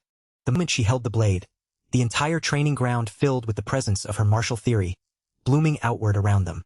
She wanted to continue teaching him the foundations of her technique, the small but essential pieces people could easily overlook, the very roots of swordsmanship itself. And by the end of the session, she hoped to speak with Theo about how life could be made to blossom through a sword. For the second time, she formally asked Theo to become her official disciple. But before giving her a final answer, Theo wanted to ask one question first. He wanted to know whether she was making that offer as the Heaven Dragon Swordmaster. Lady OSA was visibly surprised by the question, because very few people knew about that hidden title of hers. The Heaven Dragon Sword was a secret school that passed its teachings to only one disciple at a time, and at present, she was the sole inheritor of that mysterious legacy. Lady Plum Blossom immediately understood that Theo was not asking out of simple curiosity. He wanted to know what her true intentions really were. So she answered him honestly. There was no hidden scheme behind her offer, no secret motive buried beneath her kindness. From the full bloom of the plum blossoms to the Heaven Dragon Sword, she wanted to pass everything she possessed down to Theo. A few minutes later, Theo stepped out of the training ground after finally making up his mind. As he walked through the beautiful corridors of Plum Blossom Palace, a group from the flowery faction moved in and surrounded him, blocking his path with smug faces. Theo was not the type to quietly accept disrespect, and the moment he gave them a curt response, those bastards immediately took offense. They assumed Theo had just been accepted as Lady Plum Blossom's newest disciple, so they demanded that he show proper respect to them as his seniors. Theo could only wonder what these barking dogs were making such a fuss about, because this was clearly just a childish attempt to protect their fragile pride. It was nothing new. They were not even his direct superior officers, so throwing rank around meant nothing in this situation. Even so, these flowery mutts still wanted to act superior and use the rising star of the clan to boost their own pathetic clout. But there was one thing they had completely misunderstood. Theo had indeed been offered the chance to become Lady Plum Blossom's direct disciple, but he had turned the offer down. When he was first given the chance to accept two incredibly precious legacies, he was naturally tempted to say yes. But he still could not understand why Lady OSA treasured him so deeply when he had done nothing to truly benefit her. She admitted there was no grand reason behind it, and no clever scheme hidden beneath the surface. Lady OSA simply wanted to help him because Theo reminded her of Kyle when he was young. In both appearance and spirit, He was almost exactly like the clan head in his youth. A man who once chased his dreams and ideals with relentless determination. And perhaps, even now, that same man was still dreaming and still chasing something far beyond reach. Back then, Kao was never allowed to fall into despair. No matter what trials stood in his path, he fought to overcome them through his own strength. Every single day brought one hardship after another, an endless road of struggle that would have broken most people. Even so, Kyle Ragnar never yielded, and he never once bent the principles he carried in his heart. Whenever Lady Osa looked at Theo, she saw the younger Kyle she had once fallen in love with that memory stirring in her heart. There was no way she could simply stand aside and do nothing. Since she had laid out her reasons so honestly, the decision now rested entirely with Theo. Even though the offer itself was tempting enough to make anyone pause, Theo still made his choice calmly and decided to turn it down. Right now, he already had far too many people standing around him, teaching him, correcting him, and guiding his path from every direction. Lady Plum Blossom was one of them, of course, but she was far from the only person who had shaped him. So many people had looked at Theo in different ways, each leaving their own mark on him. The demon dragon had personally taken him in and watched over him, while his senior dragoons, Evelyn, Selford, and Aaron, continued to train him and point him forward day after day. Even the people who stood beside him as friends and comrades had helped form the person he was now. Remington, Hulkus, Erica, and the boys from Training Ground 4 had all played a part.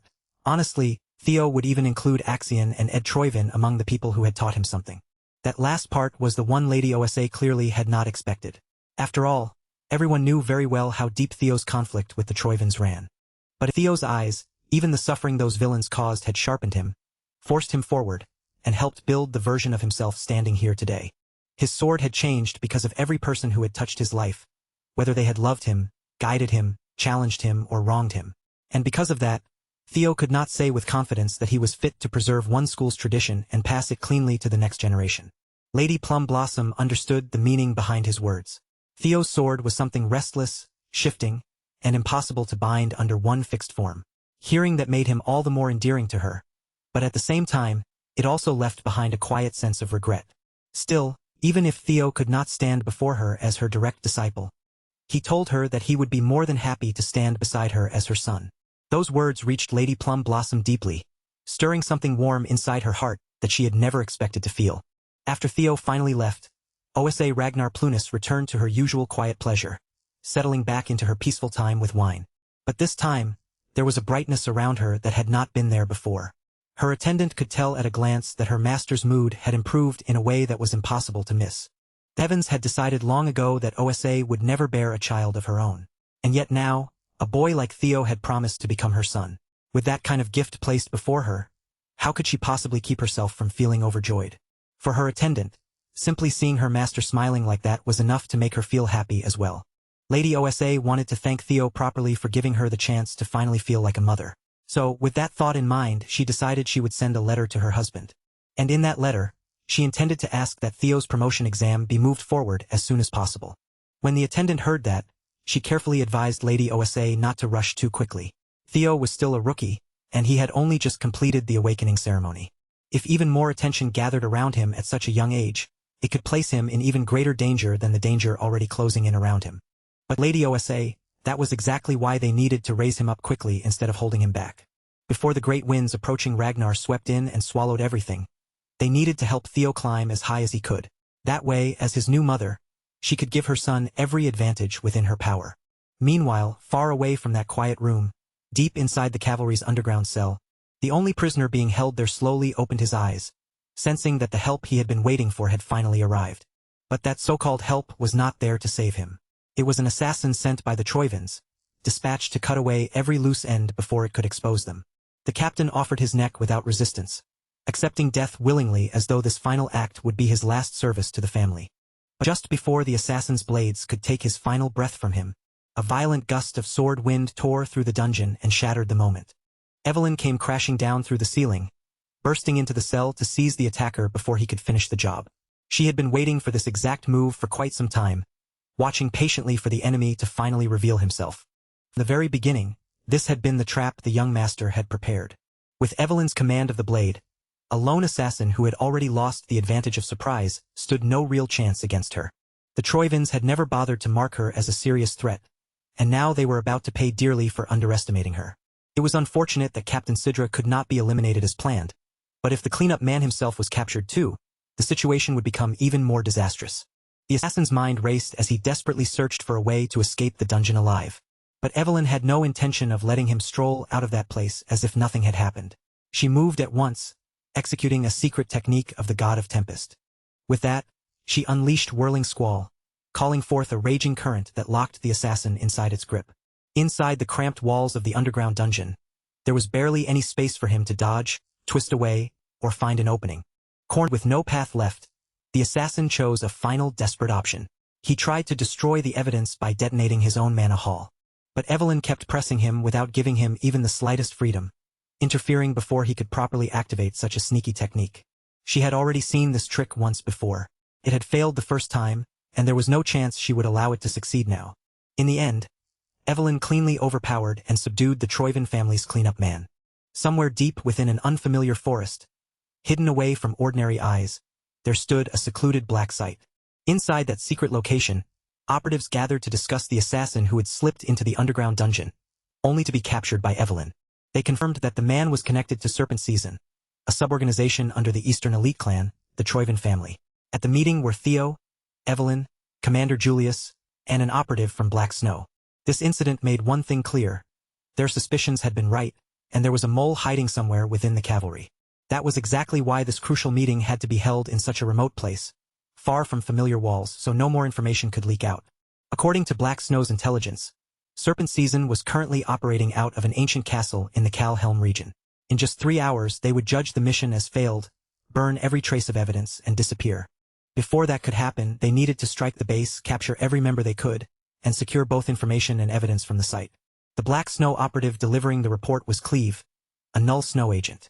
Theo had not expected that he would personally meet someone of such high rank this soon. If the briefing could fully wrap up and the ambush plan could be put into motion, Commander Julius raised one final matter, making it clear there was still something important left to settle. This operation would not be treated as just another mission. At the same time, it would also become Theo Ragnar's official promotion exam. For a moment, Theo honestly thought he must have misheard him. In his mind, it felt far too early for him to even be considered qualified for a promotion exam. Commander Julius did not deny that point. In fact, he agreed with Theo, which was exactly why the difficulty of this exam had been raised to an almost absurd level. Normally, as a swordsman climbed higher through the ranks, the trials naturally became harder and more dangerous. But this time, the higher-ups were using a mission that could potentially ignite a full-scale civil war as the test for a mid-rank swordsman promotion. The Demon Dragon had already been informed that Theo was the one who arranged Evelyn's stakeout and the capture operation.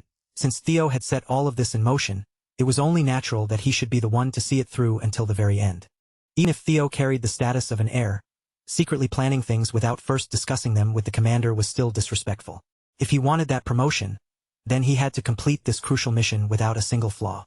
Julius made sure Theo understood exactly what was at stake. Once he became a mid-rank swordsman, he would earn the privilege to take on solo missions by himself. And with the way events were unfolding around him, this young man was slowly being pulled into the center of attention, as if history itself was beginning to gather around his name. As if to push him even harder, the system suddenly activated the 4th scenario quest, offering Theo a chance to cut away the dark connections that had haunted his previous life.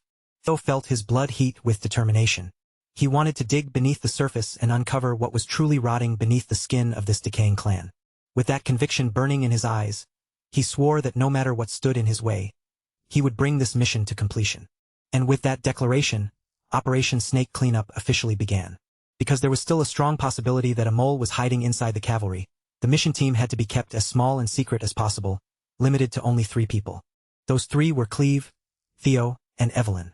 As swordsmen, they had an advantage if the fight turned into direct combat against these snake-like assassins, but in terms of numbers, they were walking into enemy territory badly outmatched. Even so, there was no room to hesitate. Whatever happened inside that base, they would have to adjust on the spot and make the operation succeed. Meanwhile, inside Serpent Season's headquarters, the assassins had just finished gathering every document that connected their organization back to the Troyvens. While they were preparing for the possibility of failure, a small orb-shaped device suddenly rolled across the floor and slipped into the room. The moment it appeared, it became clear what it was. A smokescreen had been thrown in first, serving as the opening signal for an ambush. Before the assassins could even react properly, heads were already flying through the haze and rolling across the floor. Cleve held the title of Null Snow Operative for a very good reason. Only one assassin managed to survive the first attack, but even he was badly wounded. Blood pouring from a deep cut opened across his neck. Cleve was not the type to let wounded prey slip away just because it had crawled out of sight, so she immediately turned back to finish the job. With that, her assigned area was successfully cleared. While Cleve and Evelyn moved to seize the gathered documents, Theo was given the task of heading down into the basement. Even as he moved, Theo could not help feeling impressed after witnessing someone of Cleve's level fight in person. If the blueprints they had received during the mission briefing were accurate, then the staircase leading to the basement should be somewhere nearby. But Theo let his guard slip for just a moment. He was moving too quickly, focused too much on speed, and his foot triggered a hidden tripwire. The instant the wire snapped into motion, a trap activated, sending a deadly mechanism straight toward his face, almost piercing through his eyes. If Theo's reflexes had been even a little slower, he would not have escaped in time. He drew his sword in a flash, the blade cutting through the air as he deflected the sudden storm of hidden stingers. Then, using hatchling synchro to read the information woven into the area, Theo's vision caught every hidden danger around him. Countless tripwires and traps revealed themselves one after another, and beyond those fixed mechanisms, several men were also lying in wait for an ambush. To clear out all those nuisances at once, Theo pulled out multiple blades and poured his black lightning into them. His Thunder Dragon-breathing dragon mark had grown stronger after its upgrade, making its power even more lethal than before. The unlucky assassins waiting in ambush were erased in an instant. The blades pierced through them, and the black lightning fried them at the exact same time. Once those enemies were dealt with, Theo moved past the fixed traps and wires with much greater ease.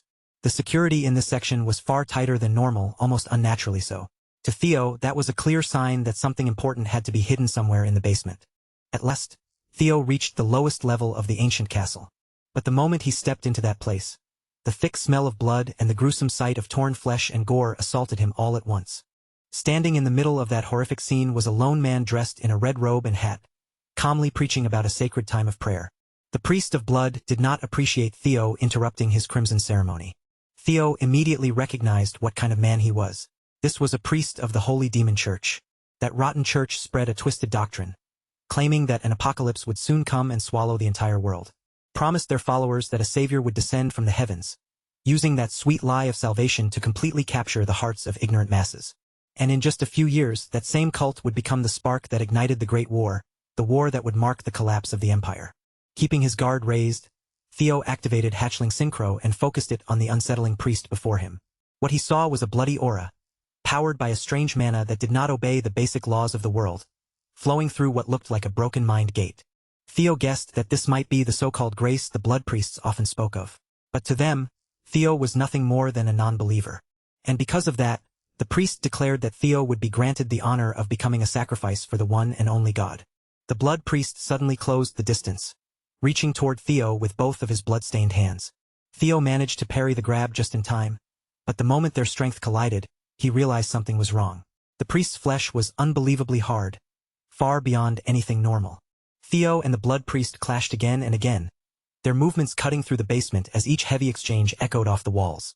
But no matter how Theo adjusted his angle or poured strength into his strikes, every attack he launched was brushed aside and made completely useless. He'd feel the terrifying weight behind each of the priest's movements. If even one grab landed cleanly, if that monster managed to lock him down for even a second, Theo knew it would be over. Then at last, the worst possible thing happened. The blood priest caught Theo's sword with nothing but his bare hand. A swing that Theo had poured his full power into was stopped so easily that it looked almost ridiculous. With Theo's blade sealed and his stance broken, the priest struck back and sent him flying straight toward the basement wall. Blood priests were supposed to belong near the very bottom ranks of the Holy Demon Church, and yet even one of them already possessed this much monstrous power. Theo's choices were shrinking fast. If he used Triple Dragon's Claw in a cramped place like this, the whole basement could collapse and bury him alive, but his mana-infused attacks were not breaking through either.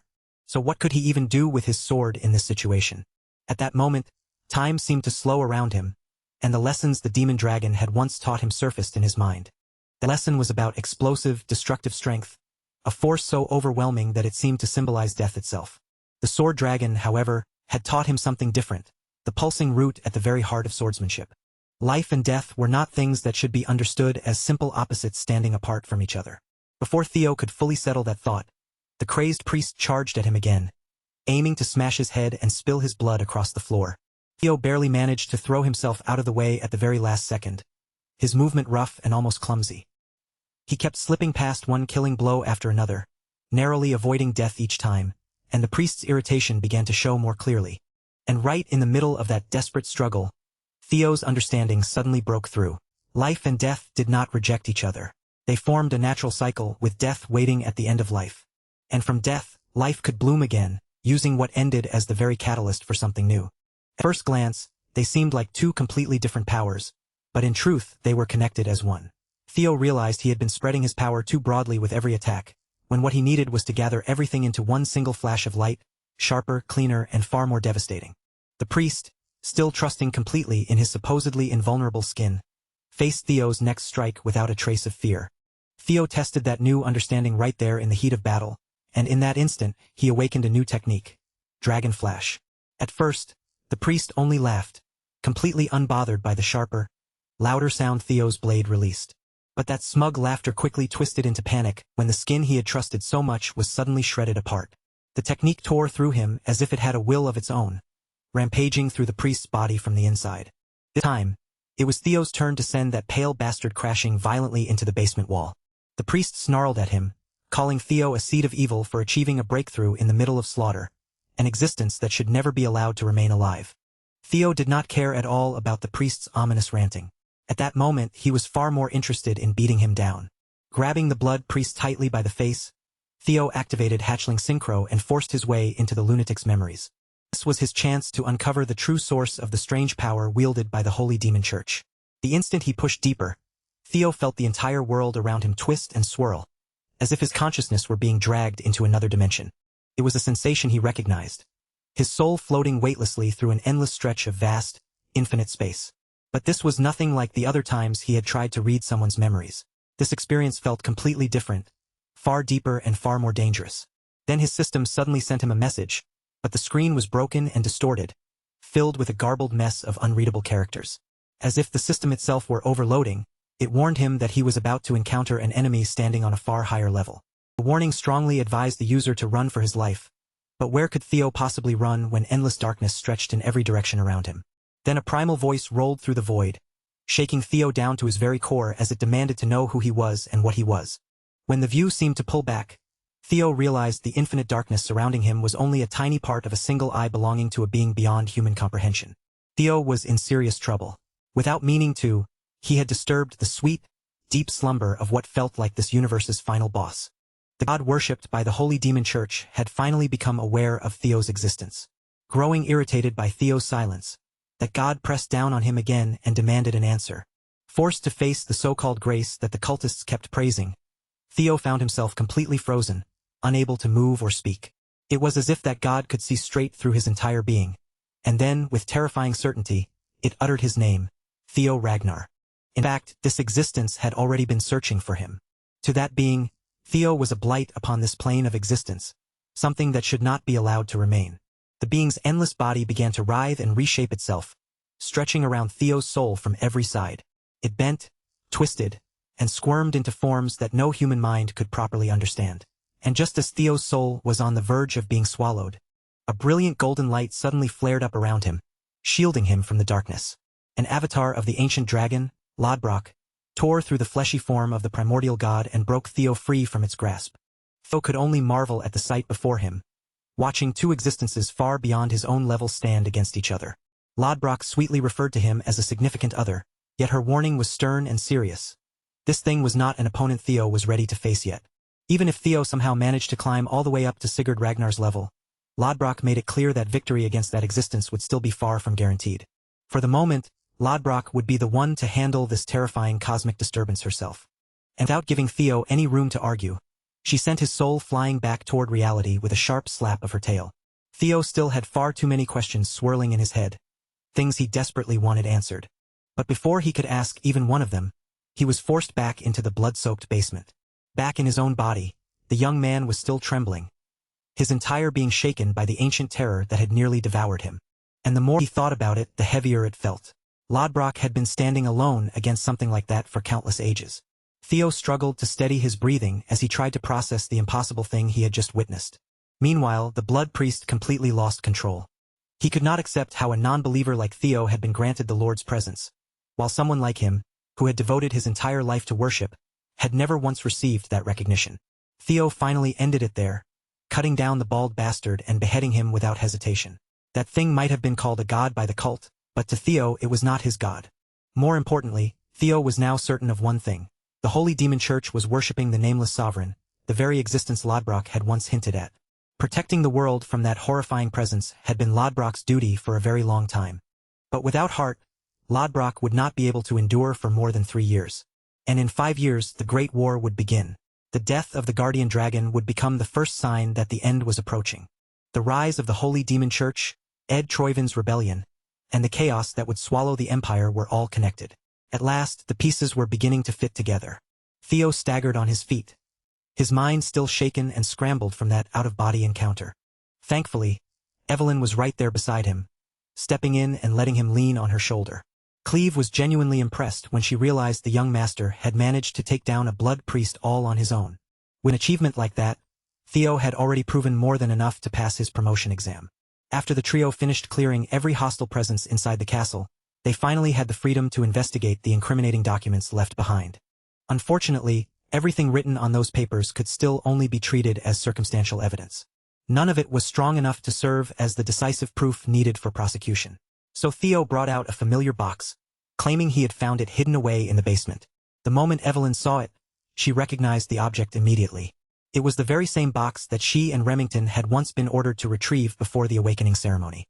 Inside were secret trade records between the Ceres Merchant Guild and the Troivans. Evelyn could not help feeling impressed by her master's foresight, because he had kept this card hidden until the perfect moment to reveal it. Cleve carefully examined the logs and soon found formal trades connected to Ed Troivin, complete with official seals that made the records impossible to dismiss. With this evidence in their hands, they could now prove the Sky Dragon's treasonous schemes, as well as the involvement of the Holy Demon Church. At last, they had enough proof to move against that bastard Ed. Their first step would be an immediate strike against the Ceres Guild. The time had finally come to correct the flow of history and crush Ed Troivin. When the Demon Dragon received word of the Sky Dragon's rotten schemes, his fury was almost impossible to contain. For now, they only had enough evidence to point to him as a suspect, which meant a deeper investigation was still necessary. Julius received the report directly from the mighty Black Dragon himself. And once Robert Ragnar became personally involved, the case had practically moved beyond the stage of simple suspicion. With Robert's influence and reach, there was no way he had been completely unaware of this undercurrent. He must have known something long before, and yet he had allowed it to continue. Instead of letting the conversation linger on that uncomfortable point, the Black Dragon smoothly shifted the topic and praised Theo Ragnar for killing a blood priest by himself. Robert argued that the boy's talent was clearly far more suited to Black Snow, and that Theo should be sent to the place where he truly belonged. Theo had excellent perception and sharp deduction. He could grasp the larger picture from the smallest clues, and even his methods closely resembled those of a Black Snow operative. It was almost as if he had been trained for that role from the start. Of course, Julius had no intention of letting his star rookie be stolen away by the shady Black Dragon. OSA had already tried to claim Theo, and now Big Brother Robert was circling him too. Hearing Julius call him Big Brother made the Black Dragon's expression turn nostalgic for a moment. Long before they became the powerful figures they were today, Kyle, OSA, Robert, and Julius had once sworn themselves as brothers and sisters. But Julius could tell exactly what this scheming bastard was doing. Robert was trying to tug at his heartstrings so he could get his hands on Theo. Even so, Robert continued to insist that he was only acting like a caring older brother looking after his younger brother. Before leaving, he casually swiped several of the commander's wine bottles as if it were the easiest thing in the world, then demanded that Julius prepare something more expensive for him to steal next time. Julius could only curse Robert Ragnar helplessly as the man cheerfully hop-skipped away into the shadows. The Black Dragon had also come to confirm whether there was a mole inside the cavalry. He was genuinely relieved to see that this place had managed to remain free from the Sky Dragon's clutches. As Robert walked toward the door, his physical form began to crumble apart, scattering like dust carried away by the wind. He was already looking forward to watching the Ceres Guild finally fall. And on this day of all days, that corrupt family happened to be in the middle of a wedding ceremony. All of their higher-ups had gathered together inside the wedding chapel of the Central Branch. The groom, Naven Bacchus, stepped forward and formally introduced himself as the second son of the Bacchus clan. Quadric Ceres, the guildmaster of the Ceres Merchant Guild, had been the one to request this betrothal between the two families. His fourth daughter, Lily Ceres, was meant to become the living bridge that connected two powerful factions together. Through this marriage bond, the Ceres family and the Bacchus clan would no longer be tied by mere agreement. From this moment on, they would be linked by blood. Quadric Series could barely hold back the greedy excitement swelling inside him, his face almost twitching with satisfaction. With this marriage, he would finally get his hands on the name of an elite noble. And to Quadric, this was only the first step. In his heart, he was already planning to make the Ragnars pay for ever daring to look down on him. Soon enough, he intended to unleash a grand and bloody vengeance. While Quadric was practically glowing with piggish delight, the patriarch of the Bacchus clan was silently burning with anger. As one of Ragnar's 6 pillars, being tied to this union was nothing short of humiliation for them. Even so, their situation left them with little choice. They needed the dowry from this marriage to pull their family back from the edge of financial ruin. That was why the bitter patriarch sent Navin, an illegitimate child, to stand in as the groom. Navin could barely hide his amusement as he looked around. He could tell the old men of his clan were practically boiling with rage beneath their stiff expressions. Still, he had his doubts. Merchants as calculating as the Ceres family would never truly intend to help the Bacchus clan out of simple goodwill. Nevertheless, the Ceres store had been placed in line as collateral, giving this whole arrangement a very real price. But Navin was quietly hatching a plan of his own, one that involved getting rich through spilled blood. In truth, he had come here to watch a cursed family fall. And with utterly convincing acting skills, Navin smiled and vowed that he would treat his bride-to-be with the deepest care and love. To his surprise, Lily Ceres did not simply accept those pretty words. Instead, she asked him to prove that he truly intended to stand by them. Sensing that she had a specific request in mind, Navin opened his ears and listened without hesitation. He said he would be happy to help her, as long as her request did not involve money. Just to irritate the bald patriarch even further, Navin even promised that he would hand over the Bacchus family seal. But Lily Ceres had no interest at all in some random family seal. What she wanted was Theo Ragnar's head, the man who had left her with a grotesque scar where her amputated arm used to be. Navin immediately thought this woman was completely insane. She was basically asking him to assassinate a Ragnar family heir in public. Quadric quickly jumped in, trying to shut his daughter up before she could say anything worse. But what Navin said next was arguably even crazier. He agreed to give his young bride exactly what she wanted, saying he would gladly lop off Theo Ragnar's head to seal this marriage. Outside the chapel, the citizens of the central branch all lifted their heads together, staring up at the sky as wyverns began filling the air above them. After reaching their destination, Theo, Evelyn, and Cleve abandoned their ride midair and dropped down for a bold, flashy landing.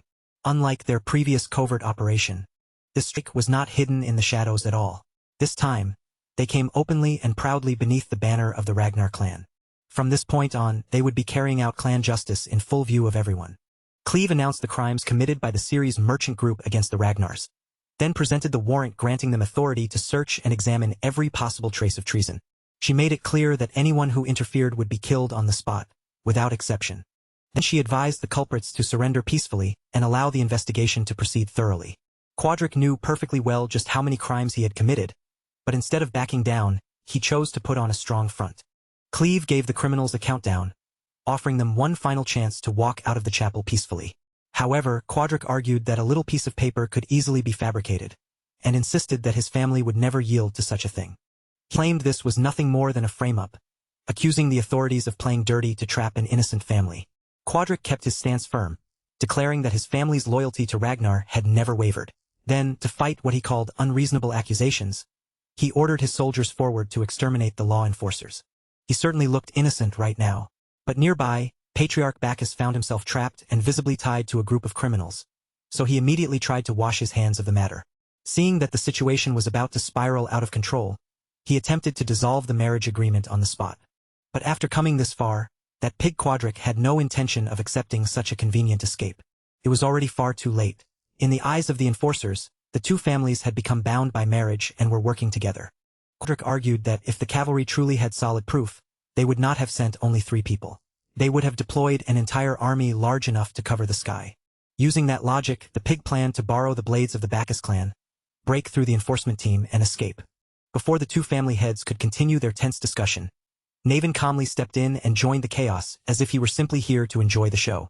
To him, this sudden turn of events was nothing more than a perfect chance to deliver a wedding present to his bride.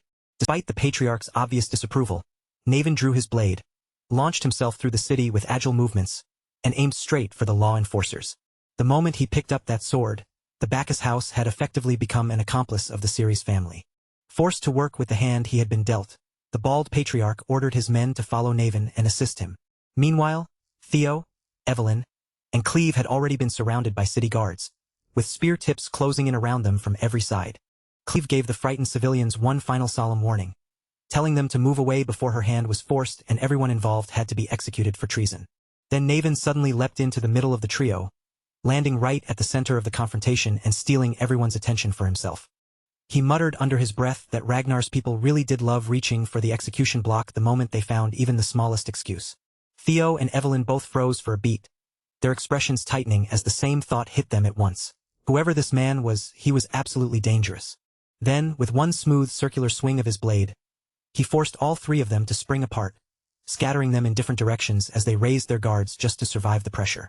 And that violent slash was apparently Naven's idea of a greeting for Ragnar's entire entourage. But more than anyone else, that greeting was aimed straight at young Master Theo. For a moment, our boy was completely stun-locked, because he knew exactly who Naven Bacchus was. Maybe not everyone knew him now, but in the future, his name would become impossible to ignore. During the Great War, Naven had been like a walking disaster, a force of nature who threw Ragnar into chaos again and again. Later on, he would marry into the Sarah merchant group and stand on the front lines beside Ed Troyvin, carving his name into history through sheer bloodshed. People would come to call him Ghost Sword Naven, a terrifying swordsman whose blade seemed to appear from nowhere. And for some reason, that very man now wanted Theo's head. He barely paid any attention to the women around Theo. Ghost Sword Naven's eyes stayed locked on the Ragnar heir alone, as if killing Theo was the only thing that mattered. Theo's thoughts began racing at full speed. If he could properly use what he knew from his past life, this terrifying encounter might actually turn into a huge opportunity, one that could push his strength to an entirely new level. So Theo called ISO forward against Naven, then told the ladies to continue the mission without him. While they pushed ahead, he would stay behind and face the eccentric swordsman on his own.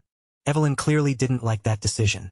Her hesitation showed right away, and she looked reluctant to leave Theo alone with someone this dangerous. But Cleve accepted Theo's judgment. The Sarah crooks were probably destroying evidence at that very moment, so they couldn't afford to waste time. For now, they had no choice but to trust that Theo could hold back a monster like Naven. Naven gave the young master a playful warning, almost like he was joking around, saying that even if he didn't look the part, he was actually pretty strong. Theo, instead of backing down, met that strange energy with a faintly amused look of his own, matching Naven's bizarre mood without missing a beat. Before their swords clashed again, Theo said there was one thing he wanted to ask. Naven, still wearing that unpredictable air, allowed him the question. Theo asked whether Naven was committing an obvious act of treason because he wanted to ruin the Bacchus family and avenge his pitiful mother. The moment words left Theo's mouth, Ghost Sword Naven's grip tightened around his sword. Theo had dragged up a memory he clearly hated touching, one that scraped against a wound he preferred to keep buried. And just like that, Naven found one more reason to cut off the young man's head. But instead of meeting that hostility head-on, Theo kept his composure and asked Naven to hear out his proposal. Theo said he would gladly lend his hand and help bring down the rotten Bacchus family from the inside out. At that exact moment, the system triggered a hidden recruitment quest, opening the path to turn Ghost Sword Naven into an ally. Honestly, Theo was going to need some serious talk no jutsu energy to pull this off. Naven Bacchus was never an ordinary member of his family. He was an anomaly, the unofficial strongest blade the Bacchus family had ever produced. Even with talent that could stand beside the legendary Thorkel Ragnar, Naven had never received the proper recognition he deserved. And the reason was brutally simple. He was an illegitimate child, born from a woman in a brothel. Instead of becoming a source of pride, Naven's overwhelming talent only brought unbearable grief to his mother, a pain she could no longer carry. When Naven was still just a young boy, he had to watch his own mother take her life right in front of him. From that day onward, his hatred for his own family burned deep inside him and never went out. Theo knew this part of Naven's past, and if he handled it correctly, he could use that hatred to bring an incredibly valuable comrade to his side. Unfortunately, Theo had misjudged just how furious Naven would become when his mother was brought into the conversation. Before Theo could fully regain control of the situation, he was forced to take another deadly strike from Ghost Sword Naven. And that attack was no joke. The impact hit so hard that it nearly blasted Theo off his feet and shook him down to his bones. Naven saw absolutely no reason to accept an offer like that from someone he had only just met, especially not from a Ragnar brat standing in front of him with too much confidence. In his eyes, the Bacchus family was already headed downhill all on its own. He didn't need to join hands with some hotshot punk just to watch them collapse. That might have been true, but if Naven simply stood by and did nothing, he would be dragged down with the very family he despised so much. But to Naven, even that warning barely mattered. As far as he was concerned, he had no regrets left, no future waiting for him, and no real hopes tying him to life. Theo, however, knew that Naven was only speaking with such bleak resignation because of the condition eating away at him. His ether fever. Naven was sick. His body had always been young and fragile, far too weak to endure the massive weight of the talent he carried. Ether fever could be treated if caught early with intensive care, but Naven had already missed that critical window, leaving him trapped in a life that was slowly running out. His useless family had basically ruined him from the very beginning. At this point, Naven only had around 5 miserable years left to live. Even Naven had to admit he was impressed. It wasn't every day that some noble young master managed to dig up this much dirt from his buried past. But even after hearing all of that, Naven still wasn't moved. In his mind, the Bacchus family's end was already coming, and when it finally sank, he intended to sink right along with it. Theo's lips curved into a confident, almost smug smile as he asked whether Naven would change his mind if Theo had a cure. For the first time, Naven's expression truly wavered. He looked shaken as he snapped back that there was no possible cure for ether fever. Technically, Naven wasn't wrong. In this time, no one knew how to cure it. But in Theo's previous life, a cure had eventually been discovered and revealed to the public. And in a cruel twist of fate, that cure had been found only a few days after Ghost Sword Naven had already died. Right now, in this present timeline, Theo might be the only person alive who knew that the cure even existed. With absolute confidence in his voice, Theo assured Naven that they could get rid of that annoying ether fever completely. Not maybe, not possibly, but 100%. And as they had already made clear, the rotten Bacchus family was going to burn to the ground no matter what happened. But if Naven chose to take Theo's hand, then he wouldn't have to disappear with them. He could survive, keep living, and become someone who actually mattered. He could leave behind a real, positive mark on the world, not as a doomed blade of Bacchus, but as a hero who helped the Ragnar family. All Naven had to do was trust Theo just once and take that leap of faith. Meanwhile, closer to the chapel, the city guards had already thrown together defensive measures meant to slow down Evelyn and Agent Cleve. Of course, against fighters on their level, those ordinary mortal traps and barriers were almost laughably useless. If anything, the biggest problem was the constant hassle of swatting away arrows, because deflecting them one after another was less dangerous than it was irritating. From a distance, Evelyn and Cleve could see that Theo and Naven had stopped crossing blades entirely. Instead of fighting, the two of them were standing face to face, locked in some kind of serious conversation. Cleve's patience was wearing dangerously thin. Every second they wasted made her want to end the whole mess the fastest way possible, by cutting down every hostile presence in sight. The only reason she hadn't already done exactly that was because of her superior's order. Her priority wasn't just the mission itself, but observing Theo Ragnar and judging whether he had the potential to be recruited. The Black Dragon wanted more information, not guesses. They needed a clearer look at what the boy could truly do when pressure started closing in around him. After all, one of Black Snow's major duties was to accurately assess the people who might one day stand at the front of Ragnar's future. As a Null Snow, Cleve had to keep that responsibility in mind throughout the operation. Before they had even moved out, she had already asked exactly when she would be allowed to remove her limits. Since the demonic cult had now been dragged into the situation, the condition was clear. If someone at the level of a bishop or higher appeared, Cleve would be released without restraint. So, like a disciplined soldier, Cleve held herself back and kept her involvement limited, even if every part of her clearly hated doing it. The only thing that genuinely worried her about this arrangement was the delay. If this mission dragged on too long, she might end up being forced into unpaid overtime, and that thought annoyed her more than the enemy arrows. While Cleve was caught in those irritated thoughts, Naven Bacchus suddenly leaped over and landed on their side as if switching positions had been the most natural thing in the world. Evelyn's eyes immediately swept the area, concern flashing across her face as she searched for young Master Theo, worried that he might have been defeated. But of course, that wasn't what had happened at all. Theo hadn't fallen. Somehow, he and Naven were on friendly terms now. After that short conversation squeezed between deadly sword exchanges, Naven Bacchus had actually changed sides. And honestly, having someone like him standing with them instead of against them made the entire battlefield feel a lot less terrifying. He even went so far as to apologize to the ladies for how rude and discourteous he had been earlier, which was almost harder to believe than the betrayal itself. After all, they would be moving forward as allies from here on out, and it would be troublesome if they kept carrying resentment toward each other while charging into the same fight. With that, Theo's hidden quest had been completed successfully. Naven wasted no time proving just how valuable he could be. The moment he joined their side, he tore into the battlefield like a demon unleashed, moving through ordinary defenses without taking a single scratch. With one powerful leap, his body shot upward, rising high into the air above the defensive line. The poor soldiers below actually thought that made him an easy target, assuming he would be helpless while suspended in midair. But Naven only looked irritated by their ridiculous wooden contraptions. With a single sweep of his blade, he sliced through rows of anti-siege equipment as effortlessly as cutting through dry grass. And the soldiers unfortunate enough to be standing near those machines were punished right along with them, their bodies meeting a gruesome end before they could even react. While Naven was carving through the battlefield in a bloody rampage, the bald patriarch shouted at him, scolding the illegitimate sword for daring to turn his blade against his own family. Naven immediately scoffed the moment he heard the word family. Coming from that bastard's mouth, the word only made his blood boil hotter, twisting years of hatred into a single sharp edge.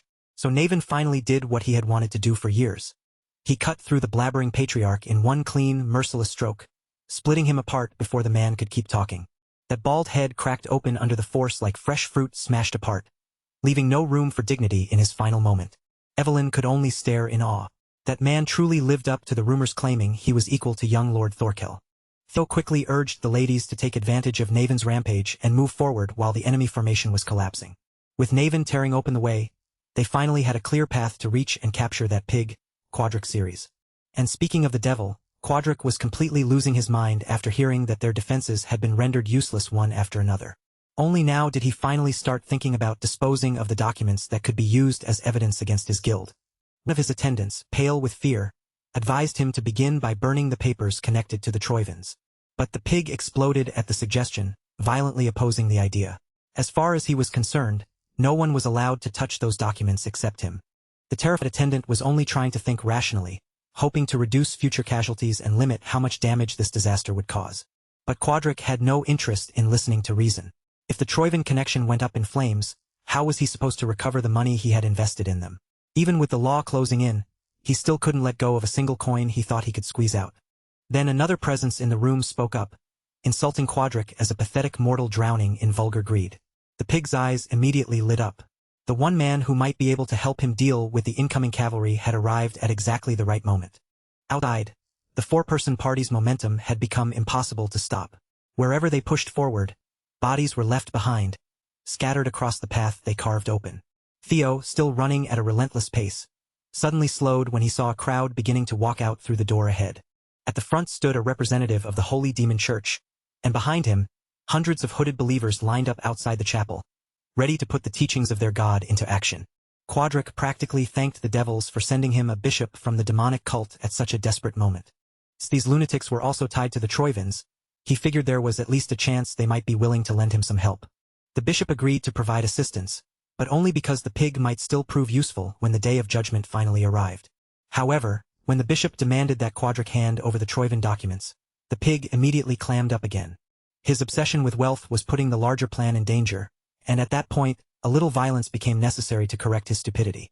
The bishop had no patience to soothe the ego of an arrogant fool. Worse than that, Quadric was also a wretched non-believer, which made him even less worth sparing. So the bishop simply ordered Quadric's death. At this point, they had no use for his money anymore anyway. As hands tightened around his neck and began choking the life out of him, the pig somehow managed to force out a sincere apology. He admitted that he had been far too rude earlier, then desperately added that killing him would only make the connection with the Troivans far more complicated. Quadric might have been a greedy, disgusting pig, but when his life was on the line, he still knew exactly how to crawl, beg, and survive. The bishop decided to spare him for the moment and gave Quadric one final chance to burn the evidence before everything fell apart. But he also warned him in a cold voice that escaping was not an option. Their lord was watching over all of this, and there would be nowhere for Quadric to hide. Terrified that the bishop might suddenly change his mind, Quadric hurriedly hobbled toward the basement door, dragging his body forward as fast as he could manage. Outside, Theo's party was about to receive a very special welcome, prepared personally by the Blood Bishop and his fanatical followers. The believers began spreading out across the area, their formation opening like a crimson tide, because the time had finally come for them to wage their so-called holy war. The sickly bishop of the demonic cult raised his voice and preached about the descent of their god, a god that would arrive drenched in blood. And all around him, the brainwashed fanatics echoed his twisted words, repeating those insane beliefs with empty devotion in their voices. On Theo's side, there were only 4 fighters, including Theo himself.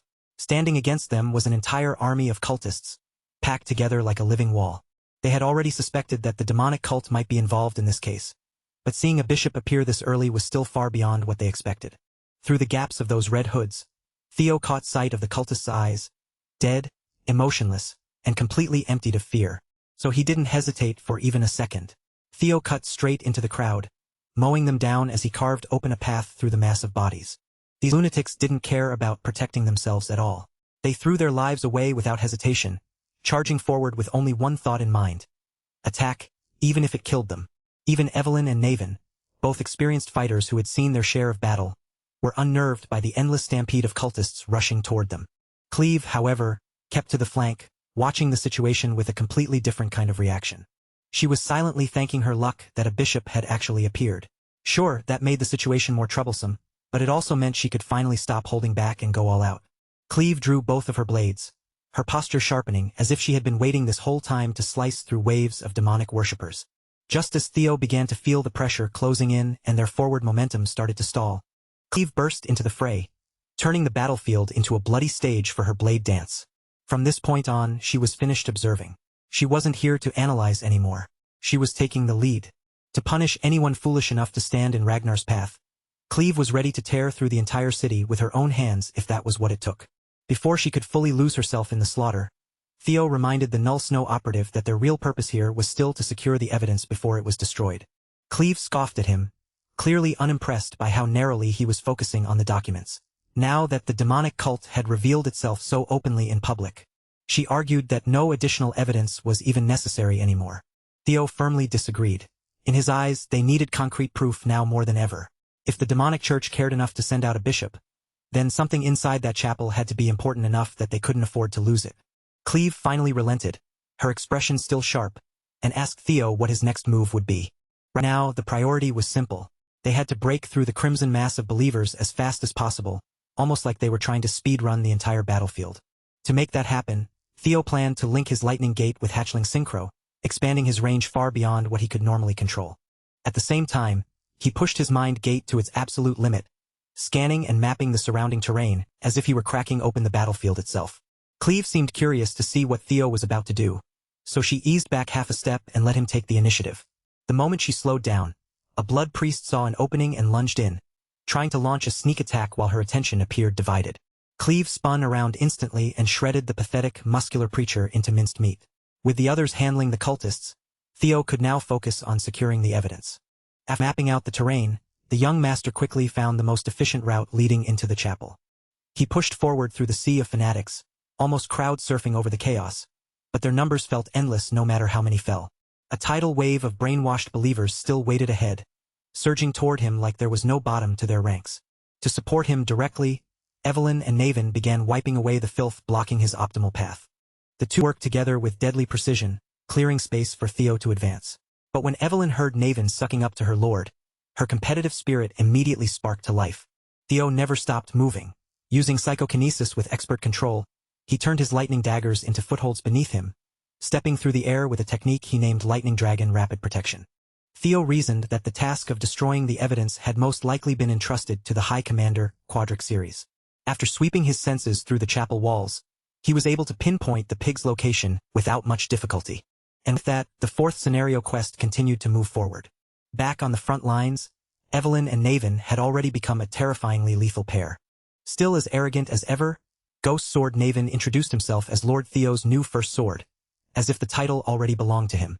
From Evelyn's reaction alone, Naven could immediately tell that she was offended by him casually claiming that position. He added that he would only accept being pushed down to second sword if that Null Snow girl was the one competing for the spot. But against Evelyn, Naven Bacchus clearly believed he was far superior. To prove it, he moved with effortless skill and cut down several cultists who had tried to sneak up on Evelyn while she was distracted. Since they were allies now, Naven said there was no need for them to quarrel. They could simply decide who deserved to be Theo's first sword by seeing who killed more believers. Evelyn, being the strict and proper type, refused to take part in such a childish competition. But the moment Naven called her a scaredy cat who was afraid to lose, Evelyn's temper almost exploded right there on the battlefield. In direct response to Naven's challenge, Evelyn moved sharply and forcefully stole a kill right out from under Ghost Sword Naven's blade. Evelyn's attack was vicious, clean, and absolutely decisive. Watching her move like that, Naven finally realized he might have provoked someone far more dangerous than he first assumed. With the Tempest God's legacy at her side, Evelyn was determined to prove, right there on the battlefield, that she deserved the title of Theo Ragnar's first sword. Naven, however, looked more thrilled than threatened. In the middle of all that bloodshed, he had somehow found a proper rival, and the excitement in his eyes made that painfully obvious. Meanwhile, inside the chapel, Quadric Ceres continued hobbling deeper and deeper underground, dragging himself toward the lowest floor as panic gnawed at his back. He snatched up torches along the way, broke through several locks, and finally reached the most heavily secured room in the entire place. At the center of that sealed room sat a chest, and inside it were documents powerful enough to shake nations and bring entire empires crashing down. But Quadric didn't see them as world-shattering evidence. To him, they were just paperwork, bargaining chips he could use to squeeze even more money from the Troivans. If he burned them now, he might at least reduce the treason charges waiting for him. Even knowing that, his greed still refused to let him drop the torch onto what he saw as his future payday. He already poured far too much money into the Sky Dragon's plans. The thought of losing the revenue tied to those documents made his stomach twist harder than the fear of punishment. Then the bishop's threats echoed back through his mind. Quadric knew that twisted freak had not been bluffing. Money was precious, but keeping his life mattered just a little bit more. With trembling hands, Quadric finally let the torch fall. But in that same instant, Theo came tearing in like a streak of dark lightning, arriving just in time to stop the precious evidence from being reduced to ashes. The moment Quadric saw Theo Ragnar standing there, his face ran through every emotion at once. Theo looked like a harbinger of death, and this time, he had come for far more than the arms of the pig's daughter. Naturally, the corrupt but stubborn businessman understood exactly how bad his situation was, and he immediately tried to save himself by begging for mercy. Theo had no patience left for his hollow words. Electric energy began filling the cramped room, crackling through the air as the pressure around him sharpened. For rebelling against the Ragnar clan, Quadric Ceres received his sentence right there. Death. With that fat bastard finally removed from the picture, Theo's fourth scenario quest, Ties of Evil from a Past Life, was marked complete. Theo began searching through the paperwork, but no matter how much he looked, he couldn't immediately understand why these documents were important enough to mobilize the demonic cult and even a bishop. The secret ledger he had already handed to Cleve should have been more than enough to condemn Ed Troivan. Even so, Theo knew the Sky Dragon connection could still be dismissed as a disposable tale, something the Troivan clan would happily cut away if it meant surviving. What Theo wanted was not a partial win, but complete victory over that treacherous clan. With an entire library's worth of evidence spread before him, the whole Troivan clan could be dragged into this. The problem was figuring out which of the thousands of pages mattered most. Then, for reasons even Theo couldn't fully explain, one particular book caught his eye, as if instinct had pulled his gaze straight toward it. Its title read, Rose Palace Investigation Report. Inside those pages were detailed records concerning primordial dragon relics, and every line had been handwritten by Ed Troivan himself.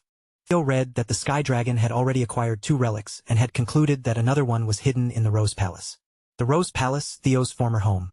In that moment, everything finally clicked into place. The discrimination, the false accusations, and even his miserable end in his past life had all happened for a reason. The book contained orders to remove Cecilia and Theo Ragnar from the picture, all because of a relic that might have existed there. For the first time, Theo's hatred toward Ed Troivan surged to a level it had never reached before. His hands moved almost on instinct as he tore out the pages that mentioned both his name and his mother's name from that horrifying book. Then Theo forced himself to breathe, calm the storm inside him, and pull his focus back to the mission in front of him. To carry out his final revenge, there were 2 things hidden in this secret stash that could inflict devastating pain on the Troivans. They had been foolish enough to keep the relics they worked so hard to obtain hidden in the very same place. And just like that, 2 more cube-shaped relics of the primordial dragon ended up in Theo's possession. Back outside, Naven and Evelyn were still standing firm against the raging horde of blood cult fanatics. In the middle of the fight, Evelyn suddenly found herself remembering the past. 7 years ago, she had watched Naven take second place in the blooming ceremony, only for him to disappear into obscurity afterward. Naven seemed genuinely honored that someone had remembered him at all, but this was hardly the time to sink into old memories. After all, based on his kill count, he was currently in the lead for claiming the title of Lord Theo's first sword. To wipe that cocky grin off his face, Evelyn unleashed fierce blasts of wind drawn from the Wind Thunder God technique. With one wide-reaching attack, she swept through the battlefield and dragged their little competition right back into a tie. But before their friendly rivalry could continue, the bishop's right-hand man suddenly slipped in and launched a surprise attack at Naven. Naven nearly got pulverized on the spot, but at the last possible second, he managed to stagger out of the way and avoid being crushed. The cultist stood there gripping a massive axe, snarling that he would not allow his great god's plan to be disturbed. Naven and Evelyn reached the same conclusion almost instantly. The winner of their competition would be decided by whoever killed this freak first. Evelyn, strengthened by the Wind Baron's legacy, and Naven, the forgotten genius who had finally stepped back into the light. Both rushed in greedily, each aiming to claim the instant kill before the other could move.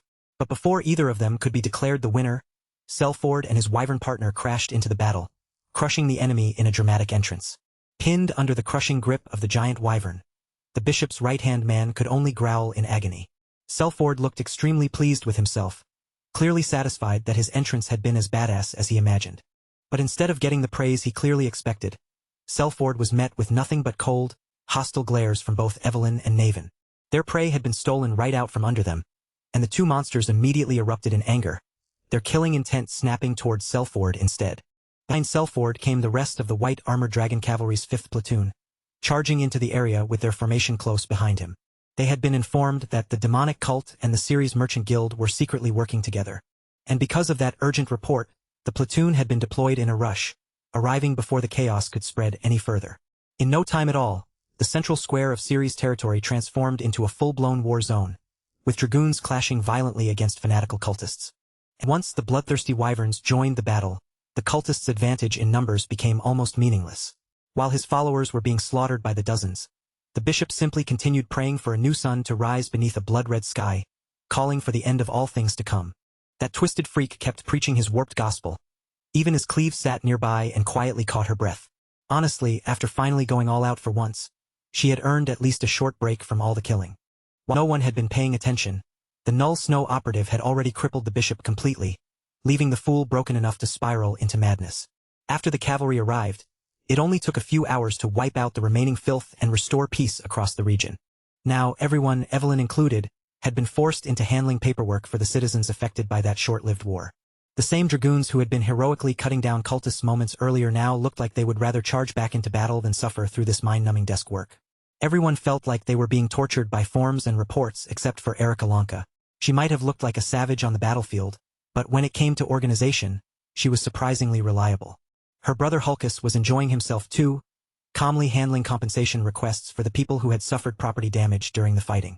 Ellen, on the other hand, was getting closer and closer to her breaking point, especially because everyone kept coming to her for help with their own assigned tasks. Every new question, every new form, and every confused subordinate was driving her completely insane. When she finally snapped, she threw her subordinates away with a burst of force, whipping up a violent little storm around her. While the cavalry was trapped in administrative hell, Cleve and Theo met separately to organize the massive amount of evidence they had managed to save. From traces connected to Ragnar's relics to detailed plans for outright treason, everything had been carefully recorded in those documents. Because of Theo's indispensable work during the operation, Cleve was the first to congratulate him on reaching the intermediate rank. She also said that someone like him would likely flourish if he joined Black Snow. Theo immediately grew awkward and tried to dodge the topic, clearly not wanting to get pulled into a serious conversation about being recruited by the Black Dragon. Then Cleve brought up one more piece of good news. The operation to capture the Sky Dragon had officially begun. The ledger they had obtained earlier had been judged as sufficient proof to begin the hunt. That meant Black Snow's elite arrest team had already moved out and was currently making its way toward the capital. But before they could even enjoy that good news, a messenger suddenly burst into the temporary camp with an urgent update. The elite arrest team had been hit with a brutal surprise. Ed Troyvin had been hiding the true level of his power all along. And now that he no longer had any reason to stay concealed in the shadows, the Sky Dragon was finally letting loose. Ed understood perfectly well that revealing all his cards at this stage was not the smartest move. But if he could leave enough bodies behind him, he could still cripple Black Snow to a meaningful degree. In his own twisted way, Ed Troyvin even congratulated Theo Ragnar for forcing him into such a desperate position. The Amelia Palace, Axion, the Dragonslayer sword, and now the Ceres Guild. Everything Ed had painstakingly prepared had been ruined because of that one imbecile. Ed Troyvin was finally slipping into that unhinged, dramatic madness, his sanity cracking after one loss after another. But deep down, he was still a hater to the core. He would allow Theo to celebrate for a little while, but the Troyvin plan was far from over. The Dragonslayer sword had been lost, but Ed had still managed to secure a replacement contingency. Now he was heading back to his father to call upon something that might turn the tide back in his favor. With the Ceres disaster finally settled, Theo was able to return home to the Camellia Palace. The palace was unbelievably busy, packed with nobles getting fitted for garments and attendants rushing from one place to another. Kirsten looked around the place in surprise, visibly taken aback by the sheer chaos unfolding around her. Just walking through the palace felt like marching through a battlefield. except instead of swords and blood, there were fabrics, measurements, and garment cutters everywhere. She probably would have gotten lost in the middle of that hectic crowd if her daughter hadn't found her among all the busy workers. Celia excitedly explained that she was opening a new business, a high-end brand built around luxurious fabrics and glittering jewels. She continued happily talking about the finer details of the business, while Kirsten listened in a dazed, absent-minded way. The elf mother was far too distracted by her daughter's bright smile and overflowing enthusiasm to properly catch any of the important details. To Kirsten, Cecilia's happiness made her shine even brighter than any jewel in the entire estate. But Kirsten hadn't come all this way just to admire her daughter's joy. She had arrived in person because there was news she needed to deliver. Whispers about the Rose Palace had reached her ears, and those rumors were serious enough that she couldn't simply ignore them. The moment Celia heard that, her anxious mind jumped straight to the worst possible outcome, and she immediately asked whether her son was safe. Watching her daughter go from radiant happiness to a trembling mess of worry in an instant made Kirsten's heart ache. So she quickly eased Cecilia's fears, making it clear that she hadn't come carrying disaster. If anything, the news she brought was the complete opposite of something dreadful. Amel, that hateful woman who had caused so much misery, had been discovered dead, and not alone. Her entire camp had fallen with her, wiped out to the last. Their severed heads had been displayed across the walls of Rose Palace, a grim and unmistakable sign that their threat had finally been crushed. The moment Cecilia heard it, it was as if an unbearable weight had finally slipped from her shoulders, letting her breathe properly for the first time in ages. Relief washed over her completely, because at long last, she could believe that this nightmare had truly come to an end. She had hidden it well all this time, never letting the fear show on her face, but every single day had felt like walking barefoot across a path of sharpened blades. Because of that vile Amel, Cecilia had been framed, accused, cornered, threatened, and even targeted by assassins. And no matter how desperate things became, she couldn't reach out for help, terrified that her own son would be dragged into the scandal. Now that the rotten mistress was dead, the long chain of suffering wrapped around Cecilia's life had finally been broken. While Theo Ragnar remained shut away in recovery, the world outside had shifted dramatically, with the political order beginning to twist into something far more dangerous. And that change had not come peacefully. It had been carved out through bloodshed, with heads falling one after another and mighty strongholds stained deep crimson. The Troyven family had ignored the Draker family summons and refused to answer their appeal within the given deadline. In the language of power, that silence was nothing less than a declaration of war. That night, the Nine Dragons Council Chamber was forced to gather for an emergency meeting. They had clearly underestimated Ed Troyven's cunning, because that man had been preparing his grand scheme for far longer than anyone realized. And now, the suspicious movements of the Northern Continent's warlords seemed impossible to separate from his plan. Still, some of the more old-fashioned members of the chamber wanted nothing to do with the Troyven issue. To them, a few warlords gathering in the north was hardly worth panic. What concerned them far more was the empty seat left behind by the Sky Dragon. The family head remained silent for the time being, but several elders were already restless, eager to reopen the question of succession that had been left unresolved for far too long. Then, to everyone's surprise, the Black Dragon spoke up and insisted that this was exactly the right moment to decide who their next leader should be. If the heirs began fighting among themselves right before a full-scale war erupted, the result would be catastrophic. He was trying to reduce the unpredictable dangers that could explode once war began, but the older heads in the chamber snapped back at him, accusing his words of being nothing short of blasphemy. Fortunately, one of the Nine Dragons finally stepped in, his command cutting through the rising tension and forcing the chamber to settle down. In his view, what they truly needed was a proper gathering where every concerned party could be brought together, and he made it clear that he would begin arranging it at once. Conveniently, he already had a suitable event coming up that could serve as the perfect opportunity to test the waters. Once they saw how matters unfolded there, they could decide which issue deserved their full attention. Meanwhile, Theo had remained tucked away inside Lodbrok's lair, cut off from the noise and schemes spreading through the outside world. After being thoroughly beaten down by his father, he was recovering surprisingly well. With no outside distractions pressing in on him, he spent his days refining himself and sharpening his blade. The marks left behind by the Patriarch's fury were still fresh across his body, visible reminders of that brutal encounter. Yet Theo's condition had never been better. His movements were clean, fast, and frighteningly precise. Each strike cut through the air with purpose, snuffing out the flames of a neatly arranged formation of candlesticks one after another. Physically, he had become as honed and deadly as the relic blade in his hand. But inside his mind, the struggle was far from over. The same voices that had once driven his grandfather into madness continued to creep into Theo's thoughts, slipping in whenever his guard wavered. They whispered with malice, filling his head with violent urges, pushing him to kill everyone before him and seize everything with his own hands. Again and again, those voices urged him to surrender to his darkest instincts, to cut down anyone who dared stand in his path without hesitation. After that intense and deeply unsettling training session, with his mind still echoing from the chaos inside it, Theo somehow still had the nerve to show off that flawless physique of his, looking less like a wounded survivor and more like a dragon-slaying supermodel carved for battle. Once he finally lowered his sword and set it aside, a familiar voice reached him, asking whether those voices had begun to weigh heavily on him. Guardian Dragon Lodbrok emerged, her presence calm yet piercing, as she reflected on the lingering grudge left behind by the mad Dragon Emperor. Because Theo knew he could trust Dragon Mommy, he answered honestly. The voices had been troubling him more than he wanted to admit, and even though a fair amount of time had passed since he received the half-sword, the grudge clinging to it still refused to stop interfering. It hadn't reached a point where he could no longer endure it, but the fact that the power came from the Mad Dragon Emperor made it impossible to treat lightly. Still, Theo couldn't say that everything about it was a curse.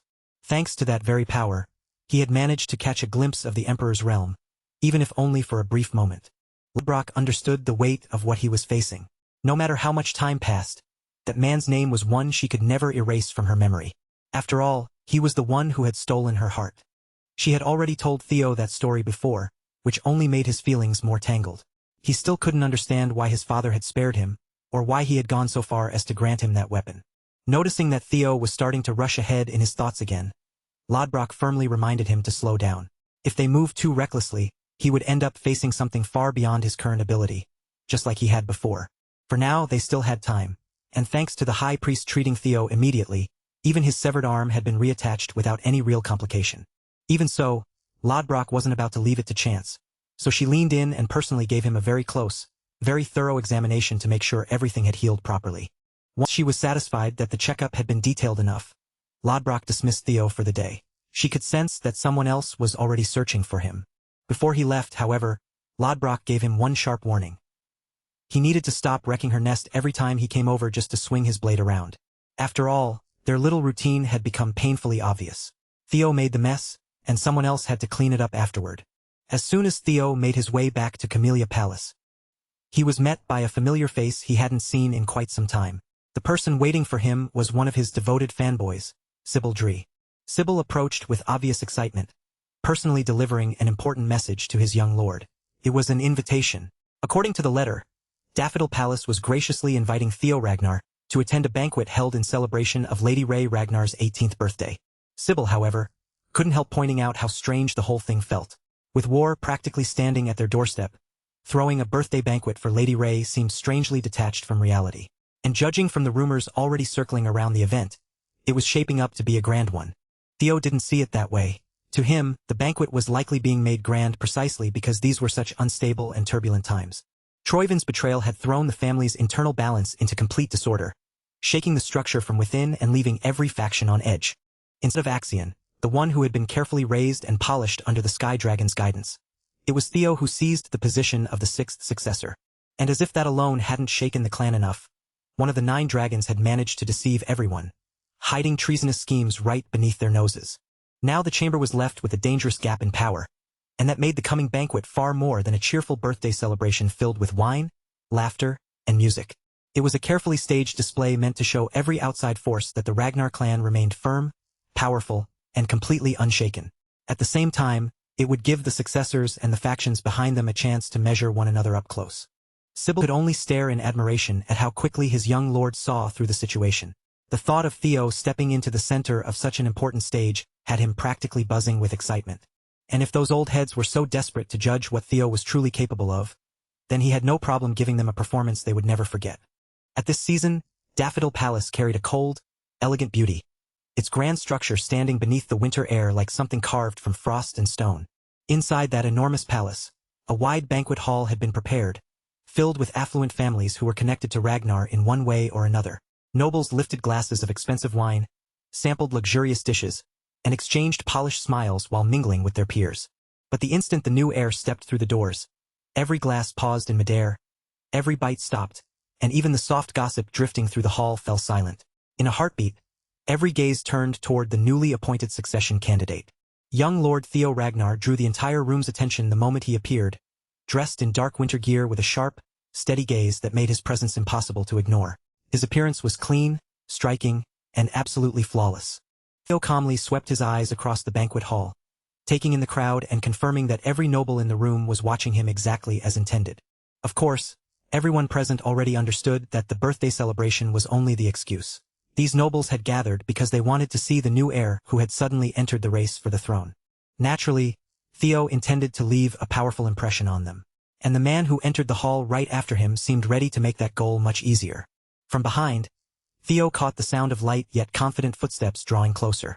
Then a man spoke up in a clear voice, and the moment his words reached the hall, a visible ripple of surprise spread through the nobles. Bacchus gave Theo a proper greeting, lowering himself with respect and openly addressing him as his lord. And he made sure his voice carried clearly through the entire hall, loud enough that not a single person could pretend they hadn't heard him. Theo's expression brightened when he recognized his friend. For a moment, he almost failed to recognize the rascal, because even on the day of his sham wedding, Naven hadn't bothered shaving his beard. Yet now, there he stood, clean-shaven and looking completely different. The nosy nobles immediately began murmuring among themselves. Everyone had already heard about the bloody purge within the Bacchus family, and how the lone survivor had risen as the new family head. Even after the clan's collapse, Bacchus still remained one of the 6 pillars. So that new family head publicly called the 6th successor Lord, it created exactly the kind of stir Theo had expected. With nothing more than a perfectly timed entrance and a few deliberate words, the atmosphere of the banquet had shifted. Just as Theo was about to tell Naven the next part of the plan, a man built like a living fortress slipped up behind him without making his presence known. The instant Theo and Naven sensed the threat at their backs, their instincts flared at once, both of them reacting as if a mortal danger had suddenly appeared beside them. The massive man eased back the pressure of his overwhelming presence, softening that crushing intensity before introducing himself properly. With a relaxed smile on his face, he casually revealed that he was the 5th successor. Theo was thrown slightly off balance. He had expected to meet this beast eventually, but he hadn't thought the man would approach him quite this soon. This was Thorkel Ragnar, commander of the Black Iron Cavalry and one of Theo's direct rivals in the succession battle. Standing tall enough to dwarf Theo's frame, Thorkel extended his hand with a broad, almost generous air, offering a handshake as though they were simply exchanging polite greetings. At long last, 2 of the newest successors had come face to face, and every noble in the banquet hall seemed to hold their breath at once. One was the heir who had once stood at the front of the race, and the other was the newly risen successor whose name had suddenly shaken the entire clan. Everyone could feel the question hanging in the air. When everything was finally settled, which of them would stand above the other? Wearing a charming, disarming smile, Thorkel assured Theo that there was no reason to be so tense. He claimed he had only come over to meet the rising star that everyone had been talking about. He even laughed and said he was honestly relieved that the childish Axion had been swept aside, and that someone more suitable had received the patriarch's blessing instead. His tone sounded casual, even believable, but Theo didn't let his guard drop for even a second. In Ragnar, where strength decided respect and weakness invited teeth, only a fool would welcome a rival with open arms and a completely trusting smile. So, with every sense sharpened and his caution hidden behind courtesy, Theo reached out and accepted Thorkel's hand in a respectful shake. He offered the expected polite words, saying it was a great honor to meet the famed commander of the Black Iron Cavalry, while also making sure to mention that he himself belonged to the White Dragon Squad. Thorkel seemed amused by how carefully the kid had chosen his words, subtly drawing a line between them without saying anything openly hostile. Then Thorkel's hand tightened like a vice, and his aura surged upward, wrapping around Theo with a heavy, suffocating pressure. He used that overwhelming force to show the gap between them, pressing the family's youngest rising star down onto one knee while presenting it to the watching nobles as nothing more than proper etiquette. Looking down at the kneeling Theo, Thorkel smoothly told him to be at ease and suggested that from now on, Theo should simply call him Big Brother. This was exactly how a true Ragnar heir carried himself. Clever, dangerous, impossible to read, and backed by terrifying strength. But when it came to a contest of raw power, Theo was never the type to collapse quietly and accept humiliation. And to Thorkel's surprise, his little brother actually had enough strength in him to push back against that smothering aura.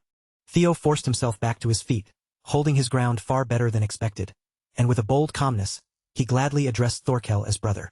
Elsewhere in the banquet hall, the lanky siblings had just made their entrance, and Hulkus was already grumbling about being forced into a suit for a formal event. His sister was desperately trying to repair the family's reputation as a pack of barbarians, but with him acting like this, she clearly had her work cut out for her. While Hulkus looked as if the formal clothes were slowly killing him, another familiar figure stepped into the grand hall. Remington Narcio, known as the Silver Lion, walked in with an easy stride, ready to greet his old comrades. The pretty boy of the West had built quite the reputation for himself over the past few months, and people had even begun saying he was giving the Ascendant Dragon a real run for his money. Even so, Remington himself had not changed much at all. He was still every bit the humble knight. He had simply traveled all the way north to catch up with Lord Theo and check on how the white armored dragon cavalry was doing, which made it painfully awkward when the birthday girl herself happened to overhear exactly what he had just said. The Silver Lion instantly looked less like a proud knight and more like a guilty little cat, bowing and apologizing over and over again to Lady Ray. Lady Ray simply laughed it off, brushing away the awkward moment without taking offense. She understood better than anyone that this gathering was never truly just about celebrating her birthday. Then, without warning, everyone nearby felt the clash of auras erupting from the very center of the party. Two unmistakably different powers collided in the middle of that massive banquet space, pressing against each other so fiercely that the air itself seemed to tighten. The Hounds of the North realized almost immediately that Theo had to be tangled up in whatever was happening. After all, when it came to causing a scene, there was hardly anyone better at it than that guy. On the surface, Theo and Thorkel looked like they were only testing each other through a courteous handshake. But the pressure swirling around them told a completely different story, and none of the guests dared to step too close as their auras fought for dominance. At last, Thorkel withdrew his hand and broke into laughter. With an easy grin, he jokingly admitted that he was no match for his little brother and declared his surrender. Theo matched that relaxed tone without missing a beat, insisting that the only reason he had managed to win was because his big brother had guided him along. Thorkel mused that being too modest could sometimes come across as disrespectful to an opponent, though he made it clear that his surrender just now had been genuine. He even judged that if the two of them had faced each other at the same age, the contest would have been completely one-sided. Theo immediately understood how heavy that praise was, especially coming from the most celebrated young genius in the clan's recent history. For Thorkel, meeting such an interesting and impressive little brother seemed to bring him genuine delight, and that joy showed plainly on his face. He then turned toward the nobles who were still watching cautiously from a safe distance and urged everyone to lift their glasses in honor of Ragnar's newly rising star. As the banquet's laughter and cheer slowly returned, Thorkel asked his little brother whether the debut he had arranged for the new successor was satisfying enough. Theo accepted it with polite thanks. But Theo quickly understood that Thorkel was not just a monster of strength. Beneath those easy smiles and that carefree attitude, the man was sharp, calculating, and dangerously aware. By showing off his martial power, Thorkel reinforced his own position. And by openly acknowledging his newly risen rival, he also won over the watching crowd with effortless charm. Because of that, the atmosphere Theo had tried to create together with Naven was swallowed by an even larger spectacle. In just a few moves, Thorkel had shifted public opinion toward himself. Thorkel Ragnar might look like nothing more than an outrageously muscular giant with a friendly smile, but beneath that sociable exterior was a ruthless contender who could view the fight for the throne from every angle. After that intense contest with his big brother, Theo found himself surrounded by his batchmates. They shared wine, traded laughter, and let the night roll on around them. What Theo didn't realize was that, after everything that had just happened, plenty of eligible noblewomen had quietly moved him straight to the top of their bachelor list. While the hall filled with conversation, music, and social laughter, an old man upstairs was seething as he watched it all unfold from above. The elder dragon had thought he could use a half-breed's disgraceful behavior as an excuse to have him thrown out of the gathering. If that clueless fool Thorkel had not stepped in and interrupted, then the old man could have turned the entire party toward himself and his own agenda. What he truly couldn't stomach was the sight of a mere bastard running around freely, shaking up the hierarchy and meddling in the family's affairs however he pleased. Since he couldn't sink his teeth into the bigger target, he began looking for something smaller to torment. That fossil was clearly just itching to cause trouble. That was when his eyes landed on Captain Evelyn Narraville, who was enjoying herself with her peers, drinking and laughing among them. The elder dragon's hateful gaze lingered on her for far too long. In his twisted mind, he believed it was his place to decide who deserved to stand in this hall and who did not. And tonight, Evelyn had set aside her usual armor and appeared in a stunning dress that brought out her beauty in a way few people had ever seen before. Her comrades happily showered her with compliments, partly because they almost never had the chance to see their captain outside of her uniform. Evelyn, however, was not exactly used to being called cute. Every part of her wanted to escape that dress immediately and retreat back into the familiar safety of her armor. This night should have been a chance to celebrate and finally relax. Instead, some bastard had the nerve to throw a glass of wine over Evelyn's head, soaking her dress and leaving dark stains across her skin. The moment she heard that hateful voice, old wounds inside her were torn open, and deep-seated trauma surged back before she could stop it. The elder dragon swaggered toward her as if the entire palace belonged to him. Evelyn's body trembled, and fear made her shiver before she could even think to hide it. The old bastard sneered at her, asking where she had found the nerve to crawl out from whatever hole she belonged in and mingle with nobility. One of Evelyn's comrades bravely stepped forward to defend her captain. Even if this man was one of the 9 dragons, treating someone with such inhuman cruelty was far beyond acceptable. But Evelyn quickly held Aaron back before she could say or do something she would regret. For Aaron's own sake, they could not afford to provoke one of the highest-ranking scumbags in the entire clan.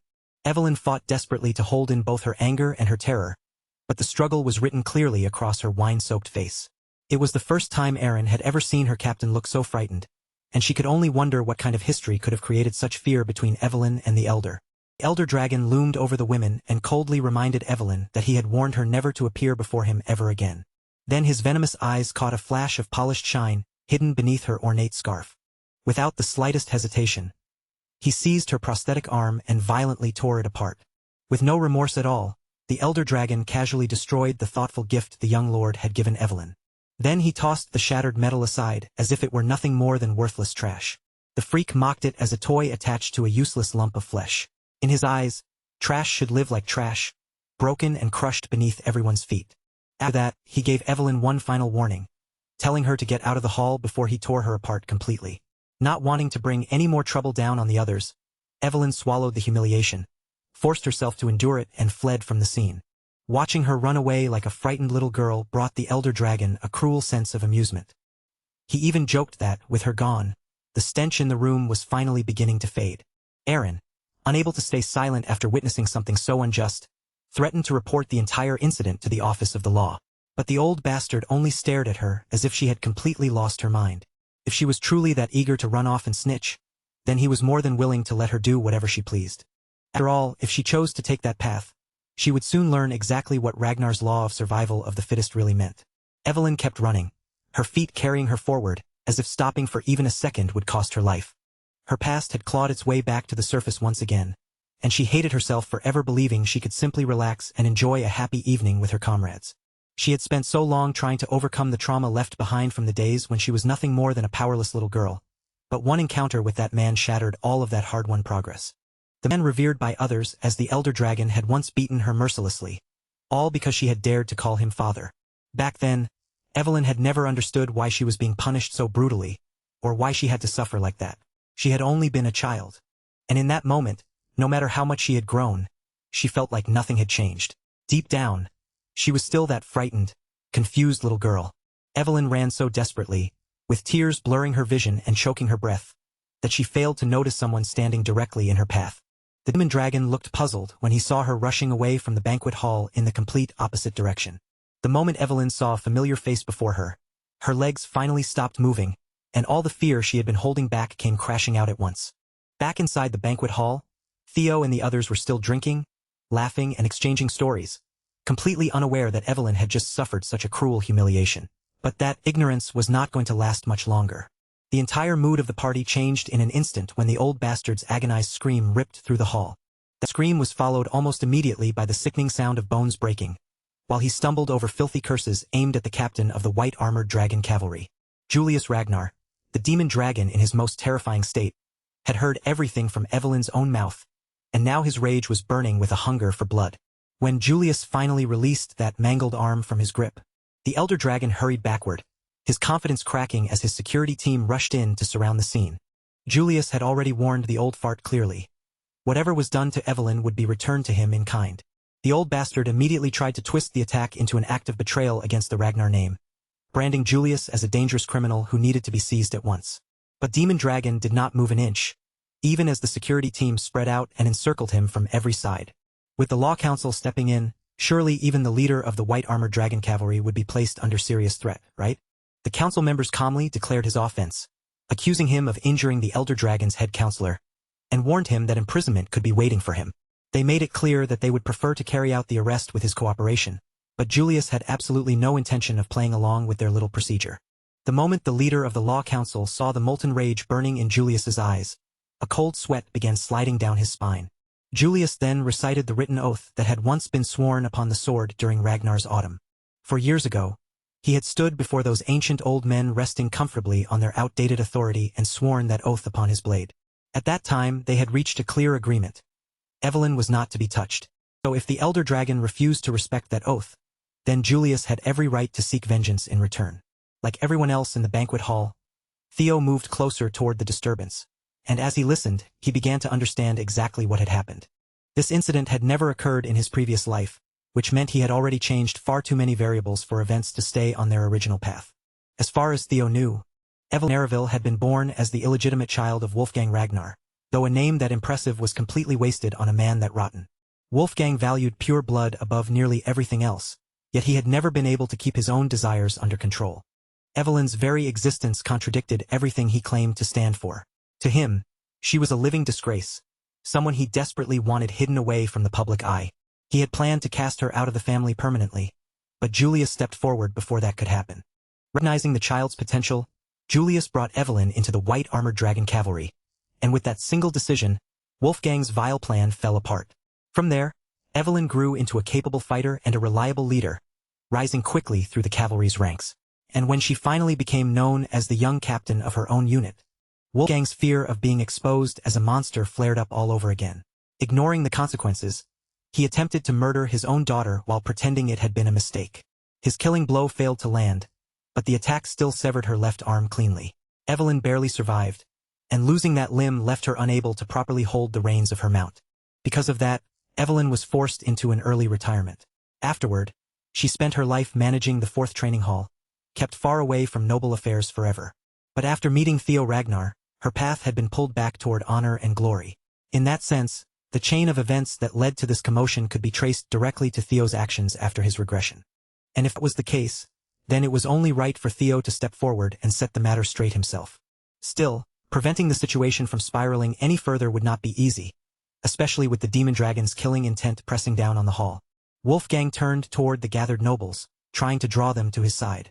He condemned Julius for showing such blatant contempt toward an elder who had protected Ragnar for decades. He then accused the demon dragon of using the authority of the 9 dragons to threaten his own blood, claiming that such behavior was practically treason. Hearing that old fart whine about the abuse of authority only made Julius's rage burn even hotter. The whole situation might have turned into a complete disaster if Theo had not stepped forward to intervene.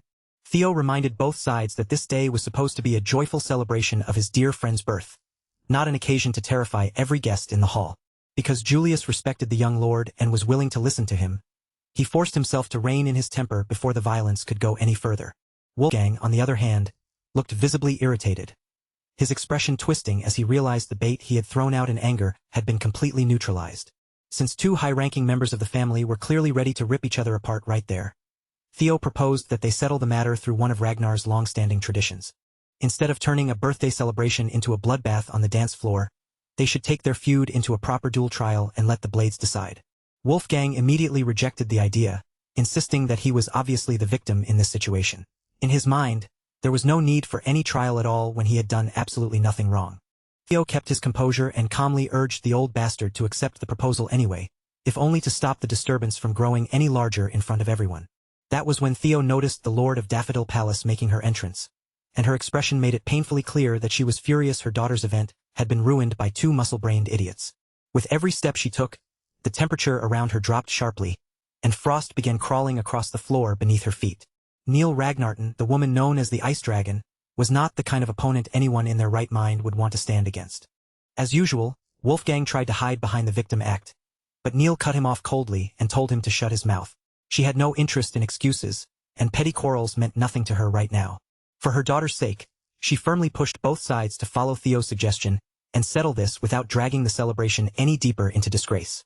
That was the last bit of mercy her steadily thinning patience was willing to grant them. The nobles began murmuring quietly among themselves, most of them assuming Wolfgang and the elders on his side would surely win. After all, even in retirement, those men were still high-ranking inspectors. Wolfgang was thinking the exact same thing. He trusted his men to beat down whoever Julius chose to send out without much trouble. Under the rules of the duel trial, the plaintiff and defendant would only face each other in the final round, while the first 2 matches had to be fought by representatives chosen from each side. And when Wolfgang looked across the room, all Julius seemed to have in his corner was a one-armed cripple and a wretched bastard child with no proper standing in his eyes. By Wolfgang's calculation, he would not even need to lift a finger himself. His own men should be able to settle everything with a clean 2-0 victory. So although he acted reluctant, Wolfgang eventually agreed to a pure contest of blades to determine who was right and who was wrong. As the guests began filtering out of the banquet hall to witness the duel trial, whispers spread through the crowd, everyone speculating about how the matches would end. Among them, Thorkel watched with an amused smile fixed on his face, calmly sipping his wine as though the whole thing were entertainment arranged just for him. To be honest, he had not expected his little brother to step forward and handle the situation in such a bold way. Knowing the demon dragon's famously short temper, this entire confrontation had been one breath away from spiraling completely out of control. If Theo had not intervened, the rage-baiting dragon would have used the corrupt legal system to crush Julius, leaving him politically ruined before the night was over. Yet in that brief moment, Theo had found a solution that eased the ticking bomb while keeping the terms acceptable enough for both sides to swallow. Thorkel could already tell that whatever came next was going to be extremely entertaining to watch. Soon, everyone gathered outside Daffodil Palace and settled around a snow-cleared arena, the cold night air wrapping around the crowd. From that moment on, under the supervision of the Law Council, the duel trial would begin. To keep the contest fair, the use of mana was forbidden, and everything that happened within the trial would be protected by Ragnar law. Both sides were required to swear solemnly that no revenge would be taken afterward, no matter the results, and that any lingering resentment would not be tolerated. Julius and Wolfgang verbally accepted the conditions, though their eyes stayed locked on each other with open hostility. Once the formalities were finished, the first fighters were called to step forward into the arena. To everyone's surprise, it was the rising star himself, Theo Ragnar, who confidently drew his blade and stepped beneath the bright moonlight. His peers knew well that Theo was an absolute beast in combat, but even so, worry still flickered across their faces as they watched their boy take the stage. The lead-off fighter from the other side did not look like an opponent who could be handled easily. Remington recognized him as Galesword Beta, the Elder Dragon's aide. Among high-ranking inspectors, Beta was considered one of the strongest when it came to skill and combat prowess. Before Beta stepped into the arena, Wolfgang leaned in and gave his loyal aide an unsettling little pep talk. He gave Beta permission to aim for a killing blow without holding anything back. Beta, understandably, hesitated at the idea of cutting down a successor candidate for the Patriarch's position. But the old bastard reassured him that any so-called accidents inside the ring would be absolved by the duel trial rules. And if Beta failed to snuff out the young man's life, Wolfgang at least wanted one of his arms as a souvenir. While that corner was busy handing out vile instructions, Theo stood calmly on his own side of the arena, his posture steady and his blade ready. Julius had managed to calm down quite a bit by then, but he was still troubled by the thought of dragging such a promising young man into his personal mess. Earlier, he had apologized to Theo for acting so recklessly, asking again and again whether this was truly the right way to handle it. With unwavering confidence, Theo had simply told him to trust the process. Through this duel, Theo intended to settle an old grievance that had been left to rot for far too long, while also stealing just a little bit of the spotlight for himself. Once both combatants had taken their positions, the Law Council referee raised the whistle and blew it sharply through the cold air. Beta chose to begin slowly, planting himself in a stationary defensive stance and watching Theo with careful eyes. Theo, on the other hand, immediately pushed the tempo with a flashy charge. Seeing the young man rush in, Beta stepped forward to meet him, and their first collision landed with nearly equal force. With mana banned from the trial, both fighters had no choice but to rely purely on their bodies. Sparks burst from their blades as the impact blasted both of them backward in opposite directions. The moment they recovered their footing, both fighters launched themselves forward again, flash-stepping into the next exchange without hesitation. What followed was a storm of repeated clashes, so fast and fierce that ordinary eyes could barely keep up. To most of the audience, all they could see were bursts of light flashing whenever steel slammed against steel. Beta might have been cursed with an unfortunate name, but there was nothing weak about his swordsmanship. In terms of raw strength, he was managing to keep pace with Theo almost blow for blow. The Elder Dragon's aide stared harder than before, and what shocked him most was not Theo's speed or strength, but the fact that no matter how carefully he watched, he could not find a single clean opening to take advantage of. They were still only trading light, testing attacks, feeling each other out with cautious blows, but even that was enough to make the situation unbelievable. For a young fighter to keep pace with a seasoned veteran like this was no small feat, and Theo was clearly proving himself worthy of being called successor material. Still, youth and talent could only carry someone so far. Beta had survived enough real battles to know that experience came with its own weapons, and one of the nastiest tools he carried was knowing how to turn the battlefield itself against his opponent. With a sharp movement, Beta kicked up the loose dirt and scattered stones beneath his feet, sending grit and debris flying through the air to cloud the young lord's vision at exactly the right moment. That tiny instant of confusion was all Beta needed. As Theo's sight was disturbed, Beta slipped into the gap and prepared a killing strike, feeling a surge of pride in himself for relying on genuine battlefield experience instead of brute force. And since Theo was still a successor, someone whose dignity deserved at least a measure of respect, Beta decided he would end things cleanly and spare him any unnecessary suffering. A swift, simple beheading would be more than enough to send the young lord off without dragging out the pain. But just as Beta's blade swept dangerously close to Theo's neck, Theo suddenly accelerated, bending his upper body backward with effortless precision, a mocking smile curling across his face as the strike sliced through empty air. Theo had already counted on Beta underestimating how much real combat experience he had, so he had deliberately left that gap open, and the fool had walked straight into the trap without even realizing it. Now Beta's arm was stretched too far from the failed killing blow, his balance exposed and his guard wide open, leaving Theo with the perfect chance to strike back. At the very last instant, Beta's survival instinct screamed through his entire body, and he forced every muscle, every nerve, every cell to move, throwing himself out of the path of Theo's retaliation. But as he escaped, Beta noticed something deeply unsettling. Theo had not followed through. For some reason, the young lord had intentionally stopped his attack before it could land. That made no sense. Why would a rising star pull back when victory was practically handed to him? If Theo had been acting on his own will alone, he would have ended Beta right there without hesitation. Unfortunately, the voices inside his head chose that exact moment, the worst possible moment, to surge back again. They kept pressing him, urging him to slaughter everyone who had mocked him, discarded him and left him behind. His mind filled with violent thoughts, not aimed at one enemy anymore, but at anyone unfortunate enough to stand before him. The urge to destroy swallowed up his vision and tangled his thoughts, covering everything in a haze of bloodlust and violence. Beta could see that something about Theo's behavior had changed, but after what had just happened, he could not bring himself to rush in recklessly again. He had already been burned once by a fake opening, and now he worried the strange pause might be another carefully planted trap. If that was truly the case, then the insult stung even worse because it meant this young buck thought he could fool him that easily twice in a row. But a seasoned inspector did not fall for the same trick 2 times. Convinced of his own judgment, Beta charged forward again with absolute confidence, this time fully committed to killing Theo. Theo lifted his blade without panic, meeting the incoming strike head-on and stopping it with such ease that it barely looked like an effort. Then, with his weapon still raised, Theo spoke out loud to the voices raging inside his head. Through sheer force of will, he forced them into silence. If what they wanted was murder, then fine. He could deal with bloodshed himself, without those irritating whispers screeching in his mind. In the next instant, Theo's movements became even faster. He answered Beta with a wild storm of slashes, each one crashing in from an unpredictable angle, until one brutal cut tore straight through and severed one of Beta's arms. With one arm gone and panic rushing through him, Beta was hit by the crushing weight of pain and pressure, desperately struggling just to keep Theo from carving away any more of his body. Using the one arm he still had left, Beta forced his way through Theo's terrifying offense, trying to break free from being cornered by the young lord's unhinged assault. But Theo made that desperate final resistance look completely ridiculous. With overwhelming force, he sent Beta flying, the defeated fool careening straight off the arena. The noble seated on the far side of the battlefield would have been caught in the destruction as collateral damage if the ice dragon had not moved in and shielded them in time. After feeling the force behind that attack herself, she quietly acknowledged Theo's brilliance, recognizing both the young man's frightening talent and the raw power packed into his strike. What made it even more monstrous was that Theo had done all of it without using mana. With a single slash, he had shattered the arena like an absolute beast. As for Beta, the poor man lay flattened inside a crater, unconscious, armless, and completely unable to continue. Half his outfit had basically been erased along with his pride. Bro did not just lose, he got absolutely cooked in front of everyone.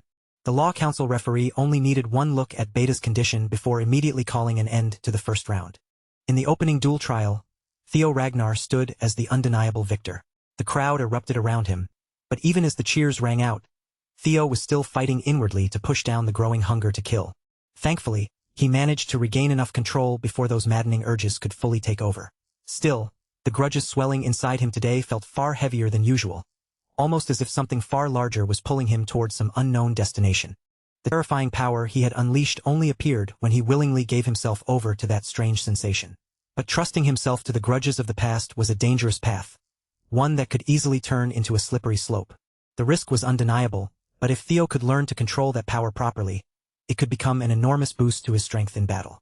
Honestly, with that power at his command, he might be able to double his strength as easily as flipping a switch. Once the debris had been cleared away and the ruined arena was patched up enough for another match, the second round began, and both fighters were called forward to take their places.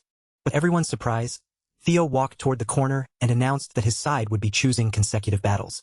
The referee accepted Theo's participation in the second round as the representative of the defense, but Wolfgang was not pleased in the slightest. To him, the decision looked unbearably arrogant. So Wolfgang answered by sending out one of his most trusted fighters, the Sword of Mystics, and the former Dragon Gate swordmaster, Paige Grayson. The Lanka siblings immediately lit up with excitement when they saw the old man step forward, carrying an absurdly massive sword without using even a trace of mana. Beside them, Remington looked like his anxiety had reached its absolute peak, but the Lanka siblings simply told him to calm down and stop worrying so much. The Silver Lion pointed out that this round was different from the first. Earlier, the opposition had sent a high-ranking inspector to preserve their reputation, but Paige Grayson was not just some official. He was a famous elder in his own right. Anyone with common sense could tell that Wolfgang's corner was now aiming to kill Lord Theo without fail. Even so, with the wreckage from Theo's previous battle still fresh in everyone's mind, it was difficult to imagine him actually losing.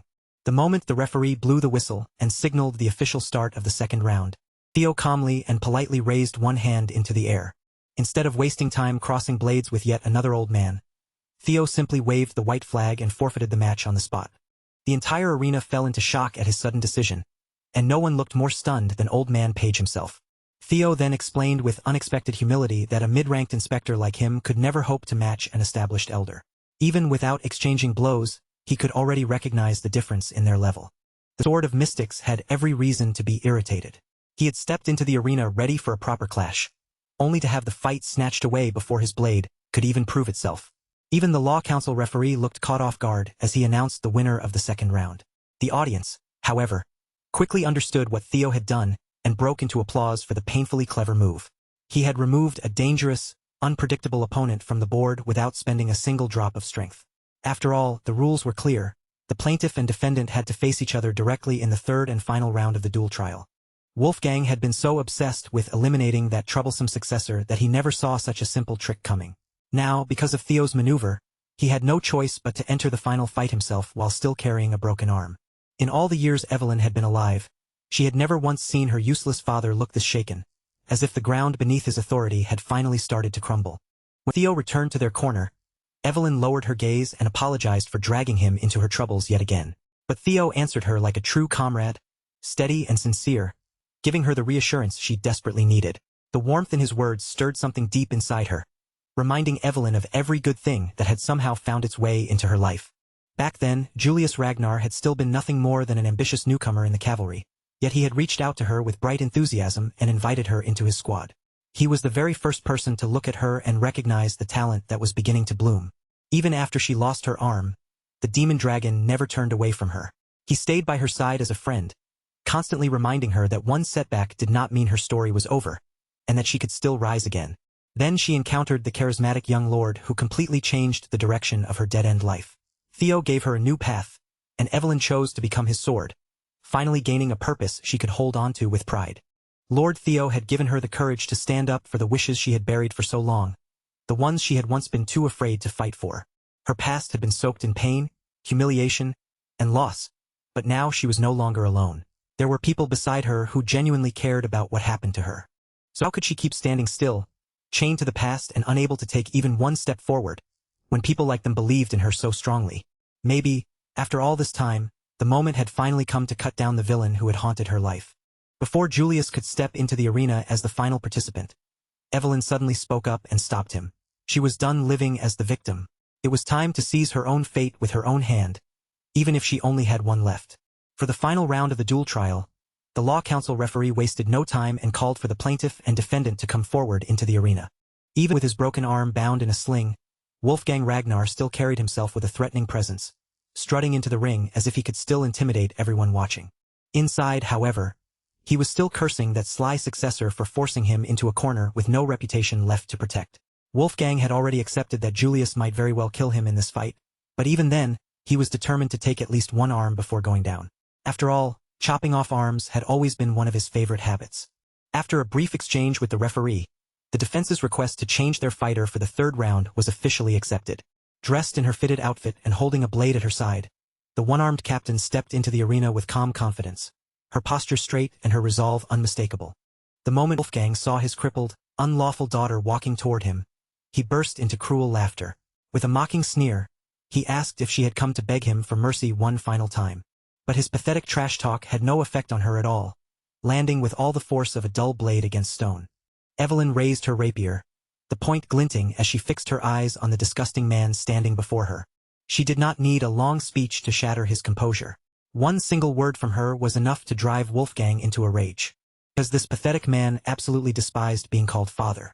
The audience was stunned silent the instant Evelyn spoke that forbidden word. None of them had known the true connection between the elder dragon and Evelyn Nareville. Sure, rumors about an illegitimate child had floated around before, but most nobles had dismissed them as idle gossip and never bothered looking any deeper. Caught off guard and desperate, Wolfgang immediately tried to make Evelyn look insane, claiming she was just spouting nonsense. Seeing how violently he reacted, Evelyn almost seemed to realize that if one word could rattle him this badly, she should have used it much sooner. So she showed him no mercy and exposed every piece of abuse she had suffered at the hands of that rotten son of a biscuit. She told them how, when she was still only a little girl, Wolfgang had once beaten her so badly that she nearly died. And even later, after she fought her way up through the ranks of the white-armored dragon cavalry, he had tried to end her life again, all because her existence threatened the polished image he wanted to protect. Wolfgang's rage finally ripped away the mask he had been wearing. He barked that, as an esteemed elder of House Ragnar, he had every right to erase anything that stained his history. Evelyn had baited him so perfectly that, in his anger, he practically confessed to his filthy crimes in front of everyone. The nobles watching could not help feeling sympathy for Evelyn and disgust toward the old bastard. Who would have imagined that the high and mighty elder, who always obsessed over bloodlines, was guilty of spreading his own seed outside the family? Those who had known about Wolfgang's shameful habits stayed completely silent. They had already warned him long ago that a day like this would come if he kept acting so carelessly. And Wolfgang himself knew it. In that moment, he understood that his reputation had already been stained beyond easy repair. On the sidelines, Julius and Theo simply watched the entire confrontation unfold, letting the truth tear through the arena on its own. The demon dragon still wanted to take the final fight himself, hoping to spare Evelyn from even more pain. But Theo remained firm, believing that this was a problem Evelyn had to face and settle with her own hands. The instant the whistle rang out, Evelyn surged forward, immediately launching into an aggressive offense without giving Wolfgang room to breathe. With Evelyn missing an arm and Wolfgang's own arm broken, the clash between them was surprisingly balanced. But Evelyn had lived with her handicap far longer, and that experience allowed her to control the rhythm, forcing Wolfgang onto defense as she dictated the pace of the fight. Then, when she judged that the timing was finally right, Evelyn revealed the new weapon she had been holding back. As a veteran who had survived countless battlefields, Julius immediately sensed the shift in her stance and felt the air around her change. Evelyn was using the Wind Thunder God technique, Dockhart. With nothing but pure technique, she stirred the air around her and quite literally kicked up a storm. The older spectators narrowed their eyes as they faintly recognized the Sword of Windstorm. As far as they knew, that technique should have been a lost art. So how in the world had Evelyn managed not only to use such a technique, but to master it well enough to bring it into a duel like this? The Wind Thunder God technique more than lived up to its name. Evelyn stood at the center of the clash like the calm eye of a violent storm, her movements sharp and controlled as she blocked Wolfgang's sword, while relentlessly driving him backward. It was not every day that someone so young could stand toe-to-toe with a top swordsman like Wolfgang. Theo watched the fight with clear delight, his eyes following Evelyn's movements as if he was savoring every second of her breakthrough. Because Manhwa was forbidden in the duel trial, pure swordsmanship finally had room to shine. With the gap in magical power removed from the equation, a refined technique like Evelyn's could show its true brilliance. More than anything, Wolfgang was a fraud who had always leaned on the firm foundation of his pure-blood lineage. Without that privilege acting as a crutch, his actual swordsmanship was mediocre at best. Still, Evelyn's pressure was suffocating him, and the elder dragon eventually forced his way out of the corner through raw strength alone. Even if he was a complete bum, he had still spent many years as one of the family's premier fighters. At the very least, he could still swing a sword like a caveman. After finally smashing open a gap in Evelyn's offense, Wolfgang charged straight at her with overwhelming force. Now that he had pushed past her initial momentum, his confidence came rushing back, and he started running his mouth again. He swore that he would beat Evelyn down until she begged him for mercy and finally came back to her senses.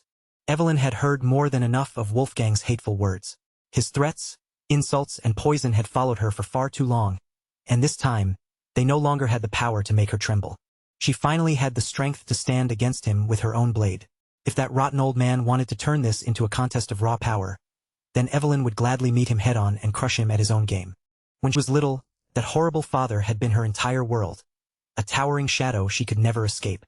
Back then, no one frightened her more than him. But things were different now because she had people standing beside her. Good people, dependable people she could truly trust.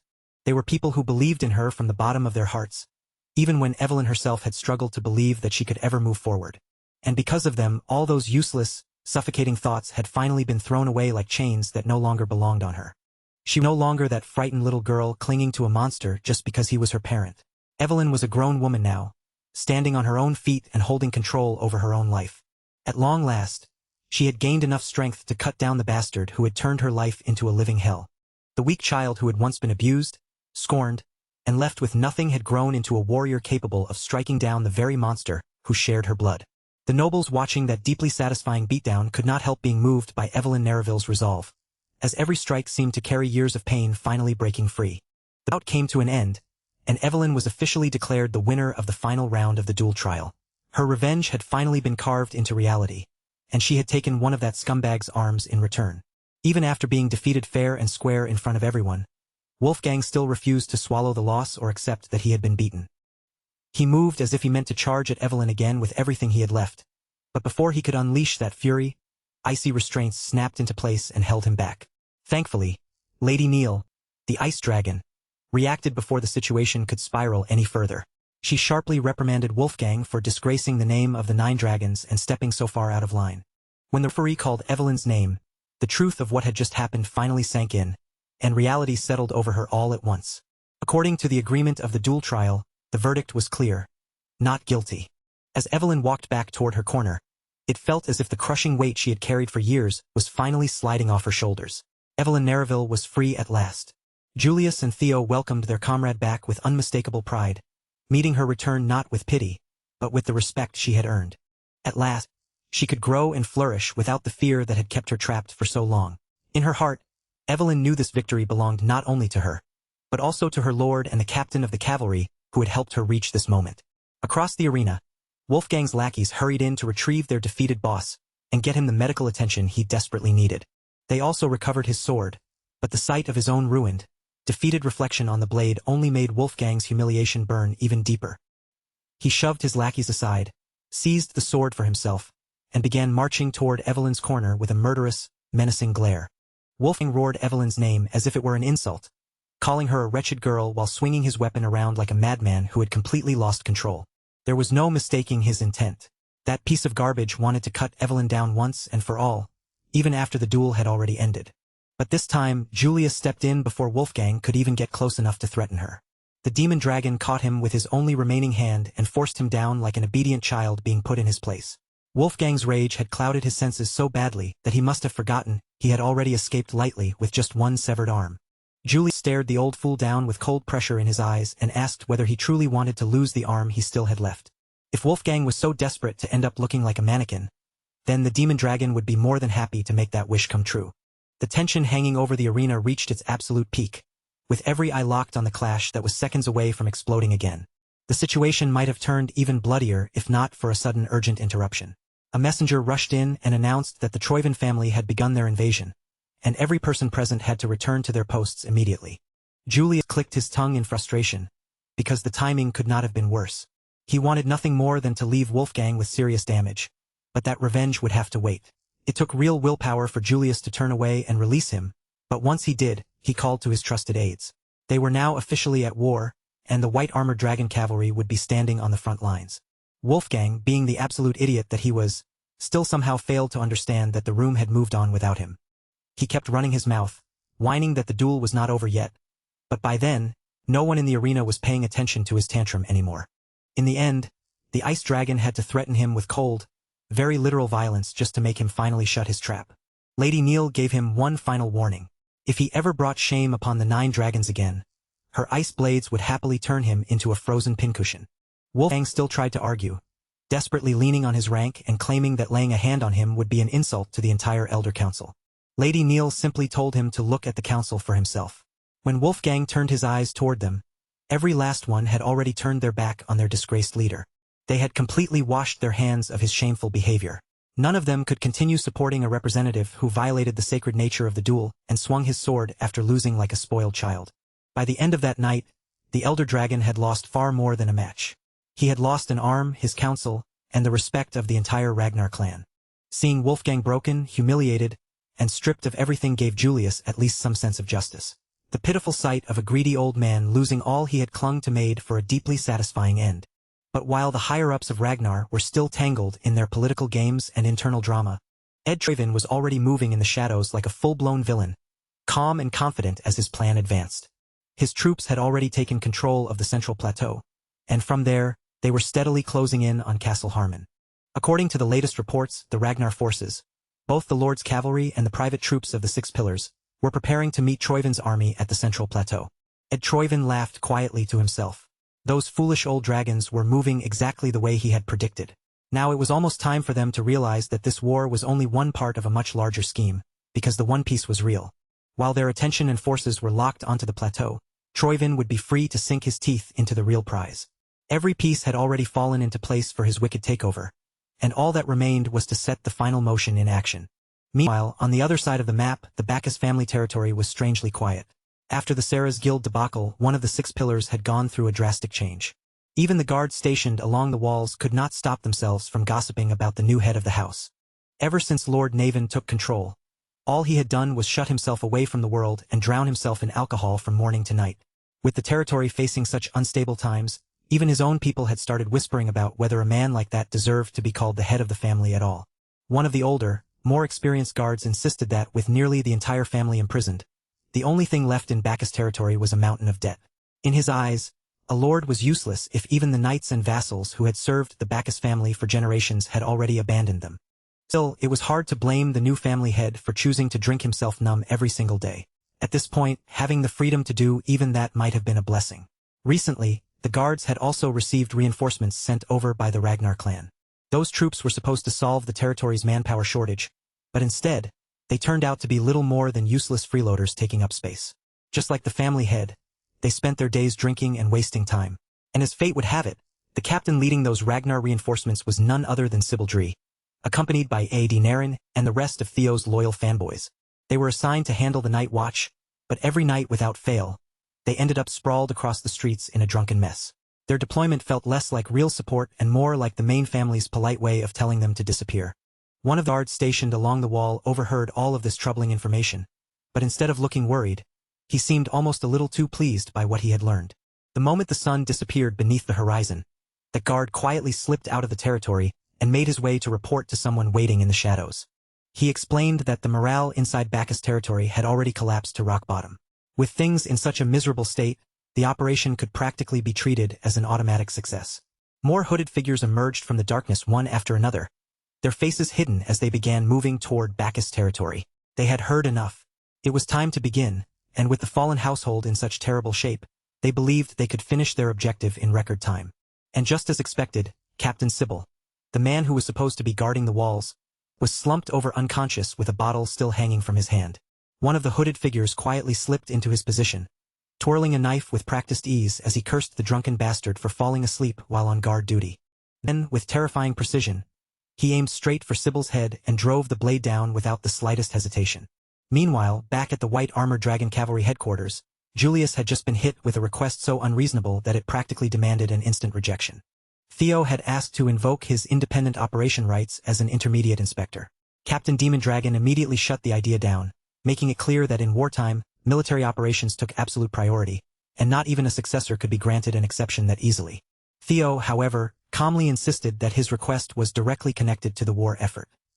He had not come empty-handed either, and the documents in his possession were there to support every word. As Julius skimmed through the contents, his eyes widened in visible shock, the weight of the information sinking in with every line he read.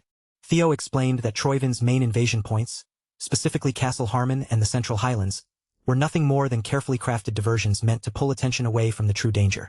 He was convinced that the real target of the invasion was the floating archipelago, along with the already weakened and compromised Bacchus territory.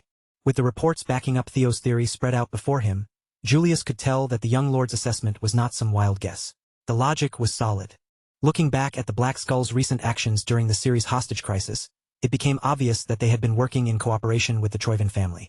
Theo went on to add that Black Skull had originally been a maritime league from the floating archipelago, a place once known as the hub where all the Empire's gold passed through. That single detail explained a great deal, including how the Troivan clan had managed to gather what looked like an unbelievably massive supply of war funds.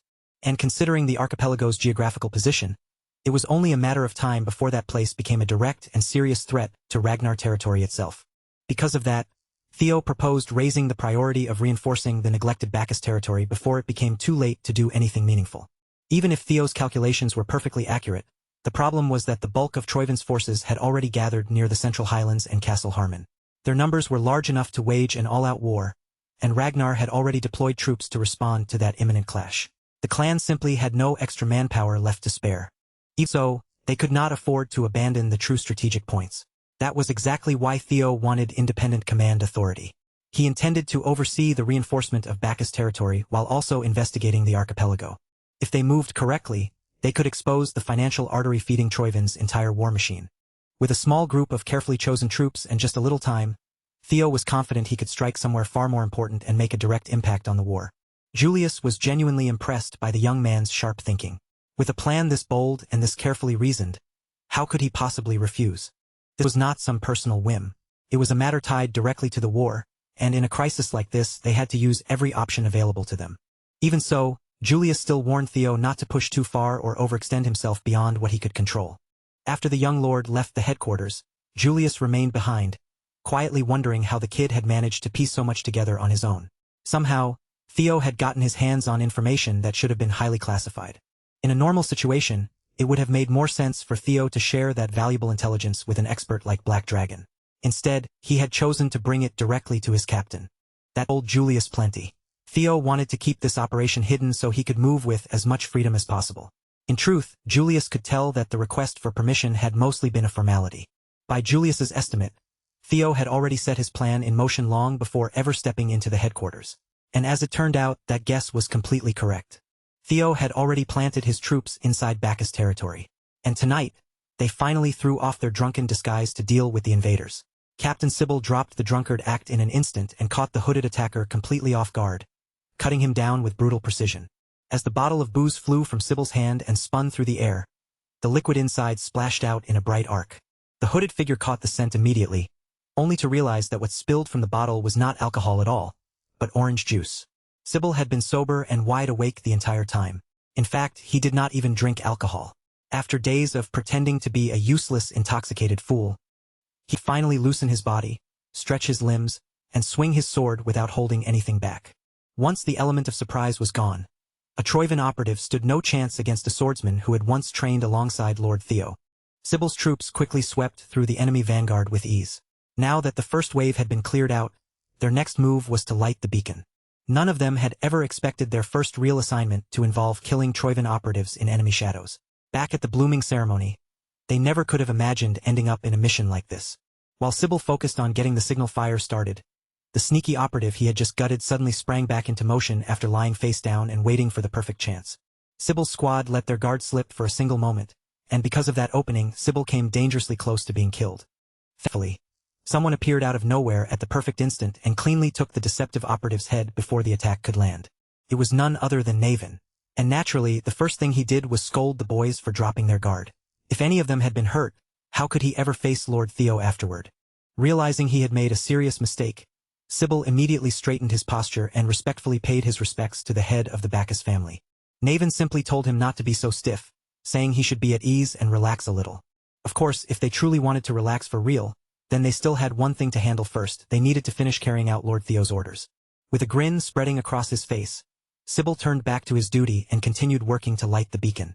Naven found himself unexpectedly fond of having these boys stationed in his territory. Their energy, their looseness, and their odd little rhythm suited his own mood surprisingly well.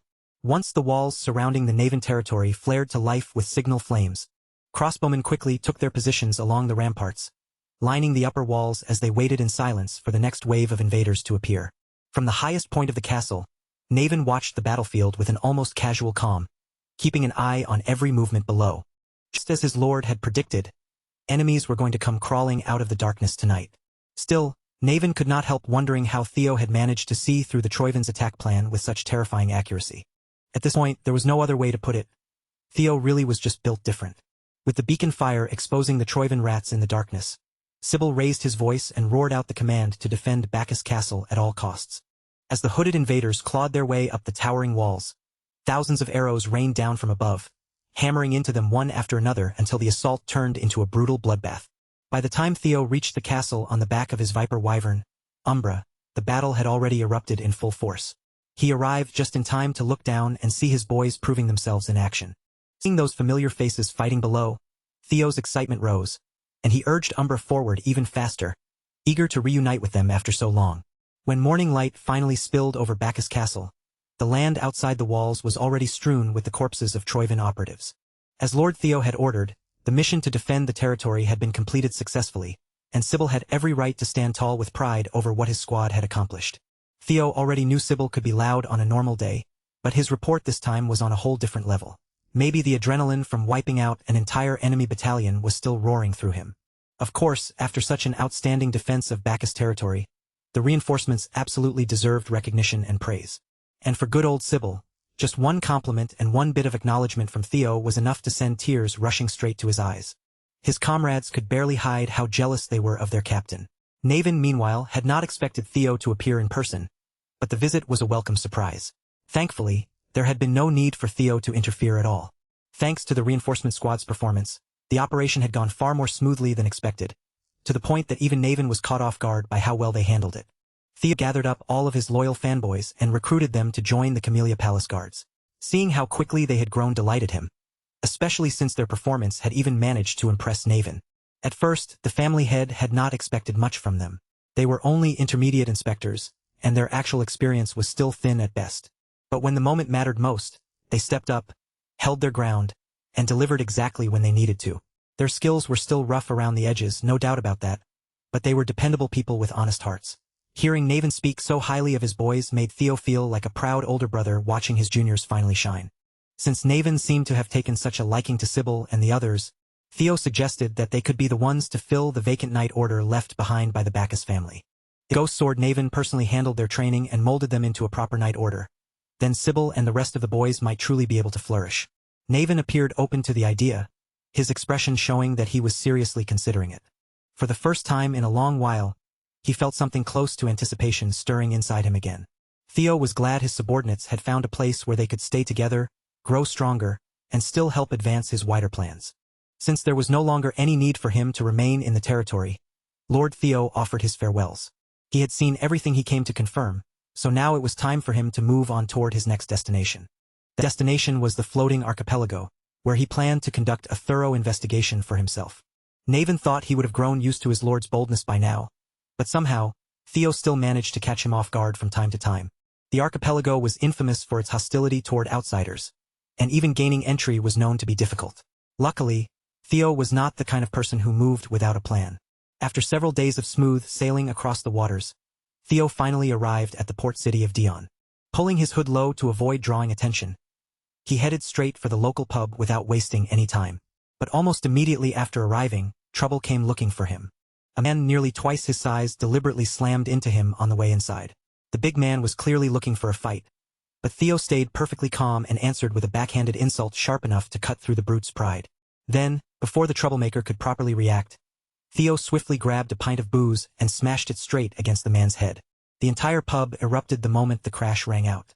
Everyone turned toward the commotion, eager to watch a fight break loose. And judging by how the pub staff kept serving drinks as if nothing unusual was happening at the entrance, trouble like this was probably just another normal day in the area. Beyond the door at the far end of the pub hallway, however, was a neatly maintained office that felt completely separate from the chaos outside. Inside, the man in charge of the establishment listened closely as one of his subordinates delivered a report. Recently, they had been pressured to supply the Troivans with regular shipments of gunpowder and steel. All of those valuable goods were being demanded as payment, supposedly counted as the rental fee for the dragon-slaying sword. Antonio Spinola, the next patriarch of the Spinola family, had every reason to be furious. The Troivans had dressed their letter up like a request, but anyone could see it for what it really was, a bloody threat. They had stolen the dragon-slaying sword from its rightful owners, and now they were trying to lend it back to those same owners in exchange for precious resources. Antonio did not even want to acknowledge the report in front of him. Just hearing the terms made his blood boil, but at the end of the day, the Spinola family had no real choice in the matter. Without the dragon-slaying sword, the floating archipelago itself would sink. If they had never lost that legendary blade in the first place, they would not be trapped under the thumb of these exploitative overlords now.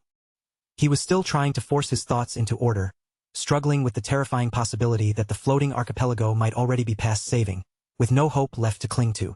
And right at that tense moment, a burst of rough, rowdy noise came spilling through the closed door, loud enough to break straight into the heavy silence of the office.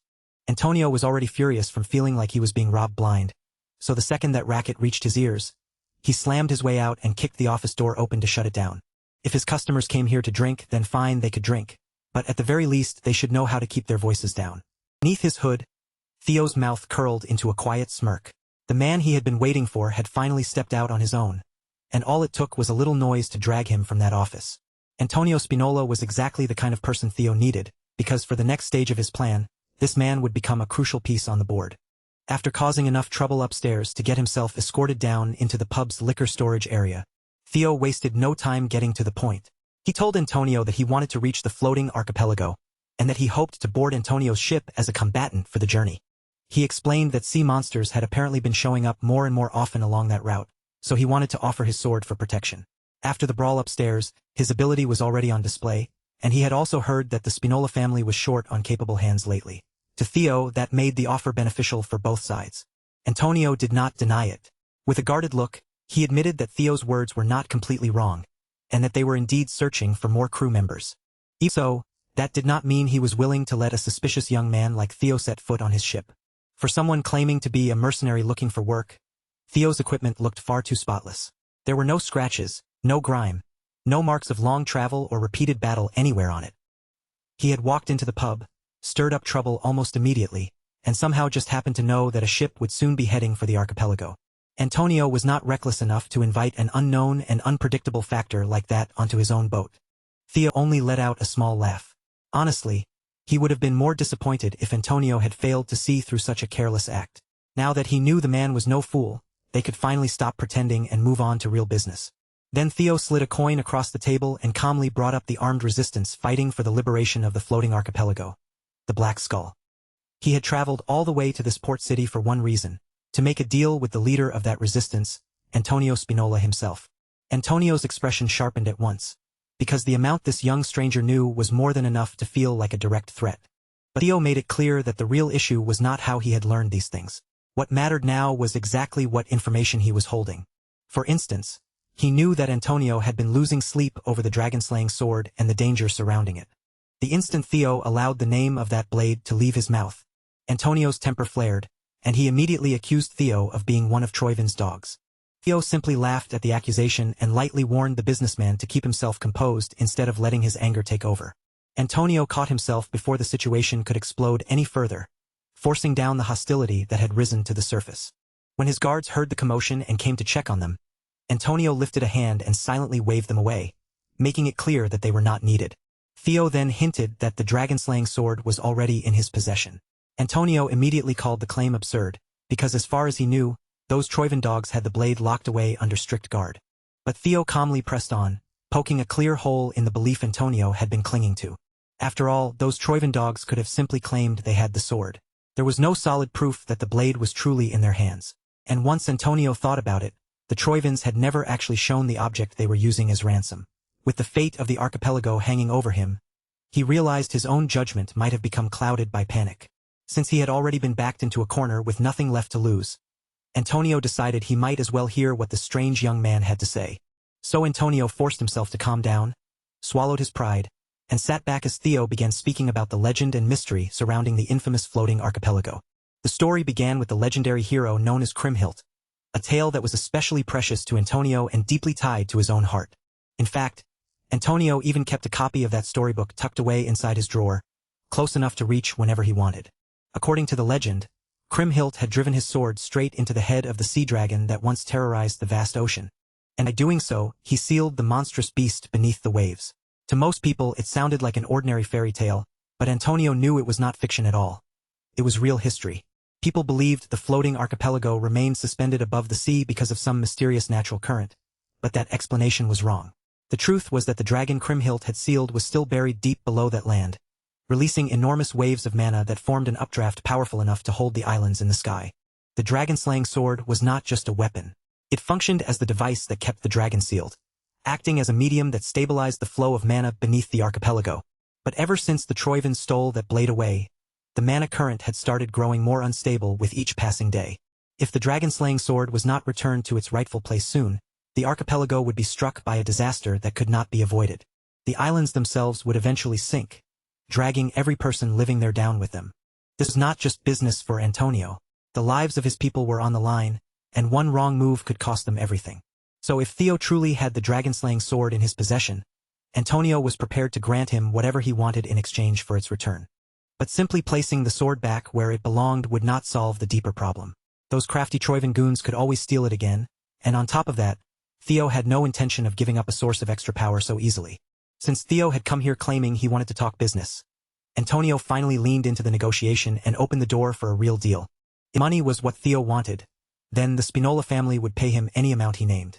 Fortunately, Theo already had a plan in mind, one that would allow him to keep the dragon-slaying sword while still saving the archipelago from collapse.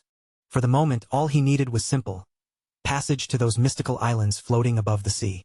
With the situation growing more desperate by the minute, Antonio eventually had no choice but to give in.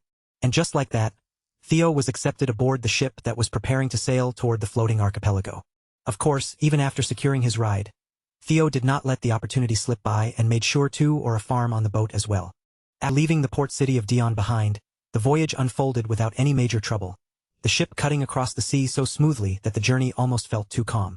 From a distance, the floating archipelago did not look like some strange wonder hanging above the ocean. At first glance, it simply resembled an ordinary port city sitting far ahead.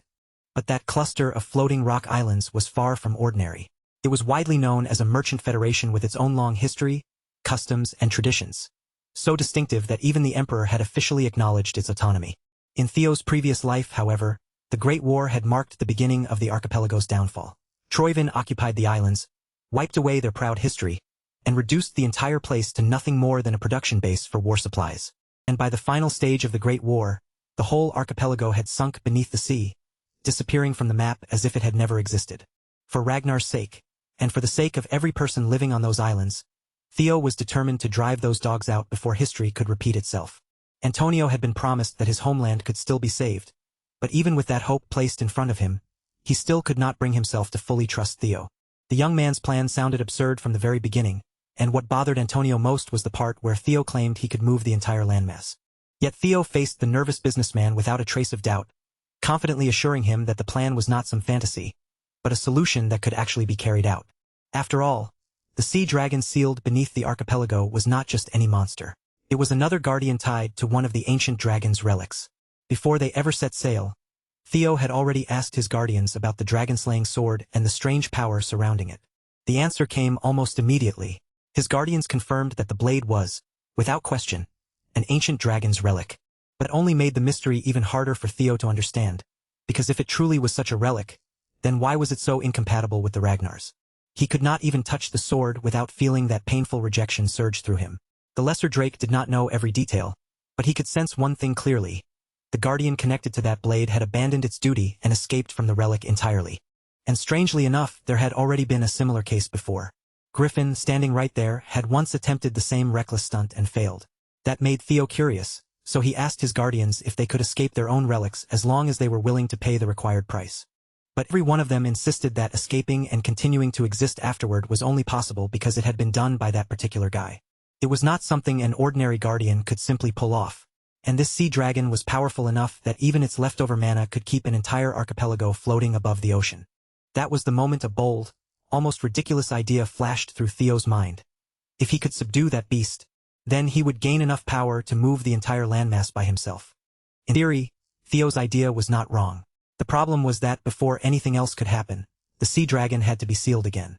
Even if the beast had lost most of its strength after escaping the relic, it was still one of the most powerful guardians in existence, far beyond something that could be treated lightly. Griffin mocked him, saying Theo did not even have a way to reach the bottom of the ocean. But Griffin was mistaken, because Theo had already prepared a plan for exactly this kind of impossible situation.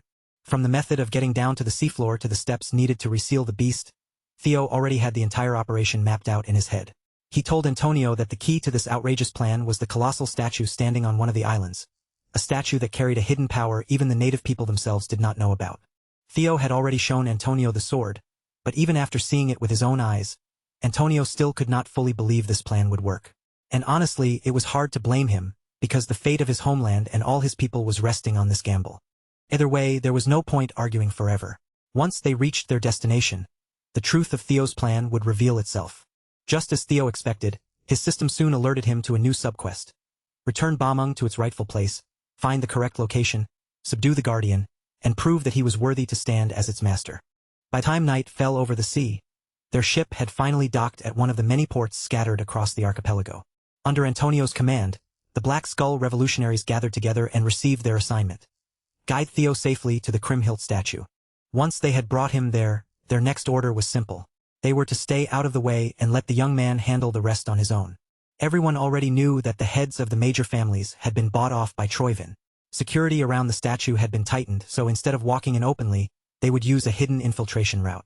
For the floating archipelago, every member of Black Skull growled those words with fierce resolve, their determination burning through the darkness.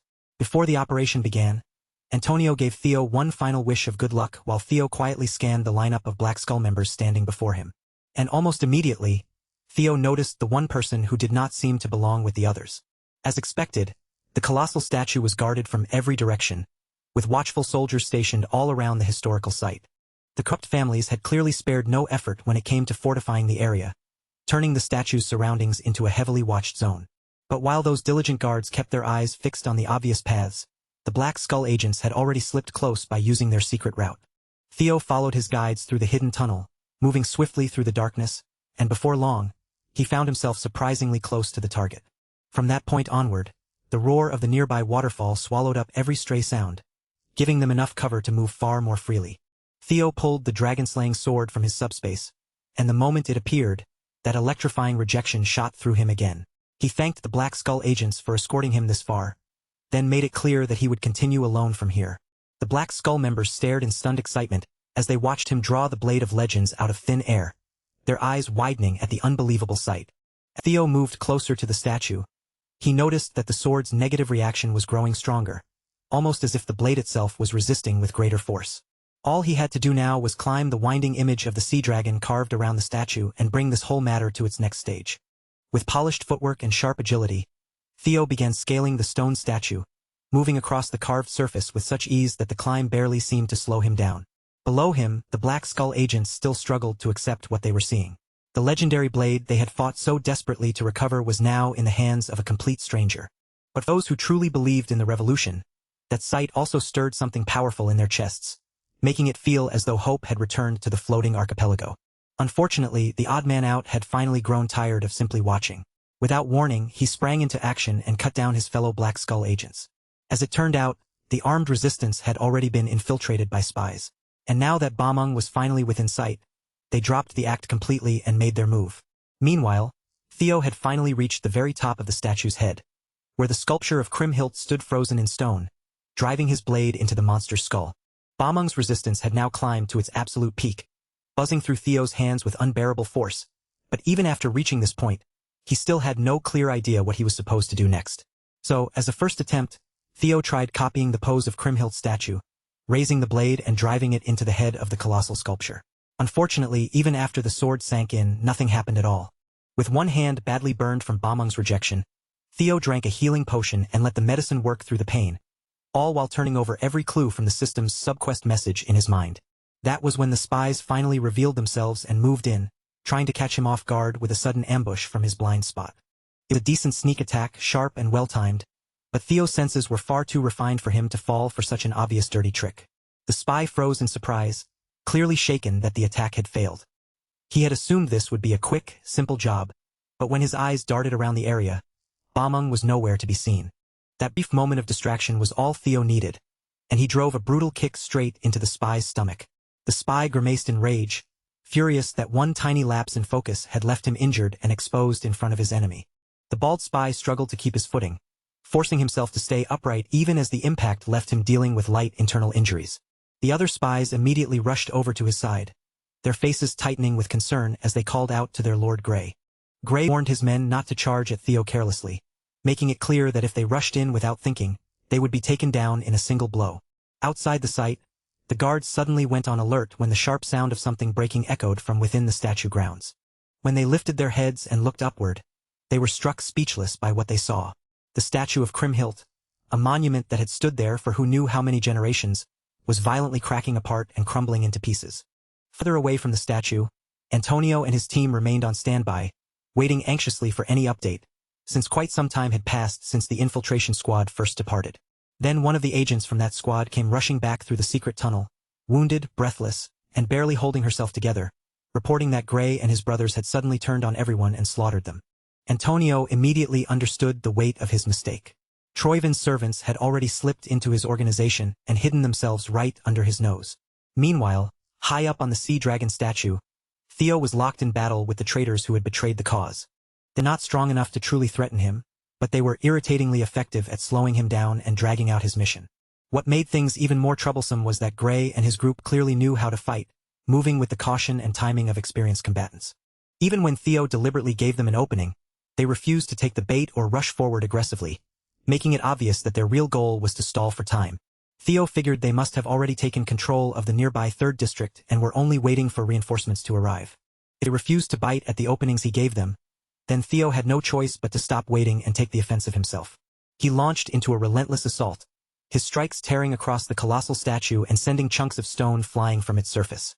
As his indiscriminate attacks chipped away at the outer layers, the stone grew thinner and thinner until an ancient metal box hidden beneath the statue was finally revealed. The moment Grey saw the narrow hollow slit carved into the box, clearly shaped to receive a blade, he shouted for his brothers to stop Theo no matter what it took. Theo inwardly cursed himself for making the mission more complicated than it needed to be.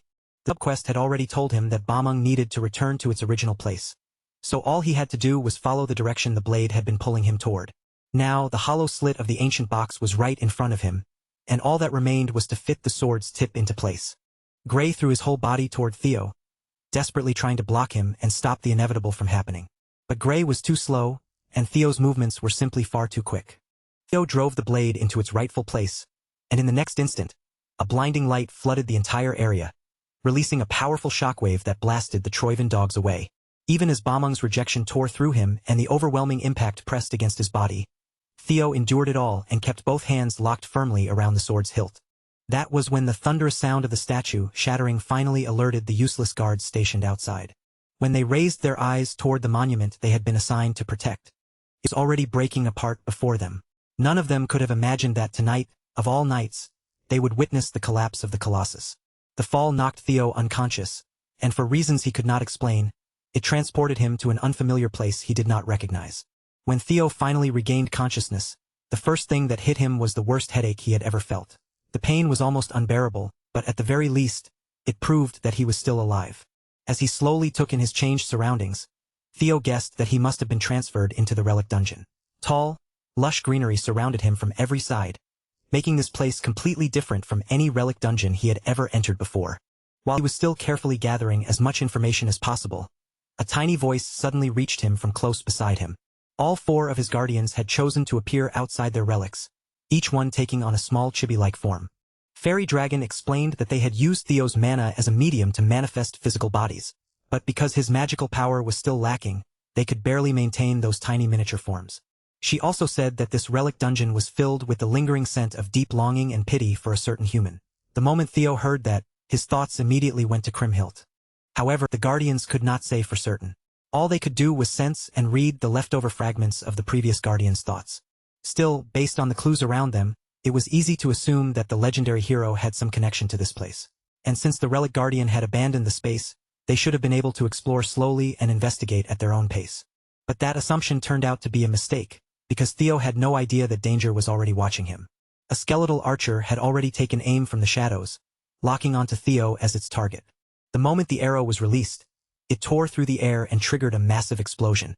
The violent sound activated Theo's reflexes just as the arrowhead came within a hair's breadth of his head. Using his ultra instinct, Theo tilted his head out of the arrow's path at the last possible second and snatched the projectile out of midair. It seemed the information Theo's guardians had given him was not as complete as they made it sound. This place was not empty or ownerless at all, and the danger here had been waiting for him from the start. The skeletal archer was only the first sign of trouble. One after another, more skeletal creatures began crawling out into view. Every single one of them turned their hostility toward the only living person with flesh in the strange space. To them, Theo was nothing but an intruder, a threat that had to be erased from the dungeon. The bony inhabitants of this bizarre dimension began chanting Kriemhildt's name, their hollow voices carrying a strange sense of reverence and respect. Little Griffin quickly concluded that the original guardian must have created these beings for one purpose, to protect the ownership of this place for the human known as Kriemhildt. More arrows came whistling through the air, and one of them nearly struck the little bird directly, but Theo reacted with ease and knocked the incoming attack away. He redirected the arrow's path in an instant, sending it straight into a skeleton swordsman and crushing its skull with the impact. Theo judged that each skeleton by itself was not especially dangerous, but their sheer numbers made them incredibly irritating to deal with. It could wipe them all out in one large sweep. Clearing the dungeon would be simple enough, but judging by the way things were unfolding, it clearly would not be that easy. Fairy dragons sensed something unusual about them, and quickly realized these creatures were not just ordinary skeletons wandering around. They were undying soldiers who would continue moving until their duty was fulfilled. These beings were known as Dragon Fangs. Theo drew his blade with a confident smile, accepting the challenge as if the rising danger only made things more interesting. Then he launched himself toward the treetops, forcing the skeletons to chase after him through the dense greenery. After spending valuable energy cutting down as many regenerating dragon fangs as he could, Theo finally decided that continuing to fight them head-on was a waste and pulled back. Seeing him struggle more than expected, Little Griffin reluctantly offered a piece of advice, reminding Theo that this Kriemhildt fellow had only been a human, just like him. If Theo could somehow make that man surrender ownership of the dungeon, then this entire problem could be settled in a matter of seconds. Theo snapped the moment he heard that so-called advice. If Kriemhildt was still alive after countless ages had passed, then there was no way he could still be considered an ordinary human. Little Griffin immediately sulked, grumbling to himself as he regretted wasting such valuable advice on an idiot. While Theo was trying to think his way out of the situation, a system message suddenly appeared before him. To concentrate on reading it, he reached over and forcefully clamped Little Griffin's beak shut. The message revealed that this dungeon was the final gift Leviathan had left behind for the hero Kriemhildt, and now Theo had to retrieve ownership of that gift from its landlord. Reading between the lines, Theo had to admit, as annoying as the bird was, Little Griffin might actually have been right. Thankfully, no matter how well the dragon fangs moved together, they still were not fast enough to catch Theo.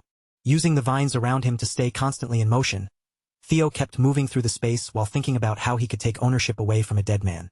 To increase the amount of information he could process at once, Theo activated hatchling synchronization.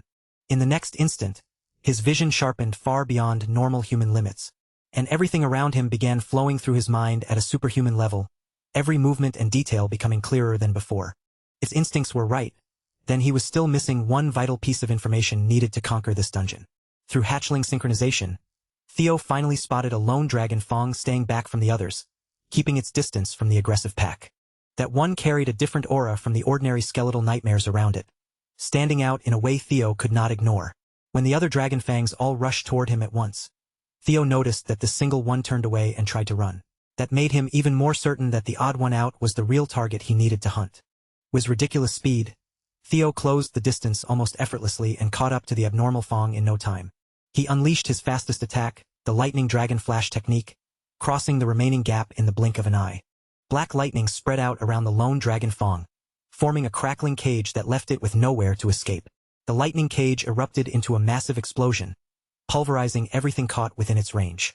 Lightning Needle was not only unbelievably fast, but also devastatingly destructive. Once the unusual dragon fang was destroyed, a new system notification appeared. Theo now had to gather 206 pieces of Kriemhildt's remains, and after all that effort, he had only collected one. The required number was absurdly high, but at the very least, Theo finally had a clear objective to follow. The particular dragon fang he had just defeated had dropped Kriemhildt's third cervical bone. Now that the path was clear, Theo only needed to collect the bones of a dead man, and then he could finally get himself out of this place. Meanwhile, back in the real world, a sailing fleet arrived at the floating archipelago's port in the middle of a violent storm. Porters hurried toward the ship as an attendant approached the only man who stepped down from it. Looking into the thick fog, the man remarked that the weather would actually work in favor of his objective. When the porters climbed aboard the newly arrived ship, they froze in horror at what was waiting for them. The entire deck was soaked and stained with blood, and every member of the crew had been massacred without a trace of mercy. The man had heard that the foolish spies from the floating archipelago, the ones he had sent to infiltrate Black Skull, had allowed the dragon-slaying sword to slip away. But in the end, it did not really matter whether those weaklings failed or who currently held Bamong. After all, the floating archipelago itself was already firmly within Troivin's grasp. Noil, the ninth of Troivin's 9 lords, had personally arrived to finish the job himself. In middle of that rain-soaked night, the citizens of the floating archipelago were jolted awake by the terrifying roar of explosions. They could only watch in shock as the great merchant who had protected the archipelago for hundreds of years finally fell. Back inside the relic dungeon, Theo had just completed his bone-hunting speedrun, successfully fulfilling the requirement by recovering all 206 pieces of Kriemhildt's remains. The system then urged Theo to look deeper, prompting him to view the memories that had been engraved into the scattered remnants of the hero. As the world around him began to blur and lose its shape, Theo found himself wondering what the true hero behind the old legend had actually looked like. Then, without warning, Theo's consciousness was pulled into a fragment of Kriemhildt's past. In that distant moment, she was still just a child, happily crossing the island again and again because she could not wait to visit her friend, Levi. With food carried along for the trip, the young girl would make her way across the tropical island, trekking all the way toward a massive cavern hidden in the landscape. Inside that plain, unremarkable cave, the Dragonslayer sword had been left lying around as if it were nothing special, resting quietly in the dim space. The child approached with bright excitement and tapped on Bamong, eagerly urging Levi to wake up and talk with her. Sleeping within the ancient relic was its guardian, the mighty Leviathan, though the girl called him Levi for short. And from the very beginning, Levi was the kind of proud beast who carried himself with plenty of arrogance. Again and again, he insisted that the young human address him properly by his full title, Leviathan, guardian of the primordial dragon's relic. He even declared that not even the Ragnars would dare call him something as casual as Levi. But the child was not bothered by his sharp attitude at all. His proper title was far too long and difficult to pronounce, and in her eyes Levi worked perfectly fine. Eventually, the guardian gave up trying to correct her, accepting that this stubborn child was never going to learn how to show his name the proper respect. Just talking to such a foolish little girl was enough to make his jaw ache. To save his strength, Levi would often shrink into his miniature form, sitting with the cheerful girl and sharing bread with her inside the cave. They would spend time together until the sun began to sink, with the girl chattering endlessly about her ordinary daily life. Levi had grown used to her non-stop rambling, though at first, he only sat there and listened because bread was part of the bargain. But as more days passed, he slowly found comfort in her lively voice and the colorful stories she brought to him. Year after year, Levi watched her grow before his eyes, listening to every little story she wanted to share with him. Trapped inside the Dragonslayer sword, the only thing that truly kept his long days from feeling empty was the girl's daily visits. Even as the years passed, Levi kept acting aloof and indifferent, but it was obvious that underneath all that pride, he had grown deeply attached. Whenever he heard footsteps entering the cave, he would pretend not to care, even though he was quietly looking forward to whatever new story she had brought with her this time. But that hidden anticipation shattered the moment the scent of fresh blood drifted into the cave. Kriemhild had suffered a fatal wound, yet she forced her failing body to run toward her friend for help. The man who had cut her down was still chasing after her, and through her pain, she cried that strange people had suddenly appeared in her village and begun slaughtering everyone without mercy. Before she could reach Levi, one of the soldiers grabbed her by the hair and dragged her back, then stabbed her without hesitation. He pushed the blade even deeper into her body, treating the girl as if she were nothing more than a savage. These soldiers were acting under the mandate of the Empire's emperor, claiming that this brutality was their way of showing compassion to a remote, rural island. And since the chance had presented itself, that soldier decided he wanted to indulge in something even more disgusting. As loomed over the dying girl with filthy intentions, Levi's rage rose to its absolute peak. The guardian of the ancient relic finally sprang into action, ignoring the restraints that should have kept him bound. Blinded by fury, Levi unleashed his power and pulverized the cave that had served as his home for so many years. By then, Kriemhildt's village had already been completely seized by the Empire's dogs, who threatened the citizens with death by fire if they refused to obey. That cruel invasion would have continued without end if a towering beast had not descended upon the village, driven forward by vengeance. Levi let out a thunderous roar and launched an attack so devastating that every Empire soldier in the area was erased from existence. And sitting on top of Leviathan's head was a single person. Thankfully, Kriemhild had survived her horrifying encounter with that disgusting dog of the Empire. On that very day, she awakened the strength needed to carry the Dragon Slayer sword. The moment the remaining soldiers saw her seated atop the dragon's head, they turned all their efforts towards sniping the girl down. But no matter how desperately they tried, they were powerless against a force of nature that overwhelming. As the Empire's dogs fell one after another, the villagers were protected beneath barrier spells. When the battle finally ended, the Empire's forces had been wiped out, but the village itself had been burned to the ground. Kriemhild apologized to Levi over and over for picking up the sword, believing she had ruined everything by failing to wait for the true chosen one to claim the blade. Levi gently comforted her, reassuring Kriemhild that things had actually turned out better than she thought. He wrapped her in the same protective barrier that had shielded the villagers, then carefully presented the hero before her people. The villagers began chanting her name and praising her from every side, celebrating the girl who had saved them from the greed and cruelty of the Empire. Levi admitted that he might have abandoned his sacred duty, but even so, he felt completely at peace with the choice he had made. For the first time in his long existence, he had acted according to his own will, not simply according to the command of the primordial dragon. If it meant protecting Kriemhild's bright smile, Levi was willing to disobey his creator without a single regret. Before long, word spread that the mighty army of the Empire had been defeated by a so-called savage girl who commanded a sea dragon. When that report reached greater threats, the Emperor refused to accept such a loss on his record and immediately dispatched his royal guards to reclaim the land. Against all odds, the Empire's royal guards managed to do the impossible. They wounded Leviathan and succeeded in restraining him. But they only pulled it off through filthy tactics, kidnapping the villagers and threatening to kill every single one of them if Levi kept resisting. Those royal dogs then turned their attention to Kriemhild, pressuring her to reveal the secret that would let them finally kill the beast. Levi urged her to save herself and confess, reminding her that he was a guardian, an undying being. For him, death would only mean sinking into a deeper sleep. The magic that had remained inside the Dragonslayer sword after he emerged should have been enough to put him back into that slumber. For Kriemhild and for the villagers she wanted to protect, Levi was more than willing to take the fall. Compared to the countless years he had lived, the time he spent with her had been painfully short. Even so, he had never felt so closely connected to anyone before.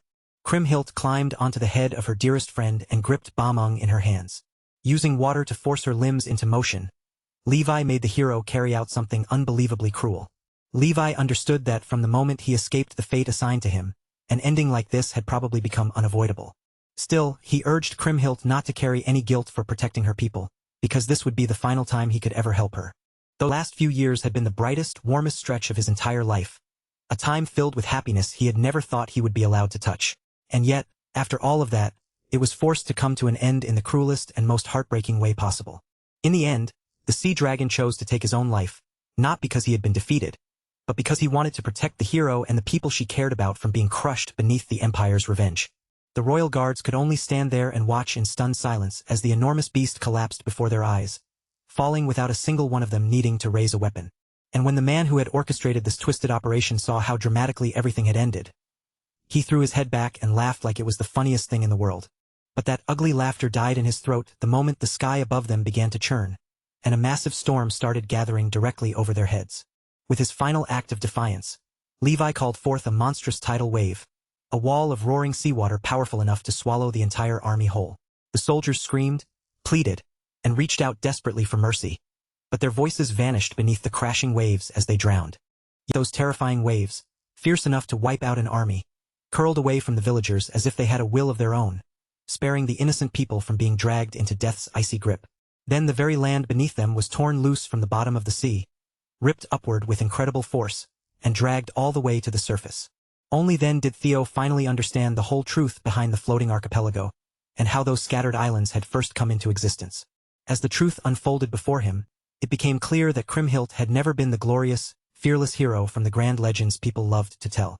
She had simply been another victim of cruelty, an unlucky girl caught in a merciless fate, who somehow formed a strange but genuine bond with a relic guardian and found friendship where no one expected it. While Theo remained trapped inside that vision of the distant past, the lingering image of Kriemhild slowly moved toward him. With a calm, sorrowful presence, she called him the chosen one Levi had been waiting for all this time. Even after death, Kriemhild still carried the guilt of knowing that she had stopped Levi from completing the sacred duty he had been created to fulfill. But now, at last, she had a chance to make things right. She released her claim over the Dragonslayer sword and entrusted the relic to Theo, hoping that he might finally be able to bring some peace and happiness to that stubborn beast. Theo accepted the relic with quiet gratitude, then gently assured Kriemhild's soul that Levi had already known plenty of happiness in his life, all because she had been there with him. When Kriemhild heard that sincere reassurance, the weight in her heart seemed to ease, and her troubled soul finally found a little peace. Back in the real world, the useless guards had gathered around the ruins of the Colossus, moving carefully through the wreckage as they inspected the damage and tried to prevent any more of the broken structure from collapsing. Then, without warning, a lone figure appeared above them, standing atop the shattered mound of stone and rubble. Overhead, the dark storm clouds began to split apart, and after all the violence of the storm, sunlight finally poured through the opening in the sky. When the guards looked up and saw that figure holding a familiar blade, the sight instantly reminded them of Kriemhild's legendary image. To them, it looked like a divine sign that a savior had finally arrived to rescue their sinking homeland. Meanwhile, far away from the cheering crowds, the wealthiest people who controlled the floating archipelago had gathered in secret for an underground meeting, all trying to decide what their next move should be. Troivin's ninth dragon, Noil, watched these parasites assemble with surprising speed, and the sight seemed to please him. One of the old leaders quickly insisted that this was not the time for anyone to sit back and relax, especially now that a massive disruption had thrown all of their plans into chaos. As far as the islanders had always understood, the dragon-slaying sword was supposed to be safely kept under Troivin's control. But now, a foreigner had suddenly emerged from the shattered remains of the Colossus, while holding that very blade. Because of him, the residents had begun gathering around a new hero, loudly calling him Kriemhild's second coming. If things continued like this, the authority held by the three shipping clans would soon slip away and fall straight into that foreigner's hands. This was never the arrangement they had agreed to when they allied themselves with the Troivins. After all, they had personally handed over Bamung in exchange for keeping their comfortable positions safe. Noil brushed aside their fear as though it was nothing more than a minor inconvenience. In fact, the mere sound of all their panicked complaints was already starting to irritate him. Even so, one of the powerful merchants dared to push back against him, clearly offended that a representative of the Troivin family would look down on the three shipping clans so openly. That defiance turned out to be a terrible mistake. Noil calmly lifted his hand, and in the next instant, the man was reduced to a gruesome mist of blood and torn flesh. Noil had not come here to soothe the egos of greedy pigs. As for the civilians, they mattered even less to him, nothing more than insects that could be crushed underfoot whenever necessary. Truthfully, Noil found these business moguls repulsive. In his eyes, they were traitors who had willingly sold out their own homeland just to protect their profits and status. If they had simply obeyed their orders exactly as they were given, none of this chaos would have happened in the first place. But now that their grip on the sinking archipelago was slipping, they had started panicking like cornered animals. One of the moguls, gathering what little courage he had left, called out Noil's hypocrisy directly. They all knew just how heavily the traitorous Troivin family depended on the archipelago's resources.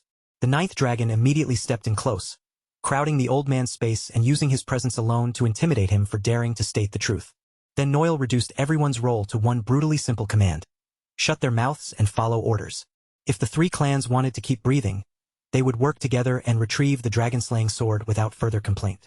With careful respect, one of Noil's soldiers spoke up and asked whether it was truly wise to leave such an important mission in the hands of merchant clans that had already proven themselves incompetent. Noil acknowledged the soldier's concern without denying it. He would have preferred to handle the matter himself as well, but the current situation made it impossible for him to move personally just yet. He had just received word that one of Ragnar's 9 dragons, the hegemony dragon, was already on the way to this very archipelago. Compared to everything else, restraining a threat of that level had to take priority. Outside, almost every citizen of the archipelago had gathered together, all eager to see even a glimpse of the person they now believed to be their new hero. Their voices rose together as they chanted Kriemhild's name with absolute admiration, repeating it with the same reverence their ancestors must have once shown long ago. Theo had known that Kriemhild had been worshipped almost like a deity over the years, but even he had not expected the people's devotion to reach such an intense, almost fanatical level. Perhaps Theo was the only person left who still knew the real Kriemhild. She had not been a god, and she had never truly been the perfect hero from the legends. She had simply been a kind, ordinary girl forced into a cruel destiny far too heavy for her. On top of that, the dragon-slaying sword itself was no ordinary heroic weapon. It was an artifact of the primordial dragon, something originally meant to be wielded by a Ragnar. Then, from somewhere deep within the crowd, one frustrated citizen suddenly raised his voice and shouted out a desperate request. Everyone knew that ever since the Troivin scoundrels arrived, their land had slowly begun to sink, and as if that were not terrible enough, the people were now being forbidden from leaving their own doomed home. All they were asking was for the hero's second coming to save the floating archipelago before it disappeared beneath the sea. Choosing to lean into the misunderstanding and stir the atmosphere in his favor, Theo lifted the legendary blade high above the crowd and began addressing the people. With the eyes of the people fixed on him, Theo made a solemn vow right there in their homeland. He promised that he would save them, and that the sword in his hand would become the blade that brought salvation to their sinking archipelago. After slipping away from the noisy, chaotic district, Theo finally found a moment to breathe, only to be greeted by a rather unusual-looking fellow waiting for him. Standing with a group of priestesses behind him, the delicate-looking priest introduced himself as Marty, the one responsible for overseeing Kriemhildt's temple. From this moment forward, Marty declared that he and everyone under the temple's care would devote themselves fully to serving Theo. With Marty guiding the way, Theo began his pilgrimage toward the temple. The excited crowd trailed after them all the way to the bridge that connected the city to the sacred grounds, refusing to let their new hope out of sight. Once they reached the bridge, Marty sent everyone else away and continued walking with Theo alone. As they moved deeper into the holy grounds, he explained that Theo's arrival had been foretold long ago, and that the temple had been protected and maintained across generations for this very day. Inside the quiet halls of the sacred place, Marty presented a necklace that Kriemhild herself had once worn hundreds of years in the past. The system immediately identified it as a magical enchanted accessory, as well as a key connected to a hidden gate. That necklace would be absolutely necessary if Theo wanted to reach the sea dragon lying asleep somewhere deep beneath the archipelago.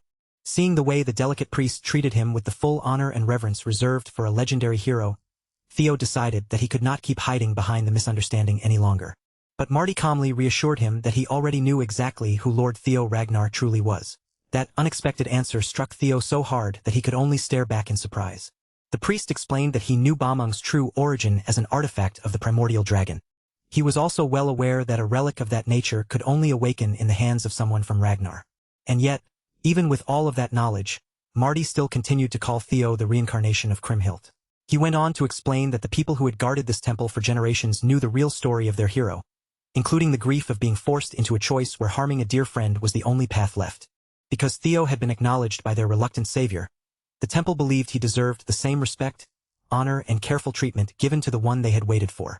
At the far end of the temple halls, they arrived before the top of a staircase that seemed to descend forever, stretching all the way down toward the bottom of the archipelago.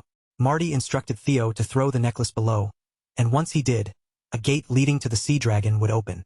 He added that as long as Theo carried the artifact's power with him, he would also be able to move freely beneath the water. Then the delicate priest placed every last one of his hopes into Theo's hands, trusting him with the fate of the temple, the people, and the sleeping guardian below. And Lord Theo Ragnar accepted that trust without hesitation, promising that he would see the task through to the end. Outside the temple, the citizens gathered close together in a solemn prayer for salvation. With bowed heads and trembling voices, they begged for Kriemhildt's blessing and prayed for the safety of the entire archipelago. But that quiet, desperate vigil was suddenly broken by the arrival of open hostility. The three clans had marched onto the scene, and their purpose was clear from the start. They intended to force the gathered crowd to scatter. They loudly announced that after conducting an investigation, they had determined that the man falsely presenting himself as the hero was actually a terrorist. The coalition of the three clans was determined to pin the theft of the Dragonslayer sword on this supposed terrorist. With that accusation thrown into the air, they strongly ordered the citizens to disperse at once. Umberto Spinola, the head of the Spinola family's shipping clan, insisted that his judgment was correct.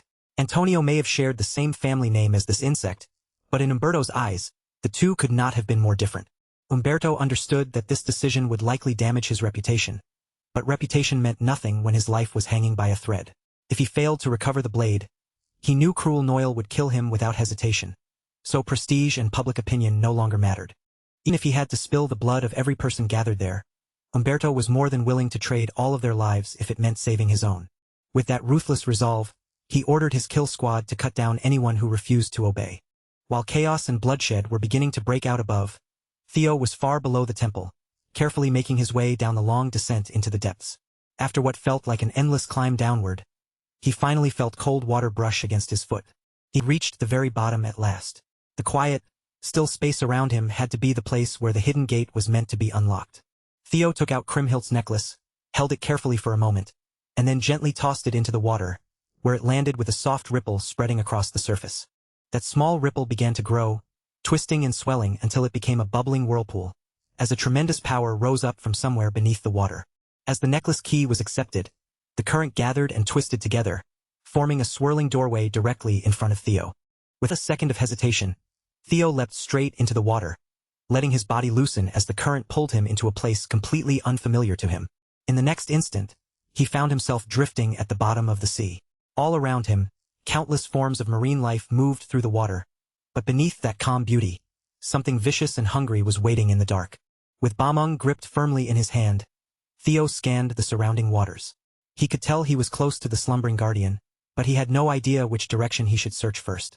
Unfortunately, reaching his goal this time was not going to be easy. Then Theo felt killing intent circling around him through the water. Something had marked him as prey, and whatever it was enormous. When he finally caught sight of the thing lurking nearby, even he was left stunned.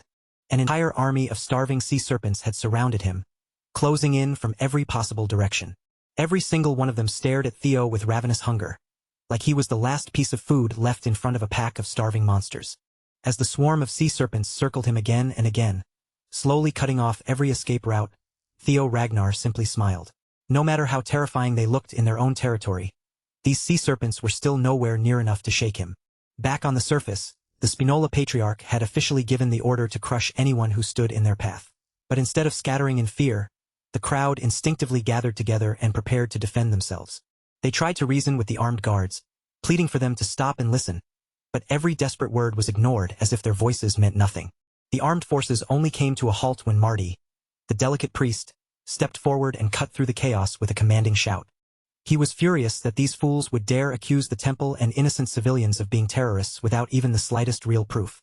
Marty declared that the man he had personally escorted was clearly the reincarnation of Kriemhild. He swore it on the honor of all the priests who had served before him across countless generations, and if anyone needed to explain themselves, it was the three clans and the thugs they had brought with them. Then Marty exposed the shameless Spinola Patriarch in front of everyone, accusing him of hiring Troivan mercenaries and dragging them into the archipelago's sacred religious sanctuary.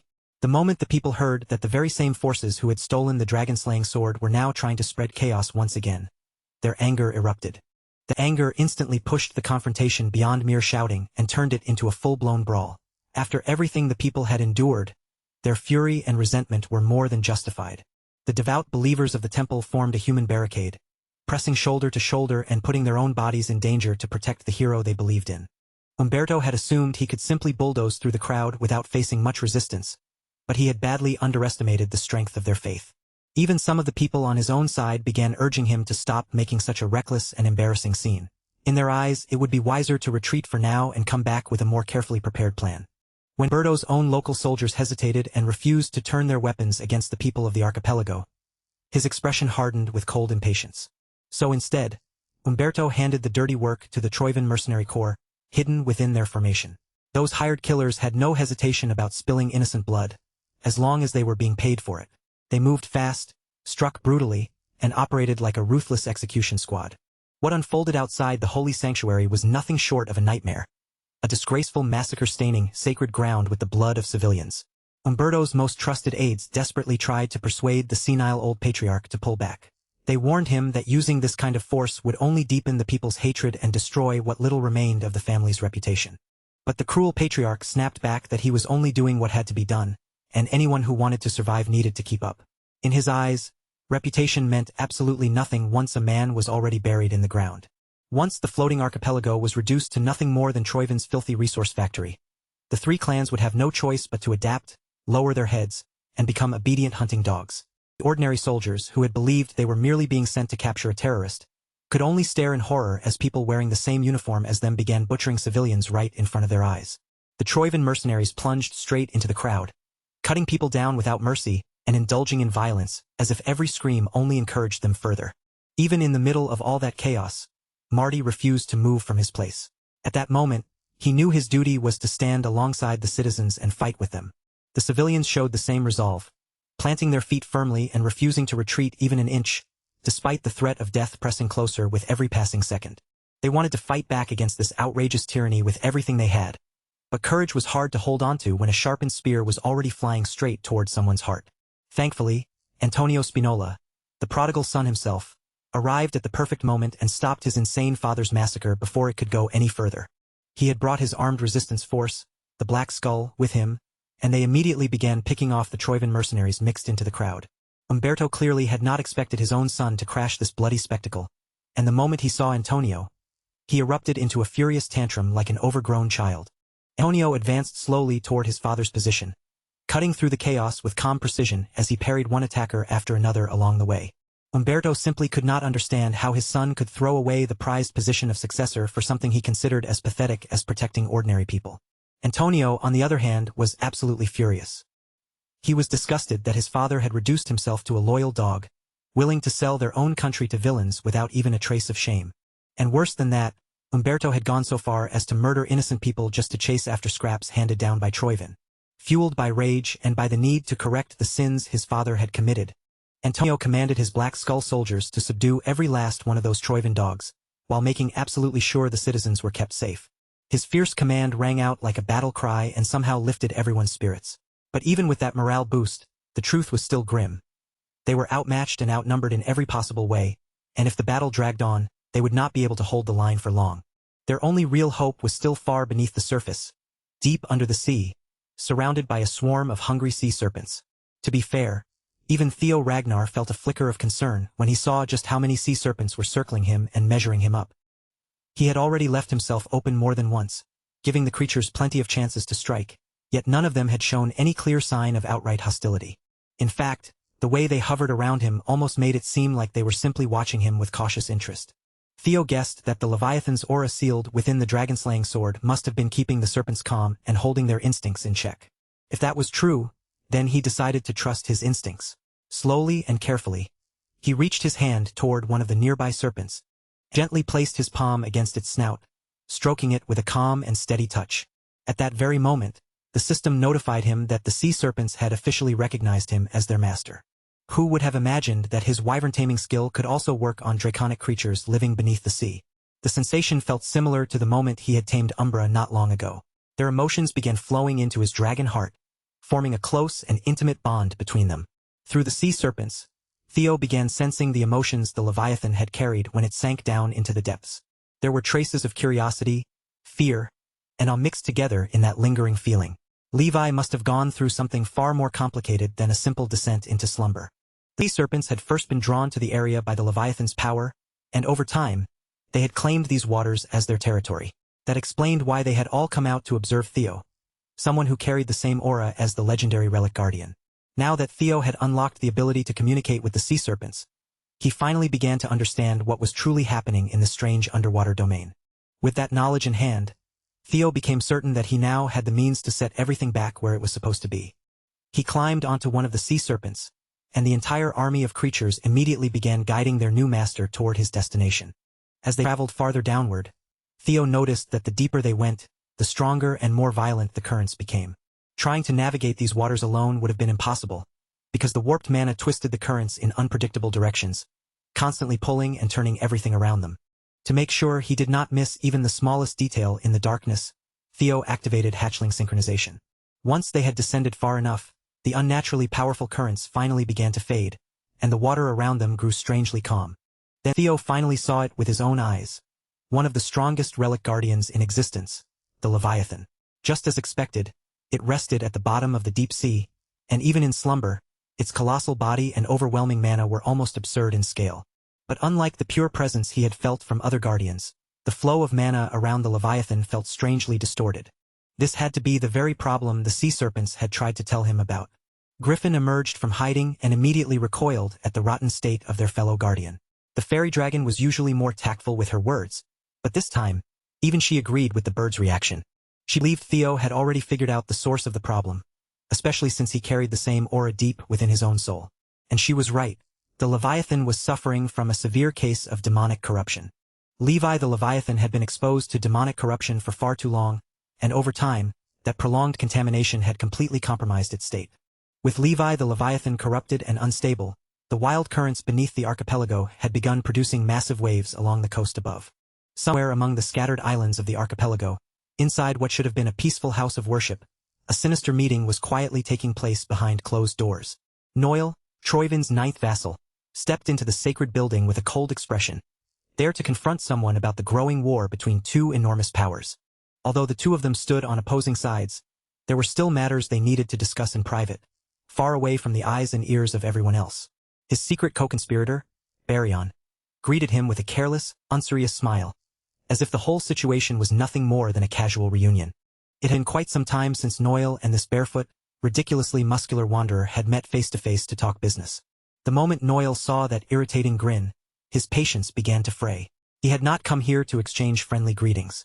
Their cooperation existed only because both sides had found it necessary. Baryon had been expected to seize the northern territory, while Troivin's forces clashed with Ragnar. In exchange, Troivin's annexation of the archipelago would be kept quiet and handled discreetly. The barefoot muscle-bound man did not remember breaking any promise he had made, but judging by Noel's furious expression, he could tell some kind of problem had clearly appeared. Noel's temper was already close to snapping. To him, Baryon's relaxed attitude looked far too much like deliberate ignorance. Theo Ragnar, that troublesome outsider, had somehow discovered the archipelago and started interfering in its affairs. There was no way Baryon, another heir to the throne, could have failed to notice the movements of a rival like him. With his words wrapped in a thin layer of threat, Noel pressed Baryon to stop dodging the issue and speak honestly. To make clear that he was not in the mood for games, the ninth vassal released a thick, bubbling murderous intent directly toward Baryon. Since the mischievous heir seemed determined to play dumb and dance around the truth, Noel made his decision on the spot and chose to end their little arrangement. Deep beneath the sea, Theo Ragnar was still struggling to process just how terrible the Leviathan's current condition truly was. The guardian that should have seemed nearly indomitable had been infected by demonic sea poison, and its massive body was already on the verge of being completely consumed by that vile toxin. From the subdued yet savage aura leaking from it, Theo could tell there was a strong chance its reason had already been worn away almost entirely. He did not have solid proof yet, but Theo strongly suspected that the Troivin bastards were somehow involved in poisoning the guardian. The fairy dragon added that under normal circumstances, once the dragon sword was drawn and its seal released, the Leviathan should have awakened to protect the archipelago. What puzzled her even more was how mere mortals had managed to intoxicate a relic guardian with such a disgusting demonic sea poison in the first place. Only some grotesque and twisted method could have made something like this possible. Either way, the Leviathan was only moments away from completely losing control. With its logic and reason tainted by demonic influence, it was about to unleash destruction on a terrifying scale. Fortunately, Theo seemed to have gone unnoticed for the time being. The safest choice would have been to keep his distance, observe carefully, and come up with a proper plan. But the Chosen One had a much more direct method in mind. With Bamung drawn in his hand, he rushed forward, aiming to seize the brief chance before the beast could sense him. He activated hatchling synchronization, sharpening his senses so he could lock onto the exact point where the poison had first begun spreading. Thanks to that heightened perception, Theo located the source right on top of the guardian's head. The toxin had already spread deep beneath that point, taking control of the area around its brain and corrupting the core of its awareness. If Theo could destroy the very source of the guardian's suffering, then maybe there was still a chance to save the situation and stop the contamination from spreading any further. The tip of Bamung shot toward the crystallized origin of the sickness, carrying enough lethal force to pierce straight through it. But just a few centimeters before the blade could make contact, an overwhelming force suddenly stopped his attack cold. A heartbeat later, that same force blasted Theo backward, repelling him helplessly and throwing him completely out of range. The repelling power showed him no mercy at all, slamming the Chosen One away so violently that he was sent crashing into the rocks. Theo realized he had made a reckless move. Whoever had created this disaster had also placed some kind of protective ward around the source, making sure the contamination would continue unhindered. The good news was that he now knew for certain he had found the weak point. The bad news was that the enormous dragon had finally noticed him. Theo had nearly been crushed by that protective ward alone, and trying to withstand the full force of a rampaging Leviathan was clearly not a wise option. The guardian moved across the seafloor with such monstrous force that the surrounding waters erupted into a storm of violent currents. Now that he had provoked the beast, escape was no longer realistic. All Theo could do was take another gamble and aim for the wound on its forehead. This time, failure was not something he could afford. The plan itself was simple, but actually pulling it off was a completely different problem. The creature before him was absurdly massive, like some legendary monster pulled straight from a nightmare card game, and Theo desperately searched his mind for an approach that could get him out of this overwhelming mess. Before he could settle on another method, the Leviathan opened its jaws wide, and an unimaginable amount of power began gathering inside its mouth. Then it released a blast of pure energy, a devastating attack powerful enough to erase entire cities in a single strike. Theo had to pour everything he had into escaping, barely scraping past the edge of the blast's radius in time. As he felt the full weight of a guardian's power crashing through the sea around him, an idea suddenly flashed through his mind. First, he sprang backward to create more distance, drawing the Leviathan after him as it gave chase. Fortunately, An ally arrived just in time to help with his retreat. One of the sea serpents he had tamed must have sensed the disturbance and rushed over to support him in battle. Theo could breathe and fight underwater, but moving through the sea still felt unnatural and restricted. With the sea serpent's help, however, that limitation changed completely. Now boosted by the serpent's speed, Theo commanded it to charge straight back in and aim directly for the wound on the Leviathan's brow. The closer they drew to the crystal, the thicker and more suffocating the demonic miasma became around them. Once Theo entered his effective range, he kicked off from his mount and launched himself forward. It was time to put the lessons he had learned while fighting the griffin into action. His eyes shifted to black and red, and his features began taking on a more draconic form. Theo pushed every one of his stats higher with the support of his guardians.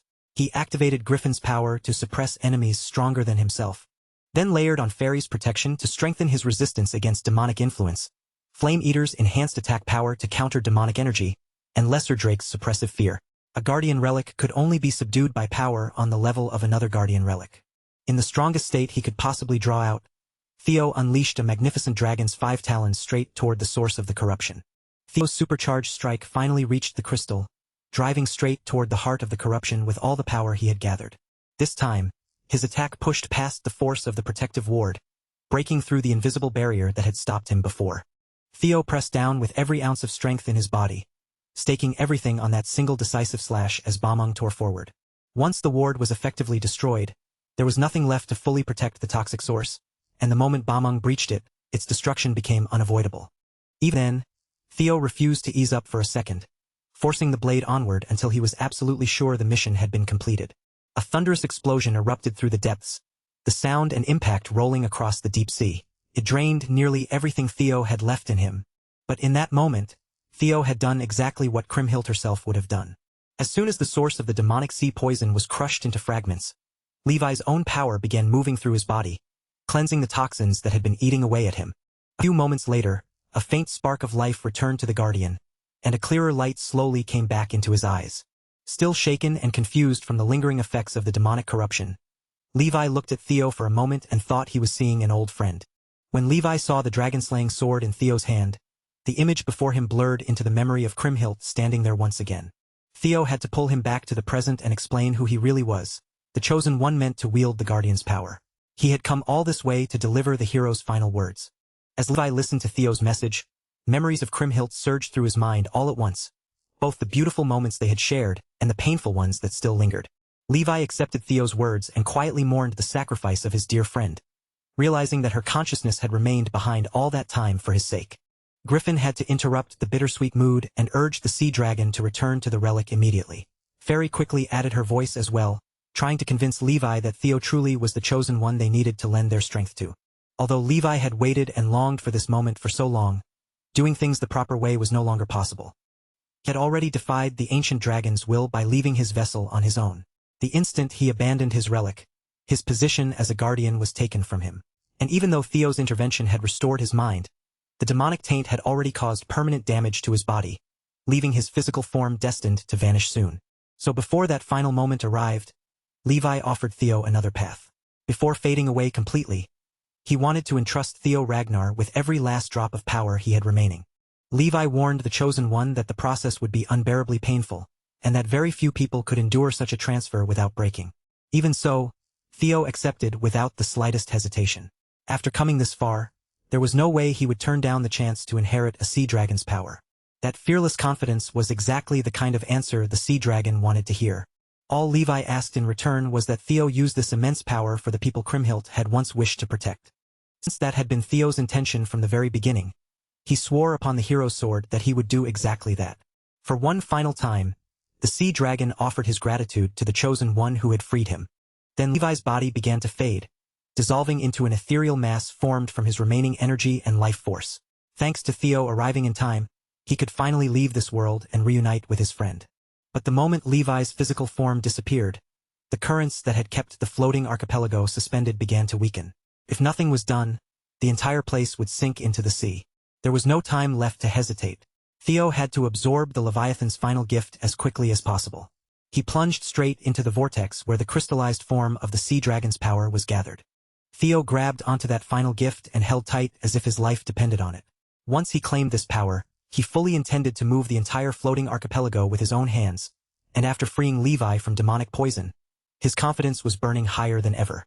But the moment he actually tried to absorb the sea dragon's remnants, that confidence was crushed almost instantly. The sheer force rushing into him began tearing at Theo's flesh, making it painfully clear that he had been far too arrogant. His guardians had warned him that the Leviathan stood on a completely different level from other relic guardians, but even so, Theo had not expected power this overwhelming. The vortex created from Levi's remaining power towered over Theo's body, making him look tiny by comparison. At this pace, there was no possible way he could absorb all of it directly. His body would give out long before he could contain even a fraction of that power. Then, all of a sudden, Levi's thunderous voice echoed inside his mind, telling him to use the sword. Theo immediately drew Bameng and used the blade as a medium instead of forcing the raw power straight into his body. Because of the deep connection between the sea dragon and the relic, Bameng softened the damage coursing through Theo's body. This time, the enormous vortex of pure power finally became just a little more manageable. Theo braced himself, held his position, and began drawing in every last bit of that power through the blade. Griffin, though clearly reluctant to admit it, praised his master for finally using his head for once, and Fairy agreed with that assessment. By channeling the overwhelming force through the dragon-slaying sword, the strain on Theo's flesh was greatly reduced. Even after death, the Leviathan was still helping him at the final moment. After what felt like an eternity of enduring that pressure, Theo finally claimed the sea dragon's gift in its entirety. He felt an enormous flow of mana surging through his veins, almost as if the Leviathan's power itself was now resting within his grasp. The pain and struggle he had endured at the beginning had been more than worth it. Fairy, however, quickly pulled him back from that moment of triumph. This was not the time to relax. If Theo wanted to move the archipelago to safety, he had to act now, while he still held the sea dragon's power firmly under his control. Following her advice, Theo reached out with that power and commanded the sea itself to move according to his will. He seized control of the wild currents, taming their violent flow and forcing them to lift the enormous landmass above. Theo had already chosen the destination in his mind, and there was no place more fitting than the one he had decided on. The floating archipelago would return to the northeastern region of Ragnar, the very land where it had once belonged. With the power of a dragon, a godlike guardian, and sheer unshakable will behind him, Theo bent the sea itself into his servant. Meanwhile, in front of the hero temple, the battle between the Three Clans' army and the Black Skull was still raging fiercely. The brutal fighting only came to a halt when enormous tidal waves rose up and began crashing straight into the already blood-soaked battlefield. The citizens trapped in the middle of that chaos could only look toward their hero and pray, their faces pale with terror as they feared their homeland might vanish beneath the sea forever. It no longer mattered which side anyone had chosen. Across the entire archipelago, every heart was gripped by the exact same fear. Then, at last, one soldier noticed something strange. The coastline was not sinking beneath the waves at all. It was moving. Pushed along by the force of the surging tides, the entire landmass had begun inching away from the position it had held for as long as anyone there could remember. Mountains, cities, homes, streets, and everything living within them were being carried together toward the northeastern region. As the archipelago shifted across the sea, the ruined place of worship where Noel and Baryon had been standing began to crack and crumble around them. The ninth vassal felt the ground shift beneath his feet, and for a moment, confusion overtook him completely. In his mind, there was only one explanation. That outsider must have finally absorbed the power sealed within the dragon-slaying sword. Baryon kept that sly, mischievous grin spread across his face, as he offered a casual apology for ending their meeting early, saying this was hardly the time to keep loitering around such a place. Noel, however, had no intention of letting the matter slide. He remained furious, clearly irritated by Baryon's complete lack of commitment. The heir calmly reasoned that even he had failed to predict Theo Ragnar's actions. Even so, the plan was already approaching its final stage, and in Baryon's eyes, Theo taming the sword could be twisted into something useful. Now that Bameng had been unlocked, all that remained was to kill Theo and take the blade back. In the end, Baryon was trying to use Noel to erase a growing political threat while keeping his own hands perfectly clean. The rough, muscle-bound wanderer ignored Noel's endless complaints and urged him to start moving instead of wasting more time. After all, if handled properly, this could bring enormous profit to the Troivans. Back on the front lines, Antonia Spinola immediately understood that Theo was behind the island's movement. That little bastard had actually pulled it off and kept his promise. He quickly ordered his men to stop fighting, now that the true danger of the archipelago sinking had been removed. With the people finally able to survive, there was no longer any reason to spill another drop of blood. But that reasonable command became the perfect opening for someone else to exploit. From behind, a blade flashed forward, aiming to sneakily sever the head of the Black Skull leader. Fortunately, the hero's successor surfaced at the perfect moment, saving Antonio's life yet again. As for the soldier who had tried to murder the very man attempting to end the war, Theo had absolutely no mercy to spare for him. With his gleaming new sword in hand, he sliced that bastard clean in half before the attack could go any further. The believers burst into joy, convinced that Kriemhild had returned to stand beside them after sealing the sea dragon and saving their homeland. Antonio immediately asked whether the crisis had truly been handled, and whether the archipelago and its people were finally safe. Once Theo gave him the answer, the crushing weight on his shoulders finally lifted. With sincere gratitude in his voice, he thanked their unlikely savior from the bottom of his heart, only to shamelessly ask him for one more favor. Theo did not even need to hear the request. One glance was enough for him to understand exactly what Antonio wanted. All around the battlefield, civilian bodies lay scattered across the ground, while survivors with terrible wounds struggled to stay conscious. It was painfully clear what had happened in this place that was supposed to be sacred. The Black Skull and the citizens had fought for him, risking their lives to protect both the archipelago and their hero. Now it was only right for Theo to repay that debt. The moment the three clans' army saw Theo advancing toward them, fear overtook them so strongly that many seriously considered throwing down their weapons. But their master, Umberto Spinola, saw the situation very differently. To him, the dragon-slaying sword itself was walking straight into their reach, and he forced his men to stop hesitating and seize the prize. Terrified of the Spinola patriarch, the soldiers obeyed his command and charged at Theo. But before their weapons could even reach him, a true menace returned to the battlefield, spreading a thick, suffocating killing intent over the entire area. In the short time he had been gone, his worthless pawns had turned everything into a complete disaster. Theo's instincts screamed through his body like a shock. Someone monstrously dangerous had just entered the fight. With every bit of volume he could force from his lungs, he shouted for everyone nearby, ally and enemy alike, to drop face down immediately. A single slash tore across the bridge in one perfectly clean, unbroken line. Those caught by the terrifying attack never even realized it was coming. For that instant, it was as if time itself had frozen. The first things to fall were the bridge's banisters, sliced neatly through at their base. Then came the scalps of every soldier who had ignored Theo's warning. At the very least, they were left with half their brains, while the already blood-drenched battlefield was painted in an even darker, thicker crimson. In the span of a single instant, the entire three-clan coalition was wiped out. The only reason the people behind Theo survived was because he had interfered, and because they trusted his warning enough to obey. Nobles and soldiers alike were slaughtered in the most helpless way imaginable. The one responsible was, of course, Noil, the ninth vassal of Troyvin. He cursed those worm-like pirate bastards for failing to get rid of one brat and allowing the situation to spiral this badly. Among the dead was Umberto Spinola. Like everyone else, his head had been sliced open, though his mustache somehow remained intact.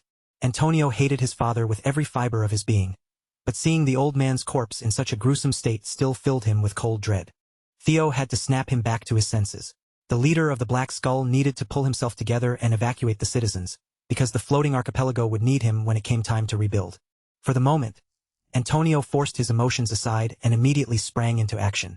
While everyone else retreated into the temple, Theo stayed behind, standing his ground as he measured the slaughterer before him. Noil's hatred for the Ragnar burned even hotter.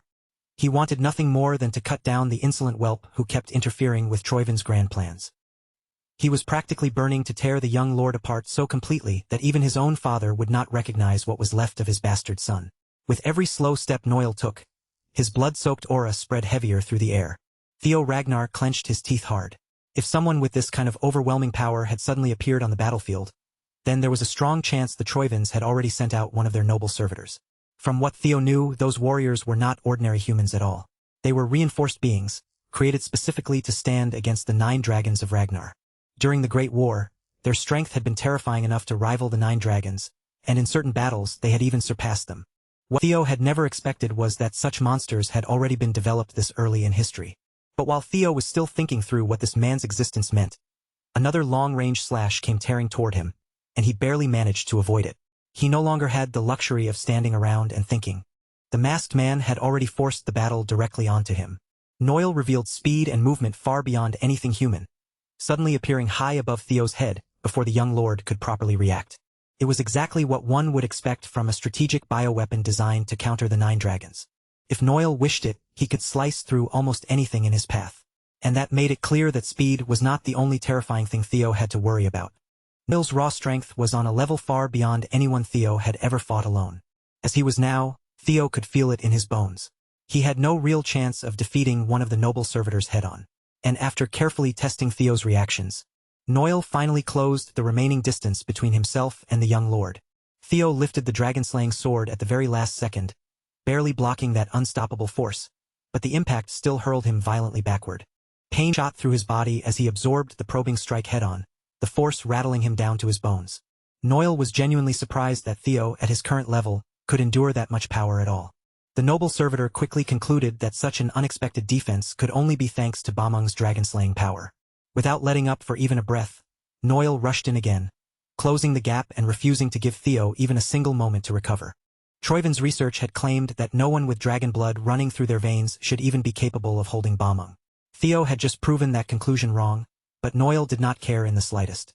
After hammering the young lord with relentless attacks, Noel finally paused and coldly urged Theo to surrender before he decided to make the pain even worse.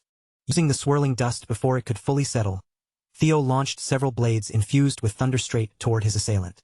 Noel saw through the move at once and caught the crackling blades in midair, stopping their momentum as if they were nothing.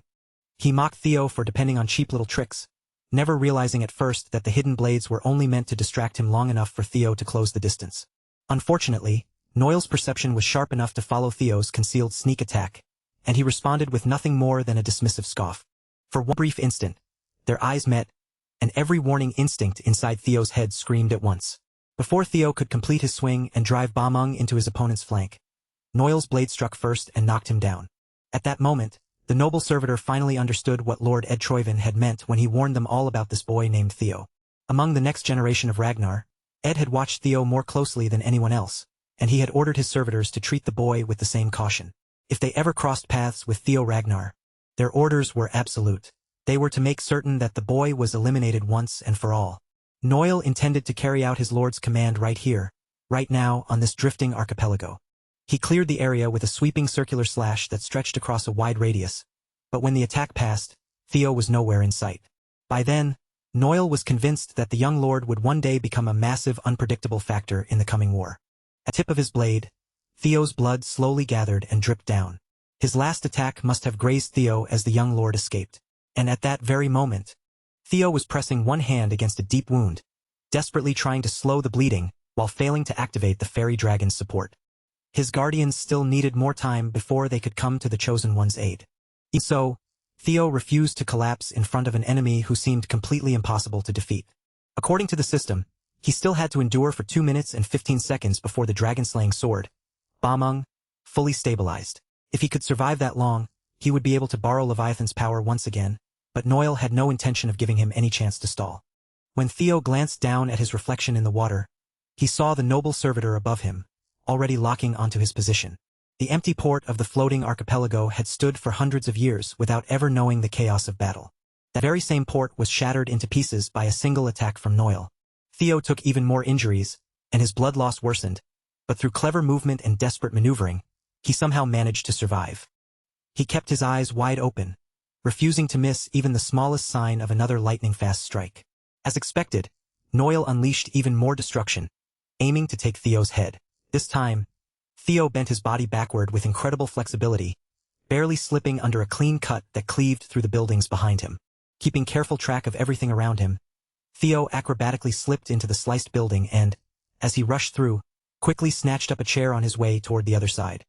He hurled the chair straight at Noel, using it as an irritating distraction while he prepared his next move. At the same time, Theo flew backward to open more distance between them.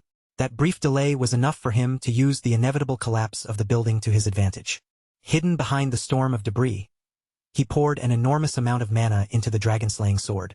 Then he unleashed a brilliant blade attack, a radiant strike that tore through everything standing in its path. Theo let the attack fly without holding back, paying no mind to the destruction it carved through the battlefield. Theo had hoped that one overwhelming strike would be enough to bury Noel beneath the chaos and finally break his momentum. But the moment the smoke and wreckage cleared, it was obvious that he had miscalculated. The servitor stood firm amid the destruction, completely untouched by Theo's all-out attack, while his blade burned with a sinister crimson glow. Then Noel suddenly vanished from the small patch of land that had somehow survived Theo's radiant strike. In an instant, he slipped completely beyond the young lord's perception. The servitor reappeared directly above him, descending with a merciless storm of destructive swordsmanship. Theo was forced to give everything he had just to defend against the barrage of lethal attacks. If his concentration slipped for even a heartbeat, he would be sliced in half just like the ruined buildings around the port. Even when he managed to block, his defense barely softened the force behind Noel's strikes, and each impact sent him skipping across the water like a stone hurled over the surface. The instant Theo dropped into the sea, Noel followed after him with terrifying precision, giving him no room to breathe. Using his unnatural movement through the air, the servitor rained down countless aura blades from above. The slashes crossed over one another and spread across a wide stretch of the sea, leaving almost no path to dodge through, until the port no longer looked anything like a port at all. Shattered debris floated everywhere across the water, and the young lord had completely disappeared from sight. A few moments after the attacks finally stopped, Theo burst back up onto the surface without any new wounds. Somehow, while underwater, he had miraculously slipped through the crisscrossing aura blades. Still, avoiding that vicious combination had drained nearly everything he had left. Theo was utterly exhausted, his body pushed close to its limit. Thankfully, all those desperate defensive maneuvers had bought him almost 2 full minutes. According to the system, Bameng would stabilize in exactly 17 seconds. Unfortunately, Noel had grown bored and visibly irritated by Theo's slippery way of fighting. Determined to end the battle once and for all, Theo felt the servitor gathering a terrifying amount of energy into his blade. He knew he absolutely could not fall here. All he needed was a few more seconds, just enough of a distraction to unlock the full extent of his power. The only idea Theo could come up with was to bait the servitor using Bameng itself. Since Noel had most likely been sent to retrieve the blade, Theo hurled Bameng away with all his strength, practically forcing the Troivan dog to chase after it like he was playing fetch. But before the servitor could actually lay his hands on the dragon-slaying blade, Theo commanded his newly contracted sea serpents to intercept it. Noel's rage showed immediately, his expression twisting at the childish trick Theo had just pulled. Meanwhile, Theo wore a smug, shameless grin, looking far too pleased with himself. Behind Theo, the rest of the sea serpent pack rose from the water. Every one of them was ready to ride or die for their new boss, and in their open mouths, concentrated water power began to gather and compress. Noel could hardly believe what he was seeing. He was overwhelmingly stronger, miles ahead in raw power, yet this boy kept dragging out the fight with one trick after another. At last, the sea serpents unleashed their long-range attack. Individually, none of those blasts should have been able to seriously harm someone like Noel, but gathered together, their combined force struck with real weight, forcing the servitor to focus entirely on defending against it. He was furious that the brat thought a handful of fish could actually interfere with his mission. With one powerful swing of his blade, Noel erased the sea serpent's combined attack in a single blow. Theo had spent the entire fight running, dodging, and creating distance, but now he came charging straight in with no concern for defense. Noel could not immediately figure out what the young lord was planning. Even so, he welcomed the challenge, spreading his aura wide and daring Theo to come at him with everything he had. Then, right in the middle of their clash, Theo's timer finally reached 0. The dragon-slaying sword Bameng had fully stabilized at last. For one brief moment, time seemed to stop around him, and Leviathan's voice echoed inside his mind. Levi thanked the Chosen One, hoping that the remnants of his power would now serve to protect Theo. For the first time since the fight began, Noel felt a genuine threat rising before him. The young lord had finally obtained Nibelung, the skill embedded within the blade. Theo activated the skill by instinct, and Nibelung manifested in the shape of a dragon that resembled the raging Leviathan. The monstrous draconic construct tore straight through Noel and his blade, ripping into them with the crushing pressure of the deep sea. The impact blasted Noel off his feet and sent him flying violently toward the open water. Theo's plan had worked. He had bought enough time to survive, and in doing so, unlocked a devastating new weapon for his growing arsenal. Nibelung was nothing less than a force of nature. The attack, infused with a guardian's will, tore into Noel's body, snapping bones and leaving him grievously wounded. Noel plunged down into the sea, and as he sank, the water itself seemed to press him deeper toward the bottom. Theo landed back at the port, or at least on whatever broken remains of the port were still left, with Bameng held firmly in his hand. As an artificially enhanced warrior, Noel's durability was monstrous. Even after taking a direct hit, he clung stubbornly to life and forced himself to swim upward against the vortex trying to drag him down. After breaking the surface and dragging in a fresh breath of air, he laughed mockingly at Theo for failing to finish him with his final trump card. But his mask had been destroyed, revealing a grotesque face and body warped by the side effects of human experimentation. Fortunately, Theo had never been foolish enough to believe that one attack would be enough to kill an enhanced monster for good. No matter how deformed Noel looked now, he was still a noble servitor capable of rivaling the 9 dragons, and beings like him were infamous for their resilience and durability. Even so, Theo was confident that his newly acquired power could tear through the limits imposed by human intervention. Using the sea itself as his conduit, Theo reshaped Nibelung into the form of a gigantic hand rising behind Noel. If he could not completely destroy the artificially enhanced body of that monster, then he would simply drag it down and sink it to the ocean floor. Noel felt the sea current squeeze in from every direction, crushing his body so tightly that he could barely move while that massive hand drew closer. To make absolutely certain the servitor had no chance to resist, Theo poured out enough force to wrap the pressure of the sea around the entire archipelago. With one final roar, he ordered that enormous body of water to swallow the noble servitor whole.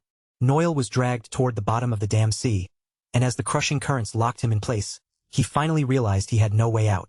A violent vortex, packed with terrifying suction force, seized him completely and pulled him helplessly down into the abyss.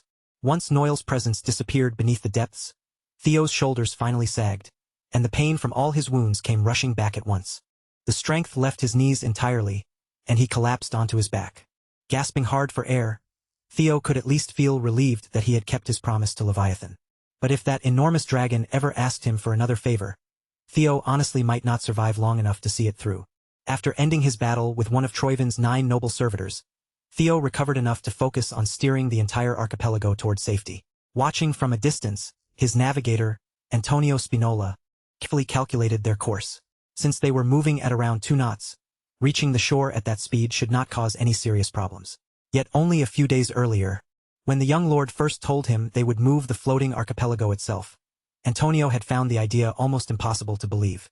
Honestly, even now, while it was actually happening before his eyes, it still felt absurd. Some of the citizens could not help asking why Theo had gone through the trouble of moving the entire landmass when, according to legend, simply sealing the dragon should have been the easier solution. Theo understood why they felt that way, but he also knew today's disaster could easily repeat itself if the archipelago remained where it was. So he explained to the people that peace in the present still came with a price. Enemies like the Troivins would continue chasing the dragon-slaying sword, no matter what. That meant it was better to remove the danger of the archipelago sinking altogether. From this point on, the floating archipelago would settle in the shallow northeastern bay of Ragnar territory. There, the people could begin rebuilding their homes and slowly restore the stability they had lost. And since their homeland would no longer be drifting across the sea, they might even need to choose a new name that suited it better. As Antonio watched Theo throw himself so passionately into helping his people through the disaster, a heavy guilt began to settle in his chest. He lowered his head before the young lord and asked for forgiveness. Antonio confessed that the hostage incident involving the Ceres Merchant Guild had been carried out by his own organization, the Black Skull. Because of that encounter, the white armored dragon cavalry had suffered terrible losses. Even though the Troivins had threatened them into accepting the job, Antonio still took responsibility for the tragedy without trying to excuse himself. Theo placed a steady hand on Antonio's shoulder and agreed that, yes, he would have to answer for what he had done. Antonio was prepared to accept whatever punishment came next, even if taking responsibility meant losing his head. But instead of ordering his execution, Theo said he wanted to promote him. In Theo's eyes, Antonio Spinola was exactly the kind of man who could become a strong leader for the Northern Maritime Alliance. The Ragnars had already purged the Ceres Merchant Guild, and because of that, the North no longer had any major distribution hubs left. Theo believed the archipelago's new maritime alliance could fill that massive empty space perfectly. And before Antonio could argue that he was not worthy of such a position, Theo turned toward the surviving citizens of the archipelago and asked for their judgment. The first person to raise a hand was the temple priest. He spoke up for Antonio, pointing out the sincerity the man had shown. Few citizens followed right after him, and before long, every surviving citizen gave their support, unanimously choosing Antonio as their new leader. After all, he had protected lives and stood up for them when it mattered. Theo had already expected that kind of response. Antonio was far from perfect, but in these difficult times, Theo believed he would become a capable leader. The Northern Maritime Alliance would help direct supplies and capital into Ragnar territory, and in return, Theo vowed to take responsibility for the archipelago's autonomy and protection. Under the honorable name of Ragnar, he swore that oath. And to Antonio, it was clear that until the very end, he had once again been the one receiving the young lord's generosity. On behalf of the Maritime Alliance, Antonio Spinola vowed to cooperate with House Ragnar and serve them to the very best of his ability. With a firm gentleman's handshake, an unshakable bond was forged between them.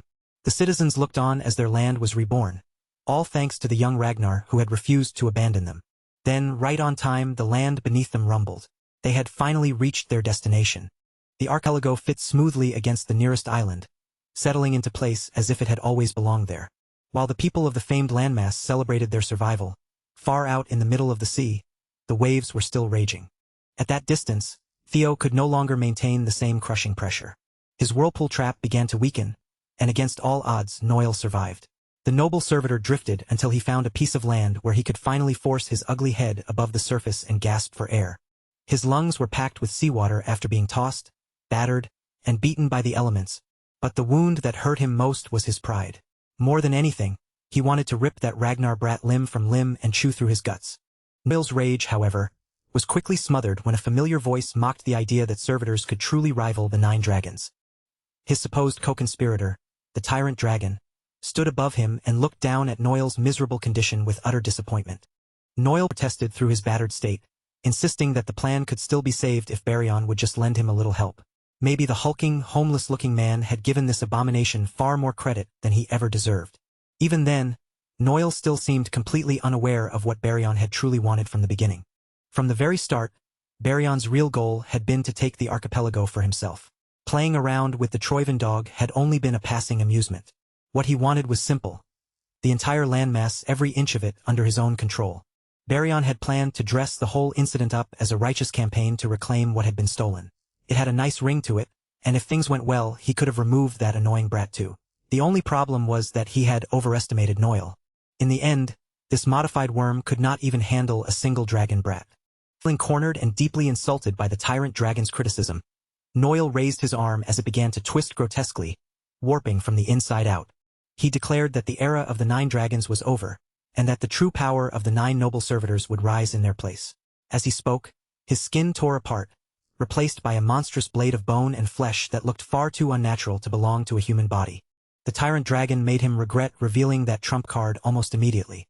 With a single punch, Baryon blasted the servitor's upper body into a fine mist. He scoffed in disgust. Eastern fools were always trying to talk their way through a fight instead of simply stepping forward and throwing hands. The old geezers among the 9 dragons might have gone dull, but Baryon was an entirely different beast. In his estimation, the old man or that damn lizard might have some trouble dealing with these enhanced freaks. But for the tyrant dragon, the greatest thing to come out of all this chaos was not Noel at all. It was his growing fascination with Theo Ragnar. Far away, up in the snowy north, Troivan soldiers were cutting through the Ragnar camp in a series of smaller skirmishes. With Ed Troivan personally leading them, those battles had been decided before they even truly began. No matter how fiercely the remaining Ragnar soldiers cursed at the disgusting traitors, they had already been defeated, bound, and left helpless. Lord Ed had no patience for prisoners who kept shouting about the pride of Ragnar. He simply slashed their throats and silenced the noise. Without the slightest blink, he coldly severed their heads, already sick of hearing the same stubborn final words over and over again. While Ed was occupied with the executions, a messenger arrived in a hurry, bringing urgent news about the failure of the floating archipelago operation. On top of that, all contact with Noel had been lost. Another noble servitor appeared from nowhere and bowed humbly, apologizing for the failure of that defective piece of filth. The servitor wearing a metal-plague doctor's mask understood that losing their main distribution hub could drastically shift the direction of the war. As Troivan's number 1 servitor, Ein wanted to seize this opening and correct such a serious mistake himself. That was why he was surprised when his master ordered them to abandon the archipelago entirely. After all, they had already secured the landmass's enormous capital. They would suffer financially from losing it, but they could not afford to let that loss distract them from their true priorities. Troivan ordered their remaining forces to gather at the center of the battlefield, strengthening the appearance of a continued war, even though it was nothing more than a ploy to distract those Ragnar bastards. He reminded his noble servitor that they had only one real objective. Everything they did was for the resurrection of the Mad Dragon Emperor. Back in the relocated archipelago, the chaos finally settled down, and reconstruction began moving at an impressive pace. The newly formed Northern Maritime Alliance should have been able to make use of the routes left behind by the Ceres Merchant Guild, but so far, they had received no response from the Southern Guild. Inside his office, Antonio sat buried under what looked like an endless mountain of paperwork. Theo let himself in and immediately noticed the troubled look weighing down the new leader's face. Thankfully, Ragnar's supply distribution was no longer their biggest concern. Transporting goods should now be far simpler without the sea constantly adding unpredictable risks. Still, if Antonio was being completely honest, Ragnar's influence frightened him. He was grateful that his people had escaped Troivin's grip, but he also understood that nothing in this world came free. With just one flick of Theo's finger, they could end up in the same situation as before, only this time serving a different master.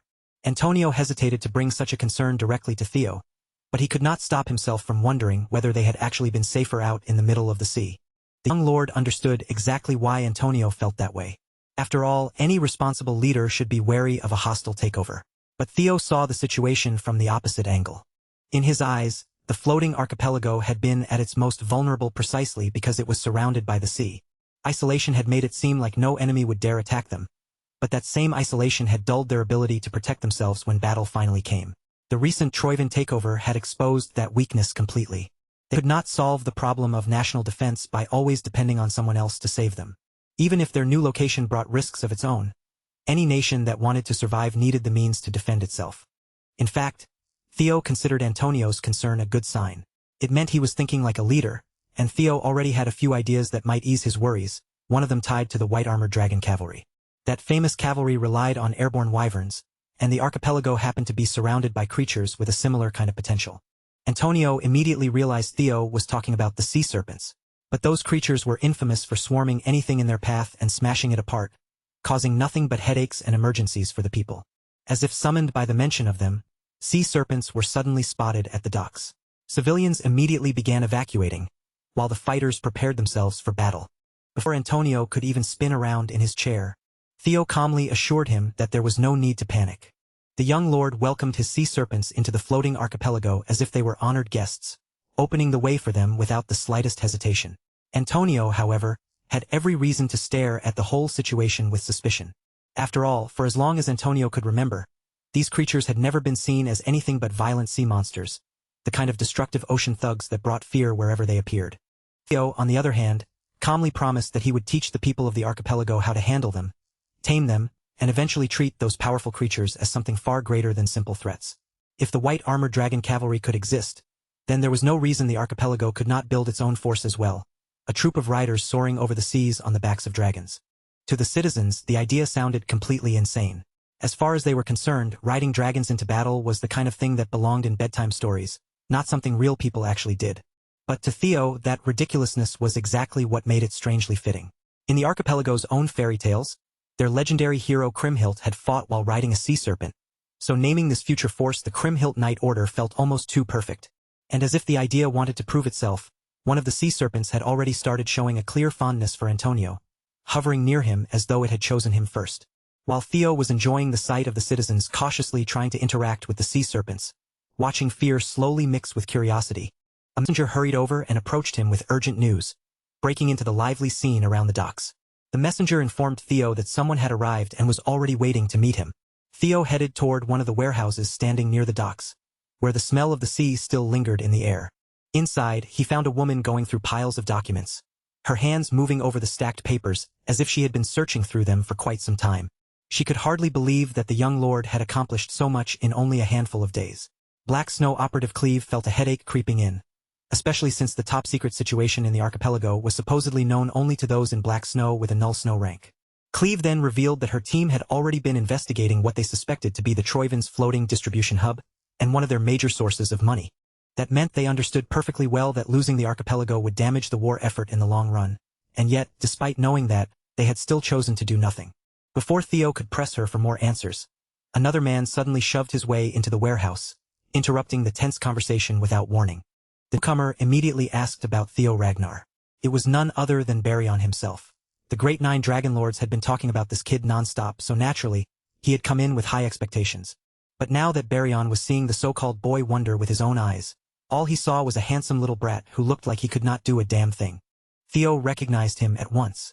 This was the Tyrant Dragon, known among the Ragnars as Dante Roll, and known to others by the name Baryon. Theo immediately offered a polite salute, keeping his posture respectful, and Dante casually told him to relax and stand at ease. From the way Cleve reacted, it seemed she had been expecting him to arrive. The Tyrant Dragon, sounding only half sincere, offered a lazy apology for showing up late. Cleve did not let that slide. She sharply reprimanded Lord Dante for allowing the archipelago situation to deteriorate this badly without reporting anything back to Black Snow. For their exchange, Theo could tell that Black Snow and the Tyrant Dragon had both been involved in this supposedly top-secret operation. Cleve made it clear that Dante's silence had placed the entire organization in an extremely difficult position. Dante's expression darkened just enough to show that he did not appreciate her tone in the slightest. Without even raising his hand, he spread his suffocating aura through the warehouse, letting the crushing pressure roll outward like an invisible wave. In an instant, both Theo and Cleve were frozen in place, their bodies locking up under the weight of that overwhelming force. Instead of admitting his mistake or offering a proper apology, Dante simply forced them down, pressing them to their knees without moving a single finger. The pressure inside the warehouse grew so violent that the windows could no longer withstand it, and the glass shattered under the force. Theo had always known that the Tyrant Dragon was powerful, but feeling that strength directly made it clear just how absurdly far beyond normal he truly was.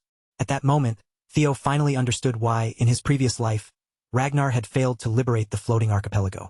The man might have looked like a rugged, muscular vagrant at first glance, but the aura pouring out of him was no joke. It was heavy, brutal, and completely overbearing. After putting Theo and Cleve through what felt dangerously close to outright torture, Dante finally pulled his aura back and burst into laughter. He claimed he had only been messing around and had simply missed the right timing to report the new information. He insisted that he had been watching the movements of the Troivan camp the entire time, carefully observing how they shifted and operated. In Dante's view, the 9 dragons had no need to waste effort chasing after small scraps. He had planned to let the problem grow larger, then swoop in at the perfect moment and crush everything in one decisive blow. But then the Ragnar kid appeared and cleaned up the situation before Dante could make his move. Laughing lightly, Dante slapped Theo on the back, and the blow nearly knocked the young lord unconscious. The Tyrant Dragon might have been joking around and pretending to be relaxed, but Theo could tell that underneath that casual act, Dante was genuinely irritated. Dante Roll was not just one of the 9 dragons. Even among that terrifying group, he stood near the upper ranks. At core, he was a man driven by one thing above all else: the hunger for more power. The only reason he had joined Ragnar was to serve that desire. Every bit of authority he held would be used to gain even greater strength. And in Theo's previous life, Dante Roll had possessed a suspiciously enormous amount of financial power. Now it made sense. Back then, he must have taken control of the floating archipelago for himself. Among the 9 dragons, this man was without question one of the more troublesome opponents, so for the moment, Theo knew it would be wiser to play along. Theo lowered himself into the role of a modest soldier and apologized respectfully for interfering with the Tyrant Dragon's plans. Dante threw his head back and laughed loudly, telling Theo that no real harm had been done. During this first meeting with the 6th heir candidate, Theo Ragnar, Dante found himself rather pleased with the young lord's attitude. He then offered Theo his hand, giving him a clear sign of approval as a new heir candidate. Yet the more Theo dealt with this strange, muscle-headed man, the harder it became to read what Dante was truly thinking. Still, Theo accepted the offered hand with a polite smile and answered with even more humble words. Dante seemed to enjoy that modesty quite a bit. The exchange was interrupted when Cleve walked over and delivered Theo's next official directive. Now that the archipelago mission was finished and further deployment there was no longer necessary, all operatives were being ordered to move immediately to the central front line. Dante approved of the new assignment without hesitation. In his view, the kid belonged on the front lines, getting covered in blood while protecting the home base. But before Dante left, there was still one matter he wanted to settle first. The Tyrant Dragon's posture suddenly stiffened, and the air around him sharpened as he turned his gaze toward Cleve. In a low, dangerous voice, he asked if the order to question him about the archipelago scouting mission had truly come from the Black Dragon himself. His hostility was barely hidden as he spat out the name of Black Snow's leader, referring to him with open contempt as that damn Robert Ragnar. Cleve felt the pressure around her grow even heavier, as if an invisible weight was crushing down on her shoulders and chest, but she still forced herself to answer and confirmed it. Dante then told her to deliver a message to that black rascal. If Robert wanted answers from him so badly, then the bastard should have come all the way here and asked him face to face. Theo obeyed his new orders without wasting even a moment, leaving the archipelago behind and joining his comrades in the northern war against Troivan. At the central plateau, the main battlefield was already roaring across the Blade Mountain range. Steel rang out as soldiers from both sides clashed head-on, while explosions and bombardments thundered through the skies above them. Mounted on his trusted Umbra, Theo Ragnar wore the white armored dragon cavalry uniform and immediately threw himself into the battle without hesitation. He cut swiftly through the battlefield from above, tearing into the Troivan vanguard and throwing their formation into chaos. Alongside his brothers and sisters in arms, he struck without mercy, cleaving through enemy heads as the battle surged around him. High above the battlefield, where the wind whipped fiercely around the dragons, Captain Evelyn Nereville took command from the sky, reading the flow of the fight while keeping careful watch over the effects of the great fear weakening the enemy below. The moment Evelyn spotted an opening, every white armored dragon cavalry unit moved with her command, diving down from the sky in a coordinated strike. Far from the center of the carnage, another troop stood waiting, silently watching the aerial slaughter unfold before them. The commander of the Black Iron Cavalry, Thorkel Ragnar, smiled as he watched the flying units rip through the enemy with ruthless efficiency. His vice commander immediately shouted at him, scolding him for making their soldiers and horses feel inferior again. Thorkel only laughed it off, insisting that he had merely been teasing them. As he slowly fitted his helmet into place, Thorkel assured his vice commander that his men were not so weak-minded that they would lose confidence over something like that. In his eyes, the Black Iron Cavalry was far superior to those glorified birds circling around in the sky anyway. But the moment Thorkel's helmet settled over his head, the easygoing air around him vanished completely. His voice turned sharp as he called his troops to attention and gave them one simple order. They were to crush anything that stood in their path. Once every enemy before them had been thoroughly destroyed, only then would they be able to step forward into a better tomorrow. Led by the sharpest spear point in the Empire, the Black Iron Cavalry surged forward, charging into the battlefield with no regard at all for human life. Lord Thorkel immediately proved just how terrifying he was in an all-out war. Every sweeping motion of his free-flowing spear sent Troyvan soldiers collapsing by the dozens, and the battle maniac was actually smiling as he beheaded enemy after enemy. With Ragnar's aerial cavalry attacking from above and the ground cavalry smashing through below, the two forces working together brought that day's battle to a swift and brutal end. By the time night fell, they had pushed their lines forward, and the battlefield was lit by the flames of a great pyre where the dead bodies were being burned. From the temporary camps, the sounds of celebration carried through the night, rising over the crackle of fire and the lingering smell of war. Thorkel personally made his way to his little brother's tent to offer praise. Theo accepted the commander's compliments with humility, and as the two stood facing each other, their resemblance was almost impossible to ignore. Thorkel insisted that Theo should simply call him Big Bro from now on. He even invited his lil bro to share drinks with him sometime soon. Theo and his comrades remained respectful as Commander Thorkel left the tent. But the instant that monster of the battlefield was gone, Selford immediately bombarded Theo with jeers and teasing, mocking him for acting so brotherly with the commander of the Black Iron Cavalry. His senior pressed him hard, trying to force Theo to spill everything about what had happened on the archipelago. Thankfully, Aaron stepped in before the teasing could go any further, and delivered a brutal smack right to Selford's head. Senior Aaron was far more sympathetic to Theo's situation. The young lord had only just arrived on the battlefield that very day, so at the very least, they should allow him a moment to breathe. Theo then asked Aaron how the war had been progressing so far. Since he had only recently been deployed, there was still a great deal about the current situation that he did not know. Aaron explained that, overall, the war was moving in their favor, but there were still a few things that had been bothering her. They'd been gradually pushing closer and closer to the Troyvan base, yet the traitors showed no sign of making any major move. It felt almost as if they were quietly waiting for something. And by now, everyone around them had to be thinking the exact same thing she was. The strategists had likely read Troyvan's pure counterattacking tactics as preparation for some kind of trap. But Theo possessed knowledge from his previous life, allowing him to see past the conclusion most people had already settled on. Troyvan's true objective was to seize the White Tower ruins, the place where the relic of the primordial dragon lay sleeping. All the blood spilled across these battlefields had served one purpose, to distract everyone from what Troyvan was really after. And speaking of bloodshed, under the cover of the dark night, a lone fighter was already slipping through a Troyvan camp, silently and effortlessly killing unsuspecting soldiers one after another. The fighter looked up toward the night sky and wished he could run into one of the 9 servitors.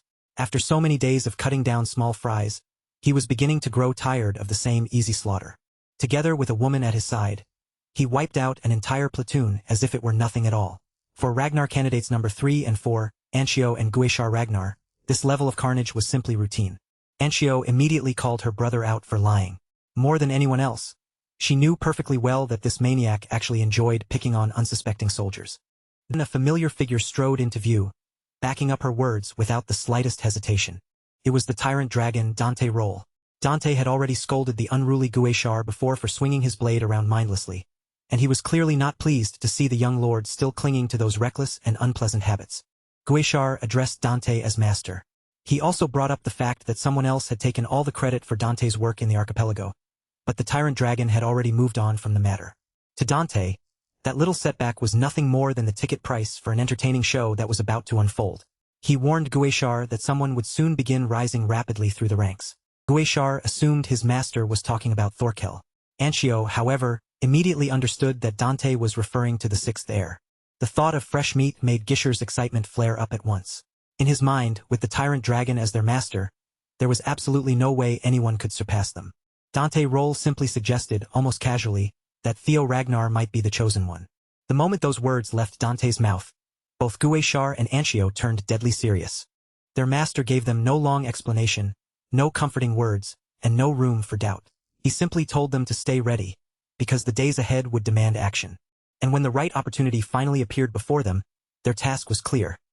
They were to crush Theo Ragnar completely, leaving him no chance to rise any further. Several hours before Theo ever reached the battlefield, he was still inside a carriage rolling north, heading toward the front lines where the war was waiting for him. During that journey, the fairy dragon had been explaining the truth about the White Tower and how it housed the relic of the primordial dragon. Now that Theo thought about it, the area around the White Tower had been the very first region the Troivans seized for themselves. Thankfully, Guardians were able to sense one another's locations, at least roughly, which gave Theo and the others a way to track where the relic might be. The fairy dragon warned him that the Guardian of the White Tower had received the largest share of the primordial dragon's fractured power. His other Guardians agreed with that warning. Relics might share the same origin, but that did not mean they were equal in nature. Each Guardian relic had been given its own role, and with that role came different kinds of abilities and power. Some had been blessed with far greater strength than others, but that strength also came with responsibilities just as heavy. And among all of them, the Guardian of the White Tower stood as the most extreme example of that principle.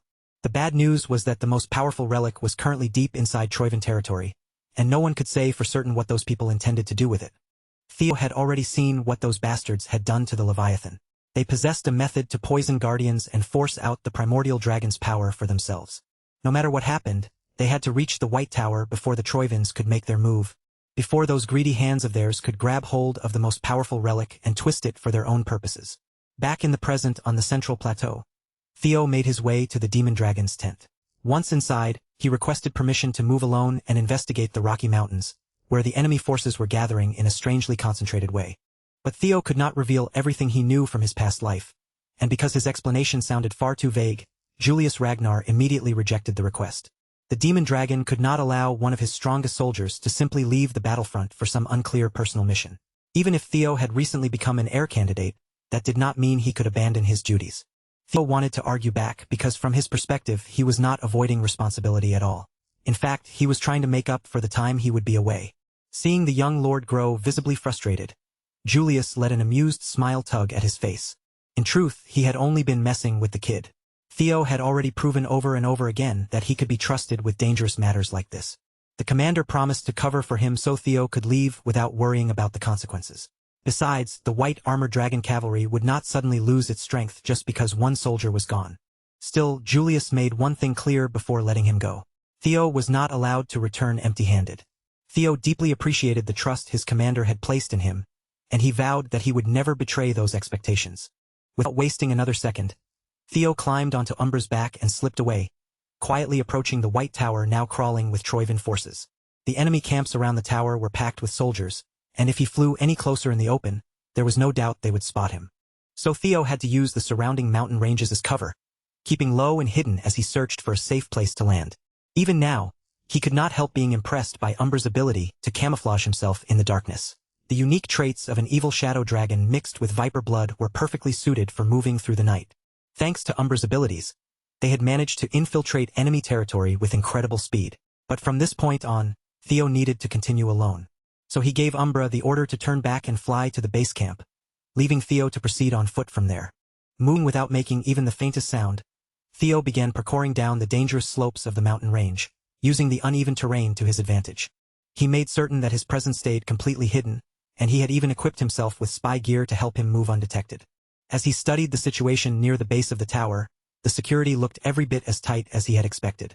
Theo was still a decent distance away from the entrance, yet some of the patrolling guards had already sensed the faintest trace of movement around him. One guard in particular grew uneasy and decided to investigate the rocks Theo had been using as cover.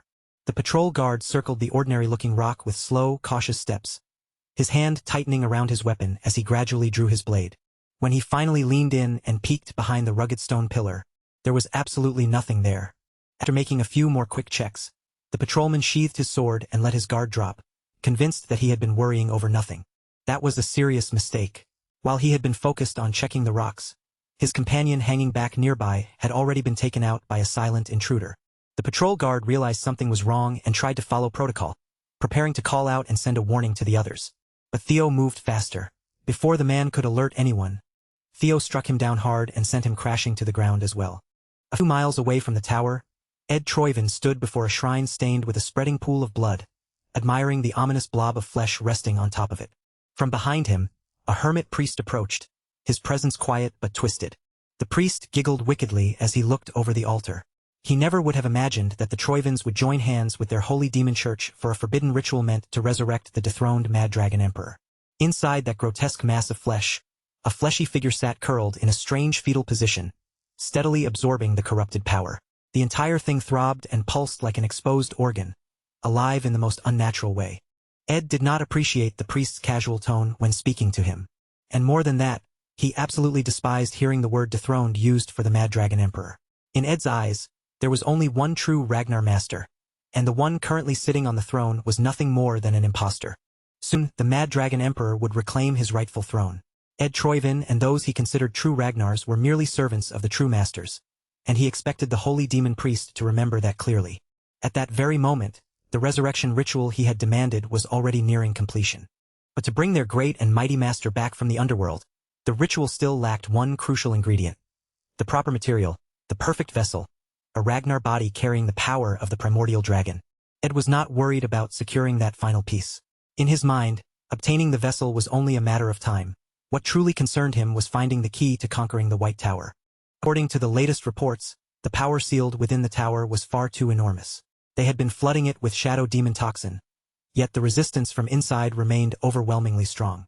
Even with the high priests of the Holy Demon Church pushing themselves to the limit and barely holding the ritual together, conquering the tower before time ran out seemed almost impossible. Ed did not like that report in the slightest. The slow progress grated on his nerves, and frustration twisted across his face. Unable to contain his anger, he released his aura and punished the messenger on the spot, forcing the poor man down until he was eating dirt. Ed had already gone far too far for the Mad Dragon Emperor's resurrection to stop here. All he needed was the primordial dragon's power to complete the ritual, and he refused to accept the word impossible. Ed Troyven warned his people to pull out every last option and use any means necessary to make it happen. Terrified that he might lose his head right then and there, the messenger quickly apologized for his lack of vision and swore that he would make it possible. In the end, instead of being beheaded for delivering bad news, he walked away with only a broken nose. Considering Ed's mood, that was practically a huge win. Then another messenger rushed in with an urgent report for Junior Clan head Ed. An intruder had successfully slipped into the White Tower camp. Whoever the intruder was, they had taken the clothing of one of the guards and used it to hide among the enemy. The moment the other patrolmen discovered one of their comrades stripped of his uniform and lying unconscious, they immediately rang the alarm bells and began organizing a full search of the area. From a distance, someone quietly observed the spreading chaos. Before long, they spotted a patrolman wearing a mask, moving so naturally with the search party that he blended in without the slightest mistake. Through his long-range vision, Gueshar was surprised to see the new air candidate slipping deep behind enemy lines. He figured Theo had killed only the bare minimum needed and then fooled the enemy with flawless ease. The method strongly reminded him of Black Snow, making Gueshar suspect that the kid must have worked with that sneaky group in his past life. He had to admit that the young lord was much more entertaining than he had expected, and he could hardly wait to get a taste for himself. Anshio told him to stop drooling and focus on tailing their target, reminding him that they had already messed up once with Thorkel. Gueshar understood the weight of this mission and promised that he would behave, but the warped grin stretching across his face made his words hard to believe. When Ed heard that an intruder had slipped past the White Tower security, he nearly lost control on the spot. Something like this should not have been possible at all. Only a tiny handful of people knew the true objective behind their operation. The entire war itself had been nothing more than a ploy to distract the Ragnars. And yet, deep in his gut, Ed felt a certainty rising. There was only one person who could possibly throw a wrench into his supposedly flawless plan. Again and again, Theo Ragnar had proven himself to be nothing but a thorn in Ed's side. But before rage and frustration could fully take over, the colder, more rational side of Ed Troyven forced its way to the surface. The messenger, still trembling, suggested increasing the number of guards to strengthen the search and capture the intruder as quickly as possible. Ed, however, had a completely different plan in mind. From this point onward, they would change their approach. He ordered a full retreat from the White Tower camp, leaving only the absolute minimum number of troops behind on the ground. It was a bizarre command, to say the least, since doing so would only increase the risk of losing the primordial dragon's power to whoever had breached their defenses. But that was exactly what Ed Troyven wanted. He was completely certain that the intruder was the troublesome Theo Ragnar. And judging by how quickly the kid had been progressing lately, Theo would surely conquer the White Tower on his own and emerge with the primordial dragon's power in his grasp. With a simple wave of his hand, Ed summoned the troops he trusted most, the noble servitors who served directly under him. If conquering the White Tower was impossible for them, then they would simply do what they did best and steal the prize from the kid after he succeeded. To make sure the job was carried out perfectly, Ed assigned the task to his number one, Ein. Standing beside the plague doctor was a massive Goliath carrying a ridiculously heavy warhammer, Ed's number 2, Sway. Completing the team was Ed's number 3, Dre, a dangerously domineering woman whose presence alone made it clear she was not someone anyone should carelessly approach. The moment they confirmed that the young Ragnar had obtained the primordial dragon's power, they were to kill him and steal it. That was their directive, and they would obey it without hesitation. Down at the White Tower camp, the clueless soldiers were still searching for the intruder, torches raised as they combed through the darkness. With only a small number of people left in the camp after the retreat, the captain decided to divide the remaining manpower into 2 groups. One would search around the tower, while the other would cover the southern side. Just as expected, Theo placed himself with the group assigned to search around the White Tower. These fools did not even stop to question why one of their supposed comrades was walking around with a mask on. Theo could not help feeling suspicious about how smoothly he had slipped through. Sure, it made his mission easier, but a nagging thought kept circling in his mind. These soldiers seemed well trained, yet they never used a password to identify friend from foe, and the reinforcements he had expected never showed up. In fact, compared to what he had seen during his initial scouting, the camp security had become noticeably worse. It almost felt as if someone was deliberately guiding him straight into the tower. And the moment he reached the area near the tower's entrance, the system alerted him to the presence of a primordial dragon relic. Even though there was a strong chance this whole situation was a trap, that did not matter much to Theo anymore. He reached out and placed his hand against the ancient walls of the tower. The tower's draconic origins immediately resonated with the blood flowing inside him. Even if he ended up trapped afterward, Theo was determined to seize the primordial dragon's power before Ed Troyven could claim it. Without hesitating for even a second, Theo let the torch slip from his hand and stepped forward, walking straight through the gate that the White Tower had willingly opened for him. At long last, the trial of the White Tower officially began.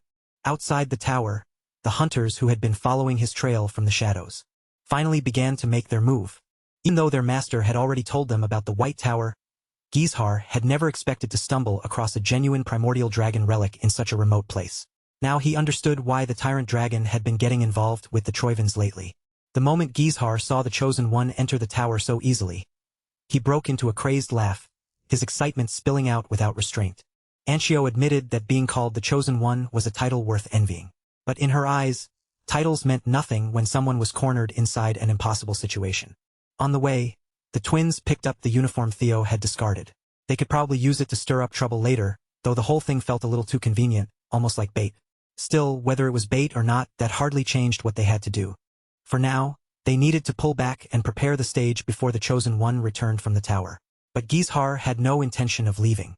He wanted to wait right outside the tower for Theo, a decision that immediately made Anshio's irritation show. The battle maniac was simply too curious.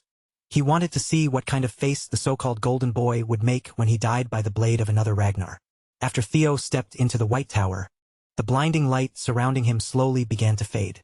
Theo's eyes gradually adjusted to the brightness, and when he opened them fully, he found himself standing inside a vast superstructure built from pure white materials, with countless pillars and rooms stretching out around him. Knowing that the tower itself could pose a serious threat to his life, Theo immediately drew the white moonlight blade and kept it ready in his hand. Since the guardian of this place had inherited the greatest share of the primordial dragon's power, Theo expected something ferocious to appear at any moment.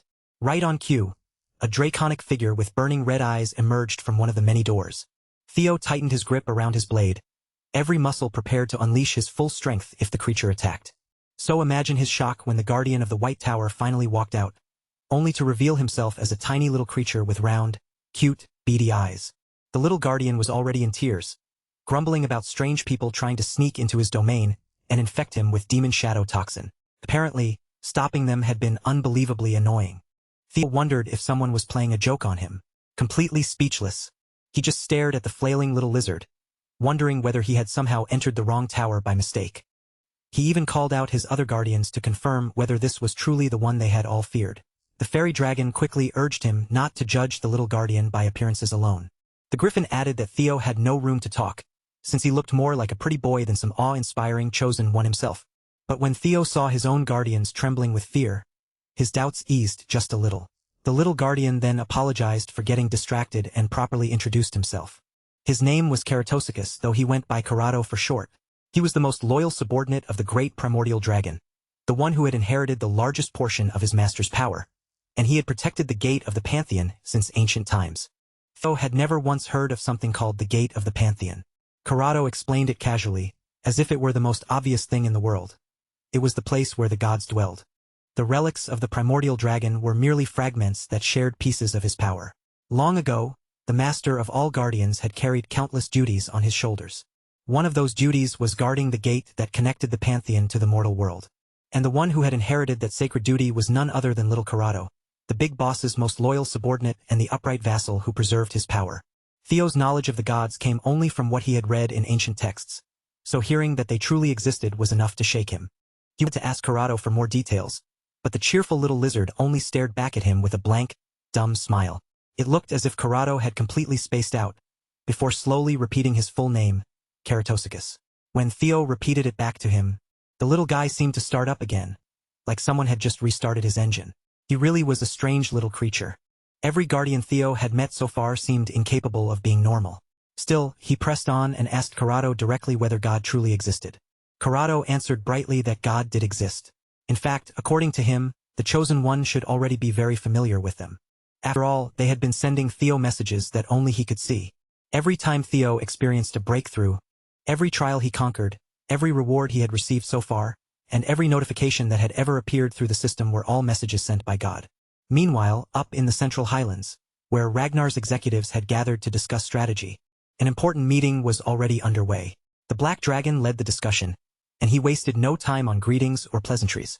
Everyone present understood exactly why they had been summoned to the front lines, including Robert Ragnar himself. 7 of the 9 dragons had gathered for this meeting. With Troivin's 9 servitors appearing on the battlefield, the war had dragged on far longer than they had first expected. That was precisely why the 9 dragons had been called to take part in the fighting directly. The Black Dragon emphasized that everyone needed to be briefed on the current state of the war, and afterward, he would hear any questions or suggestions. But before Robert could properly begin, the Tyrant Dragon raised his hand and declared that he had important matters to deal with besides simply joining the battlefield. He wagged his finger lightly, signaling one of his disciples to come inside. Right on cue, Anshio Ragnar entered the tent. She politely apologized for barging in so suddenly, then brought an urgent matter before the gathered leaders. Anshio presented a white armored dragon cavalry uniform in front of the 9 dragons for all of them to see. She claimed that she had personally witnessed Theo Ragnar's betrayal, and the uniform she held in her hands, according to her, was the glaring proof that made his betrayal impossible to deny. Just as expected, the elder dragon seized the opening the moment it appeared, biting down on the chance to drag the heir candidate's name through the mud. Before anyone else could even settle on a response, he was already the first to point out that discarding a Ragnar uniform was not a small mistake, but an unmistakable act of treason. The rest of the dragons, however, did not react with the same eagerness. Instead of immediately joining in, they held themselves back, watching the situation with far more caution and restraint. That left the demon dragon caught in an extremely awkward position, forced to weigh the situation carefully from every side. He tried to read deeper into Theo's actions, wondering what kind of thought process could have pushed him to throw away his uniform in the first place. And while the higher-ups continued debating how they should deal with him, the very person at the center of that discussion was somewhere else entirely, quietly sinking into a crisis that shook the foundation of everything he thought he understood. If Theo was hearing Karato correctly, then that blue message window that had guided him all this time was not just some strange system. It had actually been the god's method of speaking to him directly. The little guardian simply lifted his shoulders in a casual shrug, wearing an expression that made it clear there was no room for doubt. To him, this answer was obvious. Still trying to process it, Theo asked whether every chosen one was able to see the same kind of message window. But Karato immediately shut that idea down, making it clear that Theo's situation was different. Whatever was happening to him, it was not something shared by all chosen ones. Then, just as the little guardian began explaining the reason Theo's ears were suddenly filled with a harsh, muffled screech. The sound slammed into him so violently that his balance nearly gave out on the spot. Corrado scratched the side of his head, looking almost troubled by the reaction. Apparently, the Chosen One was not meant to hear that information yet, and some higher power was forcibly filtering it before it could reach him. Theo, desperate for a clearer answer, pushed for more details. At that, Corrado's cute little smile shifted into something much more suspicious and unreadable. After all, he had been waiting for a very long time to finally carry out the duty entrusted to him. Then, without warning, the space in front of Theo changed, and a massive stone door rose into view as if it had been summoned from nowhere. According to that strange little guardian, if Theo truly wanted to uncover the truth behind this world, then he could not expect it to be handed to him for free. He would have to earn it himself. One of Corrado's sacred responsibilities was to grant the Chosen One access to the Trial of the Pantheon. Theo had absolutely no idea what this so-called Trial of the Pantheon was, much less what kind of danger or challenge might be waiting for him inside. Corrado explained that the trial was meant to make him look into the deepest layers of his own soul, forcing him to search within himself until he discovered what he truly was. By crossing to the other side, Theo would be able to follow the traces of his past lives buried inside his subconscious. But the subconscious was not some harmless dreamscape. It was another world hidden within the self, a place most people would live their entire lives without ever touching. If a challenger failed to complete the trial, or if they lost themselves too deeply inside their own subconscious, their mind would shut down completely. Once that happened, they would be trapped forever in the endless inner expanse of their own mind. But anyone who managed to pass the test would be recognized as someone qualified to confront the truth, and they would even be given the chance to stand before the gods themselves. By now, Corrado's playful charm had completely faded. His tone turned colder and more serious as he told Theo that the tower contained 12 tiers in total. That was all the explanation he would receive. Whether or not he accepted the challenge was entirely up to him. Once again, the message from the gods placed the choice directly in Theo's hands, asking whether he would enter the first tier of the Pantheon trial or turn away. Theo's hand tightened around the grip of his blade, his fingers locking firmly in place as his hesitation began to harden into resolve. More than anything, he wanted answers. So without allowing himself another moment to hesitate, Theo selected yes on the message window before stepping forward, walking straight into the unknown path waiting beyond the door. Whatever truth controlled the way this world worked was hidden behind the door Corrado had summoned. As Theo moved closer, countless questions kept racing through his mind. He wanted to know whether the Great War he remembered would end up happening in this life as well. He also needed to understand why he, of all people, had been judged worthy of becoming the Chosen One. With firm conviction, Theo shoved Corrado's door open, letting the mysterious light spilling from the other side swallow him whole. The moment Theo entered the first tier of the Pantheon, he was pulled into a space unlike anything he had seen before. It resembled a ruined Colosseum, broken and ancient, drifting alone in the endless darkness of outer space. As Corrado's door slowly faded away behind him until nothing remained, Theo looked around in silence. Wherever this was, it certainly no longer felt like he was inside the White Tower. Then his system informed him that, in order to fully enter the subconscious realm, he would need to suppress his own consciousness and open the gateway within himself. A short while later, Theo sensed something strange stirring beneath him, as if the floor itself had begun to boil. A mass of black goo started sizzling across the surface, spreading outward little by little as it slowly gathered together and took shape right before his eyes. Before long, the dark sludge had risen into a humanoid form. But even though it looked like a person, it had no clear features, no face, and nothing that made it feel alive in any ordinary sense. According to the system, this first trial was connected to Theo's consciousness. At first glance, the featureless humanoid did not look nearly as dangerous as Corrado's warning had made it sound. That relaxed thought vanished almost instantly when the humanoid blob suddenly lunged into action and attacked without the slightest warning. It sent a familiar throwing blade flying straight toward Theo's head. He barely managed to twist out of the way in time, but the sharp edge still sliced across his cheek as it passed. Theo immediately fixed his stance and prepared himself properly for battle. Whatever that figure was, it had made its hostility unmistakably clear. Then his eyes widened as the black sludge's form became clearer, and he finally recognized what it had taken the shape of. The guardian standing before the door to the subconscious was none other than the self. The entity known as I had appeared before him. The system gave Theo a simple and merciless objective: eliminate him. In every possible way, I was a perfect copy of Theo, recreated down to the finest details. The Chosen One and the manifestation of himself stood across from each other in silence, simply staring each other down. At first, Theo felt deeply unsettled by the thought of having to fight himself. But after thinking about it again, he wondered if this might actually work in his favor. Compared to some unknown enemy with abilities he could not predict, would it not be better to face someone he understood better than anyone else? It sounded like a reasonable way to look at it. But the moment I released his full power and spread that thunderous aura through the Colosseum, Theo immediately began questioning that confidence. With not a single wasted movement, I lifted his hand and began charging.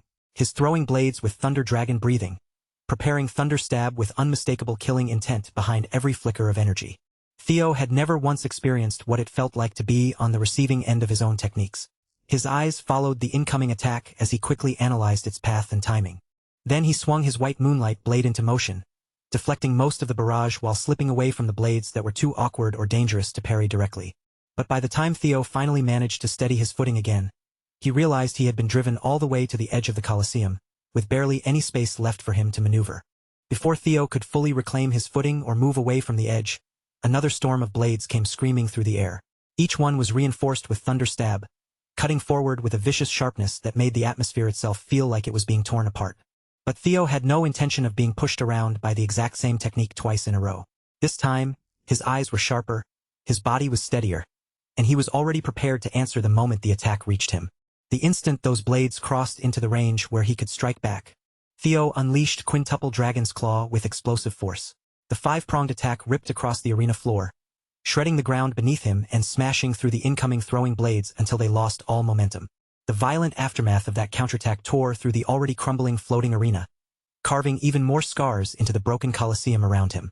Theo finally let out a small sigh of relief, though his expression remained tense. Ai's attack had been far too powerful for comfort, and even blocking it once had been enough to remind him how dangerous this fight really was. He looked back toward his perfect copy, and despite the pressure of the situation, a faint laugh slipped out of him in amusement. Theo had hoped that Quintuple Dragon's Claw would serve both purposes at once, protecting him while also damaging his opponent. But that hope had been far too optimistic. If I truly was a perfect copy of Theo as a fighter, then Theo had no choice but to admit something surprising. Somewhere along the way, he really had become much stronger than before. With frightening precision, I shifted his stance again, lowering himself like a beast ready to pounce at the first opening. In his hand was a copy of the white moonlight blade, and his lifeless eyes stayed fixed on Theo without even the smallest flicker of emotion. This time, I was the one who struck first, launching a supercharged Quintuple Dragon's Claw straight toward him with terrifying speed. Theo answered immediately with Dragon Flash, driving his blade forward to meet the five-pronged assault and knock it off course. The two attacks collided with equal force, and even their brief probing exchanges were destructive enough to shake the ruined arena. But when the violent energies finally scattered and the smoke-like force cleared, Theo's eyes widened as he realized his copy had vanished. I had quite literally gotten the jump on him. Using Theo's blind spot to his advantage, the copy launched another attack from directly above, dropping in from the sky before Theo could properly reset his guard. Theo only noticed the threat when the copycat had already prepared another Quintuple Dragon's Claw overhead. Even worse, I had cleverly layered two versions of the same technique together, unleashing the full brutality of the move all at once. The force crashed down like a real dragon tearing into its prey, with 10 claws descending straight toward Theo's head and forcing him to think fast. In the end, Theo relied on his blistering speed, pushing his body to move just quickly enough to escape the fatal range of the attack. Even so, he did not come away unscathed. The impact still tore into him, leaving noticeable damage behind and shredding his clothes into ragged pieces. Right after that, Theo charged straight at the expressionless imposter, closing the distance in a rush. Their blades slammed together, and with both of them possessing equal strength, neither side gave an inch. Theo took the offensive, swinging again and again as sparks burst from every collision between their swords. No matter what move Theo tried, I answered with the perfect counter. Every exchange felt like staring into a flawless mirror, with neither side gaining a clean opening. Neither of them had the advantage, and neither of them showed any sign of breaking. All their battle had managed to do so far was push the floating arena closer and closer to complete ruin. Even the copied white moonlight blade was shockingly durable and powerful, matching the original so closely that it felt almost impossible to tell the difference. Theo was beginning to understand just how troublesome he could be as an opponent. Their sword paths were identical, even down to the smallest habits and movements. I slipped away from most attacks with ease, as though he already knew what Theo would do before he did it, and even Theo's strongest techniques were neutralized by the exact same techniques used in return. Bit by bit, Theo pushed himself to think harder, desperately searching for even the smallest hint of how someone was supposed to defeat their own reflection. By almost every measure, this battle could have dragged on forever. But unlike Theo, who was burning through his strength with every clash and every movement. The copycat seemed to have no limit at all, fighting as if his stamina and mana would never run dry. Knowing he would eventually lose if the fight turned into a battle of endurance, Theo started to realize there might be a way to break this ridiculous deadlock wide open. While dodging another thunder-infused strike, his body kept moving on instinct, but his mind was working even faster, searching relentlessly for a way to bring down his evil twin. However, was not giving him any time to settle on a guaranteed method. Theo had already expected that kind of relentless pressure from himself, but experiencing it from the outside was another matter entirely. Because the copycat seemed to possess an endless supply of mana, he simply kept unleashing large-scale attacks again and again without hesitation. As a result, the Colosseum around them was no longer just damaged. It was beginning to look like a complete disaster zone, battered by repeated waves of destruction. Instead of trying to match the enemy's unfair advantage head-on, Theo shifted to smaller, sneakier attacks. And for the first time since the fight began, he managed to catch Ai off guard by throwing his sword at an oddly timed moment. For a tiny fraction of a second, the copycat visibly faltered, unable to immediately understand why Theo would do something so strange. But that confusion did not last long. I quickly recovered and knocked the sword aside without much difficulty. That was when Theo understood what he needed to do. He had to act in a way that would throw even himself off balance. Tossing away his main weapon for what looked like an ineffective attack would definitely do that, and that brief moment of confusion was all he needed to move in with his dragon-slaying sword. No one would expect him to waste a rare sword on a throwing technique, not even a perfect copy of himself. It was a technique he had learned back in his past life. With the copycat's flank exposed and wide open for a decisive strike, Theo drove his blade forward and stabbed his off-colored clone straight through the chest. Ai's body began to collapse little by little, the black sludge losing its shape as it failed to hold together after taking a fatal wound. Theo had to admit it had been an incredible match, especially against what was now, in a sense, his past self. The system acknowledged his victory over himself, declaring that he had cleared the trial of the first tier. Not long after the strange black goo dissolved completely, another one of Carado's stone doors rose up from the ground before him. The system then prompted Theo to decide whether he would accept the second-tier challenge of the Pantheon. Seeing that message, the young lord's expression shifted into a confident smile. After all, Theo had always been the kind of person who finished what he started, no matter how dangerous the path became. Without wasting even another second, he stepped forward and pushed open the door leading to the next tier. Meanwhile, back in the Central Highlands, the Elder Dragon was still loudly and enthusiastically going on about how Theo Ragnar should be slapped with a treason charge. The Demon Dragon immediately questioned Anshio Ragnar's claim, his gaze sharpening as he caught the weight behind her words. She was basically accusing Theo of abandoning his post and defecting to Troivin's side, and that was not some minor complaint. It was a serious charge heavy enough to destroy him if accepted as truth. Anshio stood firm and insisted that she had witnessed the whole thing with her own eyes. According to her, the young lord had crossed into enemy territory by his own choice, without being forced or dragged there by anyone. And in her mind, the uniform she had brought back was more than enough proof. To her, that discarded Ragnar uniform was undeniable evidence of a betrayal far too disgraceful to ignore. But the Sword Dragon, who had known Theo since his days as a cadet, could not bring herself to accept those accusations so easily. The image Anshio painted simply did not match the Theo she remembered. She quietly exchanged a few words with Julius through mental transmission, trying to get a clearer answer from him without letting the others hear. The Demon Dragon, however, could not resist gloating. He made it clear that he was the only one who truly knew what Theo was planning, and he seemed especially pleased to rub in the fact that the kid had trusted him more than her. Even so, Julius had never imagined the situation would grow into such a complicated mess. What had started as a private arrangement was now turning into a full-blown political storm. The last time he had spoken with Theo, Julius had only given the boy one simple reminder. If he was going to leave, he had better not come back empty-handed.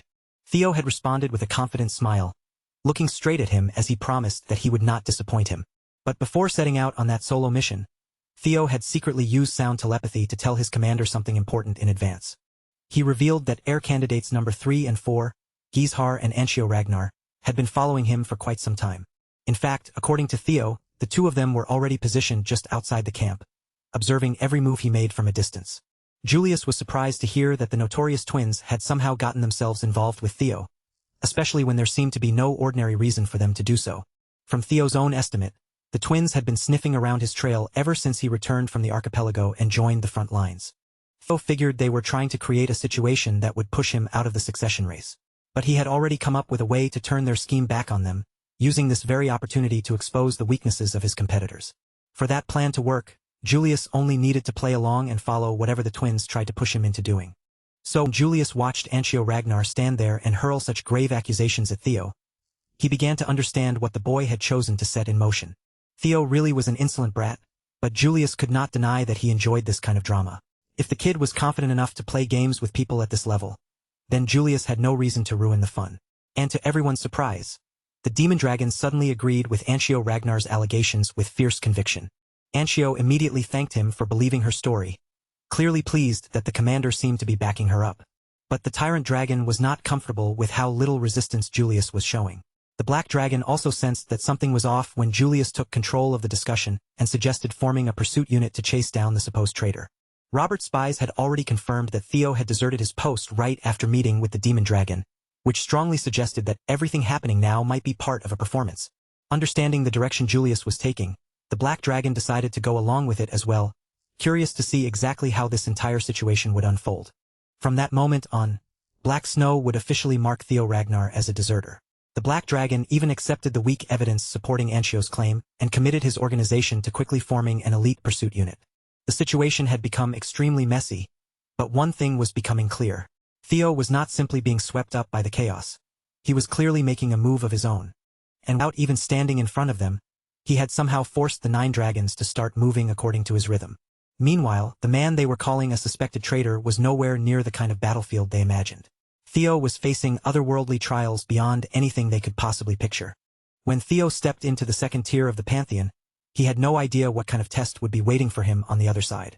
What he definitely did not expect was to be transported back to the Burning Rose Palace, a place tied directly to the memories of his past life. Just like the first trial, the second tier also seemed to be part of the path leading into the depths of his subconscious. As if he had been dragged back into the past, Theo narrowed his eyes the moment a familiar, irritating voice reached his ears.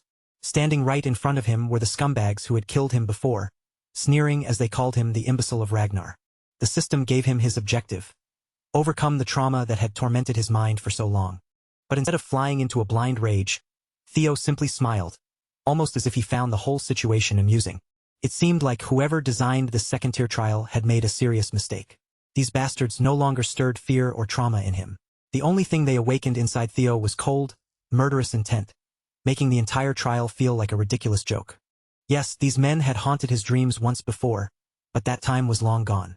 Axion cursed at Theo's strange, almost comedic reaction, believing they could still cut him down whenever they wished. But before they could make fools of themselves any further, Theo moved like a flash of lightning, dashing behind them before they could even properly follow his motion. Then, with almost casual ease, he raised his blade and cleaved the first bastard clean in half. After all, Theo had already dealt with his corrupt instructor once before. Doing it a second time was hardly anything special. Theo even had enough composure to stand there with his aura blazing and his torso exposed, letting the enemy's blood splash over him as if he owned the battlefield. More than the killing itself, Theo simply wanted to see that bastard twist his face in pain and humiliation. And just like that, the second tier's fight against trauma ended in a quick and brutal clear. With the trial completed, Theo was allowed to move on to the next tier. As he pushed open the third door and continued climbing higher, Grotto watched him closely through his small, all-seeing eye. The little guardian's interest had clearly been caught. He wanted to see just how far this young one could truly rise if he kept pressing forward. And Corrado also knew there was another being who must have been watching Theo's ascent with great anticipation: the god of causality. From there, Theo tore through the next several floors at an incredible pace. Starting with the third tier, he fought the persona, then conquered the fourth trial by defeating his shadow self. The fifth trial was said to be a battle against the collective unconscious.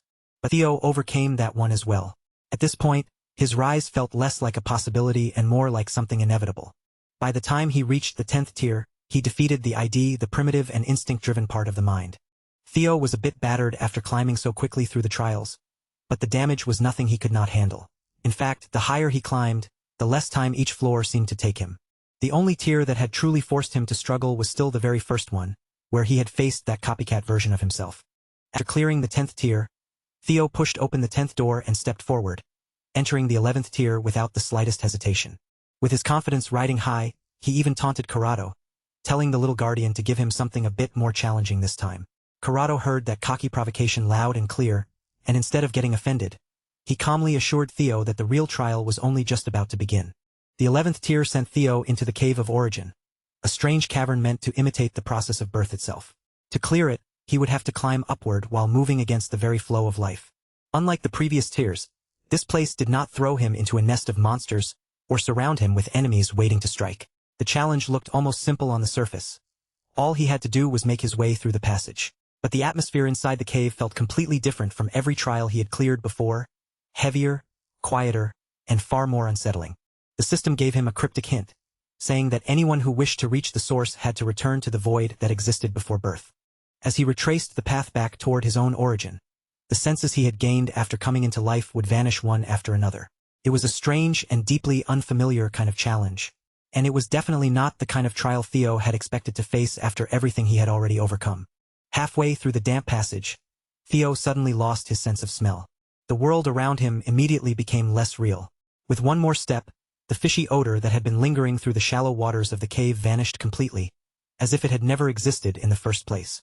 A few steps after that, his hearing disappeared as well, cutting him off from every sound in the world around him. The slow stripping away of his senses continued the farther he pushed into the cave.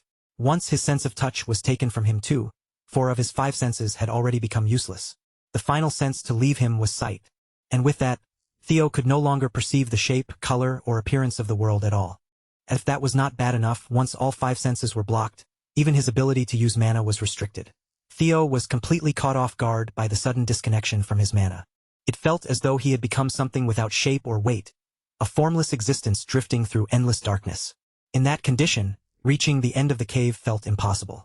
And yet, this was not the first time Theo had experienced something close to this. It reminded him of the moment his father's heartsword had cut him in half. Maybe, just maybe, he could overcome this bizarre sense of nothingness the same way he had endured that experience before. Theo called out to Griffin, Fairy Dragon, Desert Worm, and Lesser Drake, asking them to lend him their strength and guide him through this darkness. But no answer came back. No voice reached him at all as he continued sinking deeper and deeper into the void. Eventually, even his own formless existence began to crack apart, scattering and dissolving into the endless darkness surrounding him. The only thing that still felt real was his consciousness, but even that was beginning to slip away frighteningly fast after his senses vanished. Without his guardian's help, Theo had no idea what to do. The only place left to search for an answer was deep inside himself. While Theo struggled to keep his very existence from being erased, his guardians watched over his body in pure worry. Even Griffin, who was usually sharp-tongued and unpleasant, showed genuine concern for him. To explain what was happening to them, Corrado entered the Cave of Origin and stopped the other guardians from pointlessly calling out to the catatonic Chosen One. In his utterly adorable way, Corrado explained that Theo's senses and mana were currently sealed off, so no matter how loudly they called, their voices would never reach him. Every living being depends on the senses to understand space and time, and once all of those senses are stripped away, one truth becomes painfully clear. Inside complete nothingness, the only thing that remains tangible is the primordial fear of being abandoned by the world one belongs to. For humans who enter the Cave of Origin, the self and the world are bound together as one. If things continued like this, Theo's sense of self would be erased completely, leaving him in a state that was no different from death. Corrado had honestly thought this new Chosen One might be different, especially after watching him climb all the way to the 11th tier so quickly. But in the end, it seemed he was just another disappointment. And just as Corrado was about to give up and leave Theo's lifeless body behind in the cave, the boy's mouth suddenly began to move. Again and again, Theo muttered a single word: kill. Some foreign power had taken over his catatonic body, forcing Theo's vessel to move again with sinister intentions. A thick, bloodthirsty aura burst out of the boy like a violent explosion as he demanded everyone's blood. Even Corrado was startled by the sudden change. Theo rose from the cold, hard ground with a posture more like a wild beast than a human. Seeing him like that, Fairy Dragon guessed that their boss had fallen into madness. The remaining ego of the Mad Dragon Emperor, which the Ragnar Patriarch had planted inside Theo, had seized control of the Chosen One's body. Considering the effects of the Cave of Origin, this outcome had almost been inevitable. But instead of feeling fear or uneasiness at the sight, Corrado found himself fascinated by what was happening. Theo was gathering the fragments of his rapidly fading consciousness through madness, and that method was strange enough to capture the little guardian's interest. Meanwhile, deep inside the void, the remaining pieces of Theo's sanity were being tempted, drawn in by the voice and presence of the Mad Dragon Emperor. In exchange for helping him overcome this trial, the old monster demanded that Theo steal, violate, and destroy everything in the Emperor's name. All Theo had to do was take that offered hand and surrender the entire world to the tiny wisp of ego lying dormant inside him. But instead of choosing the easy way out, Theo's willpower crushed the outside influence that was trying to lure him onto the path of slaughter. With a confident smirk, he forcefully smashed down the Mad Dragon Emperor's will.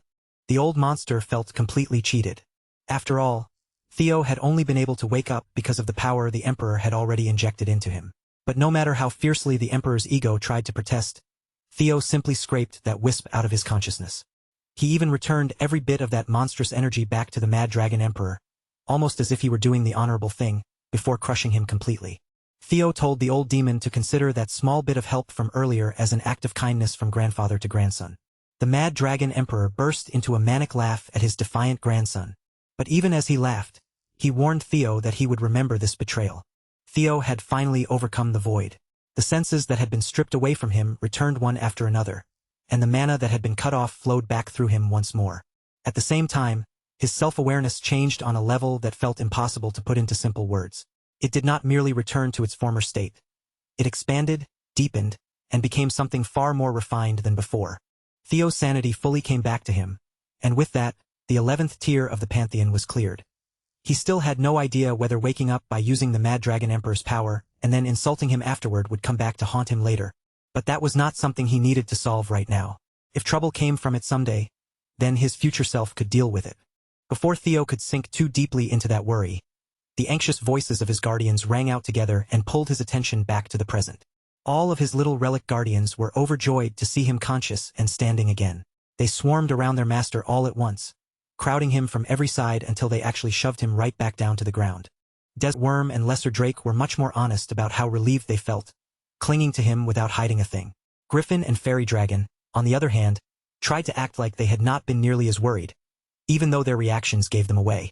While Theo struggled to peel the little creatures off him and wrestle himself free from their affectionate pileup, the door leading to the next trial began to shine brightly behind him. At this point, all he had to do was complete the final stretch through the Cave of Origin by following that brilliant, resplendent light ahead. Knowing he had finally escaped the worst of the danger, Theo sat down for a moment and let himself rest beneath the refreshing glow, allowing the light to wash over his tired body. Once he felt ready to move again, Theo stepped forward and entered the 12th tier of the Pantheon's trial. To his surprise, Theo opened his eyes and found himself inside a body that was not familiar to him at all. He carefully slid out from the soft bed, and the moment his feet touched the cold wooden floor, the chill beneath him made the strange room feel even more real. On top of the bed, several plush toys sat scattered around, and each one oddly resembled one of his relic guardians. Theo looked around the room, but nothing in it was something he could recognize. Even so, the place gave him a strange sense of familiarity, as if some part of him knew it despite never having been there before. Then Theo spotted a mirror nearby and walked over to it, needing to see for himself what had happened to his body. The face staring back at him was the same man he had seen in that strange dream before. Theo still had no idea why this man kept appearing before him again and again. After searching for an answer and finding nothing, Theo was suddenly struck by a vicious headache, the pain crashing through his mind so intensely that it nearly overwhelmed him. After several agonizing moments passed, the system finally confirmed that he had cleared the 12th trial. Along with that, another notification appeared, informing him that the primordial dragon's relic, the White Tower, had been successfully conquered. As his reward, Theo was granted access to the 13th and final floor, the Pantheon itself. One moment, he was standing inside that bizarre bedroom, and the next, his vision opened onto countless stars drifting through the vast darkness of space. Almost without realizing it, Theo began walking up an invisible staircase, moving forward with only one destination in mind, an ornate gate standing ahead of him. Beyond that enormous doorway waited the Pantheon of the gods. As a reward for conquering the White Tower, Theo's mind gate had been strengthened, giving his inner world a sturdier and more powerful foundation than before. But before he could move any closer to that mysterious gate, a flirtatious voice drifted through the endless expanse of space and caught his attention. Lodbrok had been waiting there for Theo. The avatar of the ancient dragon stood before him, and his significant other under oath looked as stunning as ever. Her twins seemed as healthy as always too. Theo immediately asked how she had managed to reach a place beyond normal space when her real body was supposed to be trapped inside her nest. Lodbrok explained that her true body had never left her lair. What Theo was seeing in front of him was only a manifestation formed from her residual thoughts. Because Theo's mind gate had expanded, she could now wander outside through that residual manifestation, using the young lord himself as a conduit. Theo's latest change had also deepened his connection with Lodbrok, making it possible for him to communicate with her anytime, no matter where he happened to be. The strengthening of his mind gate must have raised his rank by quite a bit. Even so, Lodbrok had not expected him to climb all the way to the peak of the Pantheon this quickly. More than anyone else, she understood just how hard Theo had worked to reach these unbelievable heights. Theo, however, humbly brushed it off and said that what he had done was nothing extraordinary. He was simply fulfilling his duty as Lodbrok's significant other. Lodbrok was clearly impressed that the boy could say something so sweet without even blinking. In her eyes, he was just as bold now as he had been on the day they first met. Then Lodbrok reached out and placed her hand against the gate leading into the Pantheon, her expression turning complicated as she looked at it.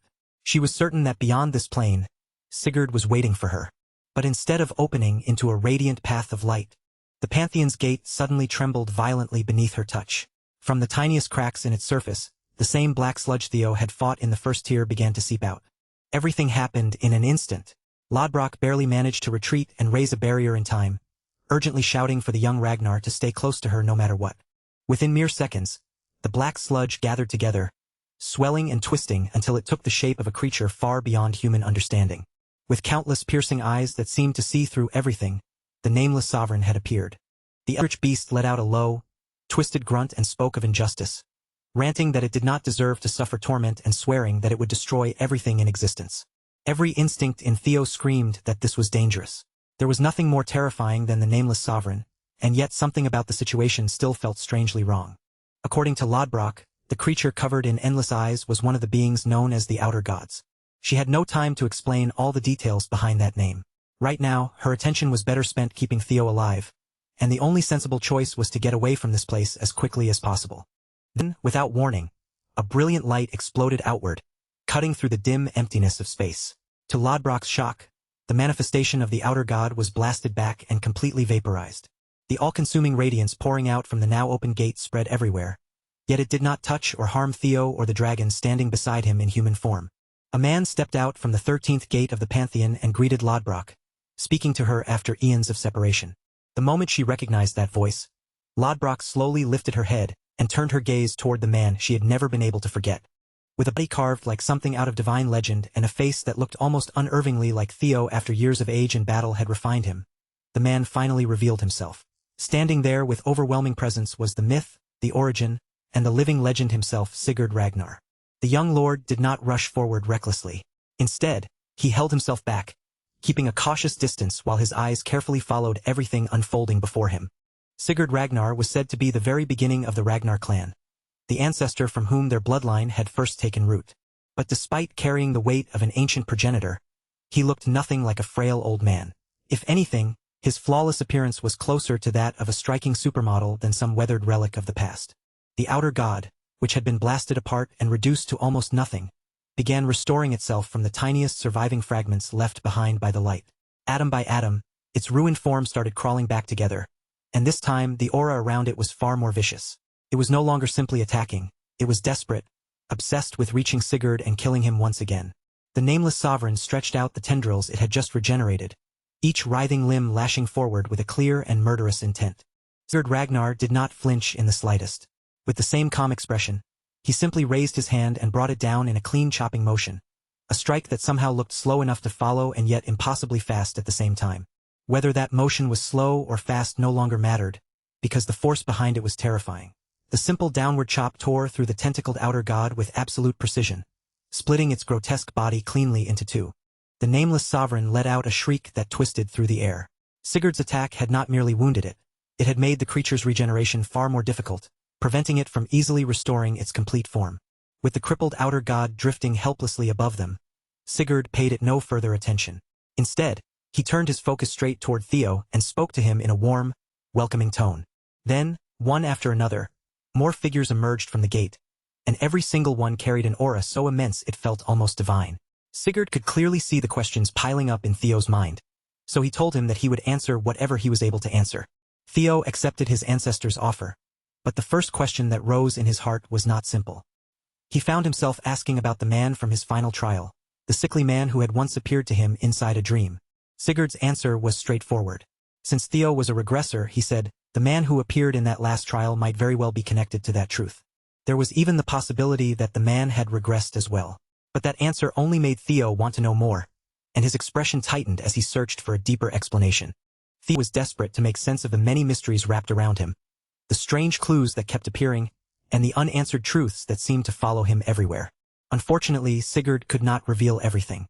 At least for now, there was a clear limit to what he was allowed to share. Without wasting even a breath explaining himself to a mortal enemy, the ancestor raised his power and summoned countless swords made of radiant light. Each blade shone with such terrifying force that any one of them looked capable of wiping an entire continent from existence. Sigurd immediately sent those blazing swords forward, directing them to pierce straight into the main body of the nameless sovereign that remained trapped within the gate. The ancestor was genuinely sorry that he could not give Theo the full answers he wanted.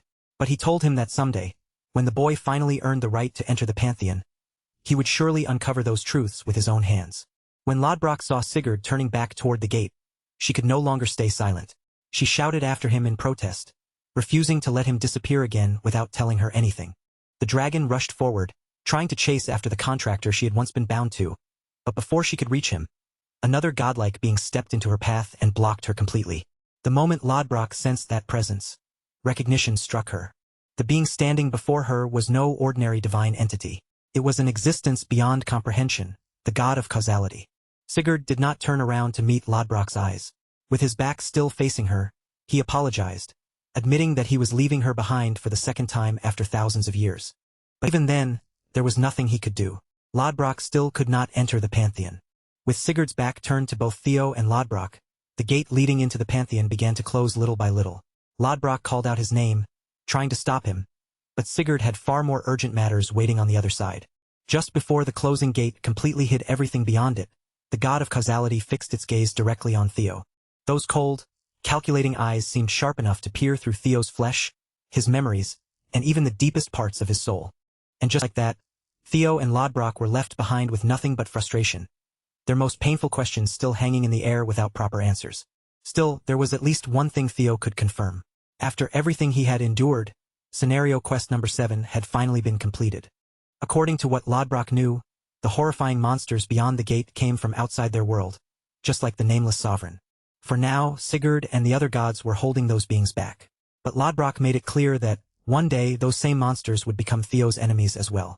Laws that governed their world did not apply to those creatures. And yet, despite being so alien and beyond understanding, they relentlessly sought to destroy something as delicate and fragile as this world. The only guidance Lodbrok could give the young lord was simple, but heavy with meaning. He had to spread his wings and become stronger. Theo needed to do everything in his power to protect the world he had slowly come to care for. Then, without warning, the system granted Theo an additional reward simply for witnessing the Pantheon with his own eyes. He had now become the rightful owner of the White Tower, the relic of the strongest primordial dragon, and with that authority he could freely wield Nirvana. And Nirvana was not the only thing he had gained. Theo also unlocked access to an ability known as dragonization, and in a strangely unusual tone, the system even wished him a splendid journey ahead. From that moment on, the system referred to him by a new title, Theo, the bearer of causality's blessing. After that overwhelming journey through all 13 tiers of the Pantheon, Theo was finally transported back to the White Tower, where Corrado was waiting for him with his usual cheerful energy. When Corrado saw Theo experimenting with the strange new power surrounding him, the little guardian could not help but look amused. Theo, however, had not even noticed yet that his body had changed in a very obvious and dramatic way. Draconic scales now covered his body like natural protective armor, wrapping around his frame with a hard, gleaming texture. His hands had transformed into thick, powerful dragon claws, and from his forehead rose a pair of intimidating horns. Dragonization had fully taken effect. Once Theo finally realized just how drastically his body had changed, he began stretching his arms and legs, testing the weight, reach, and movement of this newly transformed form. Corrado explained that because Theo had gathered so many relics of the primordial dragon, the dormant dragon blood talent inside him had grown much stronger than before. From Theo's first impression, dragonization had clearly boosted both his stamina and his raw physical strength. The sensation was so intense and unfamiliar that it felt almost like he had been reborn in a new body. But the most obvious change was in his magic. While he remained in this dragon form, cultivating mana felt effortless, as natural and instinctive as simply breathing in and out. Theo then deactivated dragonization and quickly discovered that switching the ability on and off was surprisingly easy. More importantly, he had complete control over it. With dragonization tested, Theo turned his attention to his other reward as well, the mysterious power known as nirvana. He might as well have been radiating the restless energy of a reckless youth.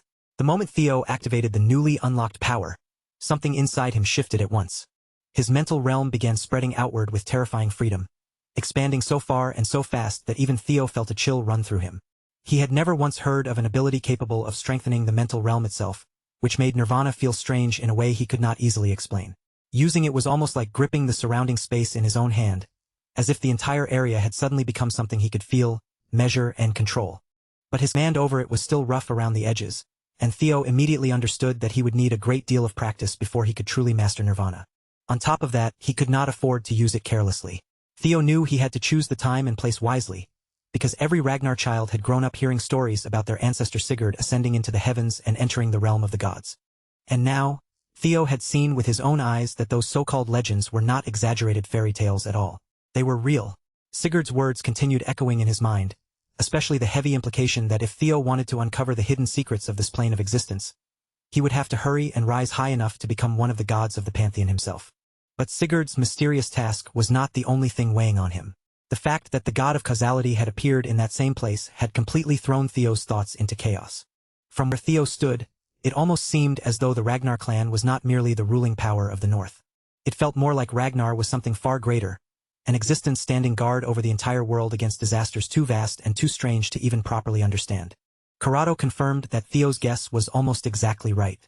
Protecting the world had always been Ragnar's duty, and with that duty came the burden of making the noblest sacrifice. In other words, the Chosen One was born with Ragnar blood, so they could one day ascend as a deity and stand alongside the god of causality in the battle against the vicious outer gods. Trying his luck, Theo asked Corrado whether these enormous truths had anything to do with the mysterious man and the foreign world he had encountered during the 12th tier trial. The little guardian admitted that Theo's 12th trial had fascinated him as well, but he honestly did not know the answer. If Theo wanted the truth behind that strange world, he would have to uncover it on his own. Even after witnessing all those overwhelming godlike sights throughout the 13th tier, Theo's thoughts kept drifting back to that foreign world, as if that mystery had left a hook buried deep in his mind. Now that the trial was finally over, Corrado quickly urged the Chosen One to leave the tower. But before sending him back to where he had come from, Corrado gave him a warning. An uninvited guest was already waiting for him outside. The moment Theo heard that, a faint smirk curved across his face. His bait had worked exactly the way he expected. And since a guest had gone through the trouble of waiting for him, it would be rude to keep them standing around for too long. With that thought, Theo cracked his knuckles. In the next instant, he was transported back to the material world, and one of the entrances to the White Tower erupted with a burst of brilliant light. Theo reappeared at the base of the tower, standing beneath the falling snow. Cold white flakes poured directly onto his bare skin, yet the freezing air did not bother him in the slightest. He did not even need to look around for the guest Corrado had mentioned. Gizhar was already striding toward him across the open field, approaching with an excitement that was almost unsettling.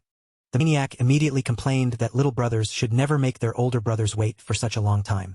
In Gishar's twisted view of the world, Theo should have been the one standing there waiting for him instead. He gripped a pair of strangely shaped double-headed scythes in both hands, taking an aggressive stance that left no room for misunderstanding. His intentions were written all over him. He deliberately kept calling Theo little bro, clearly hoping that the words would dig under the Chosen One's skin and provoke him. But Theo did not react with irritation. Instead, he lowered his head just a little and apologized, calmly saying that he had unintentionally behaved rudely toward his big brother Gizhar. Gizhar continued putting on his sharp-edged tough guy act, insisting that only a tiny handful of people alive could connect his name to his face. And to be fair, Theo would not have recognized him at all if he had not run into Gizhar once before in his past life. Back then, he had only caught a brief glimpse of this absolute freak at a friendly sparring arena meant for influential heir candidates. At the time, Theo had been operating as a spy, quietly blending into the crowd, while nearly every eye in the arena was fixed on the spar taking place on the main stage. On that day, everyone watching learned very clearly that not all heir candidates were built on the same level. Gizhar had been thrilled to hear that a new heir candidate was climbing through the ranks, but when he ended up sparring with Axion, did not even need to draw a sword to humiliate his so-called little brother. Overpowering Axion Ragnar with his bare hands alone had been an incredible feat at the time. But now, history had taken a completely different path. Theo kept wearing his easygoing, cheerful smile as he casually chatted with Gizhar, and he even managed to leave the man speechless by thanking him for traveling all the way to such a remote region just to save him. Gizhar froze for a moment, completely stunned by what Theo had just said. Then Theo's seemingly innocent words finally pushed him over the edge, and Gizhar burst into crazed laughter like a man who had found the whole situation absurdly entertaining. Unlike that annoying Thorkel, this newcomer clearly did not understand how the real world worked yet. After laughing until he had emptied all that madness from his system, Gizhar vanished in a sudden flash. His movement was brutally fast, and the control behind his blade was deadly enough to send a shiver through the air.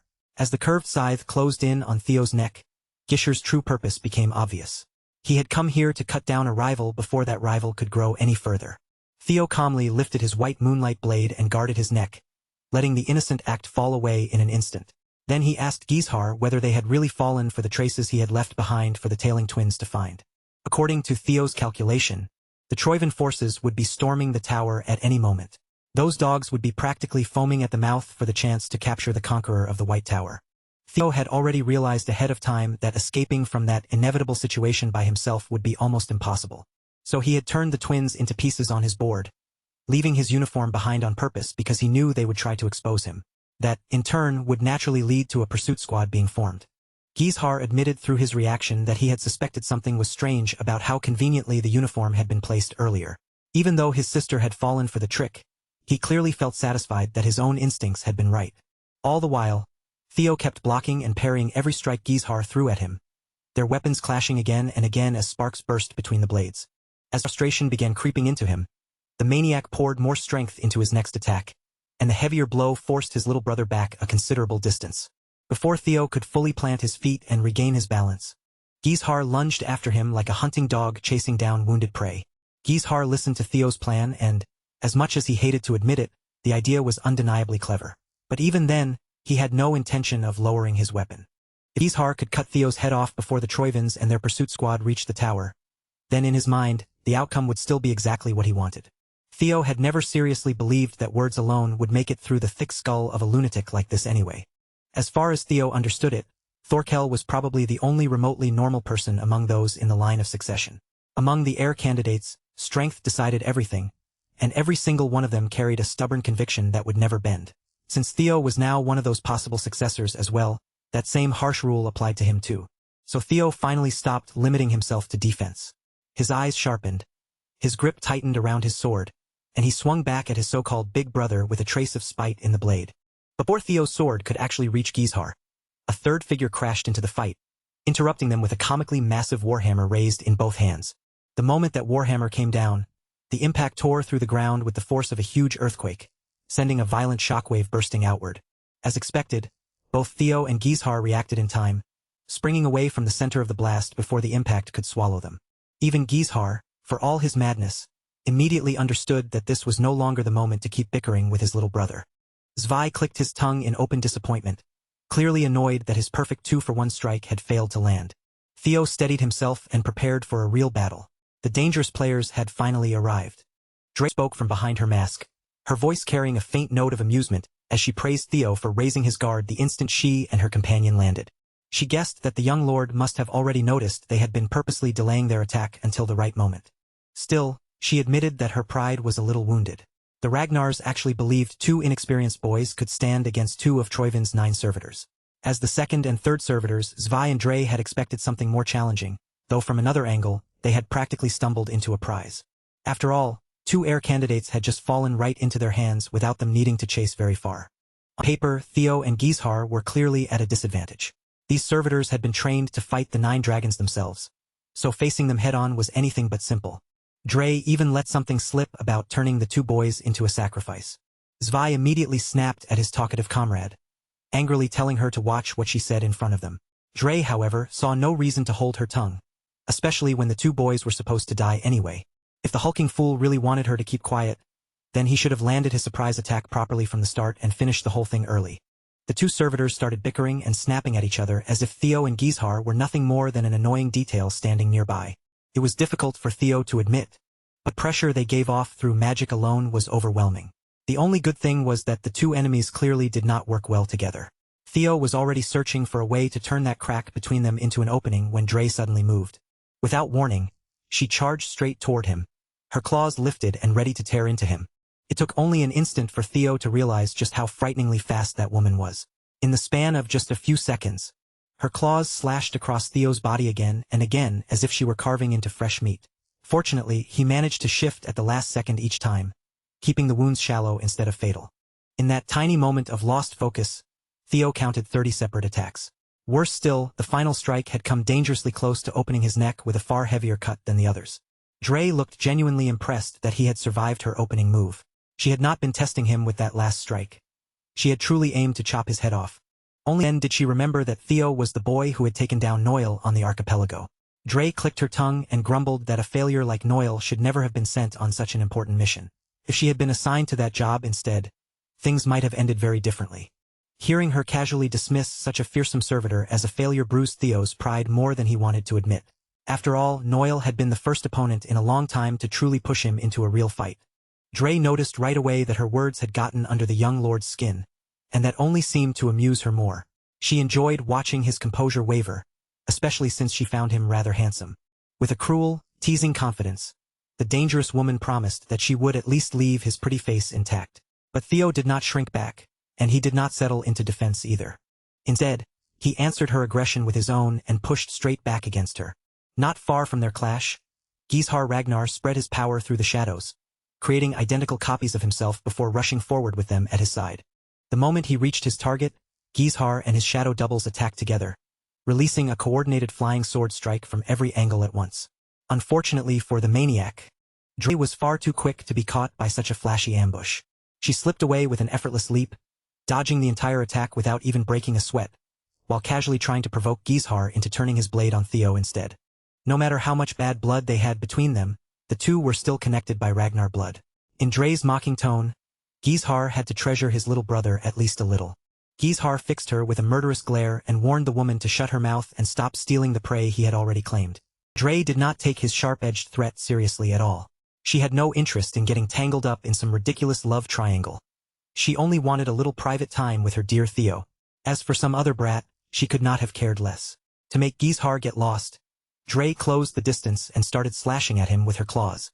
Her movements were inhumanly fast, and even Gizhar had trouble tracking her properly with his eyes. To make things worse, number 2 finally decided to join in and slammed that enormous hammer into Gizhar from behind.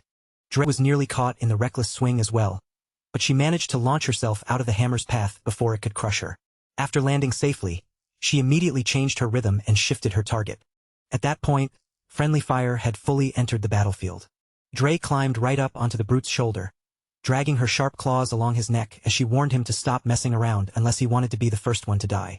Zvi insisted that he was only trying to finish the job efficiently. After all, whoever claimed the kill first would be the one to receive the prize. Dre clearly hated her teammate's guts, but for the moment, all she could do was curse him out and throw a string of furious insults his way.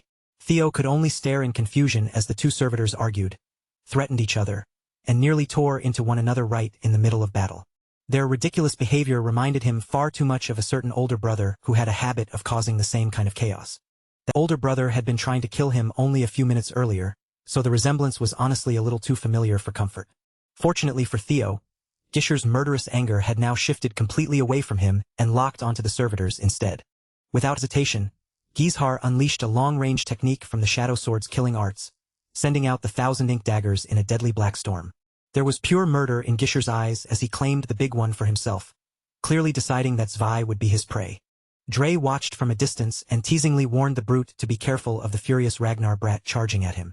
At the same time, she made sure to return the favor by keeping that huge wall of muscle right where he was, turning him into the perfect target.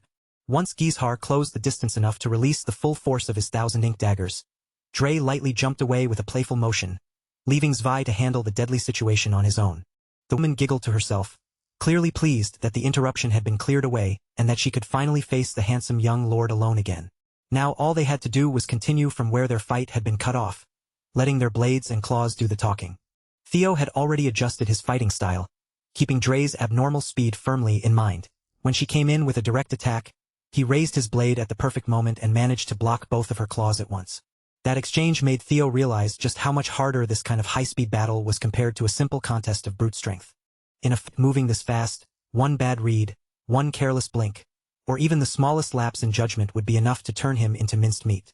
Theo could confidently say that this woman was faster than Naven. And despite moving at such breakneck speed, she still had enough precision to keep aiming for his vital points every single time. That was when Theo formed a plan so dangerous that it just might work.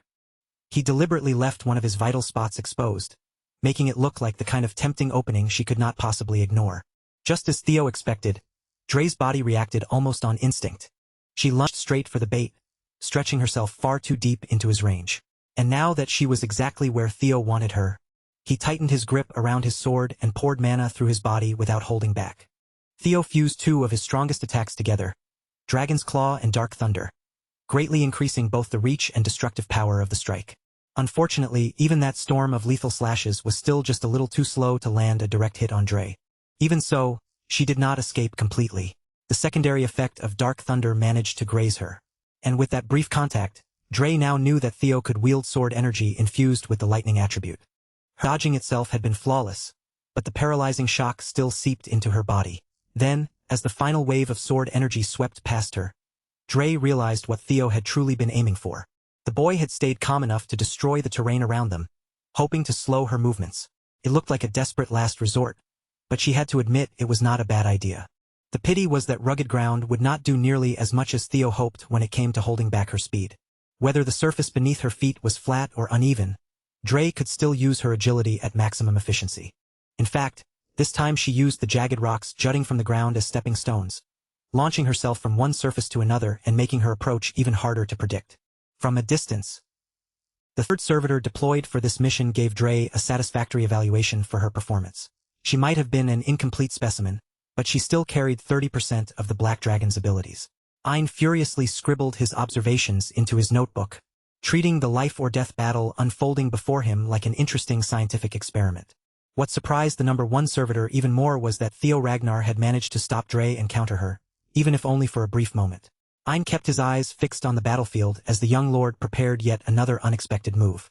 Ein could already tell that the next few minutes were going to be entertaining. Dre was currently building up more speed, slipping in and out of range while deliberately showing openings to lure Theo in.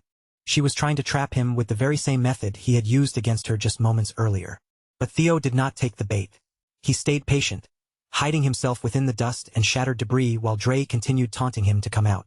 She complained that she hated men who made women wait, so Theo responded like a proper gentleman. He summoned his dragon Construct, Nibelung, and sent it lunging forward to bite her head clean off. Even without solid footing beneath her, Dre twisted her body with incredible flexibility and pivoted away from danger at the last possible moment. Then, as the dust began to clear, she saw Theo's transformed figure and froze in disbelief. Their master had warned them that this might happen. The boy was capable of using dragonization. Theo had clearly tried to catch her off guard in midair, and while the attempt failed, it had still been a clever move. Dre stared at his draconic form, and despite herself, a blush rose to her face as she took in that wilder side of him. In his current form, Theo no longer had trouble keeping up with her absurd speed. As the pace of their clash continued rising higher and higher, Dre jokingly accused him of dabbling in suspicious dragon experiments, just like the servitors themselves. Then she openly admitted that she liked this version of him far more than his ordinary human appearance. Looking like this, he was much closer to her type. Theo warned her that the fight was about to become even more entertaining. He infused his blade with a much greater amount of Dark Thunder, and with his boosted speed added on top of that, Dre suddenly found herself in a far more difficult position. Theo slashed forward again and again, forcing the speedy servitor to bear the full weight of his attacks.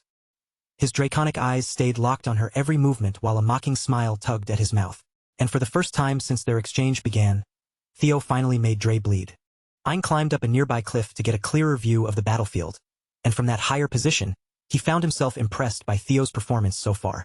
This was Ein's first time witnessing dragonization in action. Only moments earlier, Theo had barely been able to react to Dre's speed, but now he was clearly overpowering her. Ein acknowledged that in his current form, Theo was likely stronger than the 9 servitors in their normal state. The situation was becoming dangerously unstable, but to Ein, there was also a strange beauty in that kind of peril. After landing that wound on Dre, Theo became much bolder with his attacks. Kept pressing forward, worsening her injuries little by little, and Dre finally stopped running her mouth once she realized that taking this fight lightly could genuinely get her killed. Before the situation could spiral any further against her, Dre made the decision to end the young lord with a single decisive strike. If Dre's earlier strikes could only be called light scratches, then the attack she was preparing now was on a completely different level. This time, The force gathering behind her claws felt less like a slash and more like a bomb about to detonate. From his private viewing spot above the battlefield, Ein watched everything unfold and quietly muttered to himself. Theo Ragnar had exceeded his expectations by a ridiculous margin, far beyond what Ein had originally assumed the young lord could show. Meanwhile, on Zwei's side of the battlefield, Gizhar was proving that his title as an heir candidate was not just for decoration. Even against that hulking brute, he kept himself in the fight through pure skill. With every exchange, Gizhar kept throwing his own body into danger for the sake of landing even a single hit. The worst part was that he did it all with that manic smile stretched across his face, as if risking his life only made the battle more entertaining. But Ein was not worried about Zwei at all. Not even slightly. In Ein's eyes, the boy was simply unlucky. Out of all the opponents he could have chosen, he had picked the worst possible monster to fight at close range. Zwei's eyes followed the path of Gishar's next strike with sharp, careful attention. The moment Gizhar brought his blade down in a heavy slash, Zwei shifted aside with shocking speed, slipping out of the attack's path far faster than his massive body should have allowed. His warhammer was already raised, waiting to crush Ragnar flesh the instant an opening appeared. Zwei had kept that monstrous speed perfectly hidden until the exact moment he needed it, using the dodge to expose Gishar's overconfidence. The heir candidate had made the simple mistake of judging him by appearance alone, forgetting that a massive body did not automatically mean slow movement, and that unbelievable speed was backed by overwhelming strength. A single blow from Zwei's hammer smashed into the battlefield with enough force to reshape the surrounding terrain. Ein pulled out his notebook and began writing, recording his disappointment with the older heir candidate's performance. Zwei had been modeled after the demon dragon, yet at the moment he was only operating at about 20% of that potential. Even so, the deployment as a whole gave Ein plenty of ideas for improving the servitors, and that realization made him rather pleased. But Gizhar had not heard any bell calling the match over. He was still standing in the ring, though even he had to admit that he had been far too cocky earlier. The amount of damage that brute could unleash at any moment was far beyond what Gizhar had imagined. According to the newest intelligence, the Ragnars already knew that these servitors were counterfeits created to stand toe-to-toe with the 9 dragons. Even so, Gizhar had no desire to imagine a world where he was not strong enough to defeat a cheap imitation. The possibility that this might actually be true forced his ego down a notch. If his current strength was not enough, then he would simply have to use every hidden card he had been keeping up his sleeve. First, he launched himself into the air and began unleashing wave after wave of sword energy. It was a technique from the Shadow Sword's killing arts, Ink Orchid, and the attacks came pouring down in rapid succession. Zwei stood his ground and spun his hammer to deflect the flimsy sword energy strikes, handling the enormous weapon so smoothly that it almost looked weightless in his hands. He only stopped rotating the hammer when it looked as if Gizhar had finally given up. Zwei called the heir candidate pathetic, openly daring the boy to dig deeper, show more, and keep fighting. Gizhar did not look bothered at all. In fact, the real attack was only beginning. After flooding the area with Ink Orchid, he formed inky chains that extended from all over his body. Those chains were anchored by dark blades, each one stabbing deep into the ground and locking itself in place. The elaborate setup wrapped around Zwei and chained him to the very spot where he stood. This technique also came from Gishar's Shadow Sword killing arts. It was called Cosmic Web, and at first glance, it looked as though the muscle head was actually struggling against the thick inky restraints. Even so, Zwei did not panic for a second. To him, it was ridiculous that the kid thought some little toy-like web could truly hold him down. Without any arrogance in his voice, Gizhar admitted that the technique was nowhere near enough to keep a monster like Zwei restrained for long. But that was perfectly fine. Zwei had never been his true target in the first place. Gizhar used the chains as footholds, keeping himself suspended and preventing his feet from touching the ground. Zwei had finally had enough of Gishar's petty tricks. With one simple flex of his overwhelming muscles, he tore apart the cosmic web, trying to bring the boy down through brute force alone. That was exactly when the second part of the technique activated. The shattered chains triggered an explosive reaction, causing the battlefield to collapse and burying Zwei beneath an enormous mass of broken rubble. Meanwhile, on the other side of the battlefield, Theo had been doing more than well enough for himself. Once he fully adjusted to fighting while dragonization was active, he managed to cripple the speedy servitor with surprising ease. With both of Dre's arms rendered useless, tying her up against the loose debris became simple. Theo chose to spare her life for the moment, promising that he would return to his commander with his hands full. A living servitor prisoner would make a fine gift for the demon dragon. Dre's black heart skipped a beat. Even though Theo was not actually being sweet, the mix of strength and restraint he showed made her fall for him even harder. Theo then turned his gaze toward the other side of the battlefield, wondering how his brother was holding up. By then, Zwei had already dug himself out from beneath the annoying pile of rubble. Before he could fully gather his thoughts, Gizhar suddenly appeared above him out of nowhere, dropping down at the perfect angle for another attack. Zvai's instincts instantly screamed a warning, alerting him to the incoming assault. Gizhar did not give the musclehead even a single breath to recover. He closed in immediately and forced him into a fierce series of close-range exchanges. Surprisingly, Gishar's relentless assault managed to carve significant damage into the hulking beast's body. Even then, Gizhar clicked his tongue in frustration. He had poured everything into that last combination, yet all he had done was barely break through Zvai's absurd defense. Seeing his big brother struggle against such an unfair opponent, his little brother decided to make the situation unfair in the opposite direction by joining in for a 2-on-1 assault. The air around him crackled with power.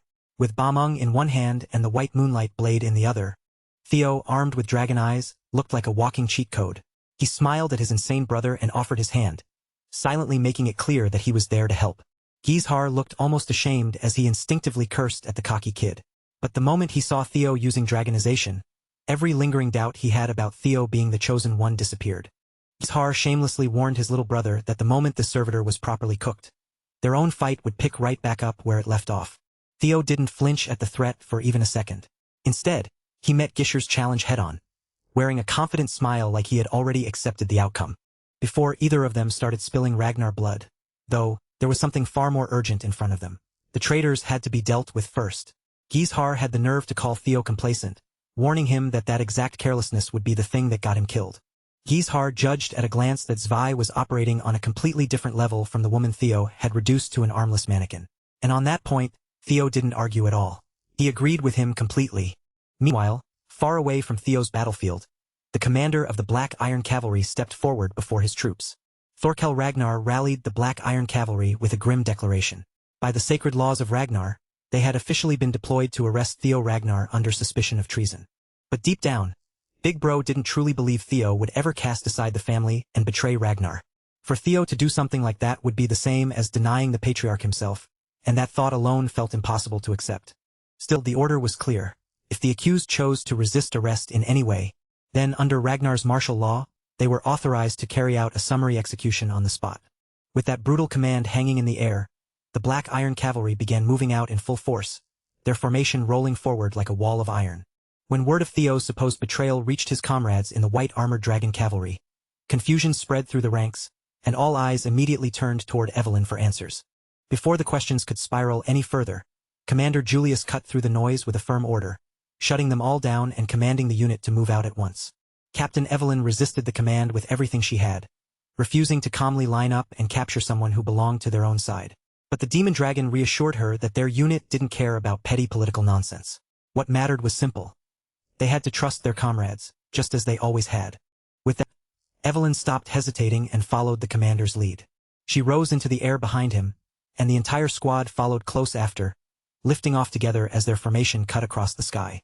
From a distance, the tyrant dragon caught sight of the wyverns departing, and the sight left a strange unease crawling through him.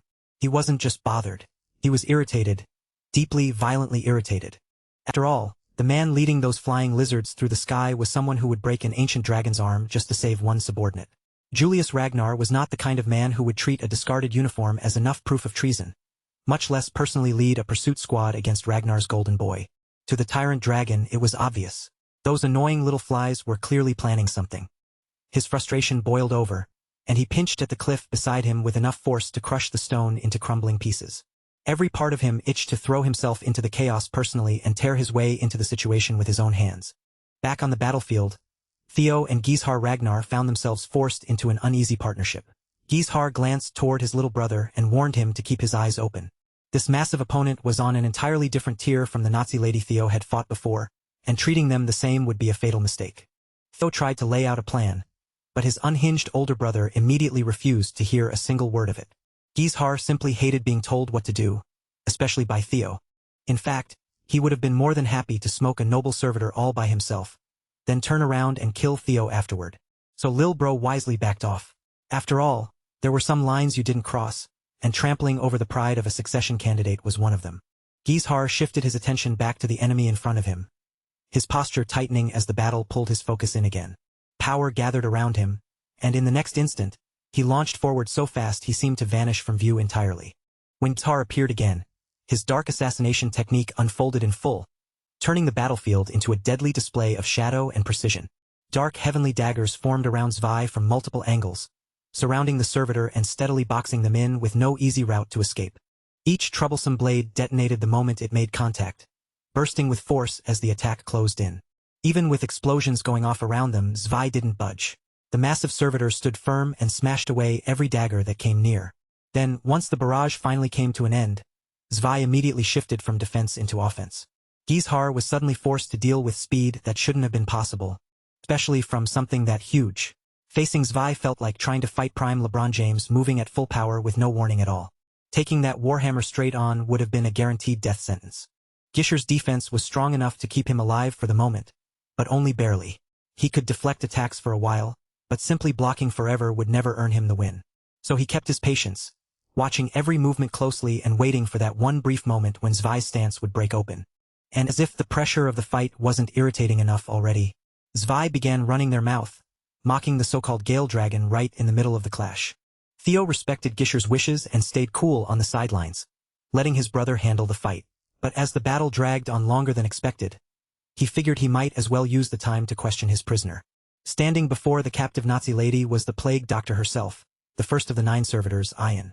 Ian's practically geeking out over Theo's chain and dagger mechanism, admiring how perfectly it had been built and how cleanly it functioned.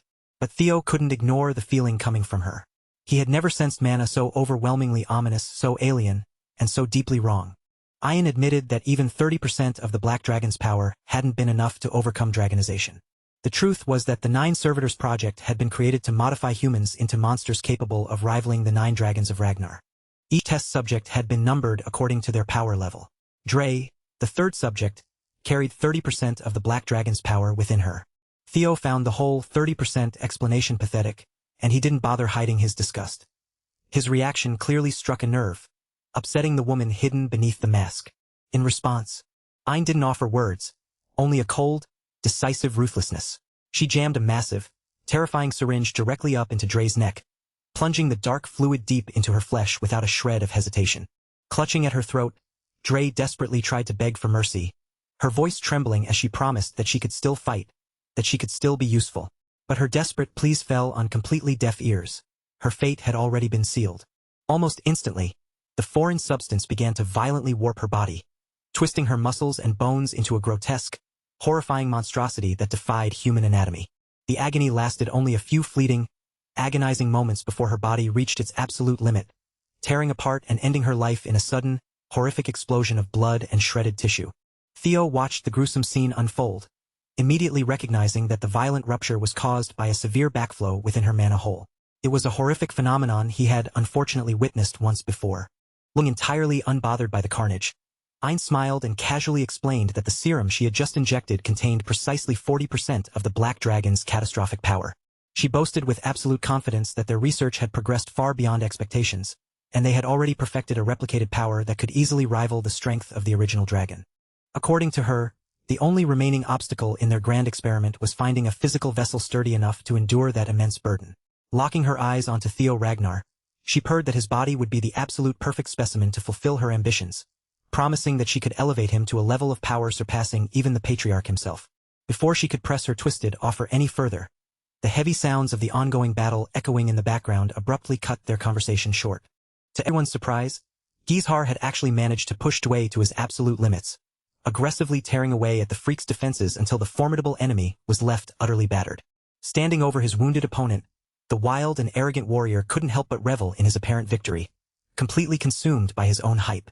Realizing the situation was sliding out of control, Ayn decided it was time to personally intervene and put an end to the sideshow. With a casual flick of her finger and a cold, commanding gaze, she ordered Zwei to get back on his feet and finish the job without further delay. Despite the horrific, bone-crushing punishment he had just endured throughout the brutal fight, the 2nd servitor slowly, unnaturally dragged himself back up to his feet, moving with the eerie, hollow mechanics of a reanimated corpse. Caught completely off guard by the impossible recovery, Gishar's focus wavered for just a single fatal second, and in that moment of distraction, Zwei's dark energy condensed into a razor-sharp spike, piercing straight through him in a flash. Ayn quietly reflected that while her primary directive was to eliminate Theo and claim the ancient dragon's power for themselves, she was perfectly content to retreat for today with a different, captured succession candidate as a consolation prize. The sheer, blinding speed at which the entire situation turned on its head left even the sharp-witted Theo completely stunned and frozen in place. Sensing the heavy approach of powerful forces entering the area, Ayn began to dissolve into the shadows, leaving behind a parting whisper to the young lord that her tempting offer would remain open. Bursting through the clearing, the very first person to successfully track down the isolated Theo was none other than his formidable older brother, Thorkel. With terrifying speed, he launched a fierce attack that came incredibly close to disrupting and canceling out Ayn's emergency escape teleportation magic. But despite his overwhelming power, the tip of his heavy spear missed the mark by a mere fraction of a second as she vanished. The sheer, explosive momentum of Thorkel's desperate forward charge tore through the area, leaving a massive, deeply gouged crater in the earth beneath him. Hoping to capitalize on the moment, Theo quickly stepped toward his brother to demand an immediate tracking unit to pursue the fleeing enemies. But Thorkel shut him down instantly with a cold, sharp glare. Instead of offering aid, Thorkel pointed his weapon forward and solemnly declared that Theo was officially under arrest under grave suspicions of committing high treason against the family. It didn't take long for the thundering sound of hooves to echo through the battlefield as the rest of the elite black Ayn cavalry arrived in perfect formation, quickly flanking their commander and securing the perimeter. Almost simultaneously, Julius and his gleaming white armored dragon cavalry swept into the clearing from the opposite side, bringing the two opposing factions face to face. With two powerful succession candidates standing their ground and locking eyes, a suffocating razor-thin tension gripped the air, making it hard for the surrounding soldiers to even breathe. Making an already volatile situation significantly worse, the overwhelming pressure of the tyrant dragon heralded the arrival of Dante Roll, alongside a visibly panicked Ancio Ragnar. Scanning the ruined battlefield, Ancio immediately grew frantic upon realizing that her brother was nowhere to be found among the debris. Clutching her weapon, she quickly deduced that the unexpected and chaotic interference of the notorious 9 servitors must have thrown the entire operation into absolute disarray.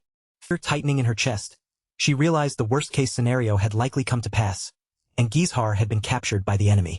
Yet, even with the grim news that one of his own students was in mortal peril, the tyrant dragon showed no concern. Instead, a wicked grin spread across his face at the prospect of using this disaster to completely crush the arrogant Theo Ragnar.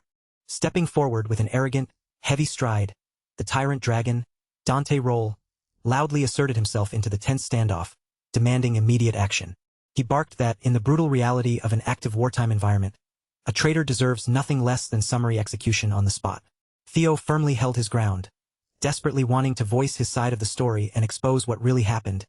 But he knew there were far more critical, time-sensitive dangers requiring their attention right now. Refusing to listen, the aggressive tyrant lunged forward, reaching out a massive, heavy hand to forcefully subdue the young lord by raw strength alone. Fortunately, Commander Julius was already moving, stepping directly into the path of the attack to fiercely shield his young protege from harm. Julius drew himself up to his full height, fiercely declaring that he would never allow anyone to lay a hand on his boy based entirely on baseless accusations and flimsy rumors, especially when the undeniable evidence of a dead servitor lay right before their eyes, slain directly by Theo's own hand. When the stubborn tyrant refused to back down and continued to aggressively press the charges like an petulant child, Commander Julius firmly planted his feet and let his massive aura flare. He warned with absolute finality that anyone foolish enough to keep spouting nonsense would have to answer to the brutal, uncompromising discipline of the ancient dragon style. True to his chaotic nature, the tyrant's eyes lit up with excitement. He was always more than willing to trade devastating blows with a powerhouse like Julius. Just as the two monsters were on the absolute brink of unleashing a catastrophic clash, Theo stepped firmly between them, shouting out to shatter the deadly stalemate. He loudly proclaimed that Gizhar had been bested and taken alive by the enemy, meaning they still had a narrow window of opportunity to hunt down the retreating servitors and bring him back. The sudden, shocking revelation that a prominent succession candidate had actually been abducted sent a wave of murmurs through the ranks, quickly shifting the soldiers' sympathies in Theo's favor. Looking directly at his accusers, Theo solemnly vowed to face whatever charges they had in a formal court of law later, but insisted that saving his captured brother had to take absolute priority over family politics. Ellen had foolishly assumed that even a ruthless tyrant would have some baseline principles. She believed that when the life and safety of a fellow disciple were hanging in the balance, political schemes and petty power struggles would naturally be put on the back burner. But she could not have been more wrong. Dante didn't give a damn about any of that, completely shutting his ears to the mention of Gishar's perilous situation as if it were nothing but white noise. As a matter of fact, the tyrant was completely fed up with all the useless chatter and political maneuvering. His eyes flared with a primal aggression, making it clear that he would much rather skip the talking entirely and settle this with his bare fists right here and now. The air grew thick with immediate danger. If Theo couldn't present definitive, undeniable proof of his innocence at this very moment, Dante looked ready to completely ignore protocol, lose his temper, and brutally execute the young lord on the spot. Bracing himself for the devastating impact of the tyrant's impending strike, Theo gritted his teeth and dug deep within, actively triggering his dragonization as a powerful, shimmering aura began to envelop his body. Standing tall and unwavering right in front of the massive gathering of armed soldiers from both factions, Theo raised his voice to openly denounce the tyrant's reckless behavior, intentionally shifting the focus of every single person present toward the urgent matter of rescuing Gizhar. Looking Dante dead in the eye, he threw out a piercing question, demanding to know whether the preservation of their family's bloodline or the throne he so desperately coveted carried more weight in his selfish heart. As he spoke, the young lord's internal energy began to swell, surging violently and rising higher and higher like an unstoppable tidal wave crashing against the shore. At that exact moment, the chatter ceased as every single pair of eyes on the battlefield locked onto him, completely mesmerized by the majestic and terrifying spectacle of his rapidly unfolding transformation. Theo Ragnar was completely solidifying his status as the true, legendary descendant of the ancient dragon, deliberately manifesting the awe-inspiring presence of his mythical guardians right before the eyes of his deeply hostile family members. Above, Griffin narrowed his eyes, visibly annoyed and far from pleased about being summoned just to be used as a political prop in this family dispute. In truth, Theo had engineered a clever trick, finding a way to manipulate the pure energy of Nirvana to artificially mimic the visual properties of a highly advanced glass domain. However, given his current cultivation level and limitations, this was largely a bluff. The absolute most he could achieve right now was projecting the vivid, towering imagery of a guardian. Even though these colossal figures looked incredibly mighty, divine, and absolutely terrifying to the untrained eye, they lacked the actual physical substance and raw power required to permanently pin down a monster like the tyrant. Theo knew this well, which was why he wasn't genuinely looking to start a fatal war right here. He knew he didn't need to defeat Dante in combat. His actual goal was to completely neutralize the aggressor by swinging the crowd's perception and tilting public opinion decisively in his own favor. And this spectacular, overwhelming display of the true ancient dragon descendant, seemingly commanding legendary guardians with ease, was a calculated masterstroke that would play out perfectly against a martial family whose entire culture, pride, and history were built around the worship of dragons. Sure enough, a ripple went through the crowd, and soldiers from both rival cavalries began raising their weapons, letting out booming cheers of awe for the true descendant standing before them. They roared in approval, completely won over by his noble, honorable declaration to prioritize the rescue of a captured member of the Ragnar bloodline over petty squabbling. With the psychological momentum of the battlefield successfully shifted completely to his side, Theo now had the narrative leverage he needed to spearhead an immediate search and rescue mission without interference. But the illusion didn't last long, as the battle-hardened tyrant instantly saw right through the flashy, hollow deception of the projected figures. With a mocking sneer, Dante unleashed a single, devastating punch, shattering Theo's mimicked glass domain into a million glittering fragments that rained down upon the earth. As the structural foundation of the domain broke apart, the grand, illusory figures of the dragon guardians began to warp and melt away like smoke, completely exposing the trick. Standing amidst the fading light, the tyrant intentionally raised his booming voice, making absolutely sure that every single soldier present heard him loudly discredit Theo and mock those fading, imaginary lizards. Fueled by adrenaline, he went on a bizarre, aggressive tirade, shouting that the family had grown soft and full of pathetic, blind worms who still believed in childish fairy tales and allowed themselves to be easily tricked by basic stage magic. Dante was so consumed by his own arrogance that by the time he realized he was letting his tongue slip, the damaging words had already escaped his mouth. It was too late to take them back.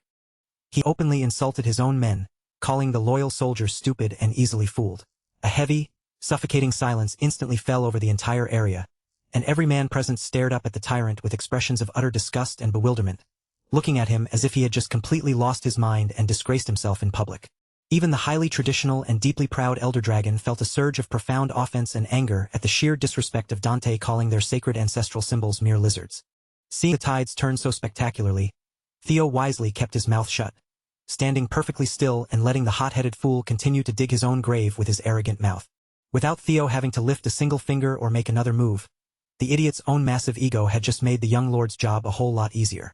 Dante Roll's deeply toxic, disrespectful true feelings had now been laid bare before the entire clan, and those sacred ancestral legends he had so carelessly dismissed as stupid might just end up being the very things that caused his absolute downfall. Realizing the sudden shift in the air but being far too proud to back down in front of his fellow 9 dragons, the tyrant decided to double down on his aggression, choosing to push through the backlash with pure, unadulterated intimidation. He let out a harsh, mocking laugh, loudly conceding that if these ancient legends and bloodlines were supposed to be so incredibly grand and impressive, then surely, a pathetic brat pretending to inherit that power should have absolutely no problem surviving a single serious strike from his fist. Theo's eyes narrowed slightly. Even he had slightly miscalculated just how utterly unhinged and detached from reality this man truly was. But just as Dante launched himself forward, right in the middle of his completely blatant, rule-breaking charge, the entire world suddenly seemed to grind to a violent halt, as if time itself had stood still. An unimaginably heavy, suffocating aura descended upon the battlefield, sending shivers down everyone's spines and freezing every single soldier completely in their tracks. A figure descended from the heavens, landing firmly on the ground with an effortless grace, before asking in a calm, terrifyingly flat tone why his elite soldiers were pointing weapons at one another's throats instead of bringing him the decapitated heads of their actual enemies. As he spoke, the entire dim battlefield seemed to instantaneously light up, completely overwhelmed by the pure, blinding radiance of his sheer pressure. The supreme ruler and patriarch of the entire Ragnar clan, Kyle Ragnar, had officially arrived on the scene, and looking at the chaos, he wondered how he could ever trust the fate of the Empire's front lines to a bunch of bickering, short-sighted children. The moment the armored ranks recognized that unmistakable, terrifying presence, the tension broke, and every single soldier simultaneously dropped to their knees in a synchronized, deeply formal greeting to their lord. Julius bowed his head in respectful silence without offering a single excuse, while Dante, breaking into a nervous sweat, desperately began stammering out a frantic justification, insisting that he was merely attempting to punish a blatant traitor to the clan. He pointed a trembling, angry finger at Theo, loudly citing that the boy was actively wearing the garments of their sworn enemies, a visual betrayal that was actively dragging the prestigious Ragnar name through the absolute mud. Using that single detail as his entire justification, Dante looked up at the ruler, loudly requesting the patriarch's official permission to carry out the boy's execution right then and there. Kyle didn't even look at him, thinking to himself that his lapdog must have completely forgotten its place, barking far too loudly and out of turn today. A vicious hound that thinks it can snap and bite at whoever it pleases, especially while its absolute master is standing right in front of it, is a beast that desperately needs to be broken and taught a severe lesson in discipline. With a mere twitch of Kyle's intent, the downward gravitational pressure in the air multiplied instantly, causing Dante's knees to violently buckle beneath him as he was forced to fold and crash heavily against the dirt. Completely ignoring the groveling tyrant, Kyle turned his cold, piercing gaze toward the standing high commanders, strictly demanding a clear, immediate status report on the actual situation. Commander Thorkel Ragnar was one of the very few powerful warriors present who could still find the breath to speak under the patriarch's suffocating aura. Stepping forward, he clearly detailed the grim news that the fourth successor, Gizhar Ragnar, had been successfully ambushed and kidnapped by the forces of Troyvin. Fully aligning himself with the strategic logic of Theo's earlier words, Thorkel firmly suggested the immediate authorization and formation of an elite pursuit squad to track down the enemy, rather than wasting another second wasting breath on petty, internal political squabbles. Kyle's gaze shifted away from everyone else and settled completely on Thorkel, as if the rest of the hall had vanished. In that cold, unwavering stare, he reminded him of one brutal truth that no Ragnar was ever allowed to forget. The Ragnar family was built on the law of strength above all else. In their world, those who lost had no right to complain, no right to mercy, and no right to keep living. But even with his complicated feelings toward Gizhar, Thorkel still couldn't accept the idea of simply abandoning his own brother. If they could throw away a sibling so easily, then what right did any of them have to speak proudly of the clan? Once again, the patriarch cut through that sentiment without hesitation, correcting him in a voice that carried the weight of absolute authority. Ragnar was not some warm home where everyone could gather around and pretend to be a happy family. It was a place where weakness was exposed, judged, and crushed. Even so, Theo stepped in and strengthened Thorkel's argument from a different direction. He wasn't appealing to brotherhood or affection, but to something far more important in Ragnar's eyes. If they refused to save Gizhar, the loss would not end with a single successor. What they would truly lose was the honor, dread, and overwhelming weight carried by the Ragnar name itself. The Ragnars had to carve a fear deeper than death into the hearts of their enemies, the kind of terror that would make even the boldest warriors hesitate before raising a hand against them. And that mattered now more than ever. Anyone reckless enough to touch a Ragnar warrior had to be punished so thoroughly that no one, friend or foe, would ever dare repeat the mistake. To Theo, terror was the only true shield against humiliation. As long as the world feared them, no one would ever look down on the Ragnar name again. Dante sneered at Theo's words, calling the entire argument nothing but clever bullshit dressed up as logic. Desperate and pathetic, he tried to drag the conversation back toward treason. The patriarch's patience snapped. With visible irritation, he struck Dante down again without even using his hands, forcing him to taste the dirt one more time. Kyle, watching the exchange unfold, found himself honestly impressed. Theo's tongue was sharper than most blades, and he knew exactly where to strike with his words. The boy spoke of Ragnar honor with such confidence that it almost sounded as though he were already standing at the head of the family. It was a fascinating excuse, carefully shaped and perfectly timed, all to push events toward the result Theo wanted. And because of that, Kyle decided it was worth indulging him, at least for the moment. With firm command, the patriarch immediately reorganized everyone present into rescue squads, sending them out at once to retrieve Gizhar before it was too late. As the soldiers began moving out, armor clattering and units rushing into formation, the atmosphere shifted from argument to action. Kyle then turned to his son and told Theo to remain behind for a while, saying there were a few things he wanted to discuss with the old man present. Thorkel noticed the way their father singled Theo out, giving him attention that felt different from the rest. For a moment, Thorkel's expression tightened with complicated feelings, but he swallowed them down and quietly returned to join his unit. Meanwhile, far from the Ragnar side, the first servitor, Ein, was facing the wrath of her own superior. Ed Troyvin had her by the neck, swinging her around like she weighed nothing, his anger boiling over as he berated her without restraint. He was furious that neither Theo nor the relic had been brought and laid at his feet as he had demanded. His number one servitor had dared to come back alive with nothing more than a consolation prize. Ein blamed her failure on the sudden arrival of the Ragnar main force. But the truth was far simpler. She had found Theo Ragnar far too interesting to kill so soon, and she had quietly chosen to let that curiosity survive a little longer. After slapping her around a bit more, Ed Troyvin finally accepted the failure with bitter frustration. Without the relic of the ancient dragon, the resurrection ritual was impossible. The priest who had been brought in to assist them then offered another option, suggesting they use the dragon sword in place of the missing relic. Among the rare weapon-type relics that existed, the dragon sword stood near the very top, powerful enough to serve as a substitute. But there was a problem. The Mad Dragon Emperor would need something of that caliber to stand against Kyle, which meant the dragon sword could not simply be thrown away as a sacrifice. As if the situation for Troyvin were not already desperate enough, the Ragnar main force finally launched their assault in earnest. They tore through the front lines faster than ever before, advancing with terrifying momentum while declaring that they had come to search for their successor. Ed knew Kyle well enough to understand how strange that was. The patriarch was the kind of man who could shrug off the death of one successor and simply cite the law of the strong. Then Gizhar, finally waking from his slumber, used whatever strength he had left to provoke Ed Troyvin with angry, mocking words. In Gizhar's mind, it had to be his master and his sister who were pushing so hard to rescue him. The priest warned them that discovery was only a matter of time. Their headquarters could not remain hidden forever with the Ragnars closing in. Even with the demonic cult's barrier buying them some cover, that protection could only delay the inevitable.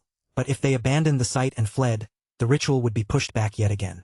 Worse still, the resurrection of the Mad Dragon Emperor could only be performed in the northern territories. They had barely managed to cling to the very edge of the north as it was. If they retreated now, there was no guarantee they would ever be able to set foot on that frozen land again. Driven into a corner, Ed made a desperate decision. They would use Gizhar Ragnar as a sacrifice together with the dragon sword, an imperfect choice, but the only one left to them. When Gizhar realized he was being dragged toward a horrific ritual, panic erupted through him, but his desperate screams for help were quickly silenced. The demonic cult had to complete everything before the enraged Ragnars broke through. Becoming an offering to the Mad Dragon was a gruesome, blood-soaked fate. From the altar, fleshy tendrils writhed out and tore into Gishar's body, leaving deep, brutal lacerations across his flesh. Beneath the blood-red sky, his wounded body was presented as an offering to the dead. With Ragnar blood and a powerful relic placed into the ritual, Ed Troyvin began the resurrection of the Mad Dragon Emperor, forcing the timeline onto a different path. Kyle's idea of father and son bonding was anything but normal. For him, it meant cutting open the very fabric of space and time with his own power. Then he stepped into that torn opening and brought his son along, showing Theo what waited beyond the impossible gap. For Kyle, this strange and isolated place was perfect for a quiet conversation, far removed from the noise and chaos outside. The moment Theo entered the gap between time and space, Lodbrok's soul sensed it and appeared at his side. What Kyle Ragnar could do with a sword had long since passed the limits of ordinary swordsmanship. At that point, calling it swordsmanship at all almost felt wrong. To Lodbrok, the sight before him was almost impossible to accept. Kyle no longer felt like a mere human standing there with a sword in hand. Kyle, however, clearly had no patience for the silent exchange passing back and forth between Lodbrok and Theo. He had brought his son into this severed space for a private conversation, and in Kyle's eyes, there was no place here for a lingering ghost from the old era. All it took was one sharp, merciless look from Kyle. In an instant, Lodbrok's thunder gate was forcefully shut, cutting her connection to Theo's mind as if Kyle had simply slammed a door closed. The sudden separation struck Lodbrok hard, leaving her damaged from being driven out so violently. Even Theo felt a dull ache pulse through his head. He had never truly understood the full scope of his father's power, and now he could only wonder just how far Kyle's eyes could see. Then, to Theo's surprise, Kyle's expression grew unusually heavy. In a low, somber voice, he asked Theo whether he had ever resented his own father for all those years of neglect. He also asked if Theo hated him for the endless bloodshed inside the family, bloodshed carried out beneath Kyle's absolute rule. Theo froze for a moment, caught completely off guard by a question he had never expected to hear from Kyle. But after that brief silence, Theo chose not to lie. He faced the truth directly and gave a quiet nod. Kyle seemed to appreciate that answer. Instead of panicking and flattering him with some desperate denial, his son had shown enough nerve to be honest. Then the patriarch extended a finger and slashed through the air, displaying the overwhelming strength needed to hold up the world itself. Throughout his life, Kyle had never hesitated to sacrifice the few for the sake of the greater whole. With cold ruthlessness, the clan had protected this realm from collapse. It was only half wrong to call him a mad hunter of regressors. What he truly did was eliminate the rats who brought chaos into the realm, and it just so happened that most regressors were exactly that. And among all those chaos-spreading rats, the greatest one had been his own father, the Mad Dragon Emperor. For the survival of the clan, Kyle had no choice but to strike down Geyser himself, even if that meant turning his blade against his own blood. His hands were already stained with the blood of family, all because he had chosen to protect the larger world beyond his own personal feelings. In his relentless pursuit of stability, Kyle Ragnar had grown far too powerful before even realizing it. Theo noticed the brilliant structure beginning to form behind his father's back. The last time Theo had seen a halo like that, it had been inside the Pantheon. On top of that, Kyle was partly wrapped in the chains of fate. The moment his power rose beyond the human realm, a vast calling from somewhere higher began pulling at him, summoning him toward a battlefield on a far grander scale. But Kyle refused to abandon the clan and leave everything behind. So he deliberately sealed away his own power, holding himself back to resist that overwhelming call. The more strength he allowed to show, the tighter those chains of fate would coil around him. That was why Kyle had ruled primarily through fear rather than constant displays of force. With fear alone, he no longer needed to draw his sword just to keep the family from falling apart. At this point, Kyle Ragnar felt less like a man and more like a god, or perhaps a monster wearing a human face. What he was showing Theo was the true weight carried by the head of the family.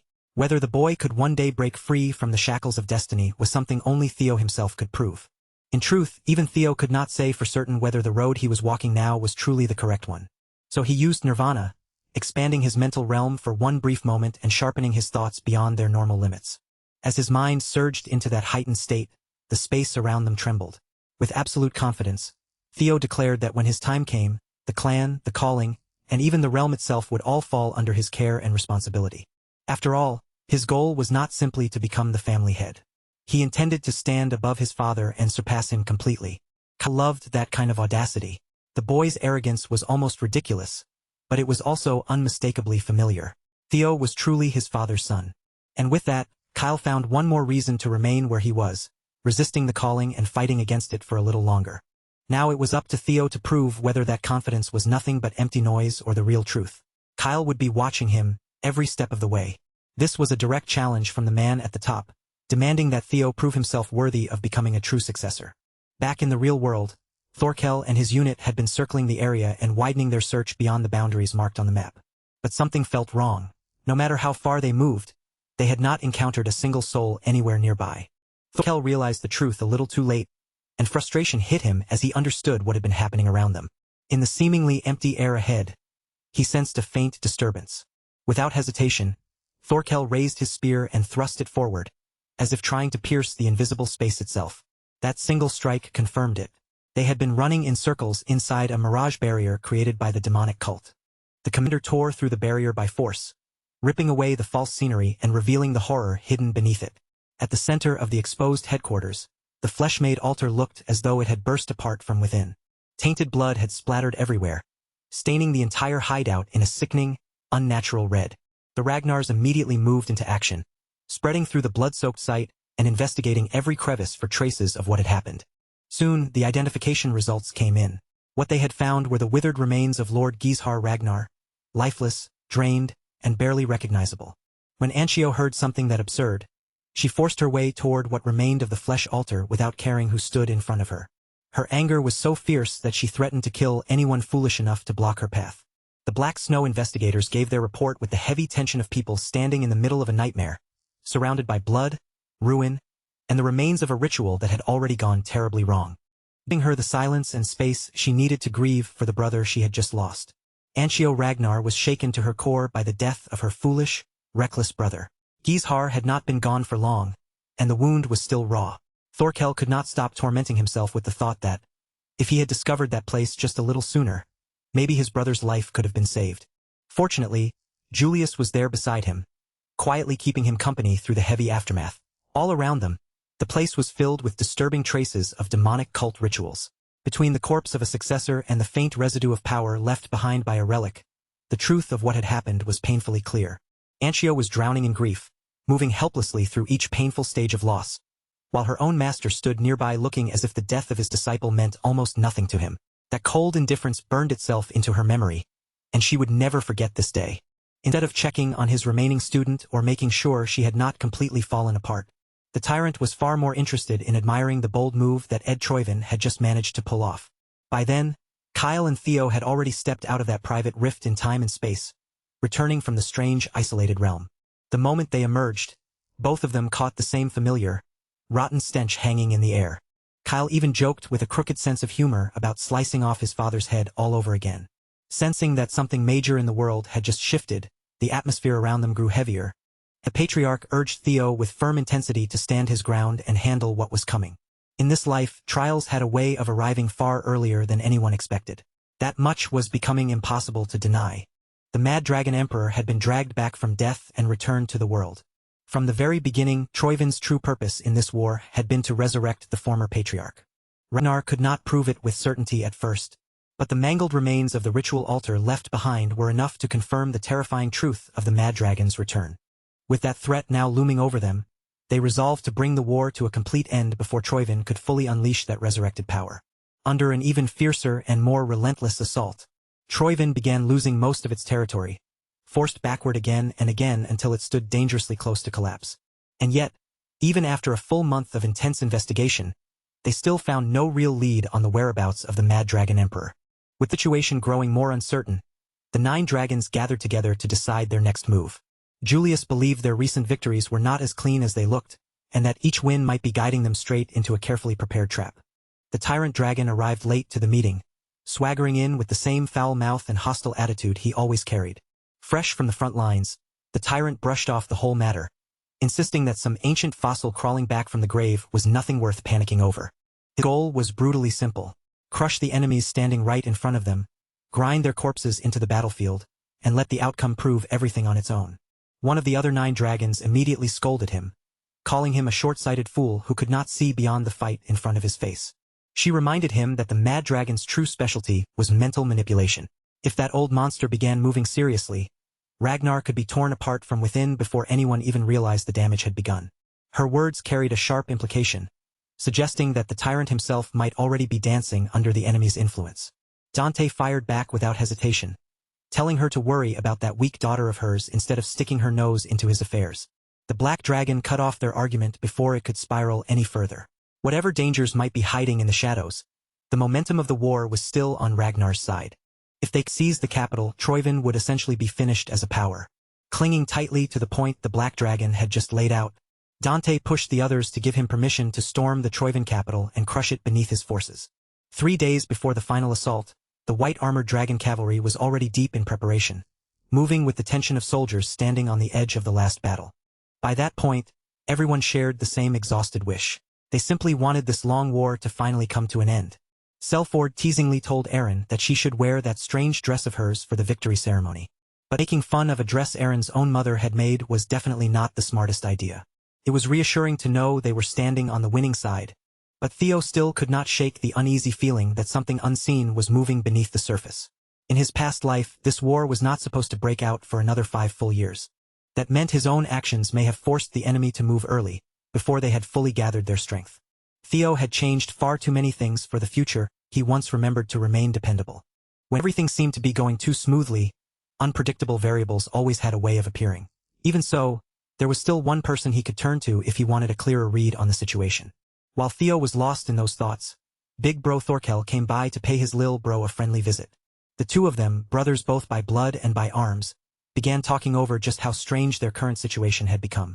Thorkel jokingly teased his little brother for worrying so much about the enemy, saying he sounded almost like a traitor before laughing it off as nothing more than a joke. And as that familiar banter passed between them, Theo suddenly remembered that he had never gotten the chance to properly thank Thorkel for what happened last time. Even though one of their brothers, Gizhar, had met a tragic and painful end, Ragnar would still remain above everyone else. Commander Thorkel believed with absolute confidence that the strength of their bonds inside Ragnar would be the very thing that carried them to victory. Then Thorkel's playful air faded, and his voice settled into something much heavier. Looking straight at Theo, he tossed out one simple question. What kind of Ragnar did his little brother actually imagine for the future? Theo answered honestly without dressing up his words. The Ragnar he wanted to build was not one ruled only by the law of the strong, and he knew that, to some people, an answer like that might sound childish or far too idealistic. Even so, what Theo truly wanted was a new order where people stood together through trust, not one where everyone obeyed because fear had been carved into their bones. Hearing that, Thorkel looked genuinely satisfied, as if Lil Bro had given him exactly the kind of answer he had hoped to hear. After that, he headed back toward his own unit, leaving Theo with a simple suggestion to get as much rest as he could over the next 3 days. Every exchange they had shared, Theo realized that Thorkel was still the same man he remembered from his previous life. Their way of seeing the world overlapped more often than not. Sure, they were both rivals chasing the seat of family head, but when it came to having someone at his side, Theo could hardly imagine a more dependable ally. Now that a brief pocket of downtime had opened up, Hulchus invited Theo to a quick spar, almost like they were slipping back into old familiar habits. Unfortunately, Theo already had somewhere else he needed to go. Without wasting time, he called for Umbra, then climbed onto his partner's back, preparing to fly out and check on the uncertain future for himself.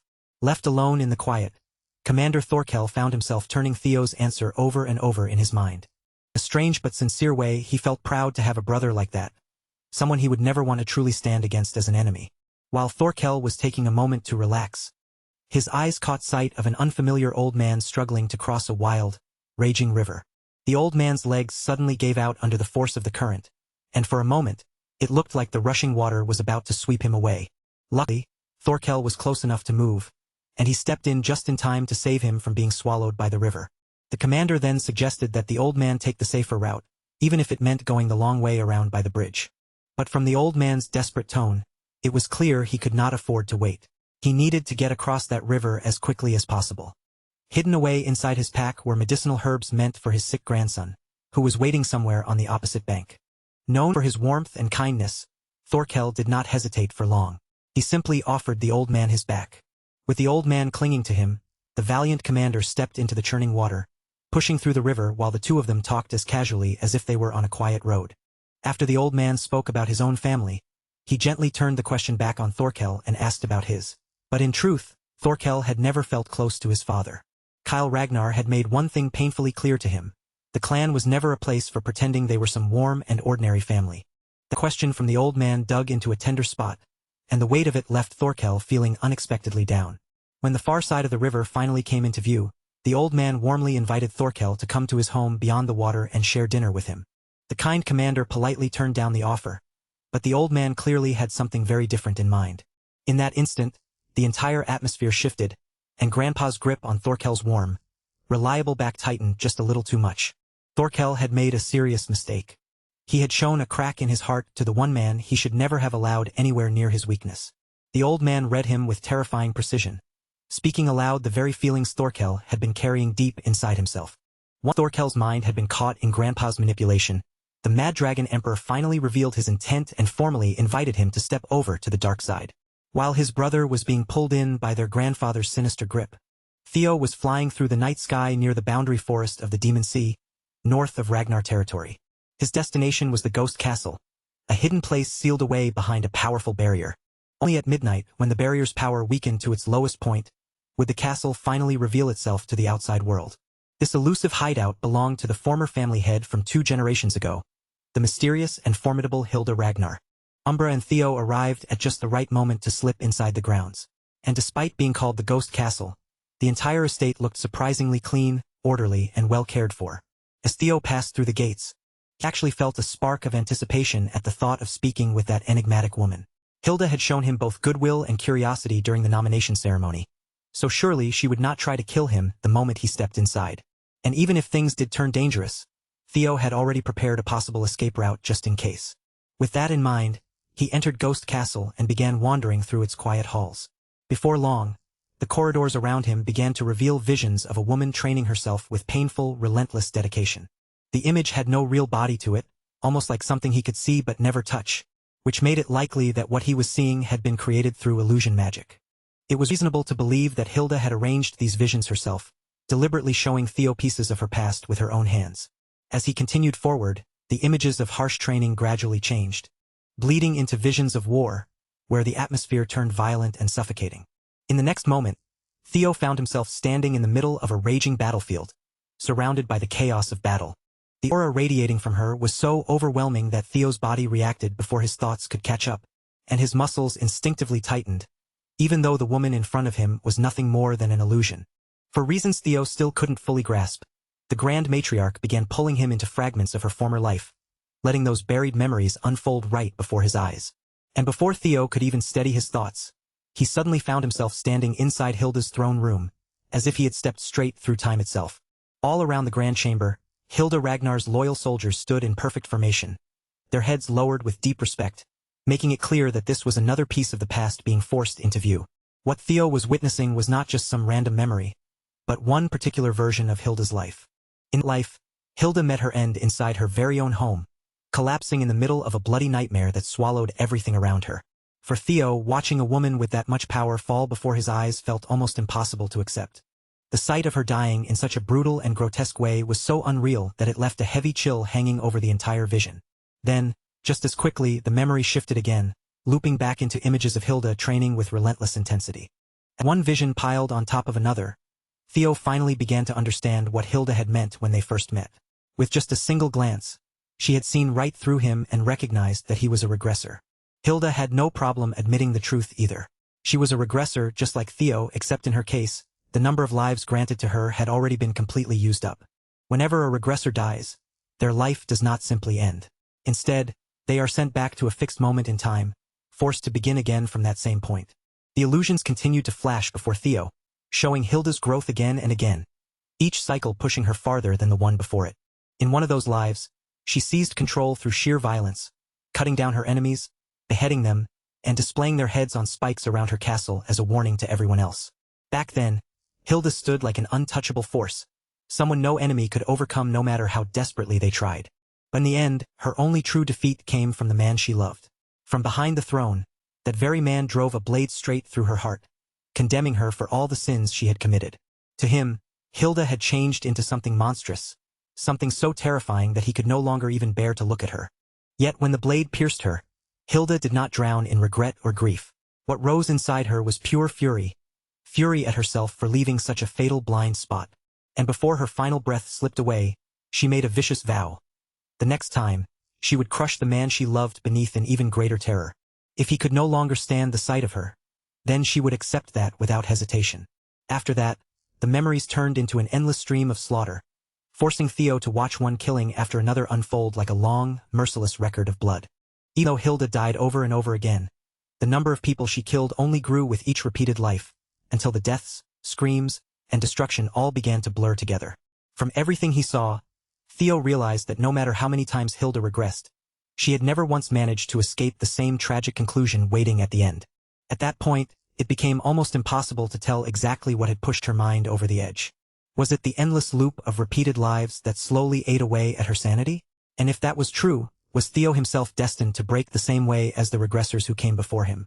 Just as those uneasy thoughts began tightening around him, something interrupted Theo's spiral. The real Hilda finally appeared before him. The false world around him seemed to melt and fold away, and in the next instant, Theo found himself back inside that familiar throne room. Hilda looked at him with calm amusement, asking whether the child had enjoyed the little illusion she had prepared for him. Theo, careful not to show disrespect, lowered his head and offered Lady Hilda a formal greeting with the proper courtesy. The last time they had spoken was all the way back at the nomination ceremony, and Theo knew very well that Hilda was not someone he could afford to relax around. Hilda told him there was no need to be so stiff. After all, the two of them had already shared secrets far deeper than ordinary people ever would. Then, with nothing more than a small flick of her finger, the world immediately bent to her command, and the entire room began changing around them. The vast, empty throne room faded away as if it had never existed. In its place appeared a dining hall, arranged so they could sit down, share a meal, and speak more comfortably. What caught Theo off guard, however, was not the room itself. It was the familiar figure who stepped forward to escort him. The Ascendant Dragon himself was standing there in person. Theo had heard the rumors before, but seeing it with his own eyes made those whispers feel almost impossible to deny. People said Grand Matriarch Hilda kept the Ascendant Dragon at her side as a devoted servant, and now, right in front of Theo, that rumor appeared to be true. Who could have imagined that someone with such overwhelming power would personally serve Theo steak and wine at the table? Hilda noticed Theo's guarded reaction and calmly assured him that the Ascendant Dragon could be trusted, saying she had kept him by her side through countless lifetimes. But unfortunately for Hilda, her ability to regress had already reached its absolute limit. She admitted that she did not even know whether there was a clear method for measuring how many cycles a regressor had left. In her own case, she had simply started to feel it. It was more like a vague instinct than a number, an abstract sense that told her how many regressions remained stored away. One thing, however, was certain. Hilda knew nothing about Theo's system window. Unlike her intuition, the system gave Theo exact and concrete information. Theo then shifted the conversation and asked Hilda about his father, the Patriarch. He told her about his recent conversation with Kyle, including the moment when the Patriarch revealed his ascendant state. Instant Hilda heard the word ascension. Her expression darkened and the mood around her grew noticeably colder. Then she looked at Theo and asked whether he had already seen the Pantheon with his own eyes. Hilda simply could not accept it.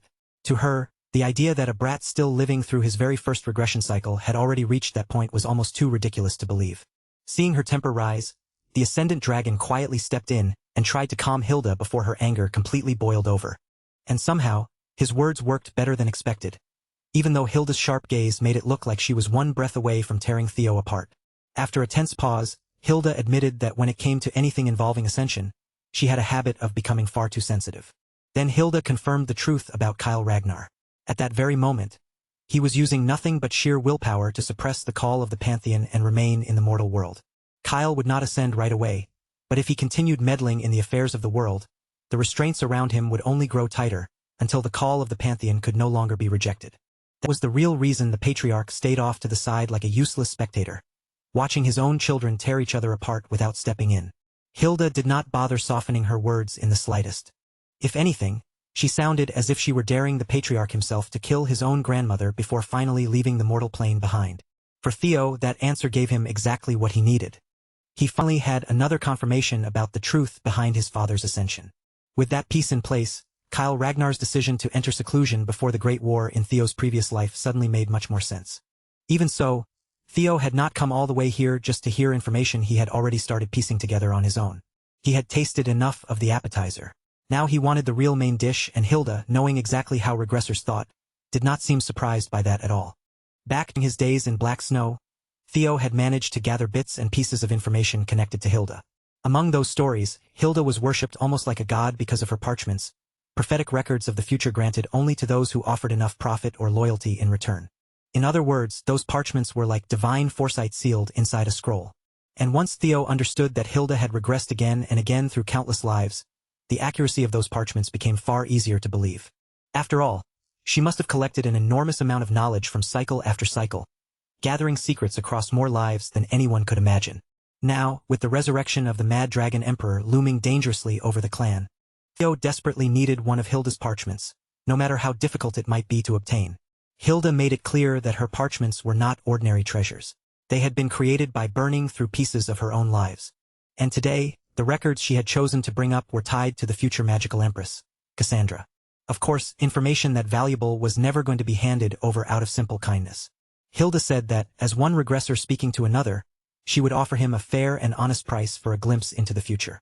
All Theo had to do was become her disciple and willingly hand over every detail about his own regression cycle. Theo did not even wait for her to finish laying out the offer before rejecting it outright.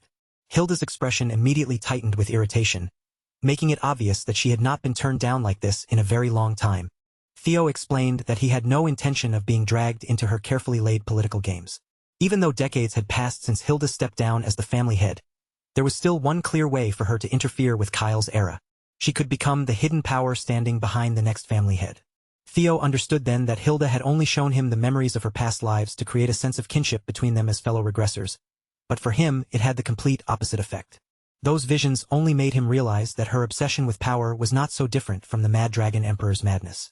At that, Hilda's presence turned ice cold, and she realized that approaching him gently from the beginning had been a mistake. His family, kindness and persuasion meant very little, because the rule of the strong always came first. The space around Theo began to twist and press in on him, growing heavy and suffocating as reality itself warped under Hilda's control. In the next instant, Theo was pulled away and cast into her deadly domain. There, Hilda offered him one final chance, leaving no room for negotiation. He could either be spared and become the Grand Matriarch's disciple, or face whatever punishment came after refusing her. Inside that strange domain, Theo found himself surrounded by alluring apparitions that closed in from every side. They held him firmly in place, their presence pressing down on him as they slowly began taking control. The Grand Matriarch did not hesitate at all, unleashing her eerie glass-like domain from the very start, the kind of terrifying display that would have made most people surrender instantly. Hilda had lived too long and won too often to accept failure now. No matter what she desired, even if she had to crush it into pieces first, she would make it hers in the end. To her, a mere rookie regressor like Theo should not have been any different from all the others she had dominated. According to Farrell, exactly 1 minute had passed outside the domain. That was all the time that had gone by since Hilda trapped the young lord inside. But within the domain itself, Theo had already been struggling for an entire hour, and by that point, his spirit should have been completely worn down and broken. Instead, the first thing to break was not Theo's will, but Hilda's domain. With Dragonization and Nirvana both activated, Theo began forcing his way through the pressure that was meant to crush him. Theo's willpower and endurance surged to a completely different level, as if every second inside that crushing domain was forcing his body and spirit to evolve. But the apparitions created by the Grand Matriarch were unbearably persistent, clinging to him from every direction like they had no intention of ever letting go. No matter how many of those phantoms Theo cut down or destroyed, more kept appearing, their numbers swelling as if the domain itself was endlessly producing them. Theo had no choice but to use everything he had, squeezing out every last bit of strength while forcing himself beyond the limits his body should have been able to endure. After an entire hour of relentless struggle, he finally managed to fracture the domain around him. The opening was tiny, barely more than a thin crack in the suffocating space, but it was still enough for Theo to act before it sealed itself shut. Even as Hilda's domain continued dragging him down and trying to force him into submission, Theo called forth a slithering shadow from deep within himself. He pointed straight at the crack and released Umbra in covert form, sending the little shadow dragon toward that fragile opening.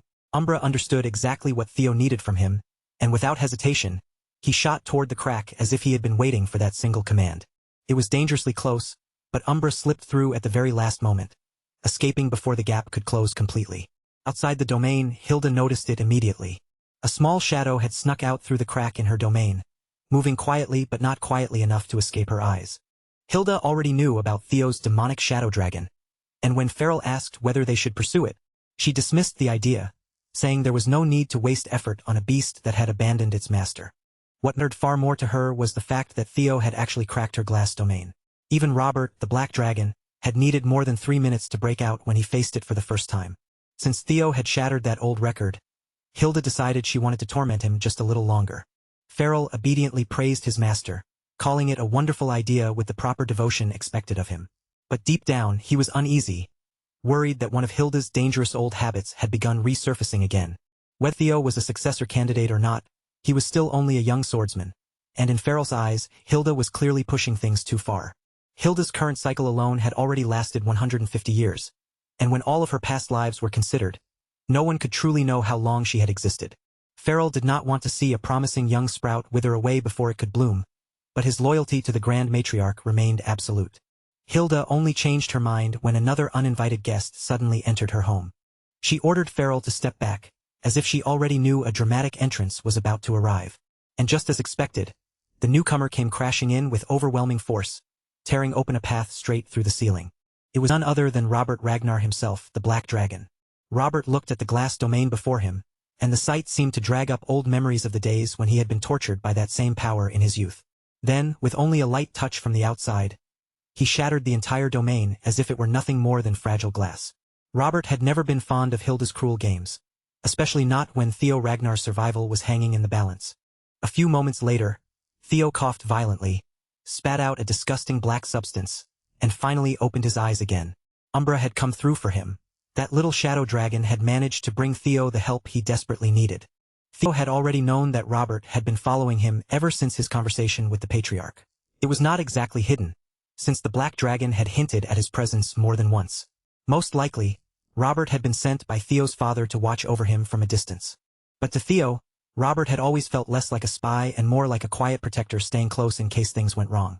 Theo tried to act as if he had no idea, but Robert knew far too well how sharp and calculating the boy could be. Still, Theo thanked the Black Dragon for saving him and made it clear that from here, he should be able to handle the escape on his own.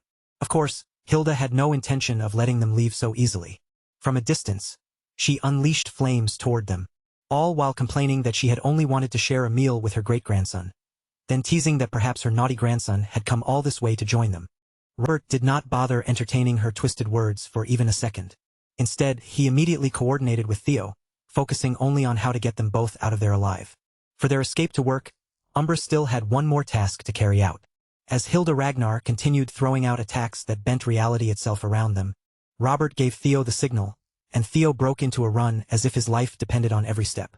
He matched the Black Dragon's speed as closely as he could, running side by side with Robert while letting the Black Dragon take the brunt of Hilda's devastating attacks. The moment Hilda realized what the two of them were trying to accomplish, she switched straight into close-range combat, but Robert read her movements immediately and blocked her attack with flawless timing. Even though the Grand Matriarch could no longer regress, the greed that had driven her through countless lives was still burning inside her.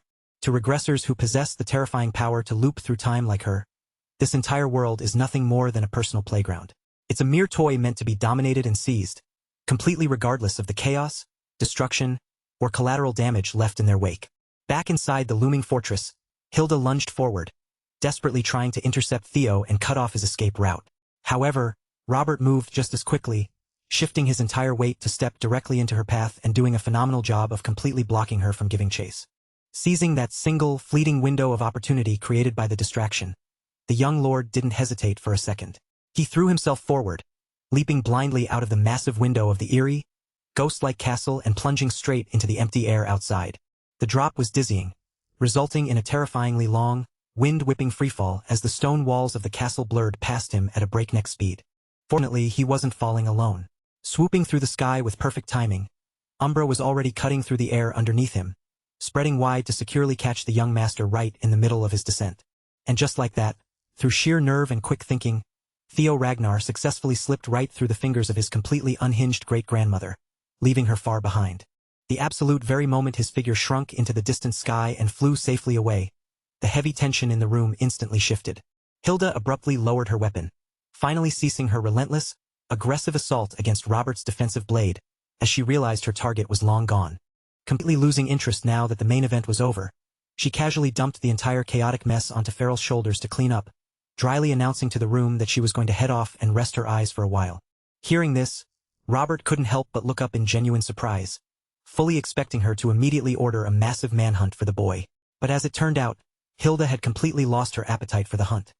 Seeing the kid literally throw himself out of her highest tower window just because he loathed her very presence that deeply had genuinely soured her mood. Yet, the moment she walked over to her desk and cast her eyes down at her scattered documents, her expression changed. Hilda didn't fly into a rage. Instead, a sharp, amused laugh escaped her lips. It turned out that right in the middle of all that absolute madness and flying blades, that incredibly cheeky little brat had somehow managed to covertly swipe one of her absolute most priceless pieces of top-secret intelligence. With the stolen documents safely in hand after his incredibly daring heist and breathtaking escape, Theo didn't waste a single moment, steering his course straight toward the desolate, crime-ridden streets of the Priamus East slums, located deep within the borders of the Edda Empire. Deep within the heart of those very slums, tucked away inside a fragile, weather-worn house that looked barely standing, a quiet scene was unfolding. A trembling little girl suddenly bolted upright in her small bed, tears welling in her eyes, as she frantically shook her mother awake after being jolted from yet another terrifying, vivid nightmare. The mother, looking exhausted but deeply tender, immediately pulled her close, softly stroking her hair and whispering reassurances that it was nothing more than a bad dream, a trick of the mind. But the little girl's chest heaved as she sobbed out the horrific details, explaining that in her vision, cruel, faceless monsters had broken in and brutally murdered her mother. Unnerved and chilled to the bone by the sheer, raw terror radiating from her daughter, the mother felt a cold shiver run down her spine. Trying to keep her own voice steady, the mother gently cupped her face, softly asking if those awful, bad people had done anything to hurt little Cassandra in the dream as well. The little girl weakly shook her head, choking back tears as she explained that they hadn't touched her. Instead, they had bound her tightly, forcing her to sit there completely helpless as she was made to watch her own mother's life fade away. Heartbroken, the mother tightly enveloped little Cassandra in a warm embrace, fiercely promising her over and over again that everything was going to be completely fine, desperately trying to soothe her trembling frame. As she gently tucked the frightened girl back beneath the thin blankets, the mother looked deep into her eyes, trying to instill a vital truth. She told Cassandra that even if these terrible visions somehow came to pass in reality, it was never, ever Cassandra's fault. No matter what darkness came across their path, they would always stand completely united, fiercely protecting one another as mother and daughter against the rest of the world. Tragically, on this exact night, those very monsters from her nightmares arrived at their doorstep. The horrific vision wasn't a mere dream at all. It was a glimpse into their impending reality. Meanwhile, Theo hadn't even found a single spare moment to change out of his travel-worn clothes. He had flown completely non-stop across the lands, pushing himself to the absolute limit based entirely on the secret coordinates penned inside Hilda's stolen parchment. It was truly staggering to comprehend that the future, legitimate heir to the absolute highest throne of the land, the legendary figure who would one day be feared and revered across the entire continent as the all-powerful magic empress, Cassandra Edda, was currently spending her tender early years living in absolute squalor deep within the slums. To put it into perspective, the entire Ragnar clan operates directly under the authority of the absolute greatest, most dominant superpower on the continent, the mighty Edda Empire. Centuries ago, the esteemed imperial rulers, the founding bloodline of the Edda clan, established their absolute dominance over the land.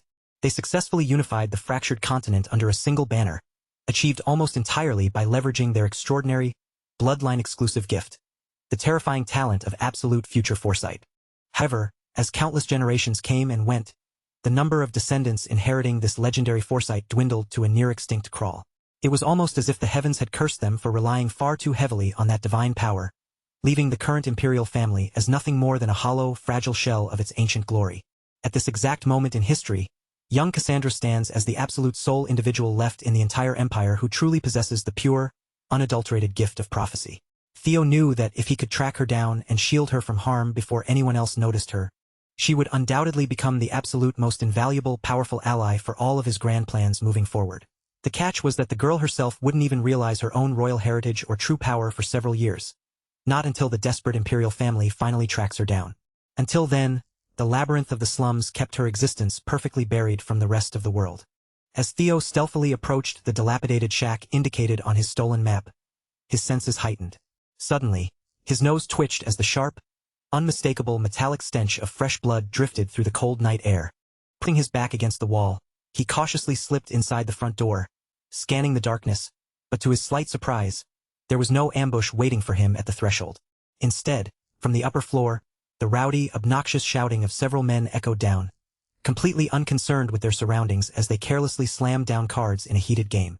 Moving like a ghost, Theo silently glided up the creaking stairs, pressing himself against the shadows of the second floor to get a clear, unobstructed view of the situation inside.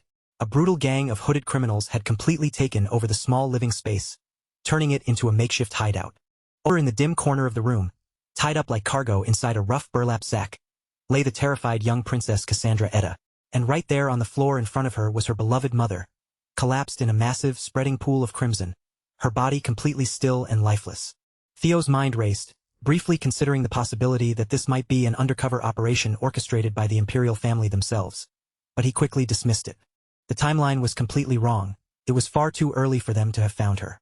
Realizing he needed immediate answers to figure out exactly what was going on, he decided his best course of action was to launch a surprise attack and thoroughly interrogate the heavily scarred thug who seemed to be directing the rest of the criminals. Positioning himself flawlessly just behind the frame of the door, Theo began quietly channeling his energy, spinning up a deadly crackle of concentrated electrical power. The sudden, sharp hum of the gathering lightning was so subtle that only the scarred leader's combat senses picked up on the imminent danger. The lead eyes went wide with panic as he screamed out at his subordinates, frantically telling them to drop their cards and draw their weapons for a fight. But his warnings were entirely in vain. Before his men could even wrap their fingers around their hilts, a blinding flash tore through the room, slaughtering them all in a fraction of a second. Desperate and seeing his entire squad wiped out instantly, the scarred leader lunged forward, trying to break through the smoke. But he didn't make it 2 steps before Theo's crackling, lightning-infused daggers slammed directly into him, pinning him ruthlessly to the floor under a wave of agonizing paralysis. Pinned and helpless on the floor, the scarred thug gritted his teeth and immediately pulled out the classic, arrogant, "Do you know who I am?" card, fiercely glaring up in a desperate bid to intimidate his captor. But that empty threat worked out absolutely perfectly for Theo, as it practically guaranteed the loudmouth was about to spill every single secret he was hiding just to prove his own importance. Right on cue, the scarred man's eyes widened in recognition as he stared at the young lord standing over him, pointing out that someone of his status should be far away serving on the front lines, revealing that he possessed an surprisingly deep amount of knowledge regarding Theo's identity and the current state of the war effort. It quickly became glaringly obvious that this thug was operating as a direct subordinate for Troyvin. Yet, even though the criminal was entirely clueless as to how their paths had crossed so disastrously in this tiny slum house, the man was none other than the feared 8th servitor under Troyvin's command, a loyal fanatic known by the name of October. Recognizing the legendary target before him, October desperately wanted to seize this golden opportunity to violently rip Theo's head from his shoulders by absolute brute force, hoping to claim the ultimate glory for his master. He poured every ounce of his remaining strength into a frantic, earnest effort to grapple with the formidable young Ragnar, but his explosive movement was cut short instantly. With a casual, lightning-fast flick of the wrist, a single gleaming dagger was launched through the air, striking with absolute pinpoint precision to stop the charging zealot dead in his tracks before he could even take another step. Considering that Theo had been constantly tangling with apocalyptic interdimensional threats in his recent battles, it was honestly refreshing to see him easily dismantle a complete, low-level scrub like this without breaking a sweat. Still, as a high-ranking servitor of darkness, October wasn't completely out of options and still had a few desperate, forbidden tricks tucked up his sleeve. Forcing his inner energy to boil over, his skin suddenly flushed a bright, blistering red, sending waves of heat radiating off his body like a second-gear Luffy pushing past his physical limits. With steam rising from his flesh, the fanatic lunged forward in a maddened frenzy, absolutely desperate to drag the young Ragnar heir down to the depths of hell along with him. In truth, October never actually intended to throw his life away in a dump like this. His entire mission had simply been completely derailed while he was trying to rendezvous with the elite Azure Peak Squad, the very unit assigned to arrive shortly and retrieve young Cassandra. Thea didn't look even remotely surprised by the number 8 servitor's suicidal, reckless dash toward him, well aware that these brainwashed cultists always resort to blowing themselves up the second things go sideways. Sidestepping effortlessly, the young lord gracefully danced right around October's entirely predictable, straight-line attack pattern, exposing a fatal opening, and, with a clean, merciless arc of his blade, he cleanly severed that crimson bastard's head, putting an end to his madness once and for all. The severed head and the heavy torso tumbled through the air independently, both hitting the wooden floorboards with separate, dull, lifeless thuds rolling slightly into the shadows just before. The remains abruptly erupted into a violent, crackling blaze of dark, demonic energy, burning into nothingness. Stepping away from the ashes, Theo quietly re-entered the quiet house, and knelt down with solemn respect, gently pulling a cloth over the tragic remains of the fallen mother. He frowned as he reflected on the situation. Hilda's secret parchment had detailed Cassandra's location, but it had never mentioned a single word about Troyvin actively targeting the girl. The only logical explanation was that the Mad Dragon Emperor's sudden, chaotic return to the world stage had triggered a massive ripple effect, throwing another wild, unpredictable variable into the timeline. Looking down at the shrouded body, a heavy weight settled in Theo's chest, making him feel partially responsible for this innocent woman's untimely death due to his own interference with time. Hearing the heavy footsteps nearby, little Cassandra shifted within her restraints, her voice trembling as she frantically asked if her mother was all right, begging the mysterious stranger to please say something to reassure her. Stepping closer to take a proper, careful look at the fragile child destined to become the future empress, Theo suddenly froze as he realized her unblinking eyes were completely clouded over. The young girl was entirely blind. It was an incredibly cruel, tragic twist of fate. The one child gifted with the supreme power to perceive the distant future was completely blind to the physical world right in front of her. He hesitated, heavily debating how to gently break the devastating truth about her mother. But, Before he could utter a word, the perceptive little girl's shoulders slumped as she quietly deduced on her own that the loving woman who raised her was already gone. She softly explained that she had already witnessed this horrific night play out perfectly inside her dreams, knowing all too well that every single vision she receives always manifests in reality exactly as she saw it. But as she raised her head toward him, she noted that tonight had broken the pattern. In every single one of her nightmares, she was always violently dragged away into captivity by those awful men. Yet, in this actual reality, a powerful savior had suddenly materialized out of the dark to slaughter her captors and keep her safe. A faint flicker of hope sparked within her, realizing that perhaps this mysterious older brother standing before her possessed the unique strength required to completely rewrite her grim destiny. At that exact moment, a familiar, glowing blue system notification materialized in his field of vision. The 5th scenario quest had officially commenced. Objective: locate and protect the future Empress at all costs. Morning sunlight slowly spills across the frozen slums, bathing the endless snow in a pale and solemn glow. At the center of that bitter landscape lies a freshly dug grave, marked only by a rough wooden cross. Resting beneath it is the fragile glass vase of red flowers once kept inside the cabin, now placed there as one final, heartbreaking farewell to a mother who sacrificed everything. Theo stands silently before the humble memorial, his hand wrapped gently around little Cassandra's trembling fingers. Several steps behind them, a massive white dragon waits in the cutting winter wind, its majestic body perfectly still and ready to carry the young Ragnar heir and the newly orphaned princess far away from this place of tragedy. Cassandra keeps her tear-filled eyes fixed on the grave while tightening her small hand around Theo's fingers. Crushed beneath a grief far too heavy for a child, she finally asks the question tearing at her heart. If Theo truly possessed the power to change the future, then why couldn't he have arrived just a little sooner and saved her mother? Theo lowers his gaze toward the devastated girl beside him. The moment he sees the pain written across her face, a dark and crushing shadow of guilt settles over his own expression, leaving the young swordsman unable to answer immediately.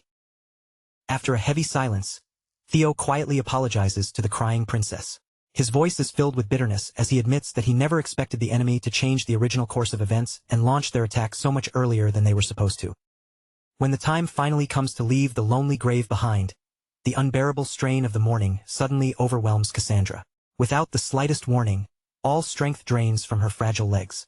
Her knees buckle beneath her, and her tiny body pitches violently backward toward the freezing snow. Theo reacts in an instant. Lunging forward with lightning-fast reflexes, he reaches Cassandra before she can strike the ground, catching the unconscious princess securely in both arms just inches above the icy surface. Real panic flashes across Theo's face as Cassandra hangs completely limp against him. Holding her tightly, he urgently calls her name and begs her to open her eyes. His gaze races over her pale face and motionless body, desperately searching for a hidden wound, a trace of poison, or anything left behind by the assassins. Yet nothing he sees explains her condition. The more carefully Theo examines her, the deeper his confusion becomes. There isn't a single visible injury anywhere on Cassandra's body. No wound, no blood, and no physical sign that could possibly explain why she collapsed so suddenly.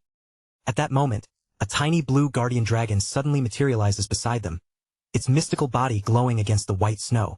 After calmly examining Cassandra, the creature explains to the deeply worried Theo that the girl has simply exhausted every last bit of her strength. The death of her mother, combined with the terror of the assassin attack, placed such an unbearable burden on her mind that it finally shut itself down completely. The guardian dragon hovers gracefully in the frigid air, beating its delicate magical wings as it gives Theo a gentle but urgent scolding. It warns him that he cannot afford to stand there hesitating, because young creatures are especially fragile and can quickly fall into serious danger. The warning immediately strikes home, and Theo's eyes widen as he realizes how severe Cassandra's condition might become. Theo wastes no more time. Cradling the unconscious princess tightly against his chest, he springs onto the broad back of his enormous white dragon. Keeping Cassandra protected in his arms, he urgently calls out, "Move, Umbra! We have to hurry. She's seriously ill." Umbra answers with a thunderous beat of its immense wings and launches violently into the winter sky. The lonely grave and frozen slums rapidly shrink beneath them, but Theo has no time to look back.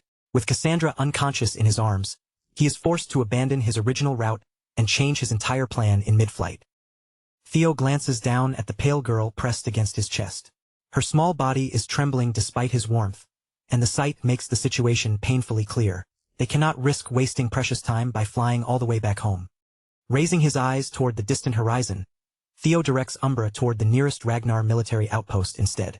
His only concern is getting Cassandra somewhere safe as quickly as possible, and he trusts that the Ragnar forces stationed there will immediately understand the seriousness of the emergency.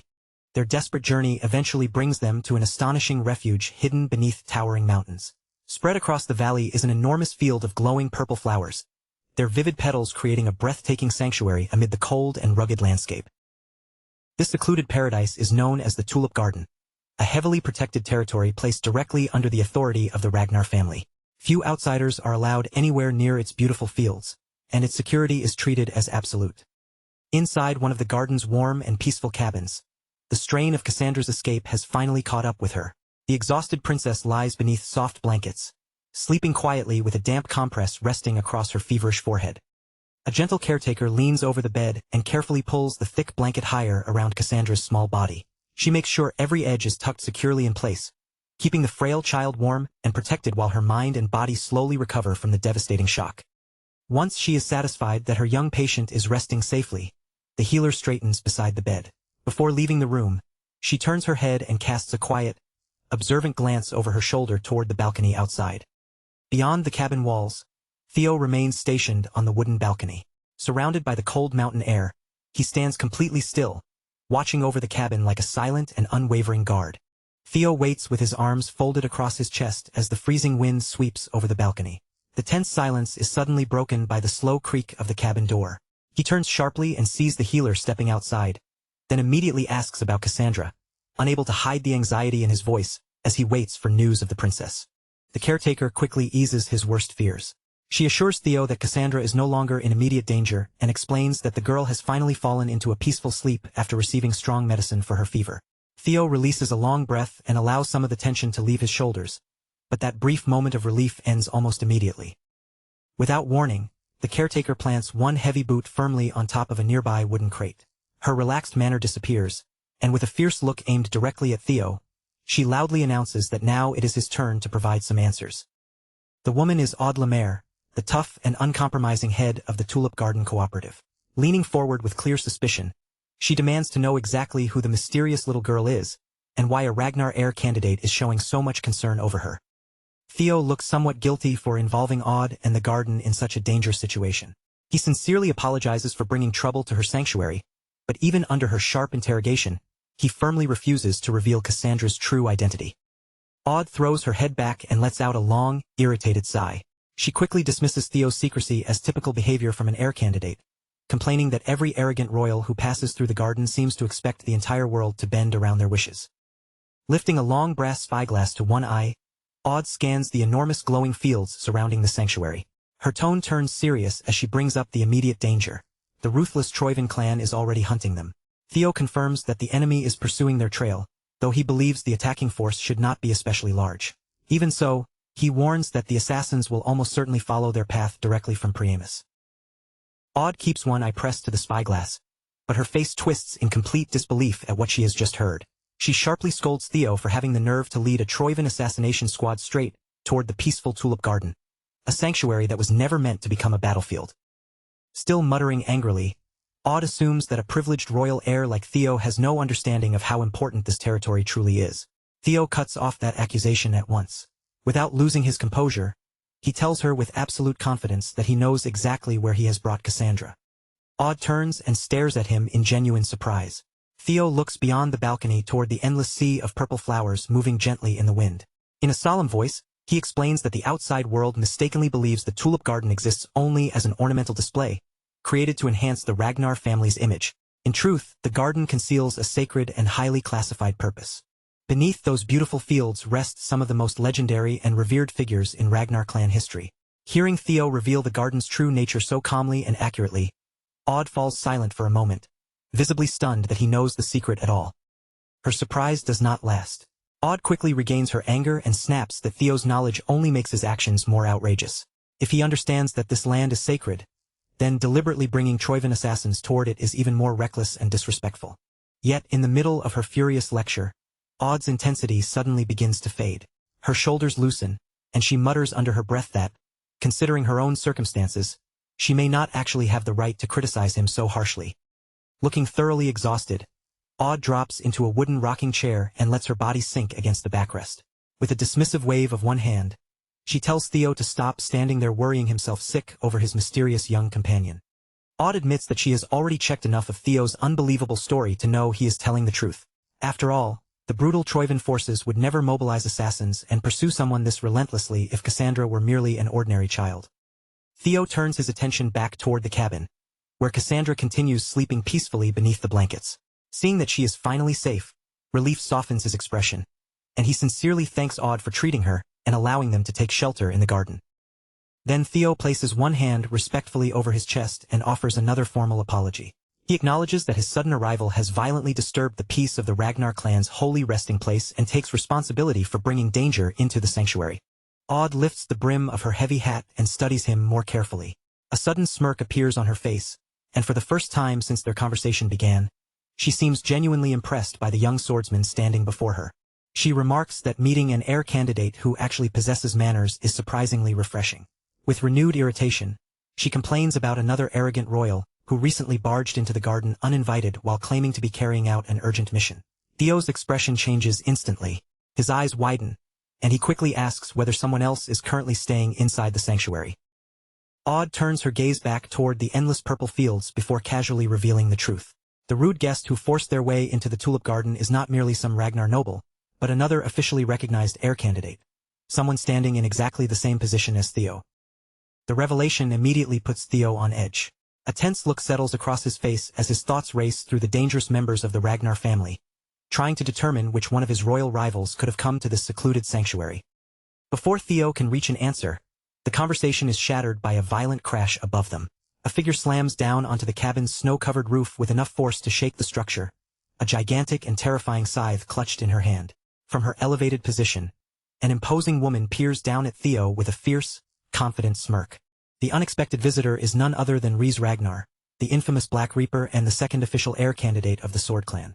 Rhys casually greets Theo as her little brother, as though dropping onto the roof with a massive weapon were perfectly normal. Looking him over from above, she remarks that he appears to be a genuinely capable fighter now that she is finally seeing him in person. The sudden appearance of another terrifying Ragnar heir completely destroys Aude's remaining courage. Her face goes pale, and she hurriedly retreats through the cabin door before the situation can become any more dangerous. Trembling, she promises to keep watch over Cassandra, while frantically telling Theo to handle his insane family dispute outside.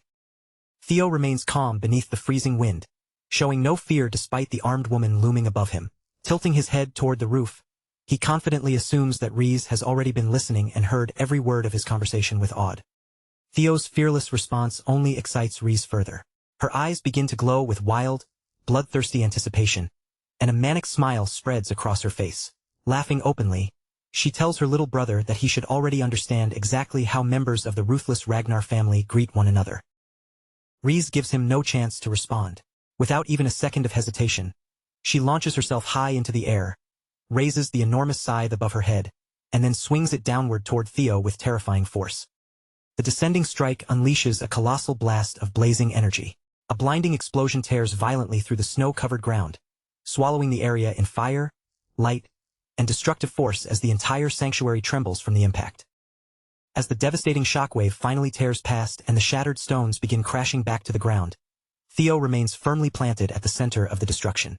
With nothing more than his blade, he effortlessly stops the crushing strike head-on. Still calm, he warns his completely unhinged sister that attacks this enormous will inevitably drag innocent bystanders into their battle. Rhys finally pauses, lifting one hand to her mouth as though she has only just realized what she has done. With exaggerated surprise and a playful expression, she casually admits that she may have gone too far, claiming she simply became far too excited about fighting him. Yet that tiny moment of restraint disappears almost as quickly as it came. A wicked smile slowly spreads across the Black Reaper's face, her eyes gleaming with open bloodlust. Without giving Theo even a second to breathe, Rhys twists her body and violently sends the enormous scythe cutting through the air once again. The moment her scythe moves, a colossal whirlwind erupts around them with a deafening roar. Fierce energy and countless purple petals spiral together, swallowing the entire battlefield in a raging vortex. Standing within that violent storm, Rhys maliciously declares that they should continue their fight at the very place where Theo originally fell. Trapped directly in the heart of the raging vortex, Theo raises his sword across his body and braces himself against the overwhelming pressure crashing in from every direction. As the wind claws at him, he silently curses the second heir in frustration. Somehow, Reese is even more recklessly insane than every terrifying rumor about her had suggested. Just as the chaotic whirlwind seems ready to close around Theo and swallow him completely, an unexpected blue glow flashes across his vision. A system window suddenly materializes before his eyes, shining through the storm and officially confirming that he has discovered the relic of a primordial dragon. Beneath the glowing notification, the relic's ominous name appears clearly before him. This primordial dragon relic is known as the Grim Reaper. The swirling destruction of the tulip garden abruptly disappears from view. Far beyond it, deep within a frozen mountain range, an enormous military encampment stretches across the white landscape. Countless armored tents stand beneath the bitter winter sky, forming the heavily fortified territory occupied by Ragnar's frontline army, the Frisia Great Snowfield. Deep inside the freezing encampment of the Frisia Great Snowfield, what begins as nothing more than a petty disagreement suddenly turns deadly within a matter of seconds. A rugged soldier angrily slams his hands into a passing stranger, shoving him backward while demanding that he watch where he is going. The stranger does not stumble or show the slightest fear. Instead, he slowly turns around, one eye pulsing with a sinister red glow, and coldly mocks the soldier for apparently being unable to see properly. The soldier's entire body begins trembling with barely contained fury. His face twists with rage as he steps closer and aggressively demands that the stranger repeat what he just said. The stranger meets his glare without hesitation, that demonic crimson light continuing to burn inside his eye. With a cruel and merciless expression, he taunts the furious soldier again, asking whether both his eyesight and his hearing have stopped working. The sharp exchange quickly draws attention from the surrounding camp. Nearby soldiers, bored by the endless cold and routine of the front line, begin turning their heads toward the growing commotion. Among those soldiers is a reckless young man named Selford. Immediately excited by the possibility of a fight, he grabs his companion Aaron and eagerly pulls her toward the crowd. Wearing a delighted grin, he declares that nothing is more entertaining than watching other people beat each other senseless. However, the moment they reach the gathering crowd, Aaron looks anything but amused. Clearly irritated by Selford's childish excitement, she sharply scolds him for acting so immaturely in the middle of a military encampment. Their casual curiosity vanishes the instant they see what is actually happening. The minor argument has already erupted into a horrifying bloodbath. All across the snow, Ragnar's own soldiers have drawn their weapons and begun viciously hacking at one another, slaughtering their comrades as though they were mortal enemies. Desperate to stop the madness, Selford charges straight into the chaos and wraps his arms around one of the crazed fighters, trying to physically hold him back. He screams for everyone to regain their senses and begs them to stop murdering their own allies. But completely consumed by the crimson madness, the struggling soldier only snarls that the other man was being unreasonable. Before Selford can restrain him or bring even a moment of order to the camp, a blinding pillar of fire suddenly erupts from the center of the battlefield. The enormous column explodes upward with catastrophic force, engulfing the surrounding area in flames as a deafening blast tears through the encampment. As the smoke and fire begin to part, a fierce warrior strides directly out of the raging flames. It is Ian Saucely, the Black Iron Vice Commander, better known as the Fire Goblin. Furious beyond measure, she glares across the battlefield and loudly condemns the crazed soldiers for slaughtering their own comrades, while they are still in the middle of an active war. Fiery energy surges violently around Ian's body, as she steps forward and openly challenges the entire camp. If any of those soldiers still have strength left after attacking their own allies, she orders them to come forward and face her personally.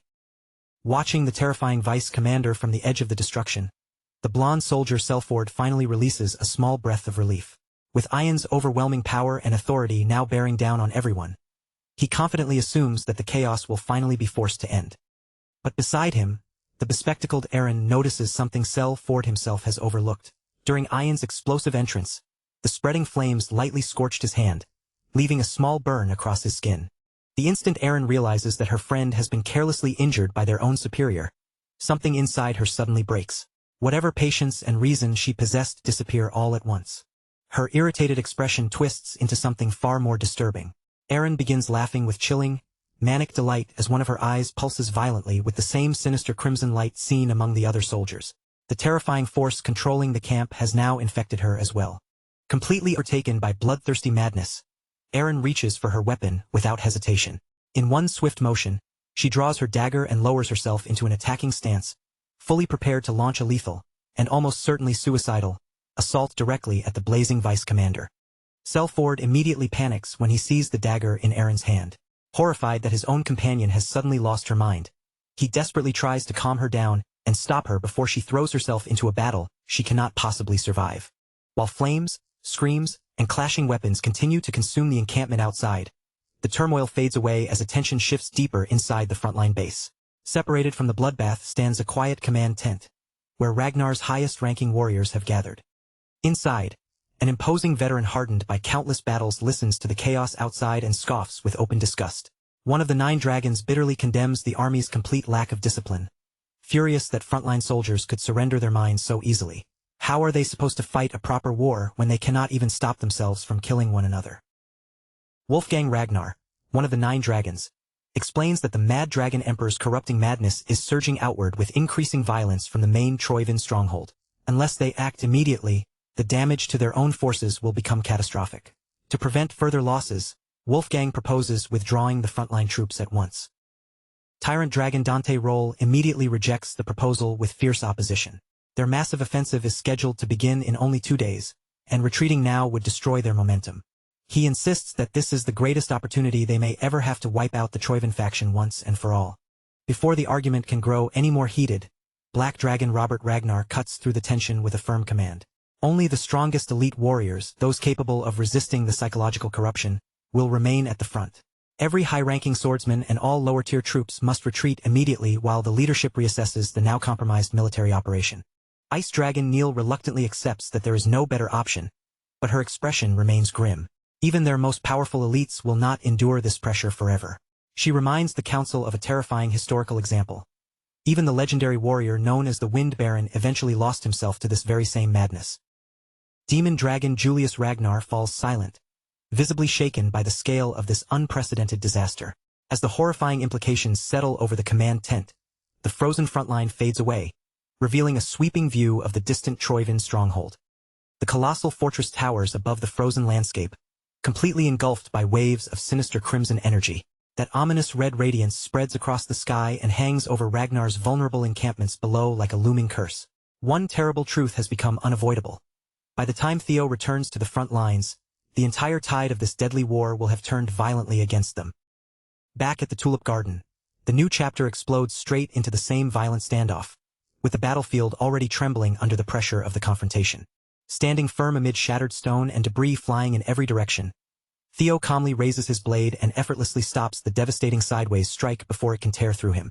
Without losing his composure for even a moment, Theo warns his completely unhinged sister that attacks this enormous and reckless could easily drag innocent bystanders into their deadly crossfire.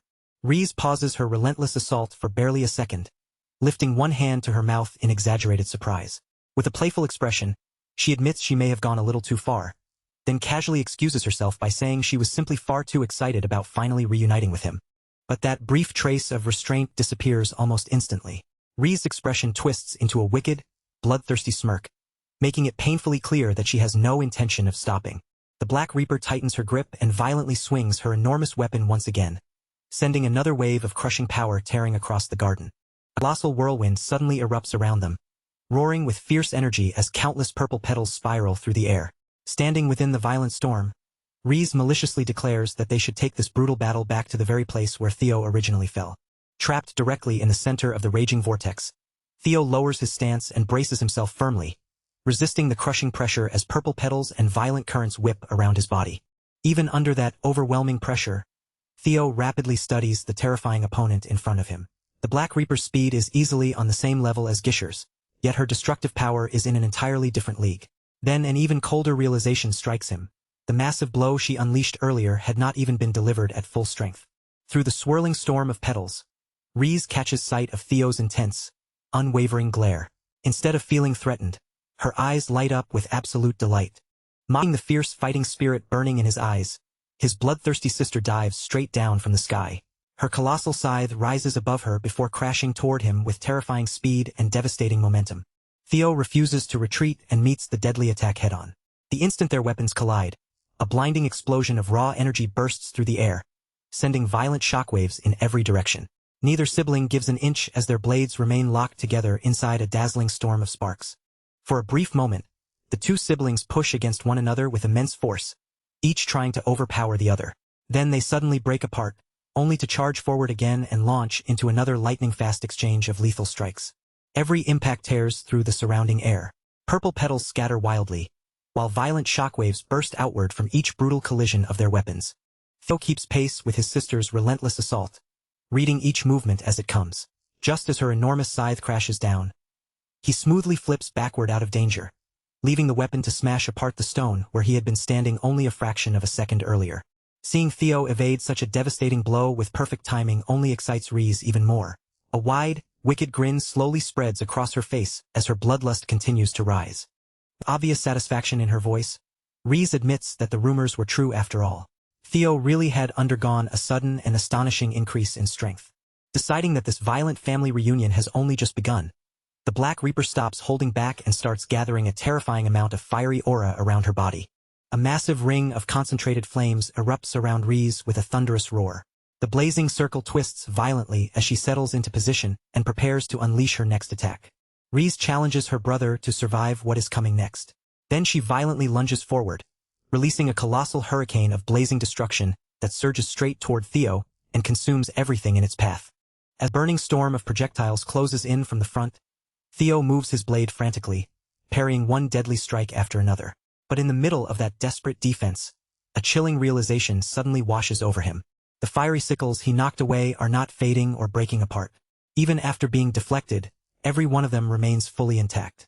Instead, the burning weapons curve sharply through the air and come boomeranging back toward him. Within moments, they are circling Theo from every direction, forming a deadly rotating cage that cuts off every possible route of escape. With her brother completely trapped inside the glowing ring of lethal fire, the Black Reaper immediately recognizes the perfect opening. Reese leaps high above the swirling inferno, raises her colossal scythe over her head, and fixes Theo below with a cold, bloodthirsty glare. Reese fiercely mocks him for recognizing the trap a fraction of a second too late. Then, without giving him any chance to respond, she brings the enormous weapon crashing down toward the swordsman imprisoned beneath her. The descending scythe carries world-shattering force, crushing the air beneath it as though the entire battlefield is about to be split apart. Theo's eyes widen in sheer shock. Before he can escape, a towering tornado of roaring flames erupts directly beneath his feet, swallowing the young heir inside a deafening pillar of fire and blinding destruction. Yet deep inside the towering inferno, a burst of dark, overwhelming energy suddenly detonates. The explosion tears through the flaming tornado from within, violently shattering the entire column of fire outward. Completely caught off guard by the massive eruption, Reese snaps her gaze upward. She looks just in time to see a colossal blade of piercing blue sword aura plummeting straight down from the sky toward her. Rather than panic, the Black Reaper looks genuinely impressed by the overwhelming power her brother has unleashed. A wicked smirk spreads across her face as she plants her feet and prepares to receive the descending attack. Theo plunges through the falling purple petals at devastating speed, driving his blade downward with both hands. As he closes in, he fiercely declares that it is finally his turn to seize the offensive. The sudden challenge sends a thrill through Reese. With eager excitement written across her face, she swings her massive scythe upward, ready to meet Theo's attack with equal force. But only a fraction of a second before their lethal weapons can collide, an unknown and devastating force suddenly erupts directly between the two siblings. A tremendous shockwave tears across the battlefield in an instant, blasting the earth apart and carving a massive crater into the garden. Heavy debris and thick dust surge into the air, and when the cloud finally begins to settle, an astonishing new sight emerges from within it. 3 mysterious figures wrapped in heavy cloaks have appeared directly in the center of the chaos. They are elite members of the Black Reaper squad, and they have somehow stopped the world-shattering collision between the siblings. Now they stand inside the crater with their deadly blades pressed firmly against Theo's neck. The cloaked assassins hold their weapons steady against Theo's throat, surrounding him at close range while glaring fiercely at the young swordsman from beneath their shadowed hoods. One of the elite guards steps forward, menacing purple light glowing from his eyes beneath a wide-brimmed hat. With furious loyalty, he threatens Theo and vows that the fearsome Reaper squad will make him pay dearly for daring to raise a weapon against their precious Miss Reese. But before the fiercely loyal guard can finish his dramatic threat, Reese's colossal scythe suddenly crashes straight down onto the top of his head. The tense standoff collapses into chaos. Resting her enormous weapon casually across one shoulder, Reese furiously berates her own elite squad and demands to know how many times she must order them to stay out of her fights. She complains that she was only beginning to warm up, then angrily asks why they are making such a huge fuss over what she considers a simple family brawl. Standing silently in the middle of this complete circus, Theo can only stare as a massive sweat drop slides down his face. The sudden shift from deadly combat to absurd family comedy leaves him completely bewildered, and he silently admits that this was definitely not the reaction he expected. In an instant, Every trace of lethal tension disappears. Reese bursts into bright laughter while the battered guard beside her rubs the enormous lump rising from his head, completely lowering her guard. She sincerely apologizes to Theo and bitterly complains that her overprotective squad ruined the mood just when their fight was finally becoming fun. Theo takes a moment to catch his breath, then answers with a relaxed smile. He playfully dismisses the ambush and jokes that if her earth-shattering greeting had continued for even one more second, he probably would have passed out completely. Highly amused by his quick response, Reese laughs and gives him a playful punch directly in the chest. She remarks that his confident sense of humor makes her feel much better about the messy interruption. With their explosive reunion finally winding down, the Black Reaper happily declares that the brief fight was an absolute blast and casually invites Theo to go drinking with her sometime. Theo warmly agrees, looking calm and completely unbothered from the outside. Behind that confident smile, however, his thoughts are racing as he makes a grim assessment of his sister's true abilities. Ree's raw strength, blinding speed, and flawless technique are all monstrously powerful. Theo is forced to admit that if they ever fought a real battle to the death with nothing held back, he would need to activate his ultimate dragonization just to have a chance against the Black Reaper. As Reese cheerfully turns her back on him, Theo's thoughts shift toward an even more frightening conclusion. If his sister is already this much of a monster, then the other top-tier candidates competing to become heir must be even stronger. Cold sweat gathers on Theo's face as he thinks about Axion. With terrifying siblings like these standing in the competition, he cannot understand where that arrogant man found the sheer audacity to bluff so confidently about becoming the next clan head. Completely unaware of the crisis unfolding inside her brother's mind, Reese turns toward her trembling Reaper squad and begins barking orders. To compensate for ruining the fight with their reckless ambush, she commands them to prepare a massive celebratory feast immediately. The elite assassins straighten at once, snap into a rigid salute, and roar their absolute obedience. Theo watches the chaotic scene play out as another enormous sweat drop rolls down his face. Compared with the rest of their ruthless and calculating family, he genuinely likes how honest, direct, and easygoing Reese seems to be. Unfortunately, that very friendliness is exactly what creates the problem. Theo's gaze settles on the Black Reaper's enormous and terrifying scythe. After studying the overwhelming energy flowing from the weapon, he finally confirms his suspicion. The blade is radiating the unmistakable aura of a primordial dragon's relic. A heavy wave of dread settles over Theo. If his system quest eventually forces him to take that relic away from Reese, the task would have been infinitely easier if she had treated him like an enemy from the beginning. Instead, her warm and friendly attitude has trapped him inside a brutal moral dilemma. The explosive tension of the battlefield finally melts away, giving way to the peaceful, sunlit interior of the small cabin hidden within the tulip garden. Buried beneath several thick, heavy blankets, little Cassandra stirs weakly before her eyelids slowly flutter open. Still dazed from the severe shock to her mind, the tiny princess struggles upright on the bed, her movements slow and unsteady. Odd steps into the warm room and gently checks on the fragile girl, asking whether she is finally starting to feel a little better. Cassandra answers with a quiet nod. Seeing that small response, the tough caretaker pushes a heavy wooden cart into the room and declares that the sick little kid must be absolutely starving by now. With few quick movements, Odd spreads an enormous, mouth-watering feast directly in front of the little princess. Plates of sizzling meat, bowls of steaming soup, and loaves of freshly baked bread soon cover the entire table. Although Cassandra's pale eyes cannot see any of the food before her, the wonderful aroma captures her attention instantly. She draws in a deep breath of the warm, savory air, and a faint spark of hope brightens her face as she whispers that the meal smells absolutely delicious. Unable to see the steaming dishes or judge where everything has been placed, Cassandra eagerly stretches out both bare hands toward the hot food. Odd reacts before the little girl can touch it, firmly smacking her hand away and loudly scolding her for displaying such terrible table manners. But the moment Odd looks down and notices Cassandra's pale, sightless eyes, guilt suddenly twists inside her chest. She quickly hides that sympathy beneath her usual rough expression, bluntly warning the princess that the food is far too hot to grab and ordering her to eat only the pieces Odd cuts for her. Taking on the role of caretaker with surprising tenderness, Odd carefully slices the meat into manageable pieces and patiently feeds them straight to the little girl. Cassandra happily accepts the first bite, savoring the warm food.